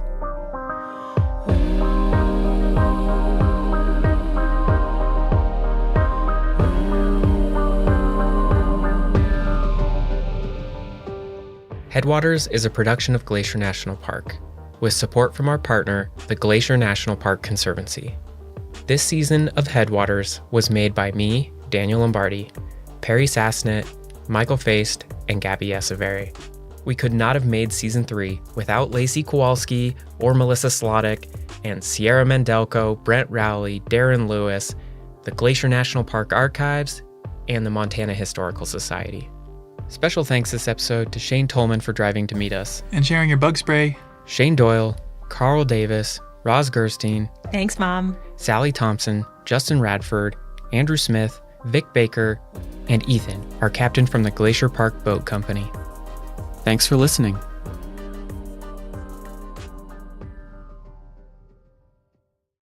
Next time on Headwaters.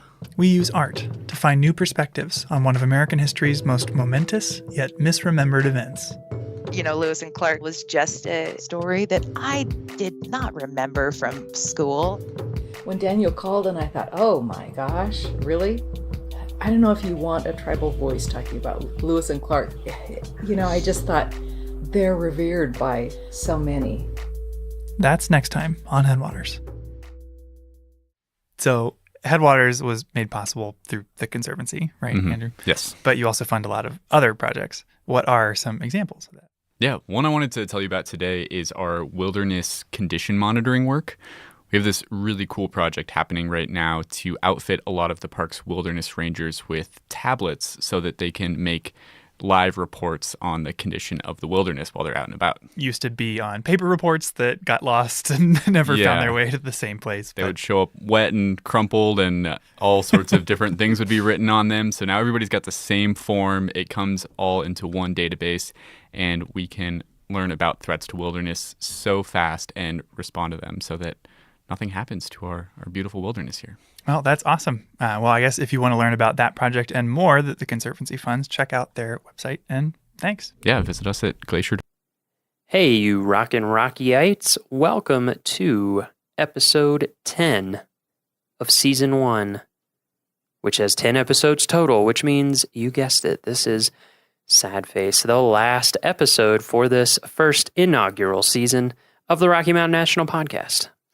So, first of all, we want to say thank you so much for tuning in, whether that was one episode or multiple episodes. Hopefully you became a subscriber if you are into it in whatever podcast app you like to use.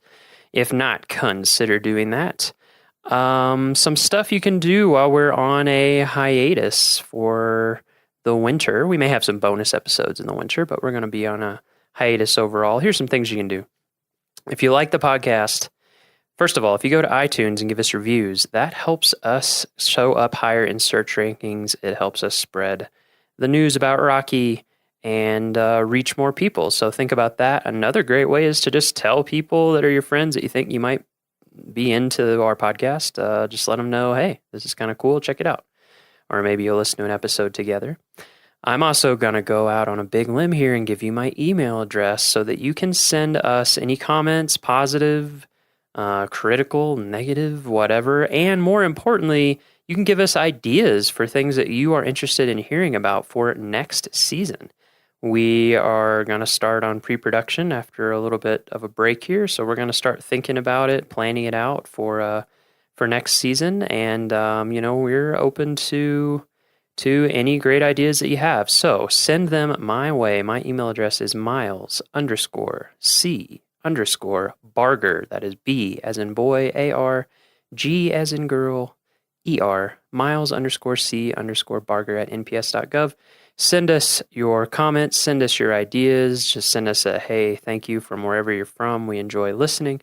Whatever kind of notes you want to drop, go ahead and send them there, and we will read as many of them as we can. So, let's finish this season up with an episode about Long's Peak. Today, we're joining Everett Phillips, who is a Long's Peak climbing ranger. We're going to talk about what being a climbing ranger involves, why we have climbing rangers at Rocky. We're going to talk about how Everett became a climbing ranger, and then we're going to spend quite a bit of time talking about Long's Peak, specifically the Keyhole route. Everett's job this summer and last summer has focused, as you'll hear in the episode, on doing what we call preventative search and rescue, or PSAR, on Long's Peak, specifically the Keyhole route, to help have people have a better time, help keep them safe, and help prevent search and rescues from happening before they ever happen. So, super interesting episode, obviously a huge topic here at the park, and we hope that you find it enjoyable, fascinating, and if you are thinking about climbing Long's Peak, very useful. Here we go.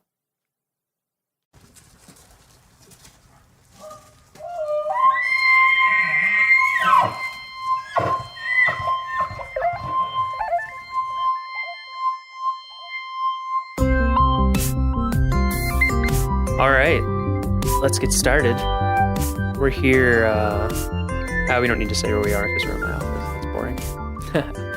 A lot of times we recorded outside, but we're not recording at 13,000 feet. Yeah, being in an office is novel for me, though. That's true. It's exciting to me. All right, we're in a novel environment here in an office in the indoors.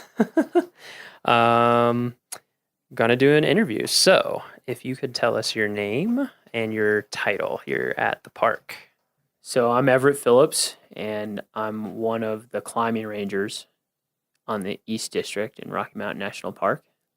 East District, so the Estes side. Yeah. So climbing ranger, we haven't talked about climbing rangers yet on the podcast, so maybe we can do a little overview of that program before we dig into what you specifically do. So how many climbing staff are there here in the park? There's 8. 8. 2 of us are here year-round, and I'm one of the 6 who are here seasonally, so from May until the end of October in my case. And our role, it's Rocky Mountain National Park, so it's rocky, and we have a lot of spectacular mountain terrain here, and that terrain is inaccessible in part for many visitors and many employees because of its precipitous nature. So we have a visitor use group, mountain climbers, that access that terrain for recreation. And when they get in trouble, or perhaps when they impact the resource, the park has to become involved with that terrain, either to go rescue them or to maybe make regulations. A great example would be if a cliff is closed for nesting raptors, you need some people who could get up there to tell people to leave that terrain or to post signs. Gotcha.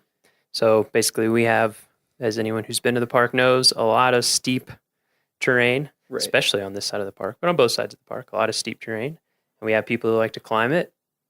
And so we need people who know what they're doing to get up there and help them out and talk to them, and also to know the community, right? And to know the concerns and to know all those sorts of things. Yeah, that definitely is part of the job. When I first began working with the Park Service, I was on the rescue team in Yosemite, and we were volunteers, and kind of having your fingers on the pulse of the climbing community helps in doing the job. All right, so you're a climbing ranger. What is your position specifically? Well, I was hired 2 years ago, mostly to focus on Long's Peak, and specifically to focus on the Keyhole route, which is probably our most popular mountain climbing adventure in the park. Almost 10,000 people come out here every year just to try Long's Peak. And the climbing route's accessible sort of people with advanced hiking skills, but it's not just hiking, it's mountain climbing. And so the park definitely, at the very least, has a duty to inform people of the hazards that they face going up there. And definitely we do quite a few rescues related to the keyhole route. Mm-hmm. So I'm here to talk to people about what they're getting into, be available to answer questions when I'm out on the mountain, and then be where I put myself in a good position to respond for rescues on the upper mountain, especially. Right. So as much as you have a typical day, what does your typical day look like, to paint the picture for listeners? Because it's even to me, someone who works in a park, it's pretty cool. The foundation of my job is having an intimate understanding of the mountain, which requires going up there regularly because conditions change so often, and the experience and the hazards are completely dependent on those conditions. So my bread and butter day is to show up for work sometime before 7 a.m. and get a pack together and go start up from the Longs Peak trailhead towards the summit using the keyhole route, and be available to talk to people along the way. Sometimes you end up going all the way to the summit because it's a nice day and conditions are in your favor, and you don't get sidetracked by some other project or a rescue or something of that nature. And then maybe descend a different way. Clark's Arrow is another good route that you can do alone as a climbing ranger. But that allows you to do a few things. One is get our safety message across to the visitors who are actually climbing the mountain. The other thing is I can take photos of the route to post on our conditions blog, and that helps people understand whether it's icy or whether the rock's dry, what sort of equipment they might need to bring. That's really what I should be doing at least 2 days a week. Mm-hmm. Sometimes it's more, sometimes it's less. Sounds all right. Yeah. So I'm sure people out there are thinking, like, what? You get to climb Longs Peak for your job? That's crazy. I know we can get into we will get into the details of why it's also a challenging job. How long have you been climbing? How long have you been a climber? I've been leading rock climbs, placing my own gear and building my own anchors for just over 10 years. 10 years? Yeah. Where are you from originally? I'm from New York, Westchester County, New York. New York. Yeah. Westchester is it New York City, kind of? Yeah, it's the bedroom community. Bedroom community? Half an hour north of New York City on the Hudson. Oh, okay. That area. Was there a climbing community around there when you were growing up? I think in my experience, there's a climbing community just about everywhere. Oh, nice. But the closest rock climbing destination are the Shongunks, or the Gunks, as most people know them. Yep. I haven't been there, but yeah, and I think I've heard that term. That's actually the first place that I roped up and went climbing. The Gunks? Yeah, where the climbs had a name. I was already scrambling around cliffs and stuff in my backyard. I had a few boulders that I could try to summit.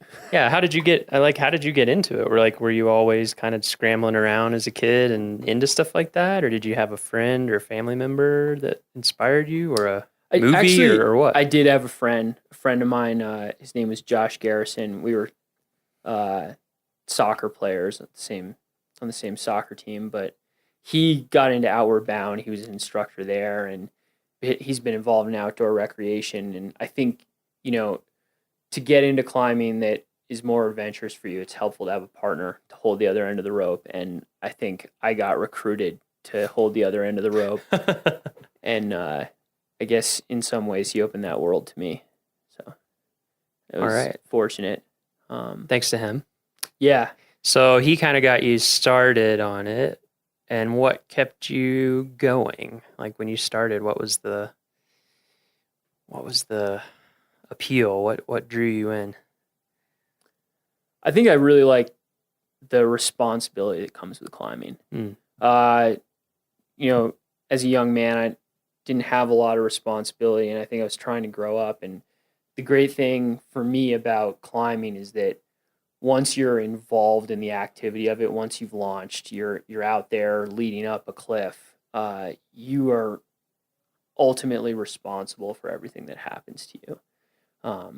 And there's no time for anyone else to save you. There's no time for, if you leave the lights on in your car when you park it, someone will come and help you jump it. But if you make a mistake when you're leading a rock climb, then you're going to face the consequences of your mistakes. And I think as a young man, that was an appealing challenge. So the, well, I guess responsibility, yeah, the way you put it, just that immediate, visceral challenge. Yeah, I drew think you in a sense, climbing's quixotic. You get to the top of the cliff and you just come back down, and there's no real material change in your life. But in another sense, it's as serious as business gets. You have to do things the right way. Mm-hmm. Otherwise, over time, there are going to be really bad consequences. Mm-hmm. So you're trying to do your best. Right. It demands your best. So were you climbing through college? Did you go to college? Yeah, I did go to college. And were you climbing it during that time? Actually, I spent a lot of time climbing on boulders, but it was mostly for fun. Okay. I did rope up a few times, but it wasn't a focus for me. It wasn't until I graduated college and I worked on a trail crew in New Hampshire, and got out in the mountains a lot and saw a lot of cliffs that captured my imagination, and go back and with a partner and go climbing on the weekends. Oh, nice. What was the trail crew with? It was the Appalachian Mountain Club's trail crew. Yeah. They do amazing stuff. That's one thing when I was because I've spent a lot of time out west, but I went back to the East Coast. I was just amazed at the level of organization and dedication to trail maintenance. It was a really unique place to work on. The Appalachian Mountain Club's trail crew is mostly young people, and it turns over. People usually do about 4 or 5 years with that trail crew. Mm-hmm. But the trails there go straight up the mountain, which if you do a lot of trail work, you know that's really bad planning, because the erosion just turns the trails into big drainage ditches. So you build a lot of rock staircases out there, and yeah, it was a great place to learn. Tough work.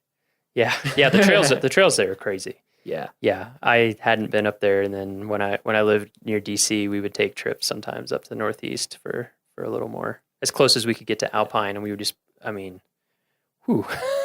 just straight up on boulders. It was also a great place to break into climbing, because there's really great rock climbing. It's the Granite State, but there's also good ice climbing in the winters, and it's got an alpine zone just because of how harsh the winters are, and so there's this alpine tundra, and you can do a little bit of Arctic mountaineering. So you can train for the Alaska range there. You can train for Patagonia there. You can train for Colorado there. Right. It's gnarly. Yeah, it is. It's a lot gnarlier than I realized it was before I'd first gone there, and I was like, oh, okay. Especially the winters. Yeah, they're hardcore. So you were up there doing the trail work, seeing stuff you wanted to climb, climbing it, doing some ice climbing at that time? Yeah, I was. Yeah? I was passionate about ice climbing at that time. Nice.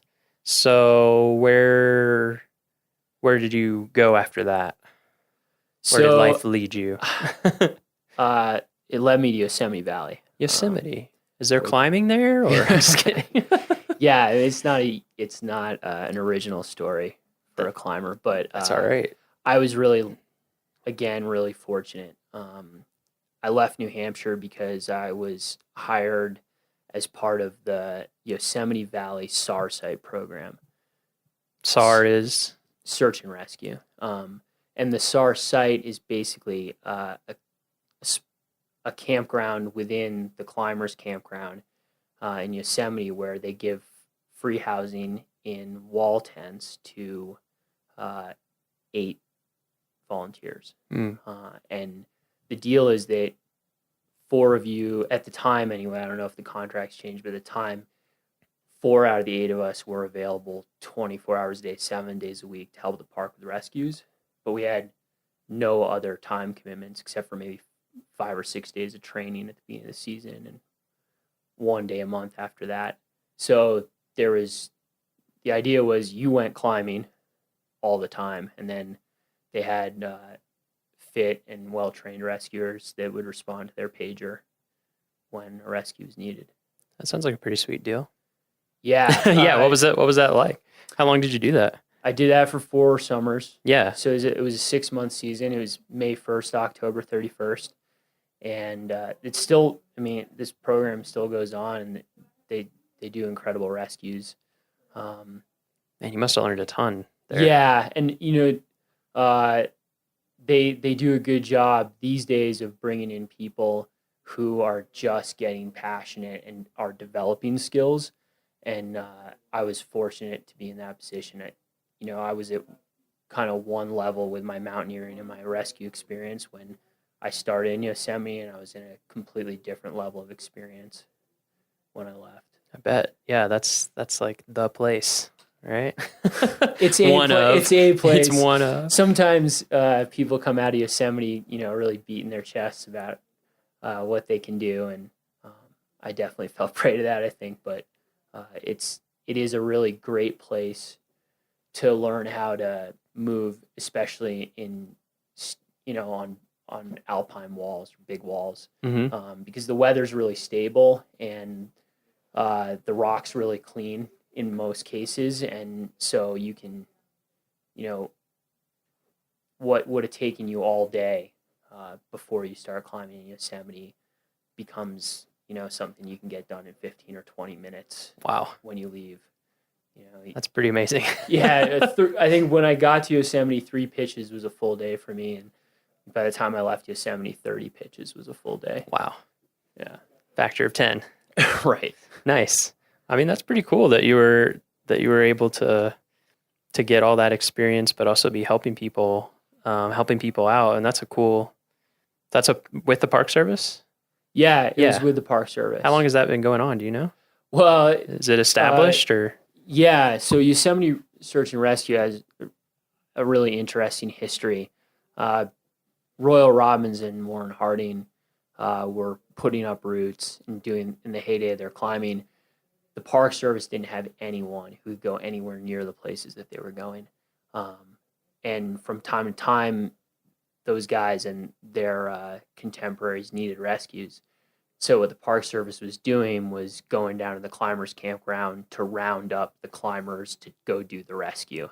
And that makes sense. They're like, so we're not going to do this, but can you guys help us out? Yeah, so the Park Service would provide the logistics, right, and the climbers would do the rescue itself.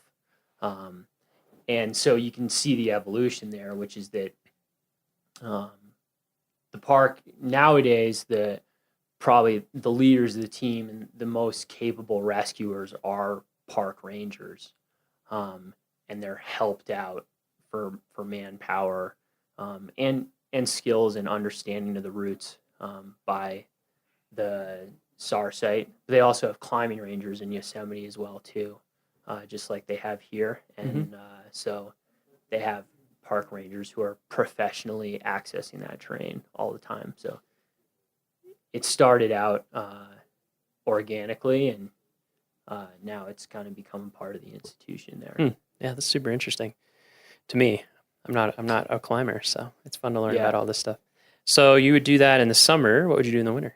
I've been a ski patroller for the last 9 winters, which for anyone who's interested in work in the mountains, doing adventure sports like skiing or climbing, and also for anyone who's interested in rescue work, I think ski patrolling is the best. It's the most fun. It gives you the best experience. Yeah. Where did you do ski patrol stuff? Started in New Hampshire when I was on that trail crew. I worked at a little ski resort called Attitash and did a ton of medical stuff. The slopes are icy, the terrain parks are big because the snow's not great. And so just running sleds and splinting broken bones Were you an EMT then? I was an EMT before I started that. I did a wilderness EMT. That's what got me my job on the trail crew. Cool. And that's what got me my job as a ski patroller. So that's something that I've wanted to do, wilderness EMT. Yeah, I've done the Woofer, and I was like, oh, man. I would recommend the wilderness EMT class to anybody. You know, it's been a great investment for me, but also it's just really interesting. And I think that if you spend a lot of time taking risks, you know, whether you're skiing or hiking or climbing, you know, I think the wilderness EMT is just great education for what to do if something bad happens, but I think it also convinces you that something bad will happen at some point, you know? Yeah, I had that experience in my wilderness first responder for sure. And I was just like, oh, okay. Just makes you much more aware of what can happen, and also how hard it can be to really help someone or get help, even if you're not, quote, that far from a trailhead, unquote, it can be a long way. Yeah, it continues to amaze me how challenging mountain rescue is. You know, I think every time I think I have it down or that I'm super capable, then there's a rescue that surprises me, ends up being more challenging than I expected. It's definitely not short on challenges. Yeah, I mean, I was amazed just how hard it is to carry someone in a litter. Like, it's exhausting. And just how many people it takes, because you have to rotate out. You just get, I mean, if you have the manpower to do it or the person power to do it, you have to rotate out. Yeah. It just wears you out. Yeah, and I think sometimes people, when they think about mountain rescue, it seems glamorous, and, you know, you can see photographs of rescuers hanging from beneath helicopters in front of these amazing mountain faces, but the truth of the matter is 95% of mountain rescue is the litter, which is a titanium or steel basket that someone lies down in. You know, hopefully they have some good padding underneath them and a sleeping bag around them and a good splint and maybe some pain medication while they're taking the ride. But that sits on top of an ATV wheel that has a welded frame that attaches to the bottom of the litter. And that kind of, in the best case scenario, rolls gently down the trail. But if it's a long litter carry out or people are tired, then sometimes it bumps down the trail. But that's you know, if you're committed to this business in the right way, I think you'll probably do more of that than anything else and take pride in it. Right. Yeah. And I really, when I did my class, I really appreciated the instructors being really like focus on your patient comfort, focus on, you know, minimizing their pain and doing further injury, and like keeping that focus, even if it's hard, even if you're tired, even if it's cold, you know, whatever, which I mean, it makes sense, of course, but you know, it was really, I just never thought about it in that way. It really changed my perspective in a good way, I think, about like, you need to work really hard to help this person be not just get them out, but like help them be as comfortable and keep their dignity and, you know, all these things as possible. I think that's one of the things I really enjoy working here at Rocky Mountain National Park. And not that this doesn't happen other places, but we have a really great medical staff here on our mountain rescue team, and we're really committed to making sure that every single patient that we take care of is getting the best care we can possibly give them. And we do a lot of these wheel outs, and you know, we have great paramedics here that do pain management along the way and give fluids, and it's a great team in that respect. So you were there, you were in Yosemite for 4 years doing that. In the summers, you were doing ski patrolling. In the winters, starting in New Hampshire and then other places. Yeah. And I worked in Washington briefly, and not briefly, for 4 years, and worked in California for 2 years as a ski patroller. So when did you come to Rocky? 2 years ago. So was there something in between Yosemite and Rocky? I worked for a year at Mount Rainier National Park. Oh, okay. Nice. A little bit different. Yeah. I mean, Rainier is great because it's got the biggest glaciers in the lower 48, and I didn't have a ton of experience on glaciers there, and coming from climbing on El Cap to walking on these huge glaciers has big transition. Yeah. And it was probably not a long enough tenure to, become an expert in that terrain, but definitely was good to round me out as a climbing Oh, I ranger. bet. Yeah. Being on glaciers is like amazing and incredibly frightening. Yeah. All at the same time. Absolutely. Yeah, I worked in Alaska for a while, and people get a certain amount of comfort with glaciers, or at least the lower end of glaciers, because they're Mhm. around, and just when that happens, someone will have an accident, or you'll just see something happen where you're like, I know one of the first times I went out on a glacier with someone, and there's just a huge crevasse opening, and they're just like, throw a rock down there. Yeah. Threw a rock down there, and they're like, here when it hits the bottom. Never heard it hit the bottom. And I was just like, oh, okay. Because you have this illusion. There's a lot of dirty glaciers where you have kind of a lot of moraine on top of ice, and so you almost don't realize you're on a glacier sometimes.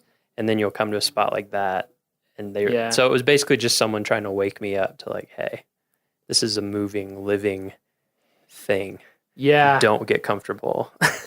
No, I think that was one of the things that surprised me. I was excited to work at Mount Rainier because I think needed a little bit of break from El Cap, and but I definitely would have trouble sleeping the night before climbing the upper part of Mount Rainier.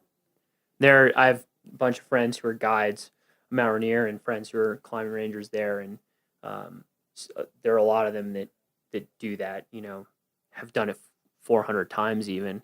But I think it's really serious, and I think they're aware of that. They may just be braver than me.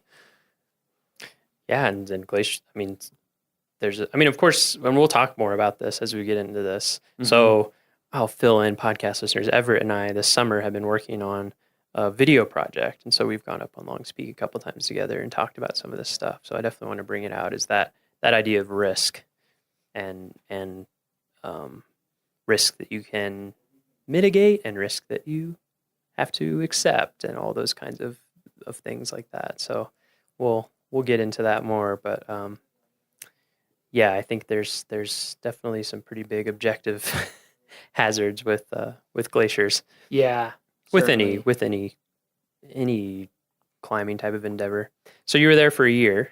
All right. Well, it was another seasonal job, so I was season. there from April until the end of September, I guess. And then after that, you came here to Rocky? Yeah. And when was that? That was last? That was 2 years ago. 2 years ago. Actually, my supervisor at Mount Rainier is a guy named Van Roberts. I guess you move around this business a little bit by the partnerships that you form. And I think meeting Van was really, really good, and we both decided he'd worked at Rocky Mountain previously, and we both decided we'd go back to Rocky together. Oh, nice. Yeah. So you had a friend when you came? Yeah, I did. He great. Brought me back with him. Nice. So you came here 2 years ago. Mm-hmm. Oh man, so much stuff. Okay, so I guess first we'll start with Rocky compared to Yosemite, compared to Rainier. What's the kind of, as a climber and as a climbing ranger or rescuer, what really sets Rocky apart or defines Rocky in your mind? Well, I think what defines Rocky is alpine rock climbing, in terms of my job. So if you had to pick one skill that the climbing rangers here have, is that they're comfortable as alpine rock climbers. There are 3 of them put up an incredible route on Fitzroy in Patagonia. They called it the Colorado route. That was Max Barler and Mike Lukens and Quinn Brett, who are fellow climbing rangers here. And that kind of epitomizes the skill that you should have to do this job. So a comfort in high altitude environment. Yeah, so alpine rock climbing, the best way to describe it is that the activity is still rock climbing, but you have a really long day. It's probably at high altitude here in the park. Most of our alpine rock climbs are between 11,000 and 14,000 feet, or 10,500 and 14,000 feet. so you're contending with the altitude. There'll be a, something between a 4 mile and a 6 mile walk to get to the base of it. Then you got to do that at the end of the day. And then the rock quality is always something that you have to assess for yourself. It's oftentimes the rock quality is poorer up on the alpine than it is at a crag in the valley. What makes rock quality poor? Well, to a certain extent, it's the rock type. To a certain extent, it's the way it weathers, the direction it faces in relations to storms and the wind, and whether it's in a corner where water seeps or whether it's out on a dry face where the wind keeps it. So clean. is it like how prone it is to fall off and then break I off? think for me the most important part is how secure the protection is. So in really good quality compact granite, you can fully trust the pieces of equipment that you put in the rock as you climb past it, but in poor quality rock, they may be worth nothing to you. So you have to be, I think in the alpine, you have to have a better eye for your placements, but you also have to be sure-footed and careful because falling's not always an option. So then going back to Yosemite, Yosemite, it's rock climbing. That's it. It's sunny. The weather's good, but the climbing's really, really hard and really, really intimidating. And so you're just focusing on your rock climbing, really. And then in Rainier, it's glacier mountaineering, which has its own challenges. And like we talked about before, there's a lot of objective hazard. Avalanches, crevasses, ice fall. You're right. And so here, that the defining thing is the alpine and those long approaches and all, and then weather too. Right. Yeah. Certainly. Here we you're have super afternoon exposed. Thunderstorms are a big deal during prime climbing season. This summer, it seemed like they were almost rolling in every single day, and they were, really, really intense lightning storms. Yeah, we had quite a few weeks in a row of really intense weather. I felt like, So you came here, started last year. What was your first? So were you Longs Peak specific last year too? Yeah, right? I was. So what was was that the first time? When's the first time you went up Longs Peak? Had you done it before? Yeah, it was May 20th last year. May 20th last year. What was it like? It was great. It was early season, so there was snow at the trailhead. So what we did was we did the approach. We climbed up to the keyhole on our skis. You have climbing skins on your skis, and we skied up to the base of the route, about 6 miles in, and then we climbed the keyhole in crampons with ice axes, and it was a mountaineering experience. We were mostly walking on steep snow slopes, kind of assessing the snow stability and plunging the ice axe every step. And it was a great way to get introduced to the mountain because, those conditions can exist almost any time of year, and you need to be really aware of that. So that kind of planted in my mind that Longs Peak was a real mountain and that I had to take it seriously. Nice. Yeah, that's one thing I was wondering about is like how it struck you the first time. Your first time up. I mean, that's so we'll get into longs and all that stuff. So, most people the majority of people are trying to climb in that little window in the summer when they aren't dealing with those kind of conditions. Yeah. But it's a short window because that's May 20th and it's full on, like you said, skiing up, crampons, ice axes, snow slopes, May 20th. Yeah. So, so clearly it hit you as like, this is a serious mountain. And what was your kind of general feel for the whole thing? Because you'd been on a lot of mountains by then. Well, I think I was really excited for a couple reasons. First of all, the guy I did it with was Mitch Musey, was the other ranger hired the same year to be focused on Longs Peak. And so we've done a lot of work on the mountain together and a lot of rescue work together now. And that was his first time climbing Longs Peak as a climbing ranger. And so I think I could tell at that point he was someone who was really excited about doing this job and doing it as well as he could. And it's great to have that trust in someone that you're going out in the mountains with. And so that was going really well. And I mentioned that we skied all the way up to the keyhole. Well, we also skied all the way down from the keyhole to the parking lot. And it took us about 20 minutes. Whoa. And it was really fun. So, yeah, I think my impression was that there was a lot of room for me to grow and a lot of good adventures to be had. And that I, found myself in a good situation. Nice. So let's talk about Long's Peak. Let's talk about the keyhole. Let's talk about all that stuff. Okay. How's that sound? Great. So Long's Peak, 14,259. Is that right? Yeah. Right. So it's a tall mountain. Yeah. It is the only 14 in Rocky Mountain National Park. That's right. It is, as a geography geek who used to make maps, I'm excited about this. It is the farthest north 14,000 foot peak in the Rocky Mountains. There are no 14ers farther north than Long's, which is kind of cool. Really weird shaped mountain, I think. It's really like an amazing looking mountain with that big block on top and like this flat summit, and yeah, interesting looking, I think. Yeah, I agree. It's just a weird coincidence to me that like the tallest mountain in the park is also the craziest looking mountain in the park in some ways. Or most unusual. And the other thing about that is that it has kind of all these different ramps and crack systems and chimneys, and there are, 6 or 7 good ways to end up on the summit and just as many ways to bail off of the summit. Mm-hmm.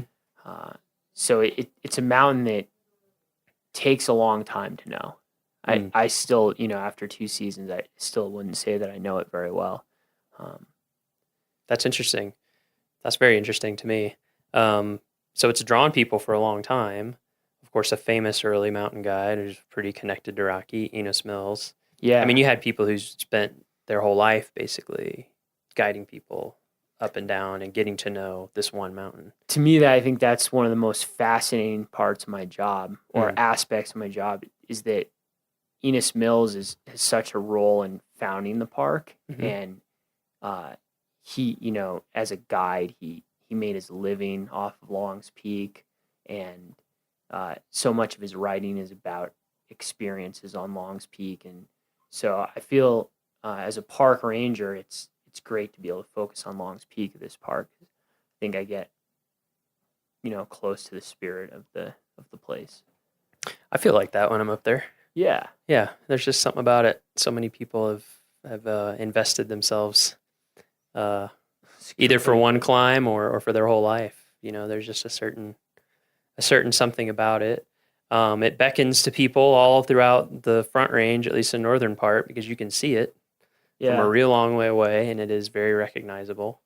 And so, like you were saying, 10,000 a year now we're up to about. Yeah, it's the ballpark. I mean, it's a rough number we throw out there. Yeah, so it's calling out to 10,000-ish people a year to try and give it a go. So that's kind of the general outlier or general outlay of the thing. So there's, like you said, there's lots of routes up, which involve, depending on your skill level, technical climbing and protection, even ropes, things like that. But the thing that really attracts the general public, right, is the keyhole route, correct?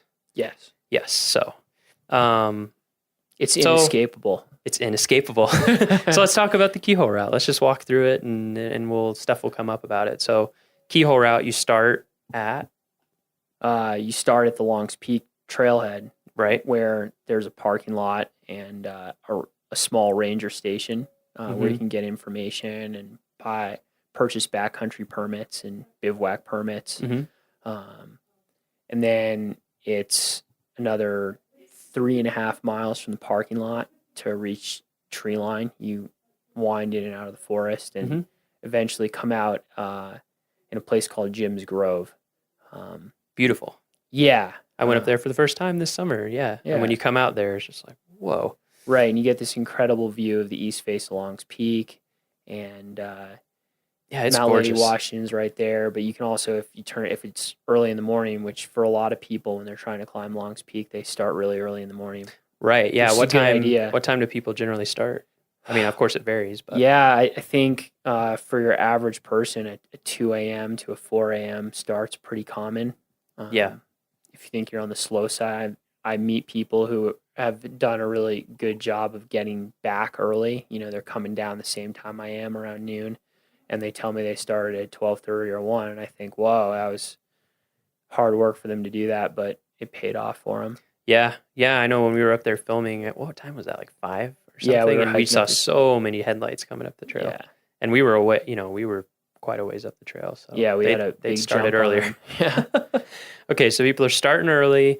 They're headed up through the trees, standard hiking trail. Yeah, so you break out a tree line, and if you're on time, you look out and you can see the lights of the Front Range cities, Boulder and Denver. Yeah, which is super cool. Yeah, it is cool. And so then now you're above tree line, and the trail winds around Mount Lady Washington, and that's another 2.5 or 3 miles of hiking, and that puts you out in the boulder field. Okay, so you're at the boulder field. So from the trailhead to the boulder field is 6 miles? 6 miles. And 6. Yeah. how many feet of gain is it? Like The boulder field is about 12,000, between 12,500 and 12,800. That's so the you've boulder gained like field. 3,500 feet? Let Or me is think about this. So I'm just going to round it up to 13,000 and round the trailhead up to 10,500. Okay. No, sorry, 9,500. And so that's 3,500 feet. Okay. So this is just to get to the boulder field. Yeah. And that's pretty much, it's a trail. Well, Right. It's safe to call it that. Yeah, no, I would call it that it's from when I hiking. did it. It's hiking. So then you get to the boulder field. You get, well, the keyhole route is so named because of this break in the northwest ridge of Long's Peak, and it looks like a keyhole. You know, it's pretty obvious, at least from the boulder field. It's pretty obvious, Right. And the keyhole is at about 13,000. So you have to go up from the boulder field a little ways to reach the entrance to the route, which is right through that keyhole. And what I found interesting there is that it's a pretty, I feel like it's a pretty nice, smooth transition of difficulty. I felt like, Yeah. to let you know what you're getting into. Because like, well, I'm on a trail in the woods. It's getting a little rockier. Now I'm on boulders. Now I'm boulder hopping. Now I'm starting to use my hands and get a little scrambly, right? Yeah, so you get a great feel for what the route is like after the keyhole by the type of terrain you move through from the boulder field getting up to the keyhole. Yeah. And right as you're just making it into the keyhole, I like to tell people that kind of scrambling to get to the keyhole itself, the last 100 feet up to the keyhole, is what the rest of the hike to the summit is like. Yeah, I which remember is you mentioning another that to mile me. and a half. So it gives, I think for people who say to themselves, and I think this is a good plan to have, I'll make it to the keyhole and see how I feel, remembering it that last 80 or 100 feet getting up to the keyhole is what you're in for the next yeah mile and a half one way, right? Right. 3 miles round trip. Yeah. Ish. You could look at it as it's a good setup because you progressively increase your difficulty, but it's also one of the traps of the keyhole route in Long's Peak that you don't really get your difficult climbing until you're really tired and you're at higher altitude. So things start to compound in terms of difficulty the closer you get to the summit. Right. And You've already been people- climbing, your legs are getting tired. You're already, if you aren't acclimatized, especially the altitude is getting you. And you maybe some people fall into the mental trap that I've come all this way, I only have this much further to go. But in reality, that last mile and a half is going to take as long as the whole first bit. Right. Yeah. And so you get up to the keyhole, you get there, and I mean, when we got up there, that definitely took my breath away. You pop out through this, and now you're just looking down into Glacier Gorge, like all of Glacier Gorge right below you. It's an incredible view, just the keyhole. I've told people that who are like, I I could never do longs. I'm like, well, you should try to at least go to the Keyhole, just Yeah. because if there were nothing else past that, it would be a worthwhile, stellar top 5 hike in the park for sure. And then on the opposite side of the boulder field, you have Chasm View, where if you kind of walk up to the low point in the ridge between the north face of Long's Peak and Mount Lady Washington, you have this incredible view down at Chasm Lake. Yeah, it's amazing. And you see the whole east face of Long's Peak, and so that's another reason to hike up to the boulder Thought that was field. pretty breathtaking. Oh yeah. So you've made it to the Keyhole. Let's say you're feeling okay. Right. You've got snacks. You got water. You're feeling okay about the last 100 feet that you just climbed up. How do we go from there? Or first, I should say, before we get to that, what should people be going through in their mind when they're getting to this point about whether or not they should keep going that day, or whether or not they should feel proud of what they've done so far, call it good, and decide that they're going to come back and try it another time? Like, what are the checkpoints in your head for people who are thinking about doing it? Yeah, I think the most important thing there is time and weather. And so you need to make sure that the weather isn't deteriorating when you get to the Keyhole, because it's not only a mile and a half further to the summit, but that mile and a half is going to take you almost as long as the 6 miles it took you to get there.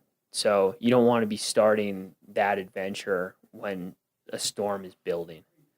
And that can be kind of, if you don't get a lot of opportunities to go up and try to climb Long's Peak, it's hard to say to yourself, well, there's a 50% chance of thunderstorms after noon, and I already see some little white fluffy clouds that look innocent enough, but the wind's blowing them closer, and turn around right there for those reasons. Sure. But if you want to be conservative about getting struck by lightning or climbing across a rock slab that you can't fall off of in a rainstorm, that's your last chance to make that decision. So you have to be aware of how much time you have left before that forecasted weather is coming, and you have to know enough about weather forecasts and what approaching weather looks like in the mountains to make a good decision there. And I think one thing that you talked about when we were going up that made a lot of sense to me is like kind of create set points for yourself, maybe even ahead of time when you're more rational and you're not so pumped up and excited or maybe tired or whatever, and say like, if I'm to this point by this time range, I'm okay here. Like just say like, if the weather looks like this and it's this time, but if you're an hour past your timeline or something, try to set that up ahead of time so that you can kind of try to keep your emotional desire to get the summit a little tamped down and to be like, hey, you know what? It's actually better to not get struck by lightning and come back. Yeah, that's, which is hard. I brains get play tricks on us. Absolutely. We all know this. So yeah, you kind of have to outthink yourself and outplan yourself. It's hard. And I think the other hard thing about it is that most people aren't going mountain climbing as much as I'm going mountain climbing. So for me, I have to really work on my system to give myself the best chance of being safe in the long term. Whereas there are a lot of people, I see it all the time, that come up to climb Long's Peak and make bad decisions and get to the summit and come back and they're fine. Sure. And they don't get stuck with it. But over the course of the summer, I see all of the people who do that, and I get to meet the 4 or 5 or the handful that I have to rescue. So that's something, just getting the summit, climbing the route doesn't always indicate success or mastery. That's something that's harder to find. Interesting. So you've made it to the Keyhole. Let's say all those check marks that you've thought about beforehand. You've done your research. You're good. You've got the weather's looking good. All that. Now we're getting into the real meat of this climb. Yeah. Where do we go from there? Right. So the the technical or more technical sections of the route, the sections where now it's a mountain climb. It's not just hiking anymore. It's mountain climbing. Right. That's a big message. Yeah. It's not a hike. That's a hike. The one talking point I've really developed. Yeah. It's a good one. To it. It's a good one. Actually, we used to grade the keyhole route as technical or non-technical, depending on the season. And they'd hang a little plaque up there at the keyhole saying, no, the keyhole route is technical. It's closed to all except for real serious mountaineers. And we don't do that anymore. I think it's because it can become technical again at almost any time of year. Certainly it's good to forewarn people that in the winter it's very likely to require advanced skills. But at any time during the summer, it can get to be the kind of conditions that require a lot of experience and specialized equipment. Right. But there are names for all of the portions of the route beyond the keyhole. And the first portion of the route that you get to is called the ledges. And it doesn't gain any elevation. It crosses the backside of the mountain, going in between big rock slabs on a series of ledges, and that delivers you to the bottom of the trough, which is this huge rock chute or gully or couloir or whatever you want to call it. It's a trough of broken rock that's not very steep, and you can climb up it. And that often has snow, right? Yeah, that holds snow latest. It's the most north facing. Like how? I mean, of course it varies every year, but it's going to have snow to a certain extent until July at least. It's probably going to linger a bit longer. People start climbing it without specialized gear maybe earlier than that because you can find ways around the snow, but there's typically snow in the trough for quite a while. It's actually a good ski run. Oh man. Yeah, but that has its own problems because losing your footing on snow or hard snow in summer there, that's one of the places it'd be easy to have a serious accident. So the trough is where you gain most of your elevation. You just hike straight up this thing for 1,000 vertical feet about. And when you get to the top of that, you move on to another aspect of the mountain. So the west side of the mountain.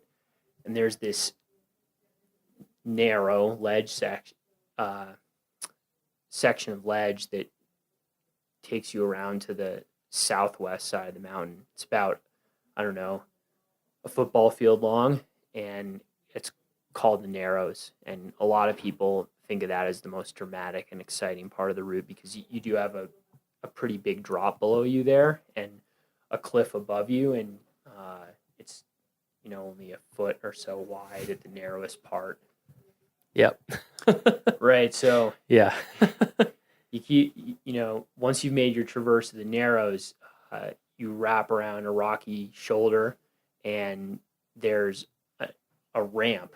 It's a rock slab with a few cracks in it that goes up another 500 vertical feet or so, and we call that the home stretch because it puts you out on the summit, which is this flat plateau that, again, is about a football field wide. And then that's the route. And then you have to come all the way back down. Right. And as a non big on scrambling climbing person, it definitely took my breath away when I started getting on even the beginning part of that. And I could tell that it was having that effect on a lot of people. So what are some things people can do before they are even thinking or making the plan to come up to just get a sense for, whether they're going to be comfortable enough with the route? I mean, of course you can't really know till you do it, but what are some resources? Well, I think when I started mountain climbing, I thought of it as a test of my physical strength and endurance. And when it comes to that sort of scrambly terrain you were mentioning, I don't think that's a good way to think about it. Climbing through what I'd refer to as third class and terrain, which just means you're maybe using your hands for balance or to pull yourself up once in a while, but most of the time a fall isn't catastrophic. Although on the keyhole route, there's a few places where if you fall, the best you can hope for is a trip to the hospital. It's a skill. It's something you practice, just like playing an instrument or a sport or anything like that. So you need to, if you want to be able to move confidently and quickly, and I guess quickly is not the right word, efficiently in that sort of terrain, you just need to seek out terrain that's like that and practice. And that's one of the things that is a problem with the keyhole route, is that terrain is so remote on the route that people aren't getting to it and realizing that they're not well practiced until they're already really far away from the trailhead, and the consequences are really high for even a twisted ankle.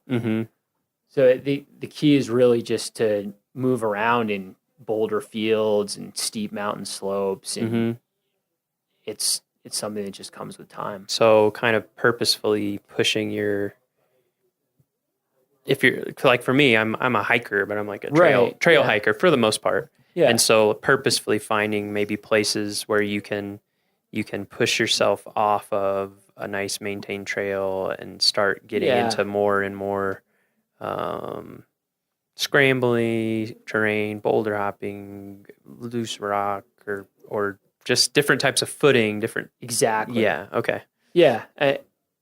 And just think about it like that. Like you said, just think about it. It's not a matter of how strong you are necessarily, or your fortitude as a amazing person. It's just like anything else. Like, would you expect someone to be able to just sit down and play the piano amazingly if they've never done it before? Right. No, you would think that they would want to build up to it. And I see a lot of really strong, fit people fake it till they make it up there. Sure. And I don't think that's a great approach, because there's always this trade-off between efficiency and security in the mountains, right? Getting on your hands and knees and crawling along a narrow ledge with a death grip around every rock around you, you're not going to fall if you do that. But if it takes you an hour to go 100 feet, the storm's going to catch up with you, and then the rock's going to get slick and wet, and you're never going to be able to make it down, no matter how hard you grip the handhold. So there's a trade-off, and if you find yourself really terrified and wearing a hole in the seat of your pants, scooting down the whole thing, a rock slab, then I think that can be avoided with 4 or 5 days of practice moving around in that sort of terrain, so that you get your sea legs. Right. Okay. So practice on some non-maintained trail terrain to kind of get a feel for that and find your comfort level and build your skills. And then what's another thing people can do to up their safety if they're thinking about doing the route? Well, again, in the trade-off between efficiency and security, I think that I see people underprepared in terms of equipment, and I see people overprepared with equipment. So you don't want to be up there on a stormy day in late August or early September when you're starting to get the fall snowstorms in shorts and a t-shirt, because if you do roll your ankle and there's no one around, you're at the mercy of the elements, and you might freeze to death up there. But at the same time, I see people with 50-pound backpacks carrying 9 liters of water, and they're moving along precipitous and tenuous ledge systems where if they stumble, they're going to take a really bad fall. And, if my life depended on moving carefully across a rocky ledge, I'd want to have as little weight on me as possible. So your pack's got to balance the need to have a little food and a little water and a raincoat, with not carrying so much weight that you're sandbagging yourself for some really important climbing. Right. Yeah, and I feel like, we can't, we, the Park Service, or any land management agency, we can't tell you what to carry, because it's always going to depend on you as an individual. It's going to depend on the actual conditions of that specific day. It's going to depend on all sorts of factors. But you and other staff do put out the conditions report, which gives you a feel.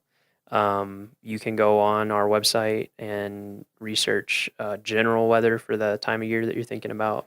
You can go on our website and get a forecast that is point specific to, as close as we can get it, to the summit of or the upper part of Long's Peak. And you can use all that stuff. And then I think the other side of that equation that people need is that you need some experience in the mountains or doing outdoor stuff. Like you don't know how heavy a coat you need when it's 40 degrees until you know what you need. Yeah. And it's better to find that out in a lower risk situation, I think. Well, that's the other thing about alpine climbing and just having fun in the mountains in general, is that there's no right or wrong way to climb Long's Peak. There's no right or wrong season to climb Long's Peak in.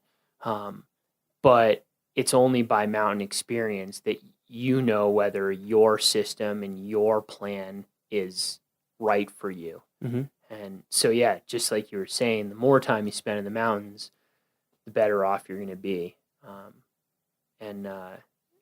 That's practice makes perfect, right? Right. And so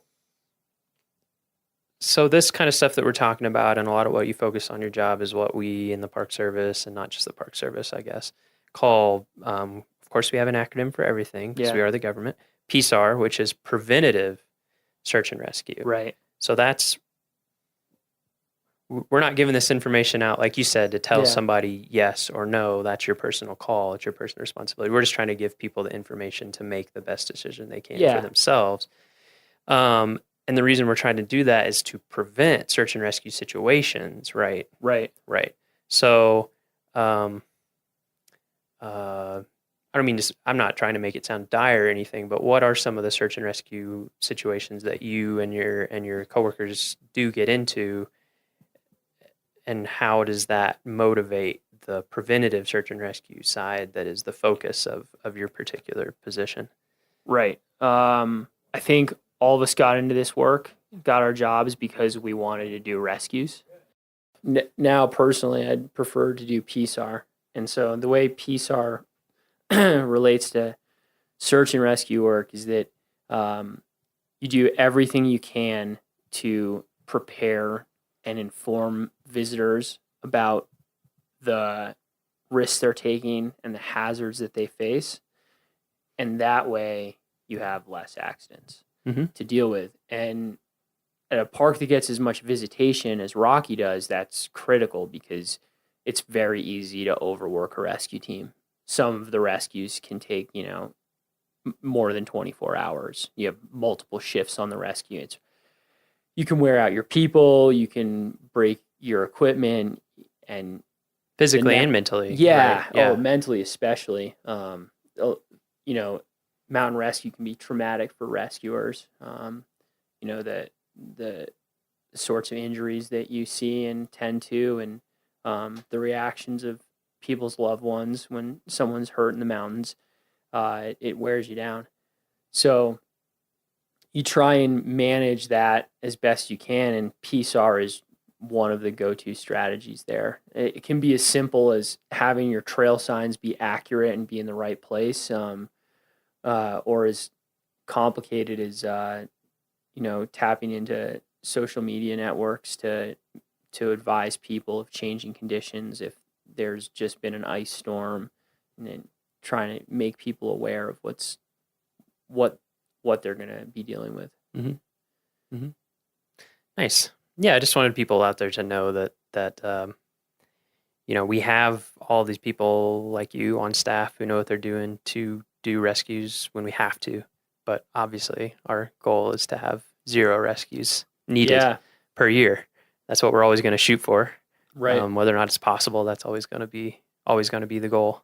Yeah. And just trying to, like you said, we're the park, part of the reason that a park like Rocky is here is for people to challenge themselves in whatever way that means for them. And so we respect that. We just want to make sure that everyone is well informed and knows the decisions that they're making for themselves. Yeah. Because ultimately, we've talked about this a lot. Your responsibility when you're out in the mountains is for yourself. Yeah. You know, you need to be responsible for yourself. That's part of what makes it adventurous and rewarding. Like you were talking about at the beginning, is what attracted you to it, is that Right. that responsibility. And so, you know, we're here to help when it's needed, and if we can, and if it doesn't put our staff in too much peril. But we want to try to keep that from happening Yeah. to anybody. I think that's a fair way to put it. Yeah. Yeah.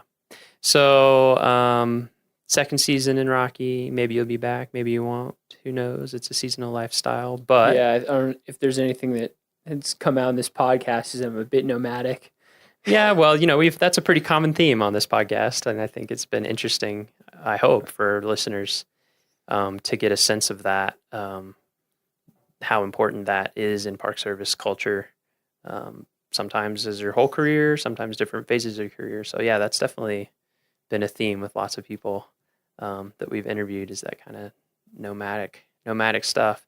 So maybe you'll be back to Rocky, maybe you won't. But either way, this is something that we like to ask everybody. Maybe actually I'll give you two questions. One just is specific to Long. So for you personally, what has Long's Peak meant to you, or what does it mean to you? What has it meant in your life? Is there any like big lesson that you've taken away, or any skill, or just what comes to mind as kind of the big picture takeaway from Long's?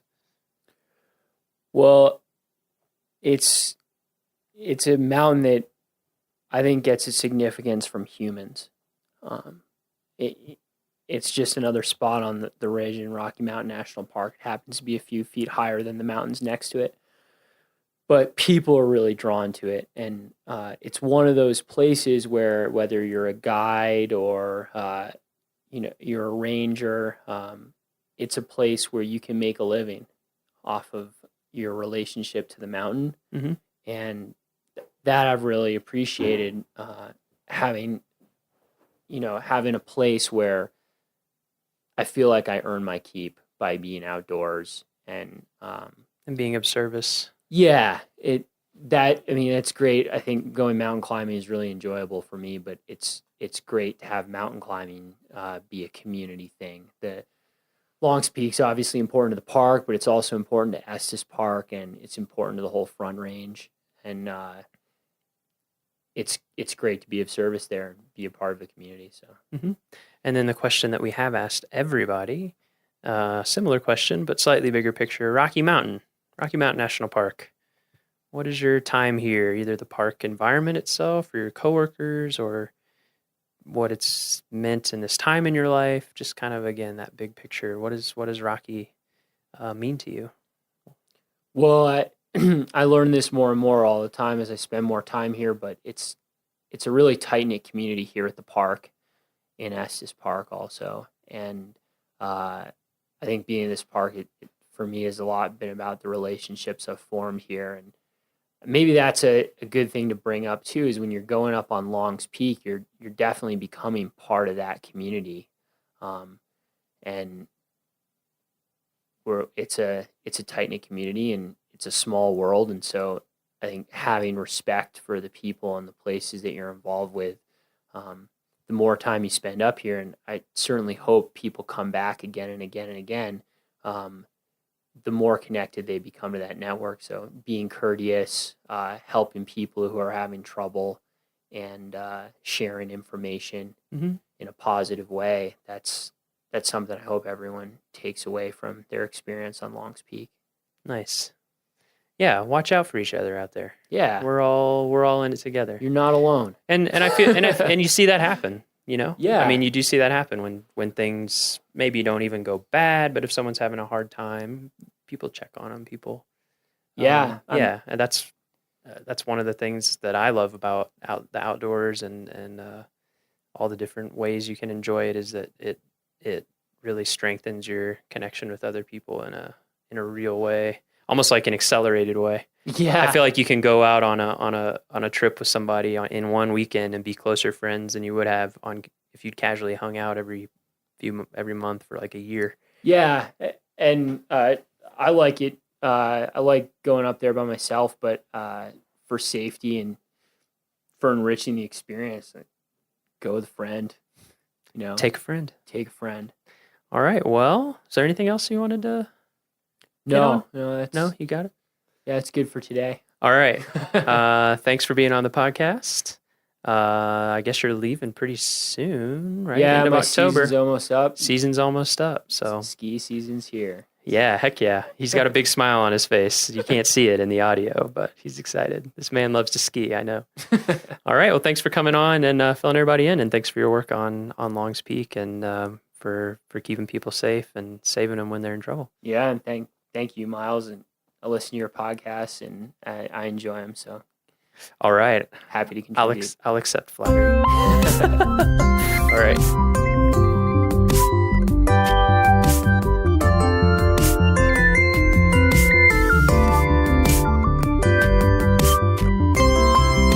Our next episode will be ... Who knows? We're not sure when our next episode will be. We may have some bonus episodes throughout the winter when something comes up or the fancy strikes us, but we're not going to be returning to a regular seasonal programming until sometime in 2018. That's scary to say, but sometime in 2018.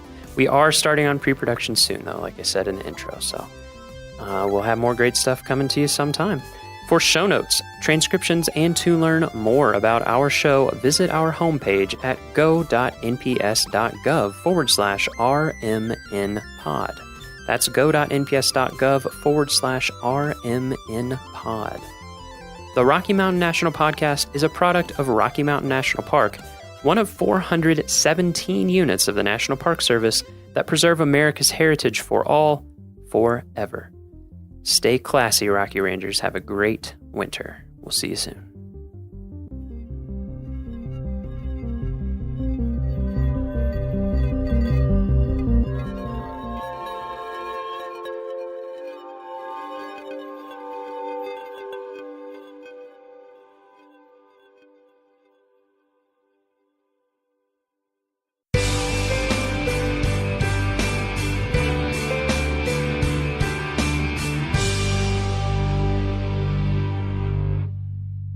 Nearly 2 million visitors will come to Logan Pass during the short 2 to 3 month summer season. This shuttle stop is literally the high point of the Going to the Sun Road, as well as the high point of many visits to the park. The pass sits along the Continental Divide at 6,646 feet and treats visitors to sweeping vistas of mountains and subalpine meadows full of colorful wildflowers. The rangers at the Logan Pass Visitor Center can assist with answers to questions about the area and information on plants, wildlife, and hikes. A bookstore is also located in the Visitor Center. From the back of the Visitor Center, a boardwalk crossing flowering meadows leads to Hidden Lake Overlook. Snow often remains on the trail well into summer. This 1.5-mile walk provides visitors with dramatic views of Mount Reynolds, Clements Mountain, and sparkling Hidden Lake. Hikers can continue another 1.5 miles down a steep trail to the lake where Bear Hat Mountain rises high above on the far side. Please remain on the boardwalk and trail. A careless human step will leave a huge impact to plants in this fragile environment. Some may only grow 1/2 inch in 5 years. Across from the Visitor Center on the other side of the Going to the Sun Road, visitors can experience one of Glacier's most popular hikes in the park on the Highline Trail. Hikers often share this trail with mountain goats, so please yield the right-of-way to these alpine residents. Although there are a few precipitous spots on the trail, don't let that discourage you from enjoying some of the most spectacular views in the park. Wildlife, including bighorn sheep, mountain goats, and an occasional bear may be seen, as well as smaller animals such as Columbian ground squirrels and hoary marmots. Feeding any wildlife, large or small, is strictly prohibited. While wildlife may seem tolerant of humans, respect their need for space and do not approach. For both your safety and the safety of the animals, if an animal moves towards you, please move away.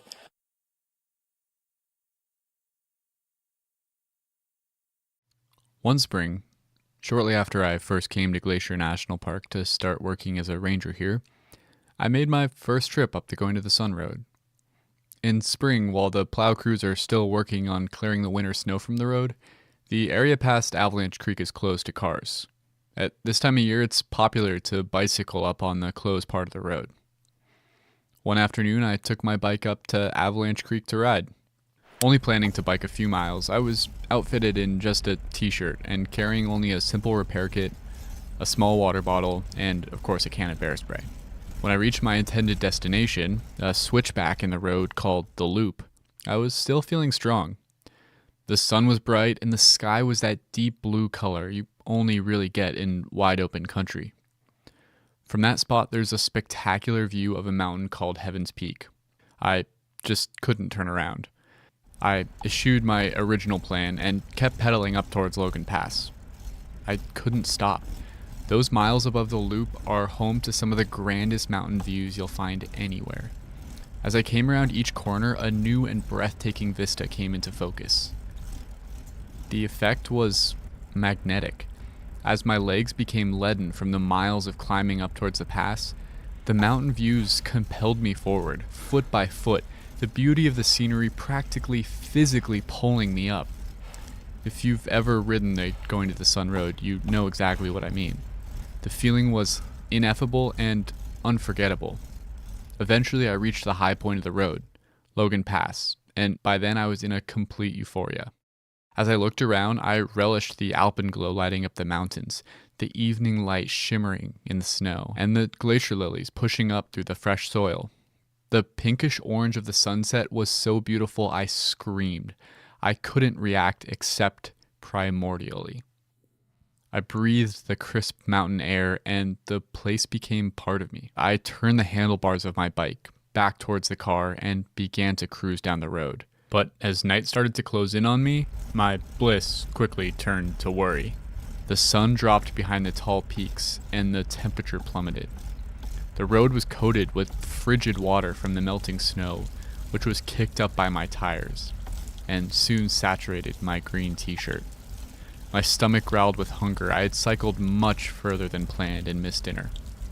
But worst of all was the wind. The air itself was still, but biking downhill and picking up speed, I would generate my own wind faster and faster. I couldn't decide whether to descend slowly, staying warmer but dragging out the experience, or to just let go and frigidly descend as fast as possible. Gravity and the thought of my warm car were irresistible. I let loose. As I picked up speed, the cold wind turned my hands numb. They slumped over the handlebars, pale and useless. Suddenly, I regretted that decision. In the fading light, I saw a herd of bighorn sheep jump down into the road from a rocky outcropping above, directly into my path. I squeezed my brakes as hard as I could with my unfeeling hands, not knowing if it would have any effect. With a shriek, my tires locked up, and my bike came to a halt. I was a little too close for comfort to the curly horns of a large ram. He seemed unmoved. Slowly, I made my way down to the car, arriving safely, but well after dark. At home, I cooked up fried eggs, refried beans, anything caloric and warm I could find in my cabinet. Since then, I've biked the Going to the Sun Road many times, and the views still capture my heart.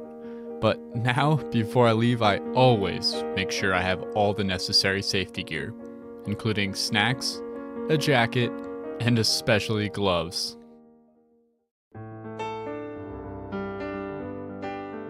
Welcome to Headwaters, a Glacier National Park podcast, brought to you by the Glacier National Park Conservancy and produced on the traditional lands of many Native American tribes, including the Blackfeet, Kootenai, Salish, and Gillespie people. We're calling this season The Confluence, as we look at the ways that nature, culture, the present, and the past all come together here. I'm Michael. I'm Andrew.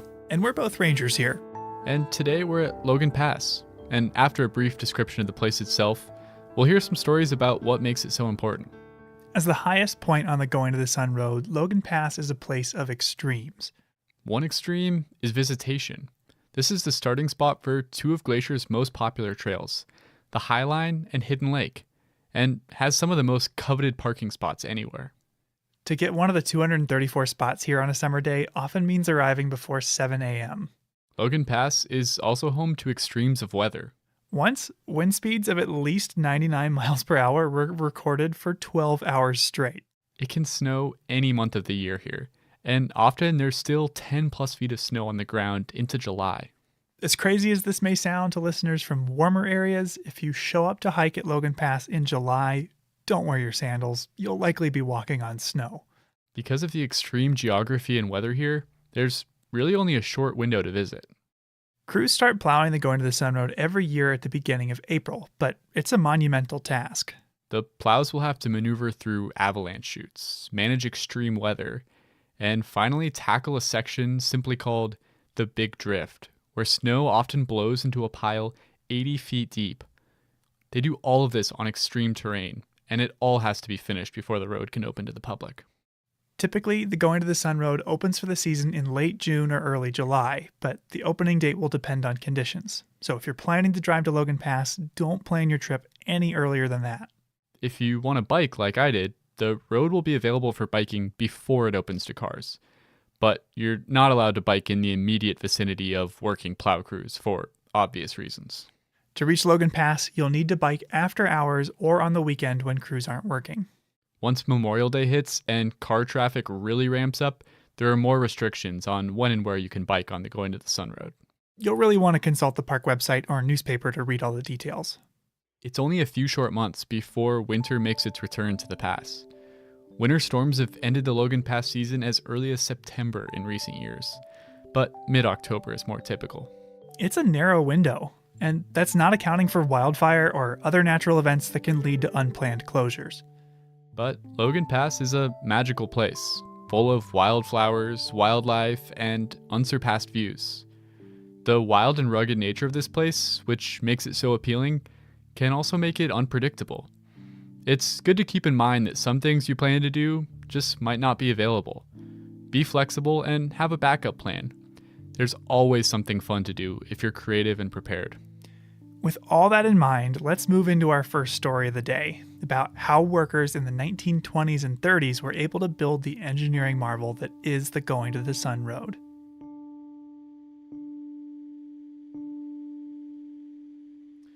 So, Michael, how many times would you estimate you've driven the Going to the Sun Road? Oh, gosh. I never really counted, but I'd say over the last 7 years, over 100? That's a lot of trips. Do you ever get tired of it? Absolutely not. No, every time you drive it, thanks to changing sunlight or weather, it looks different. And out of all those trips, I've only ever seen one porcupine or wolverine. So it really does feel like each time you go, you notice something new. Yeah, we're pretty lucky to live in this place and to get to drive that road all the time. Yeah, you can say that again. When I'm driving the Going to the Sun Road, as it climbs along those sheer cliffs and hugs the side of the garden wall, I always think about the engineering that must have gone into it. I mean, they constructed that thing in the 1920s and 30s. Yeah, and the road would still be impressive if it had been constructed today. So how did they pull that off nearly 100 years ago now? You know, I have an idea of just who we should talk to. Someone who's been teaching the history of this road for decades. Ranger Bill? That's exactly right.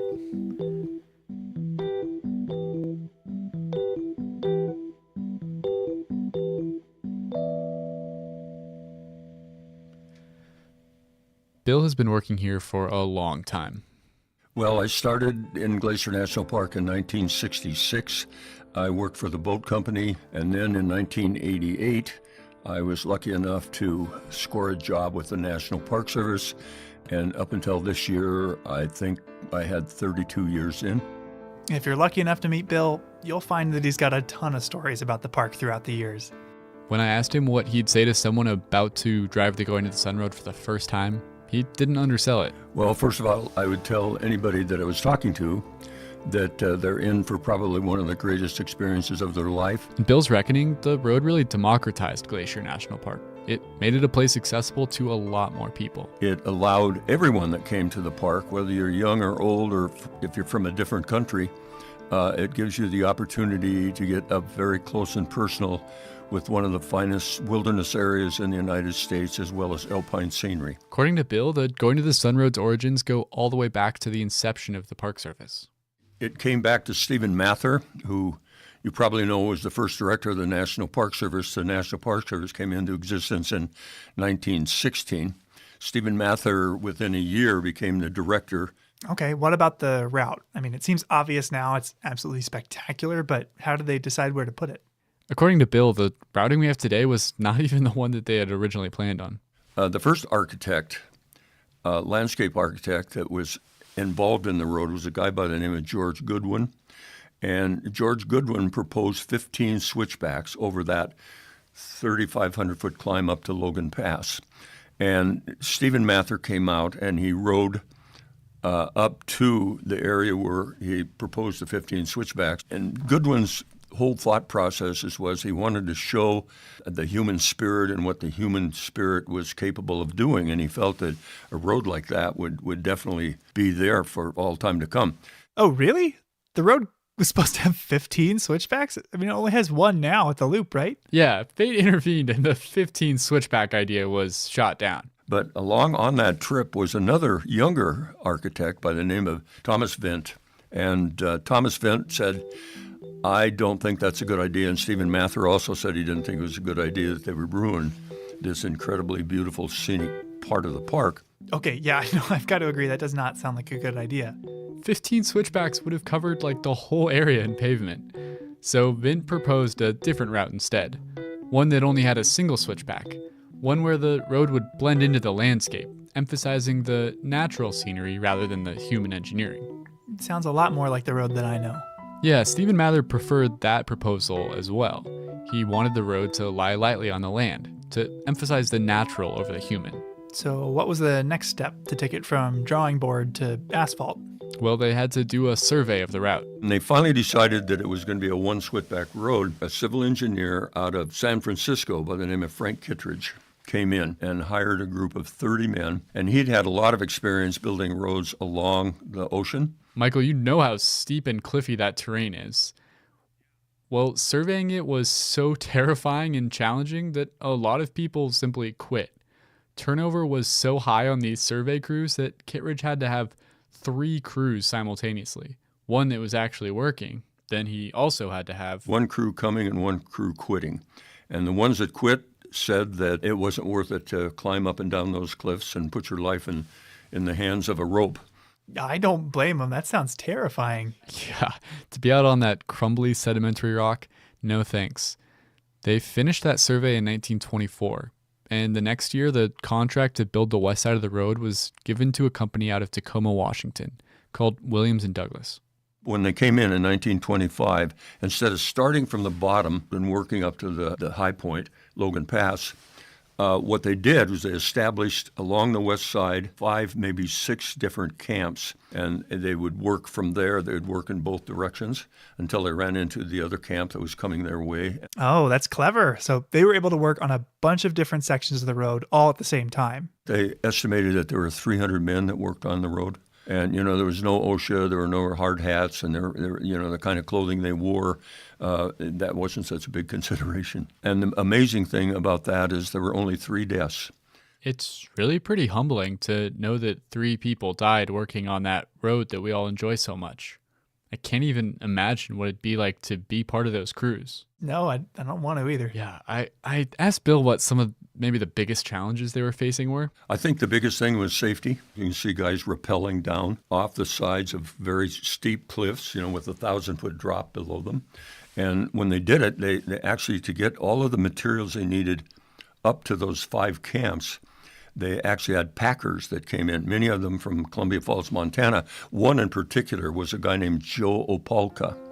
And the interesting thing about Joe was in 1983, they had the 50th anniversary of the Going to the Sun Road, and I was lucky enough to be there. They had a lot of the civil engineers, a lot of the people that were responsible for building the road were there, and they spoke, and they were eloquent. They were eloquent in the fact that this is going to be a National Historic Site, which it is, and it's actually obviously a civil engineering National Historic Site, and said all this big flowery stuff about it. And Joe Opalka turned around to one of his old buddies that were sitting there, 50 years later, and says, oh, hell, they can talk all they want about that. It was just one dangerous, damn hard thing that we were involved in, and a lot of hard work, and it was scary.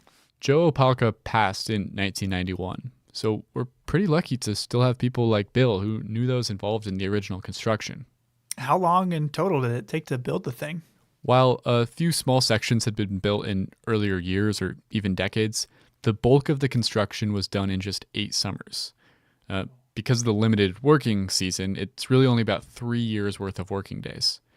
The road was finished in 1932, and then in 1933, they dedicated, I think it was on the 15th of July, and there were 4,000 people that showed up. Now today, it would be an environmental disaster because 4,000 people, and they camped out all over in the beautiful meadows and the wildflowers.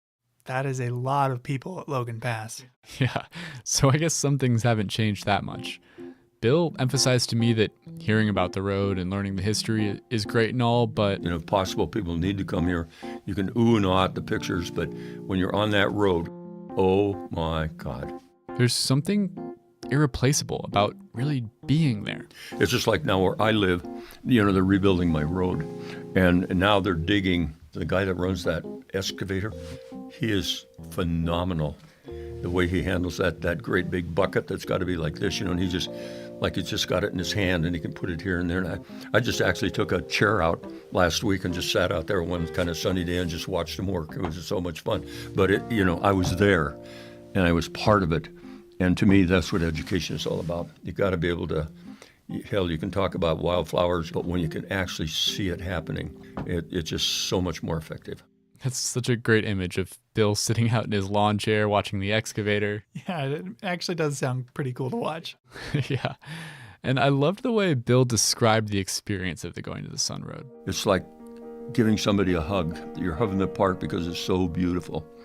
And the road obviously is a tribute to the spirit, the human spirit, but it also is a tribute to nature. You've got to respect it. You've got to take your time, and you've got to realize you're in a place that pretty much is starting to disappear in our world, in our country.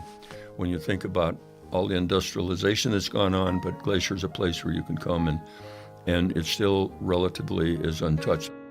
He told me about an experience that can really only happen at a place like Logan Pass. When I was working up there a couple of years ago, and there was a mountain sheep, beautiful mountain sheep, just this big, huge horns guy. And he was looking at us, and it was just like a statue. And the guy came up to me and he said, "Geez, Ranger," he said, "I swear to God, that same mountain sheep was standing in exactly that position 20 years ago when I came here." And I looked at him and I said, who knows? Probably not, but the park is just exactly like it was when you were here 20 years ago because it was set aside to become a national park. And how fortunate we are to have places like that. We'll be right back after this break with a story about some of the interesting steps the park has taken to deal with the impact of visitors at Logan Pass. Each episode, we seem to cover at least one thing that, like this podcast, wouldn't be possible without the support of the Glacier National Park Conservancy. With the help of some friends over there, we got the number of Executive Director Doug Mitchell and decided to call him up out of the blue to ask about these projects. For this episode, we wanted to ask about a very special ranger you'll sometimes see at Logan Pass.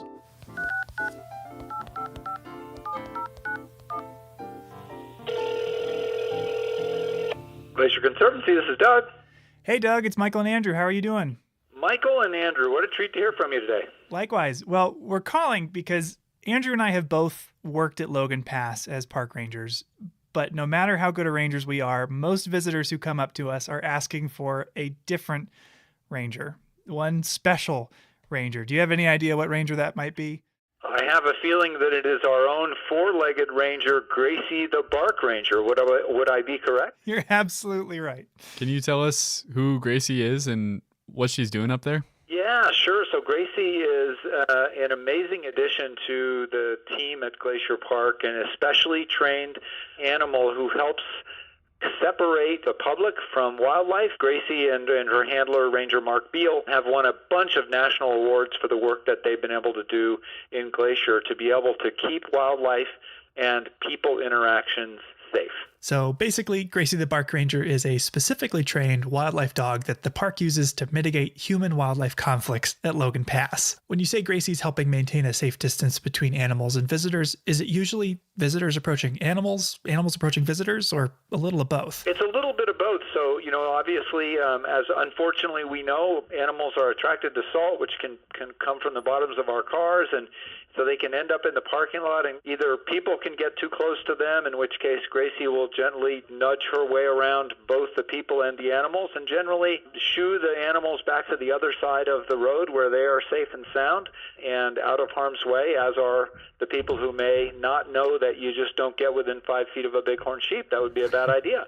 Yeah, bighorns have a few big reminders on their head to keep that distance, but it's nice to have a charismatic ranger doing the extra work. I think generally in the name big and horn, you just would get the idea.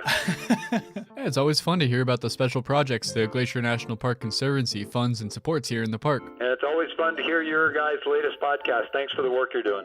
Great. Well, we'll talk to you soon, Doug. All right. Thank you. Bye. Bye-bye. Welcome back to Headwaters, a Glacier National Park podcast. In this episode, we are at Logan Pass, and for this next story, I wanted to talk to someone who had worked there. On an average summer day, how early would you say the parking lot filled up there? Normal, probably 7:45 was about average. Okay. It's when I first started working there in 2013, it was probably closer to 9 o'clock. Wow. So it started, people kind of got the idea that they need to get there early. That's Emlyn Stanton. Emlyn Stanton, and I was the visitor service assistant for Logan Pass. Who spent 7 years more or less managing the whole area. You're one of the people that would make the call to close the parking lot right when it's full. How do you know when it's time to do that? Normally for closing it, if there's more than 20 cars circling, is normally when we made the call to close it. In the summer of 2019, Logan Pass was open for 86 days. And 3/4 of the time, the parking lot of the visitor center was full by 9 a.m. And from having staffed that visitor center, it's worth noting that Emlyn or another ranger who's making the announcement that it's full, they don't live up at Logan Pass. They have to drive up in the morning like everyone else. So if the lot is actually full at 6:30 in the morning, it won't get called in until Emlyn arrived at work. Yeah, you're right. So what would your advice be to somebody who didn't find parking at Logan? Just go down the road, try to find a legal pullout, and have them just take the shuttle back up. Now, on a personal level, I don't think anyone, when they visit Glacier, is excited to have to jockey for parking or deal with congestion. I mean, it's just not fun. But there are some other concerns that park managers have when they see crowds like this at Logan Pass. Yeah, you've got to think about, can an ambulance get up here? Are people going to be forced to walk on the vegetation? Are we getting too close to the wildlife? Is someone going to get gored by a mountain goat? Things like this are often cited as proof positive that our national parks are being loved to death. And while that might be a little hyperbolic, they are great examples of the difficult nature of carrying out our agency's mission. Now, the mission of the NPS is beloved, but actually implementing it proves challenging, thanks to what's known as its dual mandate. Could you describe the dual mandate? Sure. Well, the mission statement says that places like Glacier are to be preserved unimpaired. But you're not going to set a glacier aside in a museum or hermetically seal it only to be viewed at a distance, because the mission also states that they're to be preserved for future generations to use, for people to enjoy and learn from. Yeah, and that balance between protecting something as it is and allowing for others to enjoy it, that's a tightrope walk. Too far to one side and you'll preserve it so well that nobody could ever see it. Too far to the other, you build enough roads, resorts, and attractions that you built a theme park. Yeah, you've got to find a middle ground somewhere. Logan Pass, as we've said, is a place of superlatives. It's the highest point on the Going to the Sun Road with some of the park's most extreme weather and abundant wildlife. But it's also a case study in how, in the face of extreme visitation, Glacier has grappled with this dual mandate. And none of these concerns are unique to Logan Pass. Destinations all along Going to the Sun Road seem to grow more and more popular each year. But as the literal and figurative high point of many people's visits here, Logan Pass has been at the center of both the visitor experience and park management for a long time. And if you look at its history, you'll find some of the most misguided, controversial, and just downright bananas attempts the park has made to define our relationship to this place. Today, I'm going to share 3 examples of times that our favorite alpine playground was nearly loved to death. Now, the Logan Pass Visitor Center was built as part of Mission 66, a massive National Park Service program to expand and standardize infrastructure at park sites all over the country in preparation for the 50th birthday of the NPS. Andrew, could you describe the Logan Pass Visitor Center? Sure. It's built into a hillside, and it's got this big sloping roof that kind of matches the contour of the hill. It's made with stone walls and big windows everywhere to enjoy the views. Yeah, it's beautiful, it's visually striking, and I think really complements the scenery well. But as with any construction project, it disturbed the ground it was built on. This is my first story of management foibles and folly at Logan Pass, and I'm calling it The Cover-Up.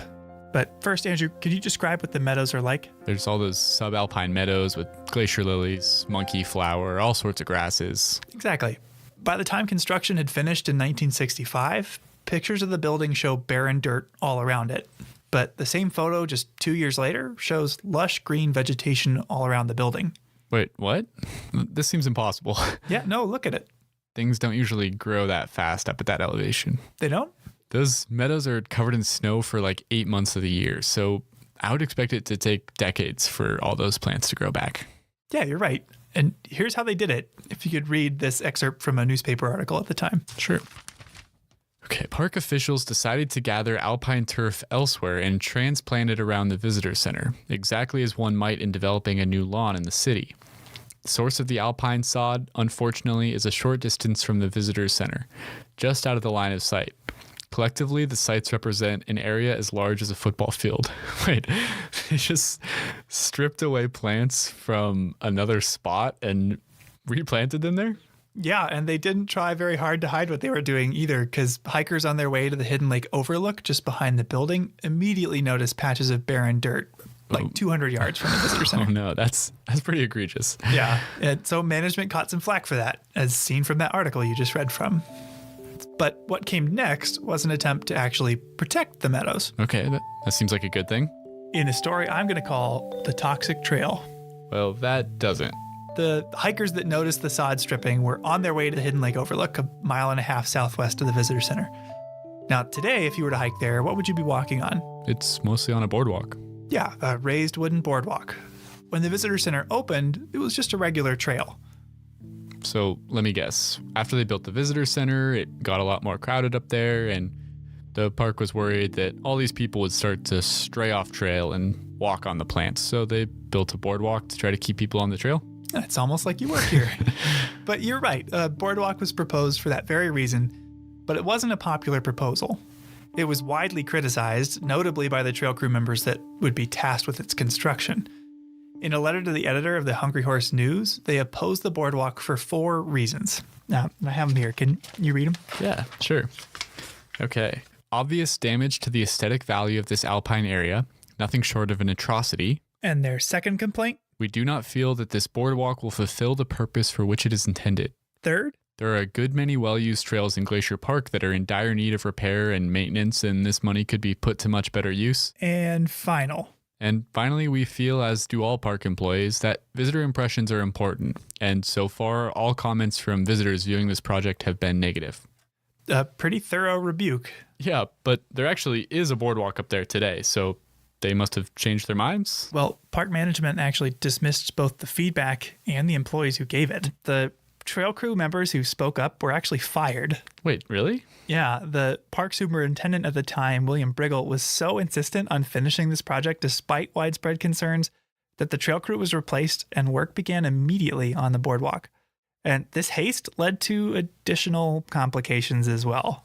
The wood initially used was treated with pentachlorophenol, a petroleum-based solvent that pretty much right away began to leak out onto plants. Oh, no, that's not good. Yeah, and folks that were there at the time observed the death of trees or grasses growing alongside it, but it also made it slippery and toxic for us to walk on. What a mess. Yeah. Needless to say, they got a lot of flack for that as well, and replaced all the wood with environmentally friendly wood at great inconvenience to visitors because it stayed closed for longer and at great cost to the park. But I saved the best for last. The most absurd story of visitor management, in my opinion, anywhere in the park, centers around the toilets at Logan Pass. Oh no, this can't be good. We often advertise that the park is home to over 1 million acres, but we don't advertise that we've got over 300 toilets. 300? Not including lodges or hotels. does that count all the backcountry campground toilets too? Yeah, vault toilets, pit toilets, flush toilets, outhouses, lowriders, visitor centers, campgrounds, you name it. Waste management is kind of a great unspoken truth of civilization. When you've got to go, you've got to go, even if you're miles into the backcountry. And remote restrooms like some of them here are met with a unique set of challenges.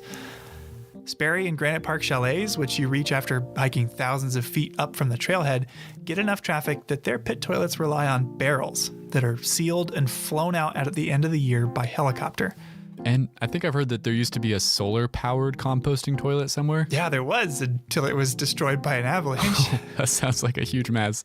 And I even ran into a backcountry toilet this summer that had been completely torn off its foundation by a curious bear. Oh no, that also sounds messy. So one of the reasons we don't advertise that we have over 300 toilets is because they're kind of gross, but it's also because nobody seemed to know the number offhand. I had a series of really humorous emails with facilities management to try to track down that estimate. But the whole reason I started looking into toilets and waste management in the first place was because I learned about our third and final story. A story I'm going to call The Fleeting Fountains. Coinciding with the new visitor center, a new waste treatment facility was installed at Logan Pass, one that promised to capture and treat waste with a septic system that filters out liquid waste in a 17,000-gallon tank before spraying clean water out of nearby nozzles. Nearby as in out onto the meadows at Logan Pass? Yep, watering the plants, so to speak. The only problem was, after this 17,000-gallon septic tank opened to the public, it got 5,000 visitors and 20,000 gallons every day. Oh no. That's what, 3,000 gallons over capacity? Yep. And that 17,000 gallon tank that they advertised to the public, that they reported to a federal sanitary engineer, well, they exaggerated the size a little bit. It turns out it was only 6,000 gallons. So the system was faced with a demand more than 3 times its capacity. Mm-hmm. That's a big difference. That's a lot of excess waste you got to deal with. A lot. The result was, well, can you read this? Okay. The tank continued to overflow, and untreated sewage effluent continued to run directly into Reynolds Creek.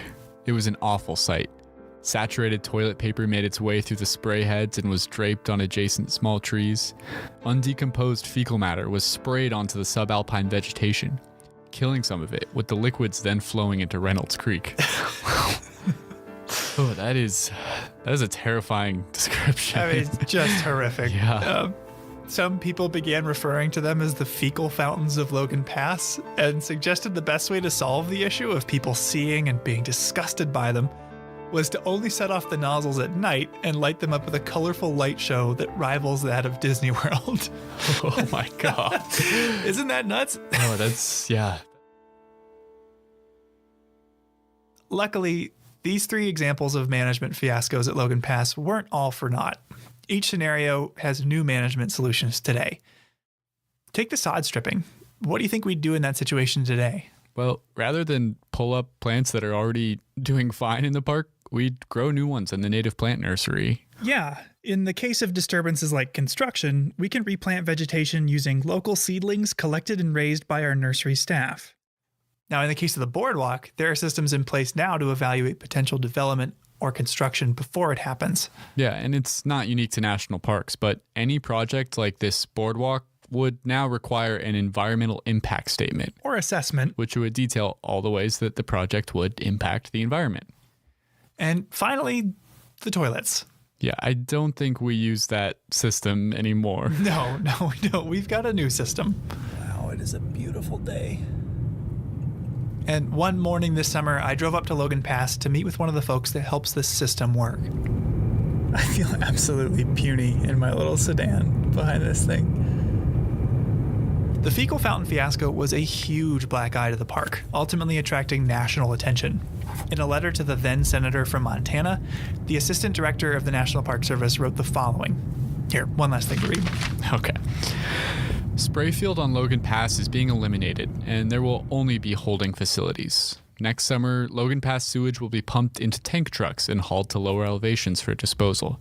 This will make unnecessary any additional engineering improvements to the existing system and will obviate further intrusion on the natural environment.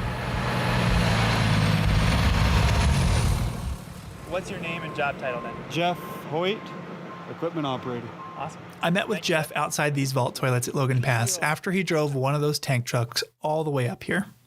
Do you have a name for this thing? No, it's the bigger one. That's either the big pumper or the little pumper. That's what's in the tank. And they are as noisy as they are enormous. How big is that tank? Huge. You know how big this tank is? It is a 3,500 gallon. Wow. 3,500 gallon. That tank could hold 18 hot tubs and when full would weigh as much as 7 bull moose. Now, all of the waste at Logan flows into a storage tank, which is periodically vacuumed up into tank trucks like this one before being trucked down to a waste management facility near the entrance. On a busy season, we're usually 3-4 loads minimum every day. Wow. 3 to 4 trips every day? Yeah. That's like, what, 28 bull moose worth of human waste? Yeah, that's just Logan Pass. There are at least 3 more vaults like it along Going to the Sun Road alone that get the same treatment. It's an incredibly labor-intensive strategy. Today, it's worth noting, we get more than 3.5 times the number of visitors that they did when the visitor center opened in 1965. All these tools, the native plant nursery, environmental impact statements, vault toilets, the park uses them to maintain the balance of our dual mandate, using and enjoying these places without destroying what we love about them. Yeah, we can have convenient bathrooms with no fecal fountains. Exactly. But this balance can get harder and harder to handle in the face of increasing visitation. Now, we wouldn't have the solutions we discussed today if people hadn't spoken up about the old ones. It was the voices of visitors that raised awareness of sod stripping and put pressure on the park to fix the boardwalk. The most effective management tool a park could hope for is a community of people that support it, that care for it, and are conscious of their impact during a visit. And if my time here has been any indication, we're incredibly fortunate to have supporters and stewards all around the country. In fact, if you're listening to this right now, you're a part of that community. So thank you. Yeah, we really couldn't do all this without you. So the next time you're at Logan Pass, pat yourself on the back and spare a thought for the toilets, because they are a slightly smelly symbol of our collective ability to protect this place.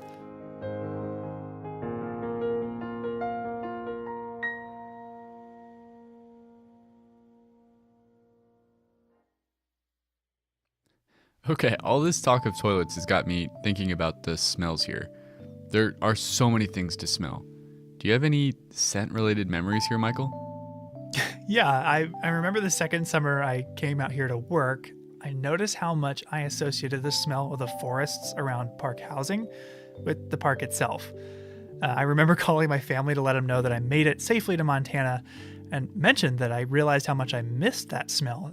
My sister Katie thought it was hilarious. Like, what do you mean you missed the smell? Bringing it up on phone calls from time to time. But when they finally got the chance to visit, I remember her apologizing. I know what you were talking about now. It smells great. Yeah, that's a great story. And you're definitely not the only person who's ever been teased for their interest in the smells here. I want to play you a clip from a conversation I had recently. I got so much grief from my colleagues, just kind of jabbing at me, smellscapes, are you still doing this? What are you talking about? Smellscapes, that can't be real.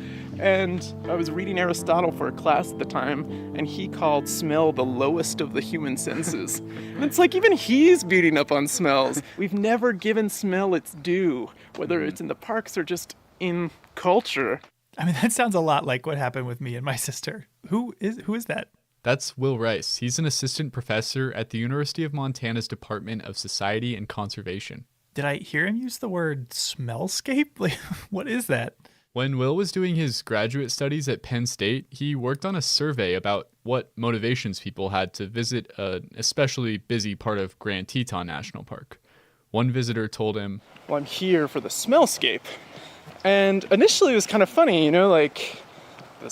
the smellscape, that's kind of an odd term. We hear soundscape a lot in national parks, and a lot of the research I do surrounds soundscape. So I was just interested, is this even a thing that's being studied in any capacity? He realized the same thing that you were just talking about, and that your sister realized when she visited, that smells play a big role in how we experience national parks, but we hardly ever talk about them.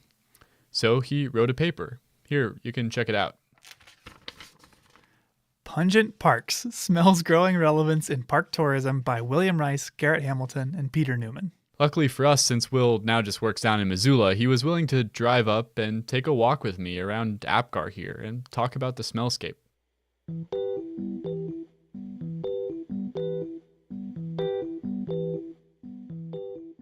So first of all, Will, can you tell me what is a smellscape exactly? Sure, so a smellscape is just the aggregate of all the smells that make up a certain area. And the scale can really vary. So we can have smellscapes that are, just the size of a small room or just a meadow, or we could have the smellscape of all of Glacier National Park, the aggregate. But really it's kind of what you're smelling as you're moving through a space. The whole concept of a smellscape kind of seemed like a joke at first, but I totally get what he's talking about. If you're at Logan Pass, you're going to have a very different experience if the main scent you smell is the pit toilet versus wildflowers. And interestingly, Will told me the biggest threat to natural smellscapes is not toilets, but actually climate change. Droughts we know are going to become more prevalent in an era of climate change, and droughts tend to really change. Like we're standing right now around a bunch of wildflowers that are dependent on rain every year. And if we go through a period of drought, those wildflowers may become less prevalent. In turn, if we have a larger rain event like you're seeing, with the super blooms in Southern California, that changes the smellscape. Changing weather patterns, but also wildfires, a big one. Wildfire can really dramatically change the character of a smellscape rather quickly. Have people tried to capture these national park smells in any way? If you go into a store, they have officially licensed candles, air fresheners, and laundry detergent that smell like various parks. So we're trying to bring that home. I would say, like if you open up the candle for Rocky Mountain National Park and you get this hit of lavender, maybe that's not exactly what it smells like. But we're trying to authenticate it somehow. But we're really failing because it is so unique. Why should people care about smells? They're vitally important from an ecological standpoint, but also from the standpoint that I study parks from, the social experience, the visitor experience. Imagine walking into Glacier, with your nose pinched. It's really going to affect your experience. And as we noted in the paper, there's so much about your park experience that you can curate, that you can, really make your own. Now it's taking pictures and putting them on Instagram. You can share this experience. You can record the soundscape, as some people are starting to do with microphones and taking those home and mixing that. But you can't really take this smell home from a park, at least legally. You're not supposed to take, pine straw home. Yeah. Everyone's experiencing this smellscape while they're in the park. It's tying us all together in a place. And so we're left with this really authentic experience. Thanks so much for joining me today, Will.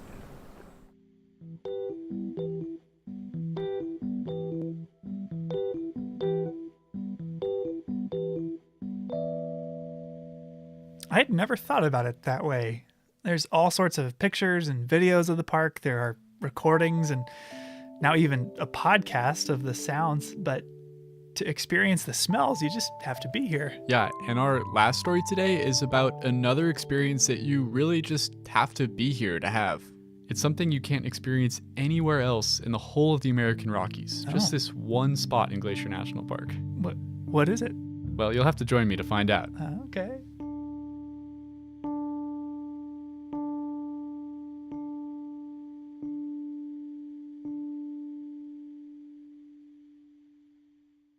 Okay, you've really got me on pins and needles here. What is this experience you were talking about that's rare? Well, I think we should replicate the journey of one Marcus Jones. Who's that? Jones was a botanist. He worked in Montana in the early 1900s. He was pretty prolific. In his career, he documented and even named a ton of plants. So he was a really great botanist, but he's actually best known for his roasts. Wait, so he's a botanist that moonlights as a roast comic? In a sense. He was a pretty prickly guy, and in fact his views were so unorthodox that by the late 1920s he was shut out of most of the botany journals. So he just took matters into his own hands. He bought a printing press, taught himself to typeset, and he started putting out his own botany journal called Contributions to Western Botany. With no one to edit or censor him, Jones just took to excoriating those botanists he disagreed with. I had a friend dramatize a few of his comments for you. It is a common comment of workers in the gray herbarium that Fernald is becoming a common scold. He needs to be taken out in the woodshed and given a spanking. It is to be hoped that this will be done before he gets to the Bronxian position of seeing nothing good in the work of outsiders. Wow, he really doesn't pull any punches. Yeah, and the next one's probably even worse. There have been several notable deaths in the botanical world since my last contributions. Green, the pest of systematic botany, has gone and relieved us from his botanical drivel. They say that the good that men do lives after them, but the evil is interred with their bones. I suspect that his grave must have been a big one to hold it all. Green was first, last, and at all the time a botanical crook and an unmitigated liar. Holy crap. Yeah, he was not afraid of speaking ill of the dead. Wow. Now, to be fair, Jones was just as likely to praise those he agreed with as to nail those who he felt had crossed him. So, okay, you can't deny that he was witty, if a little bit temperamental, but what does that have to do with Glacier? Well, Marcus Jones spent the summer of 1909 all around Glacier National Park. During that time, he spotted a rare plant, the Glaucus gentian. And to this day, over 110 years later, it's never been found anywhere else in the American Rockies besides this one pond along the Continental Divide in the Alpine of Glacier National Park. Oh. I think we should go see it. I'm game, but what was it called again? The Glaucus gentian. Okay. Where is it? I'll have to show you. It's near Logan Pass, but it is a bit of a hike. Yeah, okay.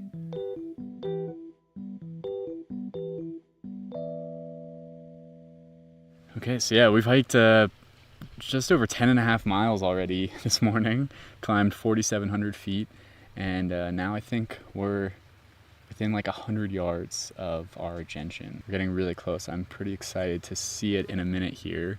So when we get up to the pond, there's some water kind of seeping out the bottom of it, and you can see there's these mossy patches that have started growing in that wet area below the pond. That's our habitat. So we're gonna walk down there. I think that's where we're gonna find our flower, and we're just gonna be looking for something just a couple inches tall. It's a pretty tough hike up here, so I was glad to get a little break while you explain some of the background of the flower and why we're up here in the first place. So he discovered the Glaucus gentian, the gooseneck sedge. Did he name all these things? He didn't. The Glaucus gentian was named actually all the way back in 1790. A Prussian botanist named Peter Simon Pallas named it. What does Glaucus mean? Glaucus is, I think it's a really interesting word. It's not one that people use very much these days, but it's actually one of the oldest color words that we know about. Glaucus goes all the way back to Homer. In the Odyssey, Athena is described as glaucous-eyed, and so it became a descriptor of a kind of blue-green color. So what is special about this Glaucus gentian? Well, it's a pretty unique plant because it grows in so few places. It really has evolved to a very specialized kind of habitat here. This is a really harsh environment. There's a lot of snow, a lot of wind. It's cold, really short growing season. This particular spot we're in is really wet. It's fed by a snowfield. You'll see more of this type of habitat like in the Arctic Circle. Mm-hmm. So this plant is really adapted to really an Arctic situation. But because this area is kept moist by a snowfield, it's pretty threatened by climate change. If that snowfield were to disappear, this area is going to dry out. So scientists have been monitoring this site for 40 years, trying to track how the hydrology affects the plants. And they've noticed a statistically significant decline in the number of gentians that grow here. It really seems like it's attributable to that shrinking snowfield. It's not keeping things as moist as it used to be.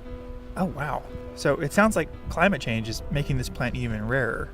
I talked to one scientist who's been coming up here for years, and he said when he first started, he would kneel down to look at the flowers, and when he'd stand up, his pants were soaking wet.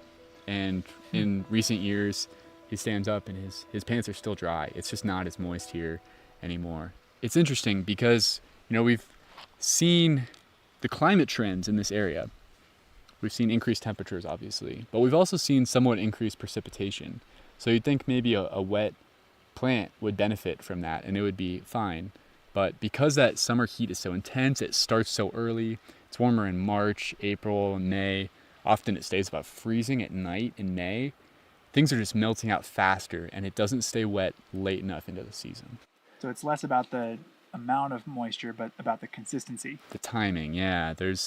It doesn't stay all summer anymore. So we're gonna keep monitoring this site and see what happens to the gentians, but they're really a signal for us to the health of our snowfields and the changing climate up here. Oh, and there's a mountain goat.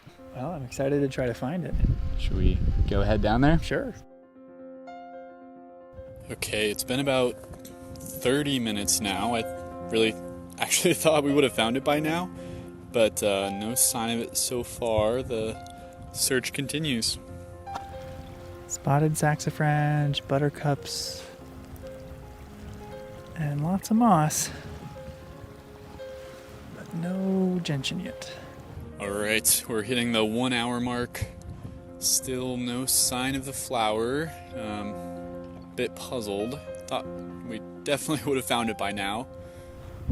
Oh, big pile of bear poop. Okay, we're approaching 2 hours. I'm starting to wonder if this thing is even here anymore. I really don't know where else to look, but I think we're gonna give it just a little longer, maybe another half hour. I think Andrew just found it.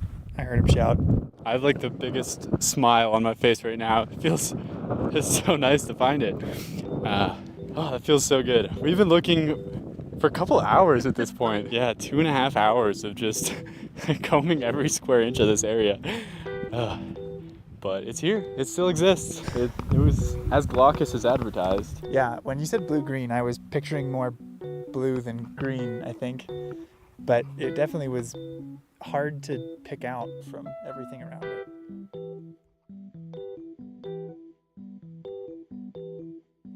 I can only imagine the insults Marcus Jones would have hurled at us after that performance. Hey, all's well that ends well, and it was pretty exciting when we finally found it.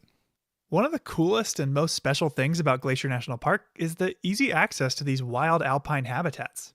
I mean, you could just drive right up to what is basically an Arctic habitat zone at Logan Pass. That's pretty incredible. Yeah, it's really great, but it comes with some responsibility as well. These alpine environments are really sensitive to disturbance, like from climate change, as we discussed, but also our small individual actions, like walking on or picking the flowers. It's never worth stepping on one flower to get a better picture or view of another one. But despite the toilets and the cars and all of the people up there, Logan Pass is still one of the best places in the world to get close to nature. And together, if we leave no trace, we can be sure to keep it that way for a long, long time to come. That's our show for today. If you're interested in learning more about visiting Logan Pass or how to leave no trace when visiting any natural area, you can find links in the show notes for more info. Thanks for listening. Headwaters is a production of Glacier National Park with support from the Glacier National Park Conservancy. The show was written and recorded on traditional native lands. Andrew Smith and Michael Feist produced, edited, and hosted the show. Ben Cosgrove wrote and performed our music. Alex Stilson provided tech support. Quinn Feller designed our art. Renata Harrison researched the show. And narrated the credits. Lacey Kowalski was always there for us. And Daniel Lombardi and Bill Hayden were the executive directors. Support for this show comes from the Glacier National Park Conservancy. The Conservancy works to preserve and protect the park for future generations. We couldn't do it without them, and they couldn't do it without support from thousands of generous donors. If you want to learn more about how to support this podcast or other awesome Conservancy projects, please go to their website at glacier.org. Of course, you can always help support the show by sharing it with everyone you know, your friends, your family, your dog, and also leave us a review online. Special thanks this episode to Bill Schustrom, Emlyn Stanton, Will Rice, Darren Lewis, and Jeff Hoyt, along with the entire facilities crew here at Glacier.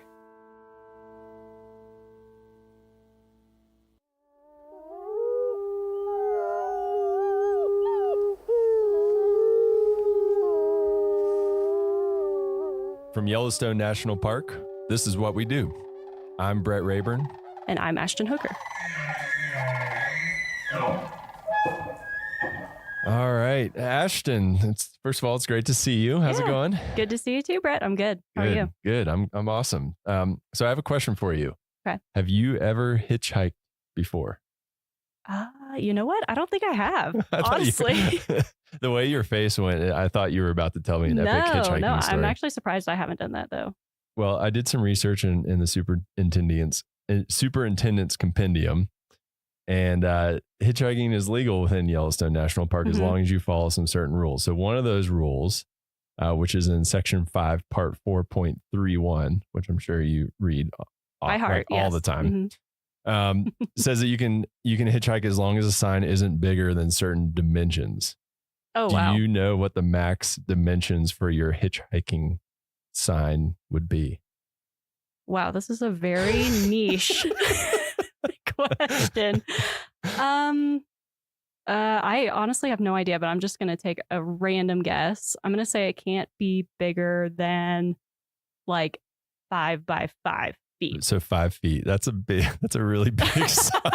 I was trying to, that's like go a little bigger than I thought. That's huge. It's 2 feet by 2 feet. So you're going to have to trim. That's a more like usual size of sign. Yeah. So next time you're recruiting someone to pick you up for hitchhiking, it just needs to be under that 2 feet by 2 feet. Okay, and you should be good. Interesting. If you want to hold a 5-foot sign, those sign spinners, that might be your go-to. So our next guest probably knows or is a lot more likely than we are to know Section 5, Part 4.3 of the Superintendent's Compendium by heart, because she's the law enforcement specialist here at Yellowstone National Park.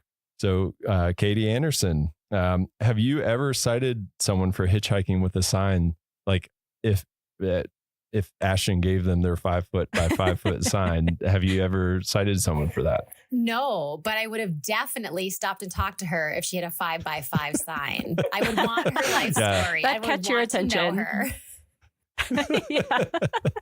Yeah, I feel like you don't even need to know the compendium to know that, like, that's probably someone you want to talk to. Exactly. Well, there's always a first time for everything. So I'm guessing you see a lot of things, something different every day as a law enforcement specialist. But I want to backtrack a little bit first before we get to your current position and talk about where and when you got your start in the National Park Service. Yeah. So thanks so much for having me.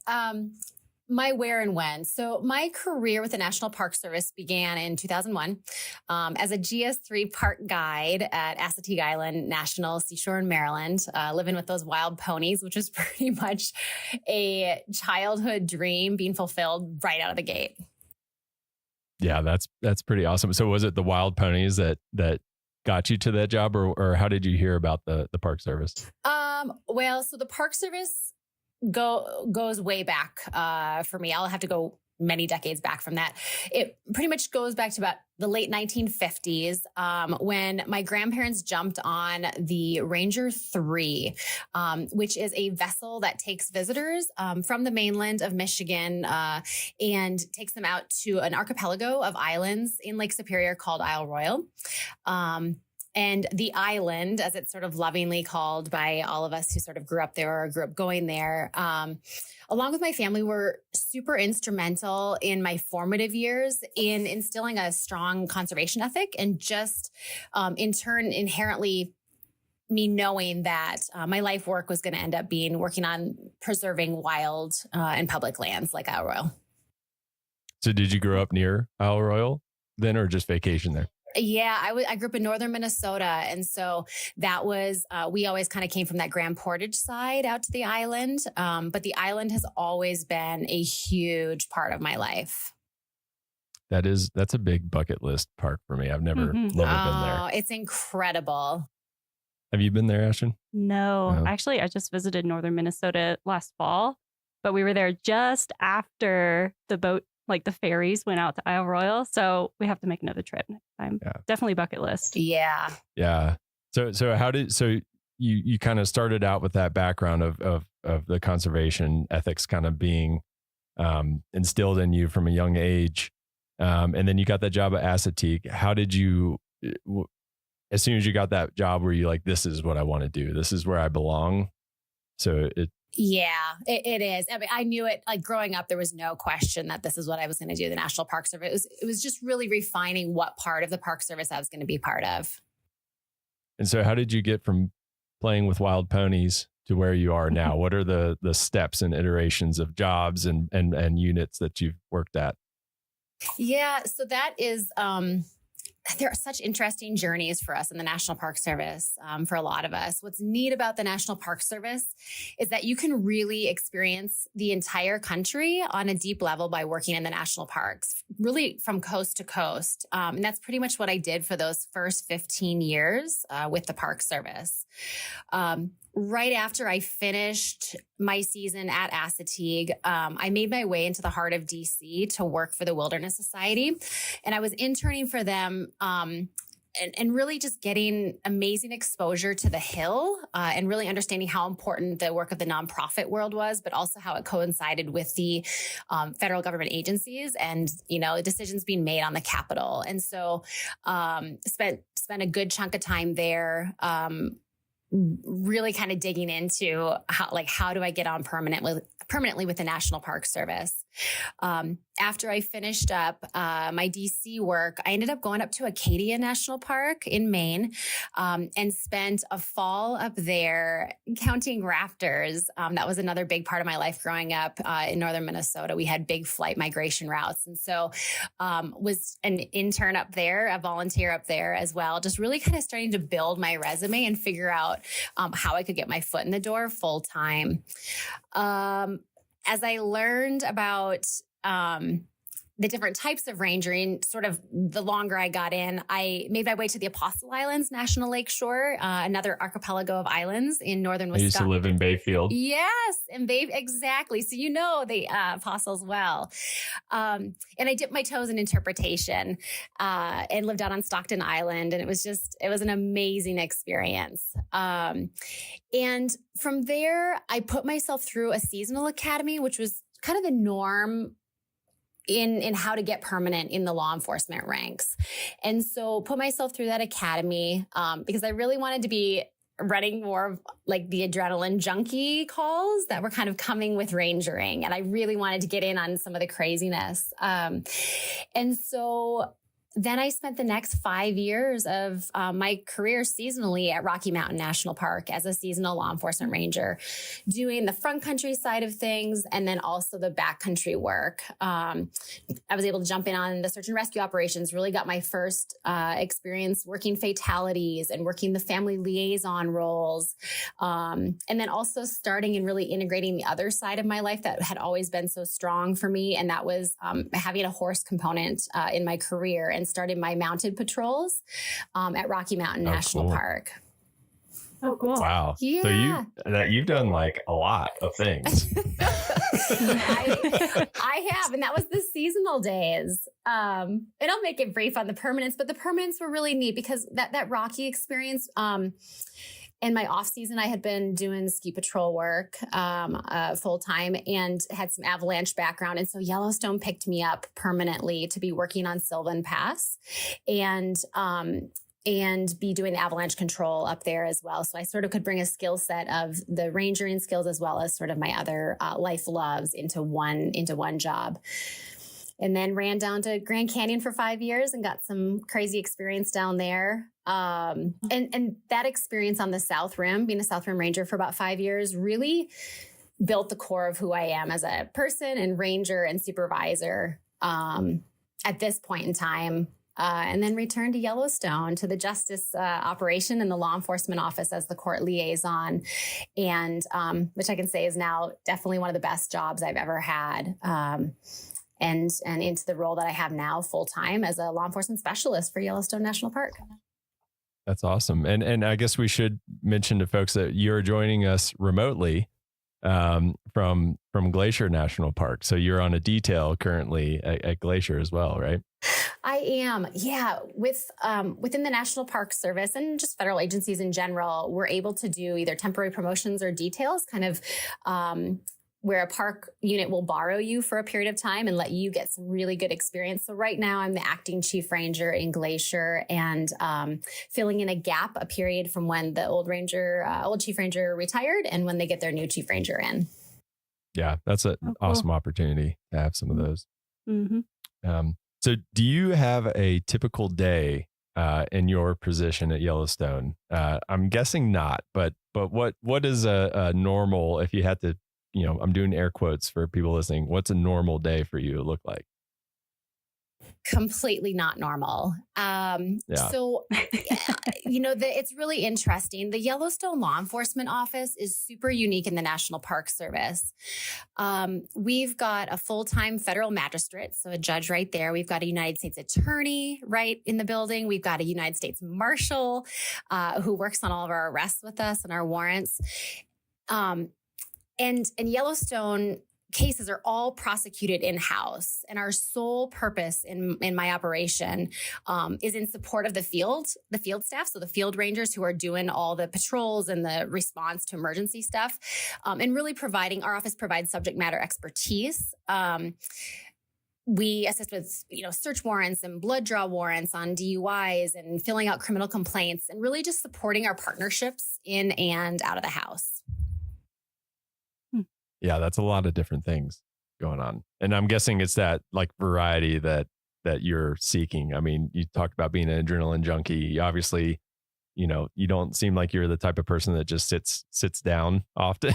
Yeah. You're always out doing stuff is the vibe I'm getting from you. Yeah, the operation is a dream for me because it's super dynamic. There's a ton going on. It's slightly out of control. There's a lot of stuff happening. And there's always just like kind of big balls or big issues floating up in the air that need to be tackled. And I like that. That's definitely the energy that I like dealing with stuff at.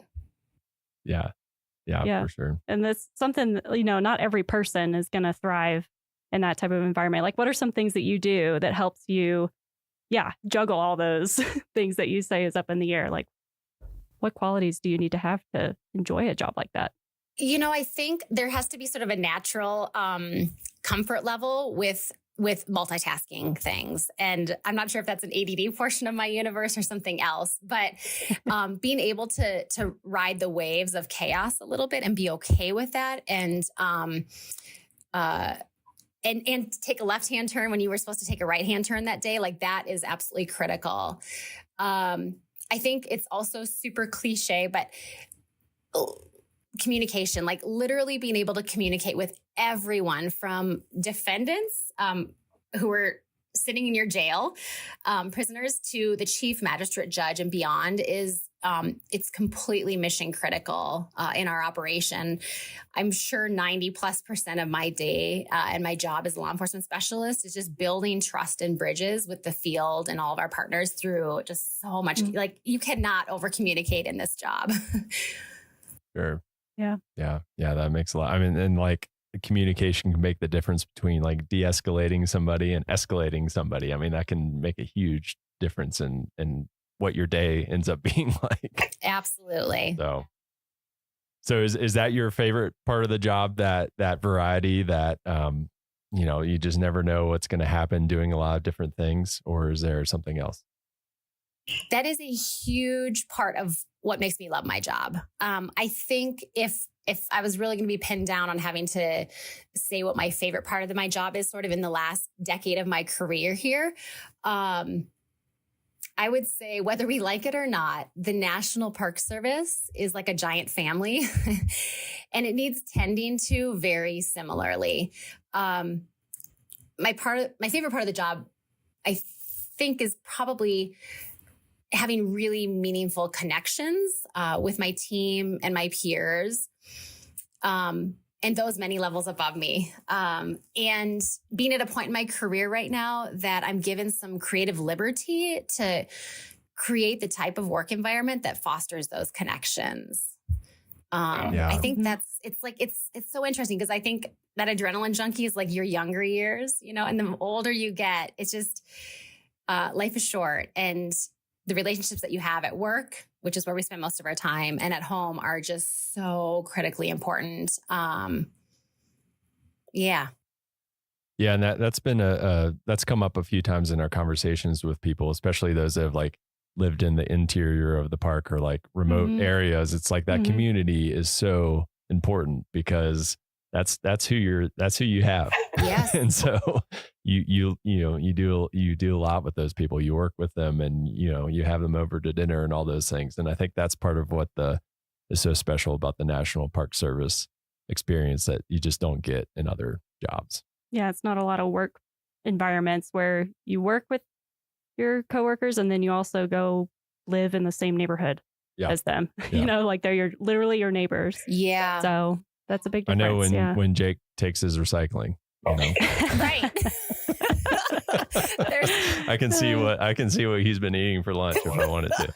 Perfect. That is a perfect example of how this works. Yeah.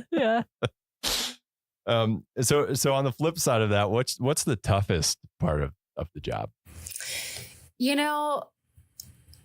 Similarly, I think I went the first 2/3 of my career here. I have gone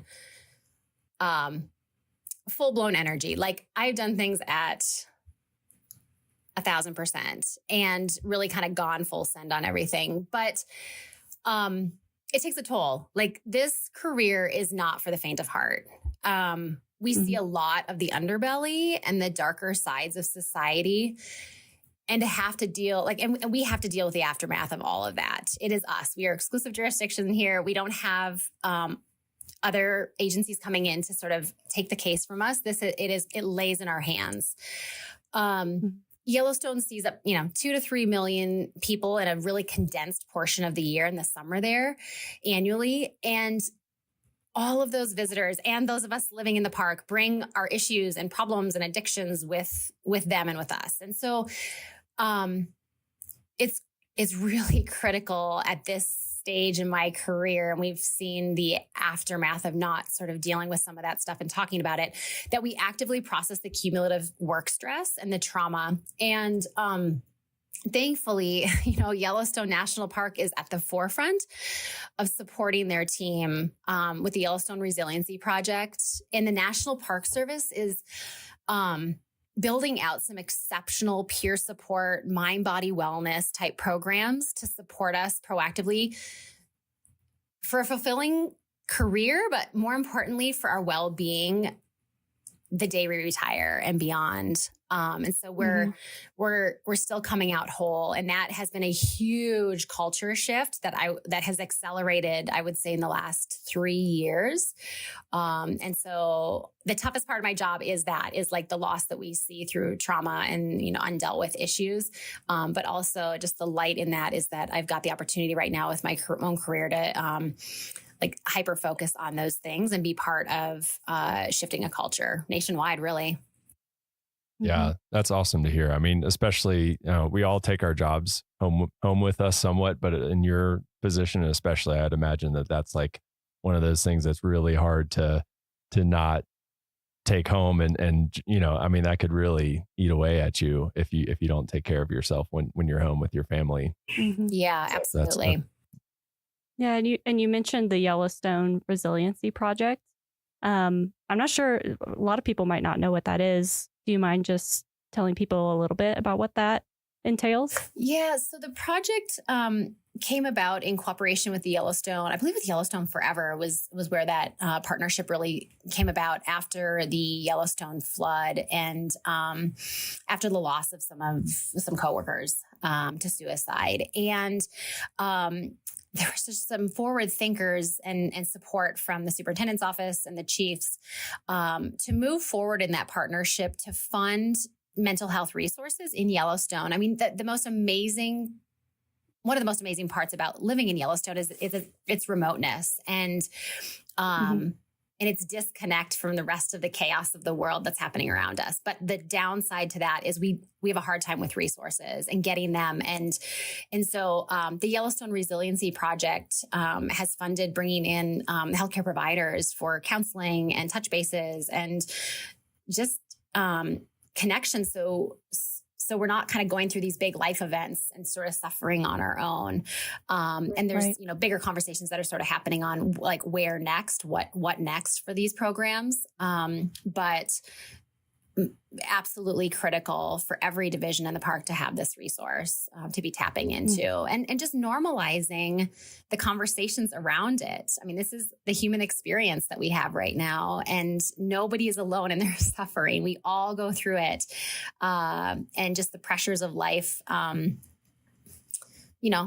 create environments that we need to take care of ourselves and one another. I mean, that's just the reality in the Park Service is we have to take care of one another. So this Yellowstone Resiliency Project is brilliant. The folks that are working on it have just done an incredible job implementing it. And we are so lucky to have that team working for us. Yeah, definitely forward thinking. That was the key point I think you brought up there. It's like one of those things that plays dividends. It's you're playing the long game when you're investing in people's mental well-being. And so that's awesome. I guess cycling back to kind of your career, it sounds like you've had a lot of moments that you could probably choose as a defining moment. Do you have one defining moment that you would say, kind of defined your NPS career or set you on a trajectory or that you can look back on? I think about it often because I get asked that a lot. Like, what's the best park you've lived in? What's the best position you ever had? And I can honestly say that I am so, like, at the core of my being, I am so incredibly proud of every single job that I've had with the National Park Service over the past 23 years. I'm so proud of myself as a GS3 at Assateague Island. Like, that I ever even like stepped into it and got that job. I would say it all builds on itself. It builds character. It builds who you are to the core of your being in each of these positions that you're in. And I would say just sort of sitting here in this window now, like watching the snow dump, on Glacier Park, the acting chief ranger in Glacier National Park right now is one of those highlights. And I feel so honored to have the support from my Yellowstone team, which is like my core team, to take on this role and to have this connection now with yet another incredible gem of a park and the amazing people that call this place home. Yeah, you have all these connections to places where people they're on people's bucket list. Like they're happy to just make it to one of those in a lifetime. And you've got all these special memories that so many, and we all do. I mean, that's kind of why we all do what we do, I guess, in a way. So lucky. That's awesome.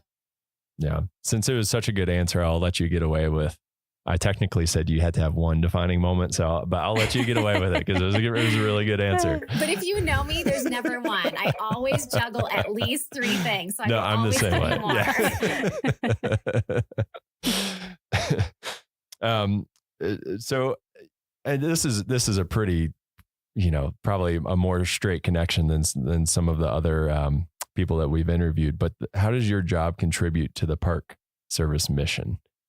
So, the Park Service mission is kind of drives everything that we do, and it's at the forefront of our minds every day. But so how does your job contribute to that? I would say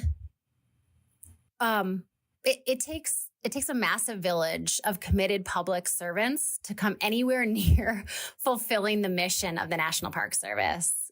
I am just a cog in the wheel, but at the core, I truly believe that my work is super meaningful and impactful. And I feel that every single day, whether it's helping the field rangers with a complex victim case as we run the victim witness program in my office, or supporting the prosecution on a significant poaching case.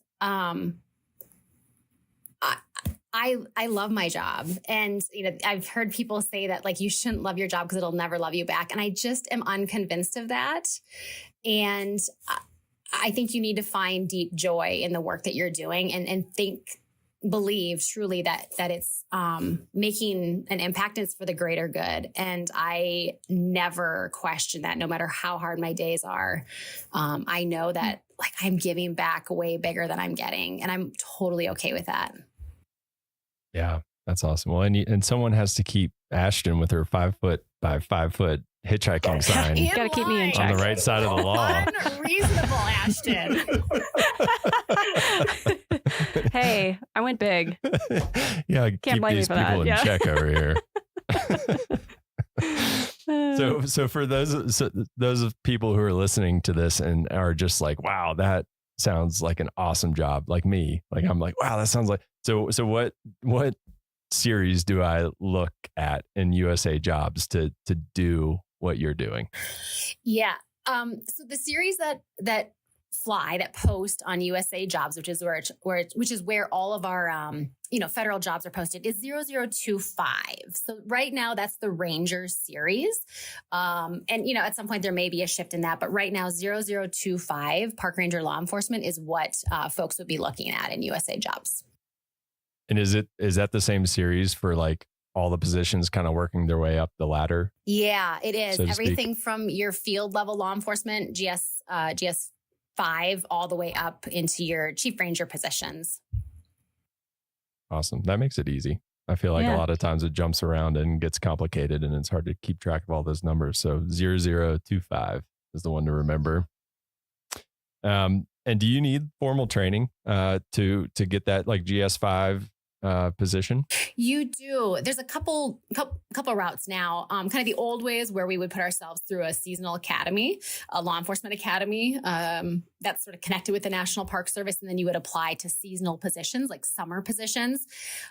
This last year, a new system, a direct hire initiative was sort of started, and we're hiring things a little bit differently. So in that case, a couple times a year, there's announcements that are flown nationwide for the National Park Service law enforcement positions. Either way, you'll spend a significant amount of time at the Federal Law Enforcement Training Center in Glencoe, Georgia. And then in a field training park as you build the foundation to your law enforcement career. How long are you in that field training park for? The field training park is, I got to think about how many weeks it is. 13. I think it's 13 weeks. I'm kind of talking off the cuff here, but, and sometimes that's your home park. Yellowstone we're really lucky. We're one of those parks to have a field training park and staff in place that can field train folks in person. Awesome. And what's the kind of stuff that people are exposed to in that training? Like if somebody's interested in going through that, like what would they expect to be exposed to? Yeah, I think this kind of ties into to another portion of some of the questions. At the core of these jobs, we are federal law enforcement officers. Like that is the core of what we're doing. And so, for example, FLETC, the Federal Law Enforcement Training Center, they do foundational, like basic law enforcement training. So everything from some people's first day on the firearms range with your pistol and your shotgun and your rifle, to patrol tactics, like how do I literally drive my police car? How do I do high speed pursuits, kind of chases? How do I care for victims in cases? How do I physically maintain my fitness and show that I can ground fight with somebody that I'm going to need to go hands-on with in my career? How do I handcuff somebody? What are my arrest procedures? So it really takes you through all of the basics of how to be a cop. Yeah. So it's like a good crash course then. Yeah, you make it or you don't. It is a crash course. You have to have the mental space and be really there to want to do it, because it's not all fun and games at all. Sure, for sure. I bet you build some really strong connections with the people that you go through that with, kind of like, boot camp or something. Absolutely. Well, before we let you go, Katie, do you have, we like to ask this of everybody because it's just fun for us, and I come up with more things that I want to do in my summer vacations, but do you have a favorite story or memory? It doesn't have to be from Yellowstone, any National Park Service unit that you visited or worked at. Do you have a favorite story? It's going to come from Yellowstone. And I don't know if it's a specific story. I think what I would say is this kind of speaks to the specialness of living in these places. Living in Yellowstone is like being a National Geographic episode every day. And I would say it's amplified when you live in the interior, which I've lived in several times, and I don't now. But what I would say is you can almost gauge the rhythms of the year, like the seasons of the year, by the flow of the wildlife and the thoroughfares and the tracks that they are walking. And, just this season right now, as I'm not in Yellowstone, I'm in Glacier and I don't have the bison out my window. I'm starting to wonder if the cow bison right now with their big swollen bellies, if they're starting to make their way towards Mammoth Hot Springs and down to their calving grounds. And that always is like my sure sign that spring is coming. And I just think that's just one of the most incredible parts about living in Yellowstone is that you can just, it feels very prehistoric to be living there with them and just watching these old rhythms just float by. Like we are truly just there in somebody else's world. And we're just guests. It's amazing. Yeah. Yeah. That's pretty special. Yeah. I love being in a place where it's like you said, those connections to like the natural world. Like the bluebirds are like, I heard a bluebird, spring is coming and everyone's just as excited as you are. Yeah. Whereas some places people will be like, what? The what? So that's awesome. Well, thank you so much for joining us and taking the time. I know I speak for all of us, but we thank you all for your service and thank you for keeping us safe. I know I live like literally all of my neighbors are law enforcement rangers, so I just feel like the safest person whenever I'm out and about my home. So thank you all for what you and your team do day in and day out. Yeah. Thanks so much for having me. Thank you.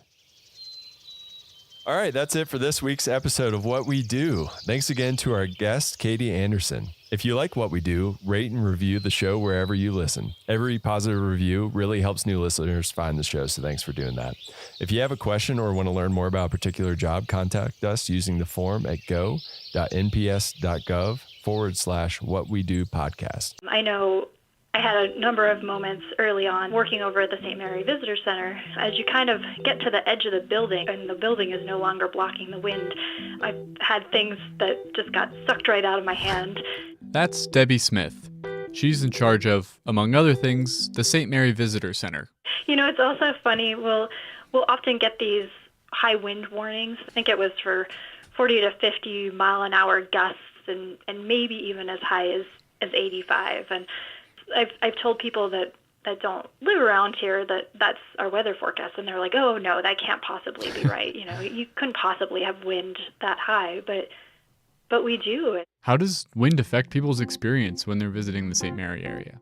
Partly it's just about the sort of obvious things like making sure their tents don't blow away and making sure when you're eating lunch that you have a hold of everything that you brought with you. And then there's also being able to see what the park is like, and whether it's seeing St. Mary Lake on a day that it's really windy with huge whitecaps.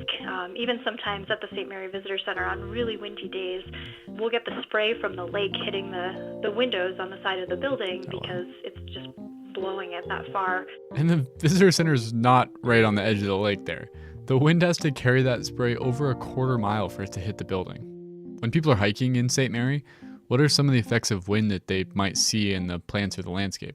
One would be flagging on trees. When you see trees that basically all the branches on the windward side are broken off or they're kind of deformed, so that side that's facing the direction from which the wind is blowing, and then it resembles a flag because all of the branches are just on the other side. Besides the practical side of not letting things blow away, do you think you've learned anything from the wind there? I think a lot of it is just learning about this place. And I mean, there's, the obvious challenges that it presents to people like you were mentioning, but I think also the wind is something that makes the east side of the park really beautiful, and it makes it this diverse place and dynamic and harsh and wonderful all at the same time. And it just adds to the experience, and it creates the amazing place that we have on the east side.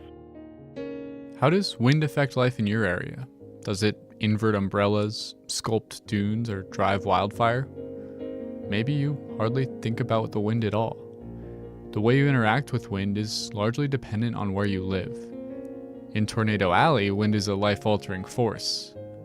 But in other parts of the country, it might be more of a curiosity.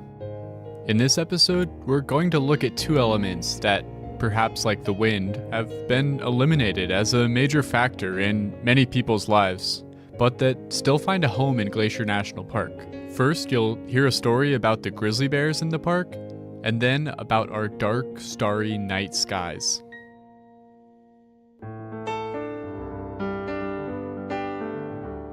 Welcome to Headwaters, a Glacier National Park podcast, brought to you by the Glacier National Park Conservancy and produced on the traditional lands of many Native American tribes, including the Blackfeet, Kootenai, Salish, and Kalispel people. We're calling this season The Confluence, as we look at the ways that nature, culture, the present, and the past all come together here. I'm Andrew. I'm Michael. And we're both rangers here. In this episode, we'll be in the St. Mary Valley. St. Mary Lake is the second largest lake here and home to some of the most breathtaking scenery anywhere in the park. I mean, the view from Wild Goose Island overlook is even on Montana State driver's licenses. It's so beautiful. Really, it is? Yeah, I mean, look at your own. It's like the shimmering thing in the background that they... Oh yeah, there it is, Wild Goose Island. So we're headed to St. Mary because it is a great place to look for experiences that, over time, have grown harder and harder to find anywhere else. Yeah, Glacier is in many ways the last best place for experiences that the rest of the world may once have taken for granted, but have since faded away. Today, we're going to focus on two of those experiences. One that it helps to get up early for, and one that it helps to stay up late. Yes, something for the early birds and the night owls. Now, one thing that makes Glacier special is that we are home to an abundant and diverse range of wildlife. We have 71 species of mammal, 276 different birds, 6 amphibians, and even 3 reptiles live here. And I'm curious what your experience has been, Andrew, but as an interpretive ranger, it seemed like half of the questions I got from visitors were logistical, like where should I hike? Is this campground open, etc. And the other half was about wildlife. Do you have moose here? Yes. Where can I see a mountain goat? That sort of thing. Definitely. You could make someone's whole trip by just pointing a spotting scope at a herd of bighorn sheep. But that excitement for wildlife encounters can go both ways, because some people are thrilled at the prospect, but others are actually scared. Glacier's home to predators like mountain lions and wolves, but the critters most people think about when they're here are bears. We have a lot of bears here. Both black and grizzly bears.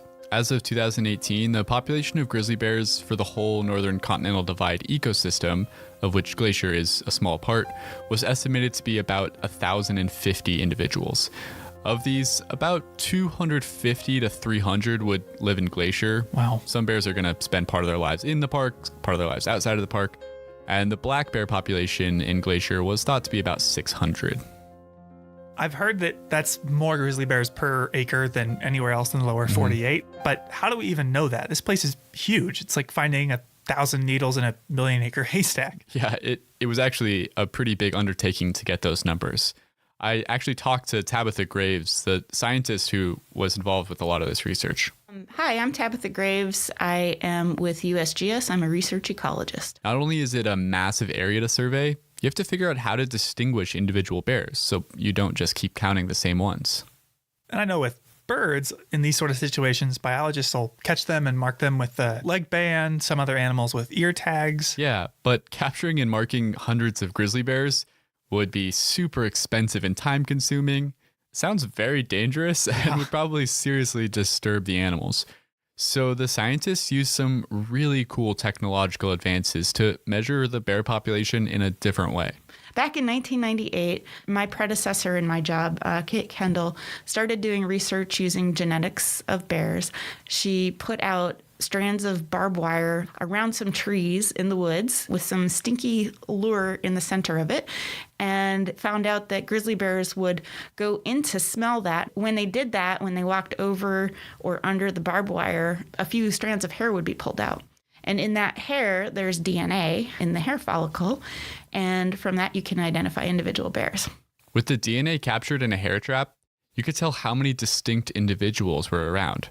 This initial experiment proved the concept, and then they did a much bigger study in 2004. Before we got a population estimate, it was the first population estimate that had good confidence intervals and was fairly precise. That was 765 animals was the point estimate in 2004.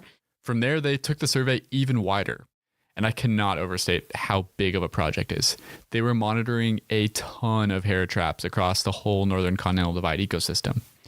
Michael, do you want to take a guess at how many rub sites they were monitoring for bear hair? Well, I imagine they tried to put them all over the park in the different regions. I'm going to say maybe like 500. We had across the whole ecosystem, there are around 4,000 rub objects per year. 4,000? Holy crap, that's a lot. Yeah, and Tabitha told me that this genetic data is useful for a lot more than just those population surveys. That's the cool thing about having genetic data is that you can not only identify individual bears, but you can actually see who's related to who. For instance, they found that one male grizzly bear that had 101 descendants. So that included his offspring, his grand cubs, and his great-grand cubs. So how's the population doing now? It actually seems like it's still growing, even in Glacier National Park, which Tabitha said is good news. Well, we were actually surprised that the population was still growing in Glacier Park because the protections have been so strong here for so long. We thought it was possible that it would just be completely stable. Because bears have larger home ranges, it could be that changes that are going on the Blackfeet Reservation or the Whitefish Range are also influencing the number of bears here. Wow, that's amazing. But it makes it all the more frustrating that I haven't seen any in the park this summer. I saw one really early in the spring, but once summer started, I just haven't been able to find them. Have you been out looking for them? Yeah, I've driven all over. I did a ton of biking and day hiking.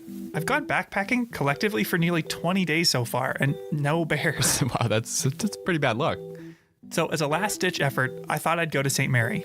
Along St. Mary Lake is a stretch of open meadows called Two Dog Flats, a place where in the past I've seen bears before. Yeah, me too. It's great habitat. And a common piece of wisdom is that if you want to see wildlife, it helps to get up early.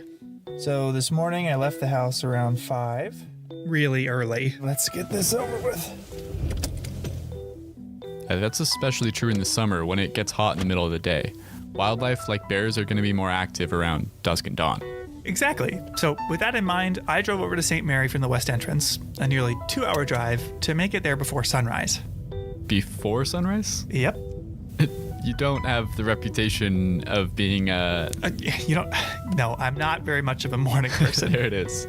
But this was serious business. I can't have gone the whole summer without seeing a bear. Seriously. And that's a promising sign. I just drove through some bear poop. So I parked on a roadside pull-off, got out my binoculars, and scanned the horizon. And binoculars will definitely help. At a distance, it's pretty hard to tell the difference between black and grizzly bears. So there's 8 species of bears in the world, and brown bears, grizzly bears, Kodiak bears are all the same species. Grizzly bears and black bears are different species, and some of the differences between them are grizzly bears are more oriented towards digging. Black bears climb trees more. One of the most common misconceptions is that black bears are all black and that grizzly bears are all brown. The truth is we have brown black bears, black grizzly bears, and they're examples of both species that are cinnamon or blonde here in the park. So don't rely on the fur. Look for physical characteristics. Tabitha mentioned that grizzly bears like to dig. That means they have huge shoulder muscles that give them a really pronounced hump on their back. Black bears, on the other hand, spend a lot of time climbing trees, which gives them really strong hindquarter muscles and gives them a nice big rump. And there are other little things to look for too. Grizzly bears have longer claws, black bears have a straighter snout. But to use any of this information, you have to find a bear in the first place, which was something after an hour I had not managed to do. Well, the first thing I've seen that isn't a bush is a deer bounding through the field. You didn't find any bears there? No. How long did you wait? 3 hours. Oh, wow. I'm parked on top of a pile of bear poop. So I know that they come through here, but there's been nothing. But I didn't want to throw in the towel that easy. Just a few miles away, the trail to Otokomi Lake started, a trail I've also seen a bear on. So I decided to try my hand at seeing a bear while hiking. And with very high hopes of seeing bears earlier in the summer, I interviewed one of Glacier's resident bear experts. Could you introduce yourself? Sure. Well, Michael, I'm Bob Adams, and I have been here in Glacier as a seasonal ranger for specifically 44 seasons before this. Bob is a legend in Glacier. After serving in the military, he came to Glacier on a whim in 1966, went on a day hike to the Sperry Chalet, and wound up meeting his now wife, Carolyn. And I did a lot of hiking up to Sperry. In fact, I packed a half-gallon ice cream solid with dry ice and packed it up to Sperry. I think that's the only reason that Carolyn and I ended up together. I don't know. That ice cream? The ice cream, you betcha. More or less, he's been here ever since, wearing a variety of hats. He's staffed entrance stations, campgrounds, done law enforcement, but has spent most of his time as the lead bear management ranger in Many Glacier. I haven't counted up exactly the number of years, but it's been about 25 to 30, I would say, as bear management ranger at Many. A job that often entails direct contact with bears, even deciding if a trail needs to be closed for bear danger. But to hear him say it, the job is mostly about people. My emphasis is in meeting the public and trying to educate the public every day on the trail about bear safety, certainly, and safety around large animals, and safety in regard to other environmental hazards of the park. I figured he'd be the perfect person to ask about how to safely see a bear on trail. The ideal situation, in my estimation, for seeing a bear, black bear grizzly, is when it's way more than 100 yards away from you, up in a hillside or down in a valley.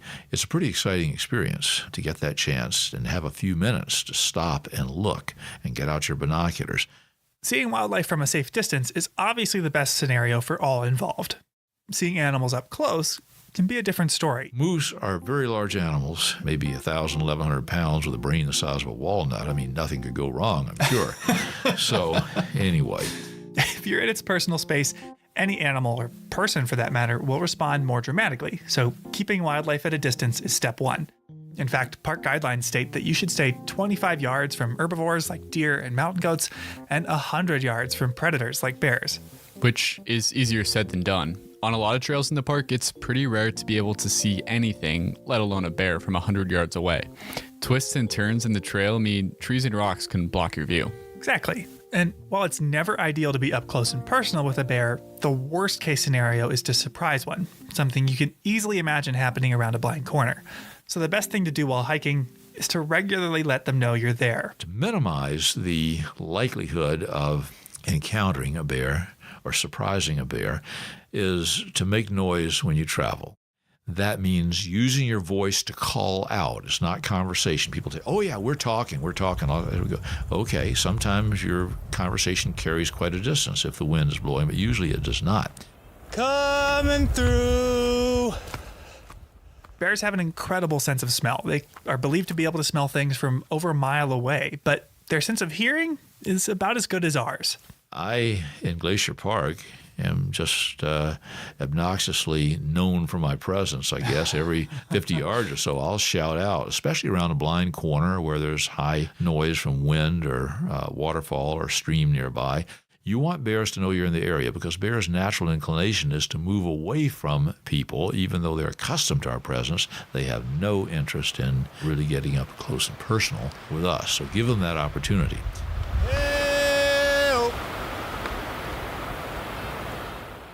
So making noise is a must, even if it feels a little silly sometimes. Making noise has helped me avoid surprising bears, but it won't always prevent you from running into them. You're right. Sometimes even if they know you're there, you might still see them. We get reports all the time, every summer, every week, in the visitor center. Oh, bear was coming toward me. It was charging me. It was lots of different things in their perception, but the bear usually is just walking toward them, and they are petrified, and you and I can understand how that might be if you've never been around a bear, maybe even in a zoo. Yeah. This is daunting. And if the bear, for example, is walking on the trail toward you or it's coming up behind you on the trail, and that's when they really get excited because they are sure the bear is after them. It's very personalized. Yeah. That's not the case. The bear is moving where it wants to go. The trail is the easiest way for the bear to travel. One time, a few years ago, I was leading a ranger hike up to Avalanche Lake, and we were all stopped talking about the trees, and someone very calmly tapped me on the shoulder and said that there was a black bear coming down the trail. It made total sense. Why would the bear want to bushwhack through the brush when there's a trail that's clear right there? Precisely. And Bob has advice if you ever find yourself in that situation. What we as visitors and hikers should do is move slowly away from the bear, back up slowly, And if you find a spot on the trail that's safe for you to get off on the downhill side of the trail, not over a cliff, but where you can walk down 5 or 10 yards and just stand still, the bear is going to walk past you. That's what the bear is going to do. It may turn and look at you. You may feel more comfortable, and it's perfectly okay to get out your bear spray and have it in your hand, but do not plan to discharge it at the bear. That's just going to stir things up. There's no need to do that. That's how it's happened in my experience. Just moved my group off as far as we could, and the bear just strolled right past us and kept minding its own business. But he also mentioned bear spray. He did. Bear spray is the #1 recommended deterrent for diffusing or preventing bear encounters. Easier to use and shown to be even more effective than firearms. But what is it? Well, it would be a dangerous mistake to think of it as a repellent, like mosquito repellent. You do not want to spray it on yourself. What it is a high volume, high concentration, high pressure can of what's essentially pepper spray. And having been on the wrong end of an accidental discharge, it is not fun to deal with personally. This stuff is very effective if used properly. Emphasis on if you use it properly. Because most people do not take the time to learn a couple of things about bear spray. One is when one should use it and how. So if you're visiting the park, you should get bear spray, but you should also head to a visitor center to learn how to discharge it. Yeah, during the summer, we would lead twice daily bear spray demonstrations at the Apgar Visitor Center, using a can of inert spray that doesn't have the pepper in it to show people the ropes. There are some basics like knowing you've got 5 to 7 seconds worth of spray in there and knowing where to aim. You just have to aim it correctly. You want to aim it down so that it hits the ground in front of the bear that's moving toward you, so it rolls up into the bear's face. You don't want to aim it straight at the bear's face because it comes out in a cone-shaped pattern. Half of that bear spray will go over the top of the bear's head. You don't want that. And you don't want to do this when the bear is 30 yards away or 20 yards away. It is not effective. Armed with that knowledge, you can prepare for an instance when it would be needed. If you surprise a bear, which is the most likely scenario for getting hurt by a bear, especially a sow with cubs, coming around a blind corner, and you have not been making noise or whatever, it didn't work, you're at 20 yards from the bear or less, and suddenly that bear comes at you. That bear is moving 44, 45 feet a second. I mean, you don't have time to think about this. While you are aiming at the bear's chest and at its paws, you're going to discharge that spray. You can give it a short burst as soon as you get that out of your pack. Give it a half second or so if the bear is at 20 yards. Within a very short time, it's going to be on you. Discharge the whole thing in its face. I mean, just hold it down. With a face full of bear spray, that bear is going to scamper off in search of a quiet place to wait out its new whole head hangover. In a little while, they'll be just fine, and you'll be long gone. The stuff just works. You have to have that bear spray somewhere where you have actually gone through the physical motions of putting your hand on that spray and ripping the Velcro. You should be able to get that out in 1 to 2 seconds. It can be done, but you need to practice that.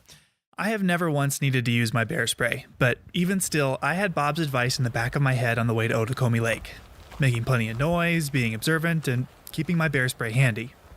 But I still hadn't seen any wildlife. That is, until I rounded the corner, got to the lake itself, where all of a sudden, just 20 feet from me, the fish jumped and splashed in the creek. Oh, come on. Kind of scared me, what? You knew what you were implying had happened. Okay, believe me, I was disappointed too. I ate lunch there for 30 minutes, eventually started down to the car with my proverbial tail between my legs. I didn't see any wildlife on the hike out either. Only a few other hikers going the other way. Well, don't beat yourself up too much. Yeah, well, something else Bob had said was reverberating in my head the whole hike out. No matter how badly I wanted to see a bear, most people are going to walk up any given trail at Mini Glacier or elsewhere in the park, and they're not going to see a bear, either a black bear or a grizzly bear. They just aren't. Just because they're more common here than elsewhere doesn't mean you're going to see one. And even if more times than not you don't see one, you always have to be prepared in case you do. Because normally, you see them when you least expect to. I see people stopped. Sure enough, I had given up all hope as I began my long drive back home. I mean, I'd been out for nearly 12 hours. But before I could even drive out of the St. Mary Valley, I noticed cars parked at a roadside pullout. Oh? And I thought back to one more thing Bob had mentioned. Bear jams. And a lot of them are just happy to see them from the roadside, which creates some other problems. Bear jams. And not jam like jelly, right? No. The piling in of cars along the road. And seeing a lot of cars parked in the road or at a pullout with no trailhead is usually a sign that somebody spotted an animal. And animal sightings are exciting, but these bear jams can be problematic. Preventing bears from even crossing the road to get to water because there are 30 to 40 cars parked solid. People essentially acting as a barrier between the bear and food or drinking water. Exactly. People out of the cars and advancing toward the bears. I mean, it's hard being a bear, I guess you could say. With a roadside bear sighting, if you're the one driving and you spot it and nobody else has seen it yet, what should you do? Well, I can tell you what you should do, perhaps, and I'll tell you what you're going to do. I know what you're going to do. You're going to stop, and you're going to call the kids to the window, and if it's no more than that, at least you're going to be there clicking from the car. And, of course, once you do that, other cars pile in, and then the thing goes pretty quickly to chaos, or it certainly can. What you should do is take a look, slow down, take a look, keep moving. That's what we'd like people to do. It never happens. But amazingly, that afternoon, everyone had pulled safely off the road into a large pull-off that didn't interfere with traffic in any way and had binoculars trained up the hillside where over 100 yards away, 2 grizzlies were foraging. Really? That's awesome. We came across someone else who had spotted him when he was further down the mountain. Yeah.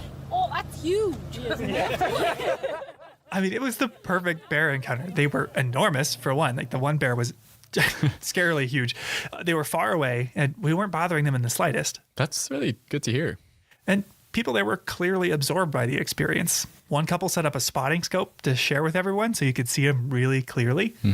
And many were seeing a grizzly bear for the first time. I was thinking, I thought it was going to be dark. Me too. Well, the back is dark. When he turns and the front is light. Yeah. But But as fun as it is to make sure I didn't add to the parking problem, after I got a good look and talked to the few people, I got back in my car and I kept driving. Now, I spent all day trying to find a grizzly, and I was mesmerized when I did, along with everyone else at that roadside pull-off. But as we hinted at earlier, seeing a grizzly bear hasn't always been that rare of an experience. Most people know that the range of the grizzly was vastly larger. I think it stretched back almost to the Mississippi River if you go back 300 years or so. Through 200 years of hunting and poaching, the grizzly population of the lower 48 was reduced by as much as 99% compared to 1800 levels. Today, thanks to conservation efforts like the Endangered Species Act and even protected lands like Glacier, they're no longer on the brink of extinction, but they are still far less common than they once were. And as exciting as it is to find one today, bears aren't just here for us to see. This isn't a zoo. They play a really vital role in the ecosystem. Here's Tabitha Graves again. They have effects on lots of different parts of the ecosystem. Because they dig for roots a lot, particularly in the spring and the fall, they're actually digging up the soil, and that's actually a kind of nutrient cycling. They might eat huckleberries, for instance, in one place, and then because they can move such large distances, being large animals, they are really important for seed dispersal. They regulate prey populations, break down logs. Really, the list goes on and on. Their role in this ecosystem is enormous. The fact that we not only have them here today, but that thousands, millions of us each year can share this place with them speaks to the strides we've made in bear management, which, as Bob put it, used to be, well, different. Oh, bear management has changed quite a bit. Oh, will you indulge me a little story here? Go right ahead. A story from Bob's first season as an employee in 1967. We road patrol rangers would cruise through the campground in the evening because they invariably had bear problems. Because there were no bear-proof cans, garbage cans. They just had regular 50-gallon galvanized cans, and people left their gear, their stoves, their food, their ice chest out. So bears could get into these things and learned that they had food in them. You can find out where the bear is because you hear people shouting and banging on their pots and pans. Hey, bear, hey, hey, hey, bang, bang, bang, bang. So we know where the bear is, so we cruise up. And we had a really fun tool in those days. Crazy, we could have died using this, but we had a shaved off wooden baseball bat behind the back seat. We'd jump out with a baseball bat and shout at the bear and run up and whack it in the butt. I'm not kidding you. With a baseball bat, a black bear, when it's sitting there at the table, going through somebody's ice chest, and wail on it, and that bear would take off like a rocket and go up the nearest tree, and we'd say, "Okay, job done. We're moving on." Guess what? 15 minutes later, bear's down working the campground again. Now that was bear management in '67. Holy cow! Yeah. No way. That's crazy. I lost it. But this era, this technique of bear management is dangerous for more than just the ranger carrying the bat. Visitors were injured or killed by bears that started to see us as a source of food, and more bears had to be euthanized too for this behavior. Understandably, things are different now. We've definitely changed quite a bit. Bob covered a lot of ways that we can alter our behavior in bear country, but how can we affect bear behavior? Yeah, well, thanks to the research of Tabitha and a lot of other scientists, we understand bears a lot better today than we did during Bob's story 50 years ago. Yeah, we did a study that we called Nature versus Nurture. And it used that same genetic data that we discussed earlier. We were trying to understand how grizzly bears become habituated. What we did is we looked to see whether their mothers also had a history of conflict and whether their fathers also had a history of conflict. We found that offspring who got into trouble were more likely to have mothers that got into trouble. And this is consistent with what we know about bear life history. Young bears stay with their mothers for a couple years. So there's an opportunity for them to learn how to get into trouble, basically, or how to learn those associations of humans and food in their early years. Okay, so let me get this straight. Cubs with habituated fathers who get into food, etc., they don't become habituated, but the cubs that have habituated moms do? Exactly. And what this means is that since a bear's father doesn't raise it, its only contribution is genes, the behavior isn't inherited. Okay, so cubs must be taught this behavior by their moms. Yeah, exactly. So Tabitha told me that this realization emphasized how important it is for visitors here to properly secure their food.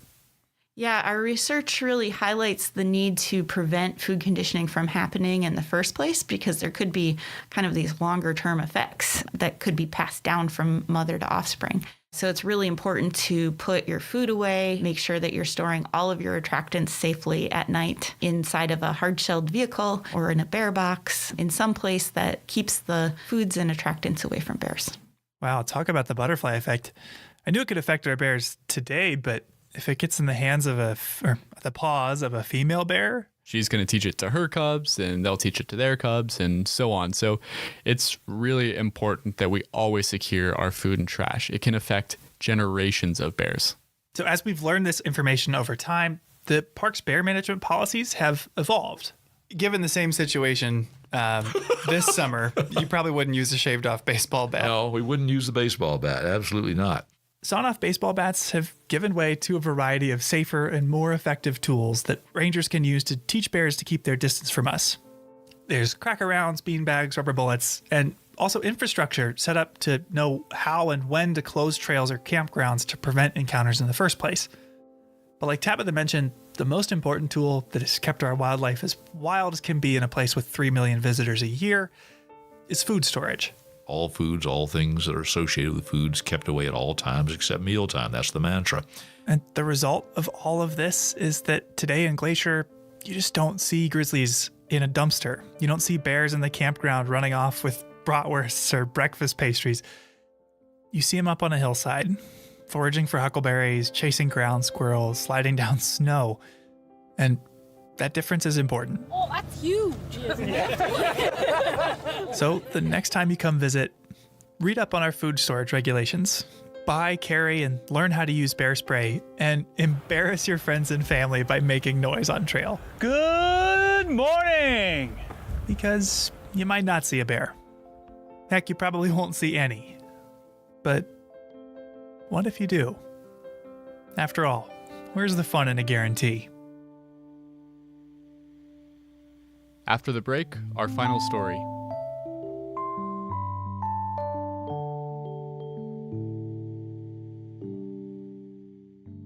Each episode, we seem to cover at least one thing that, like this podcast, wouldn't be possible without the support of the Glacier National Park Conservancy. With the help of some friends over there, we got the number of Executive Director Doug Mitchell and decided to call him up out of the blue to ask about these projects. For this episode, we wanted to ask about their support of astronomy programs.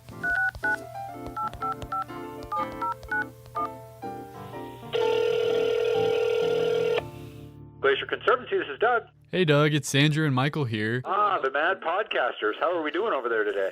We're doing pretty good, but we've got an issue. We were hoping you could help us settle it. We've been arguing all day about whether the morning or the evening is better here in Glacier National Park. All right, well, Michael, make your case. Okay, so I think that the evening is better because there's nothing worse than having to get out of bed early in the morning, and it's a lot easier to stay up late. And the sun doesn't even set, seems like, till 10 p.m. at some points in the summer, so that's why I think it's better to stay up late.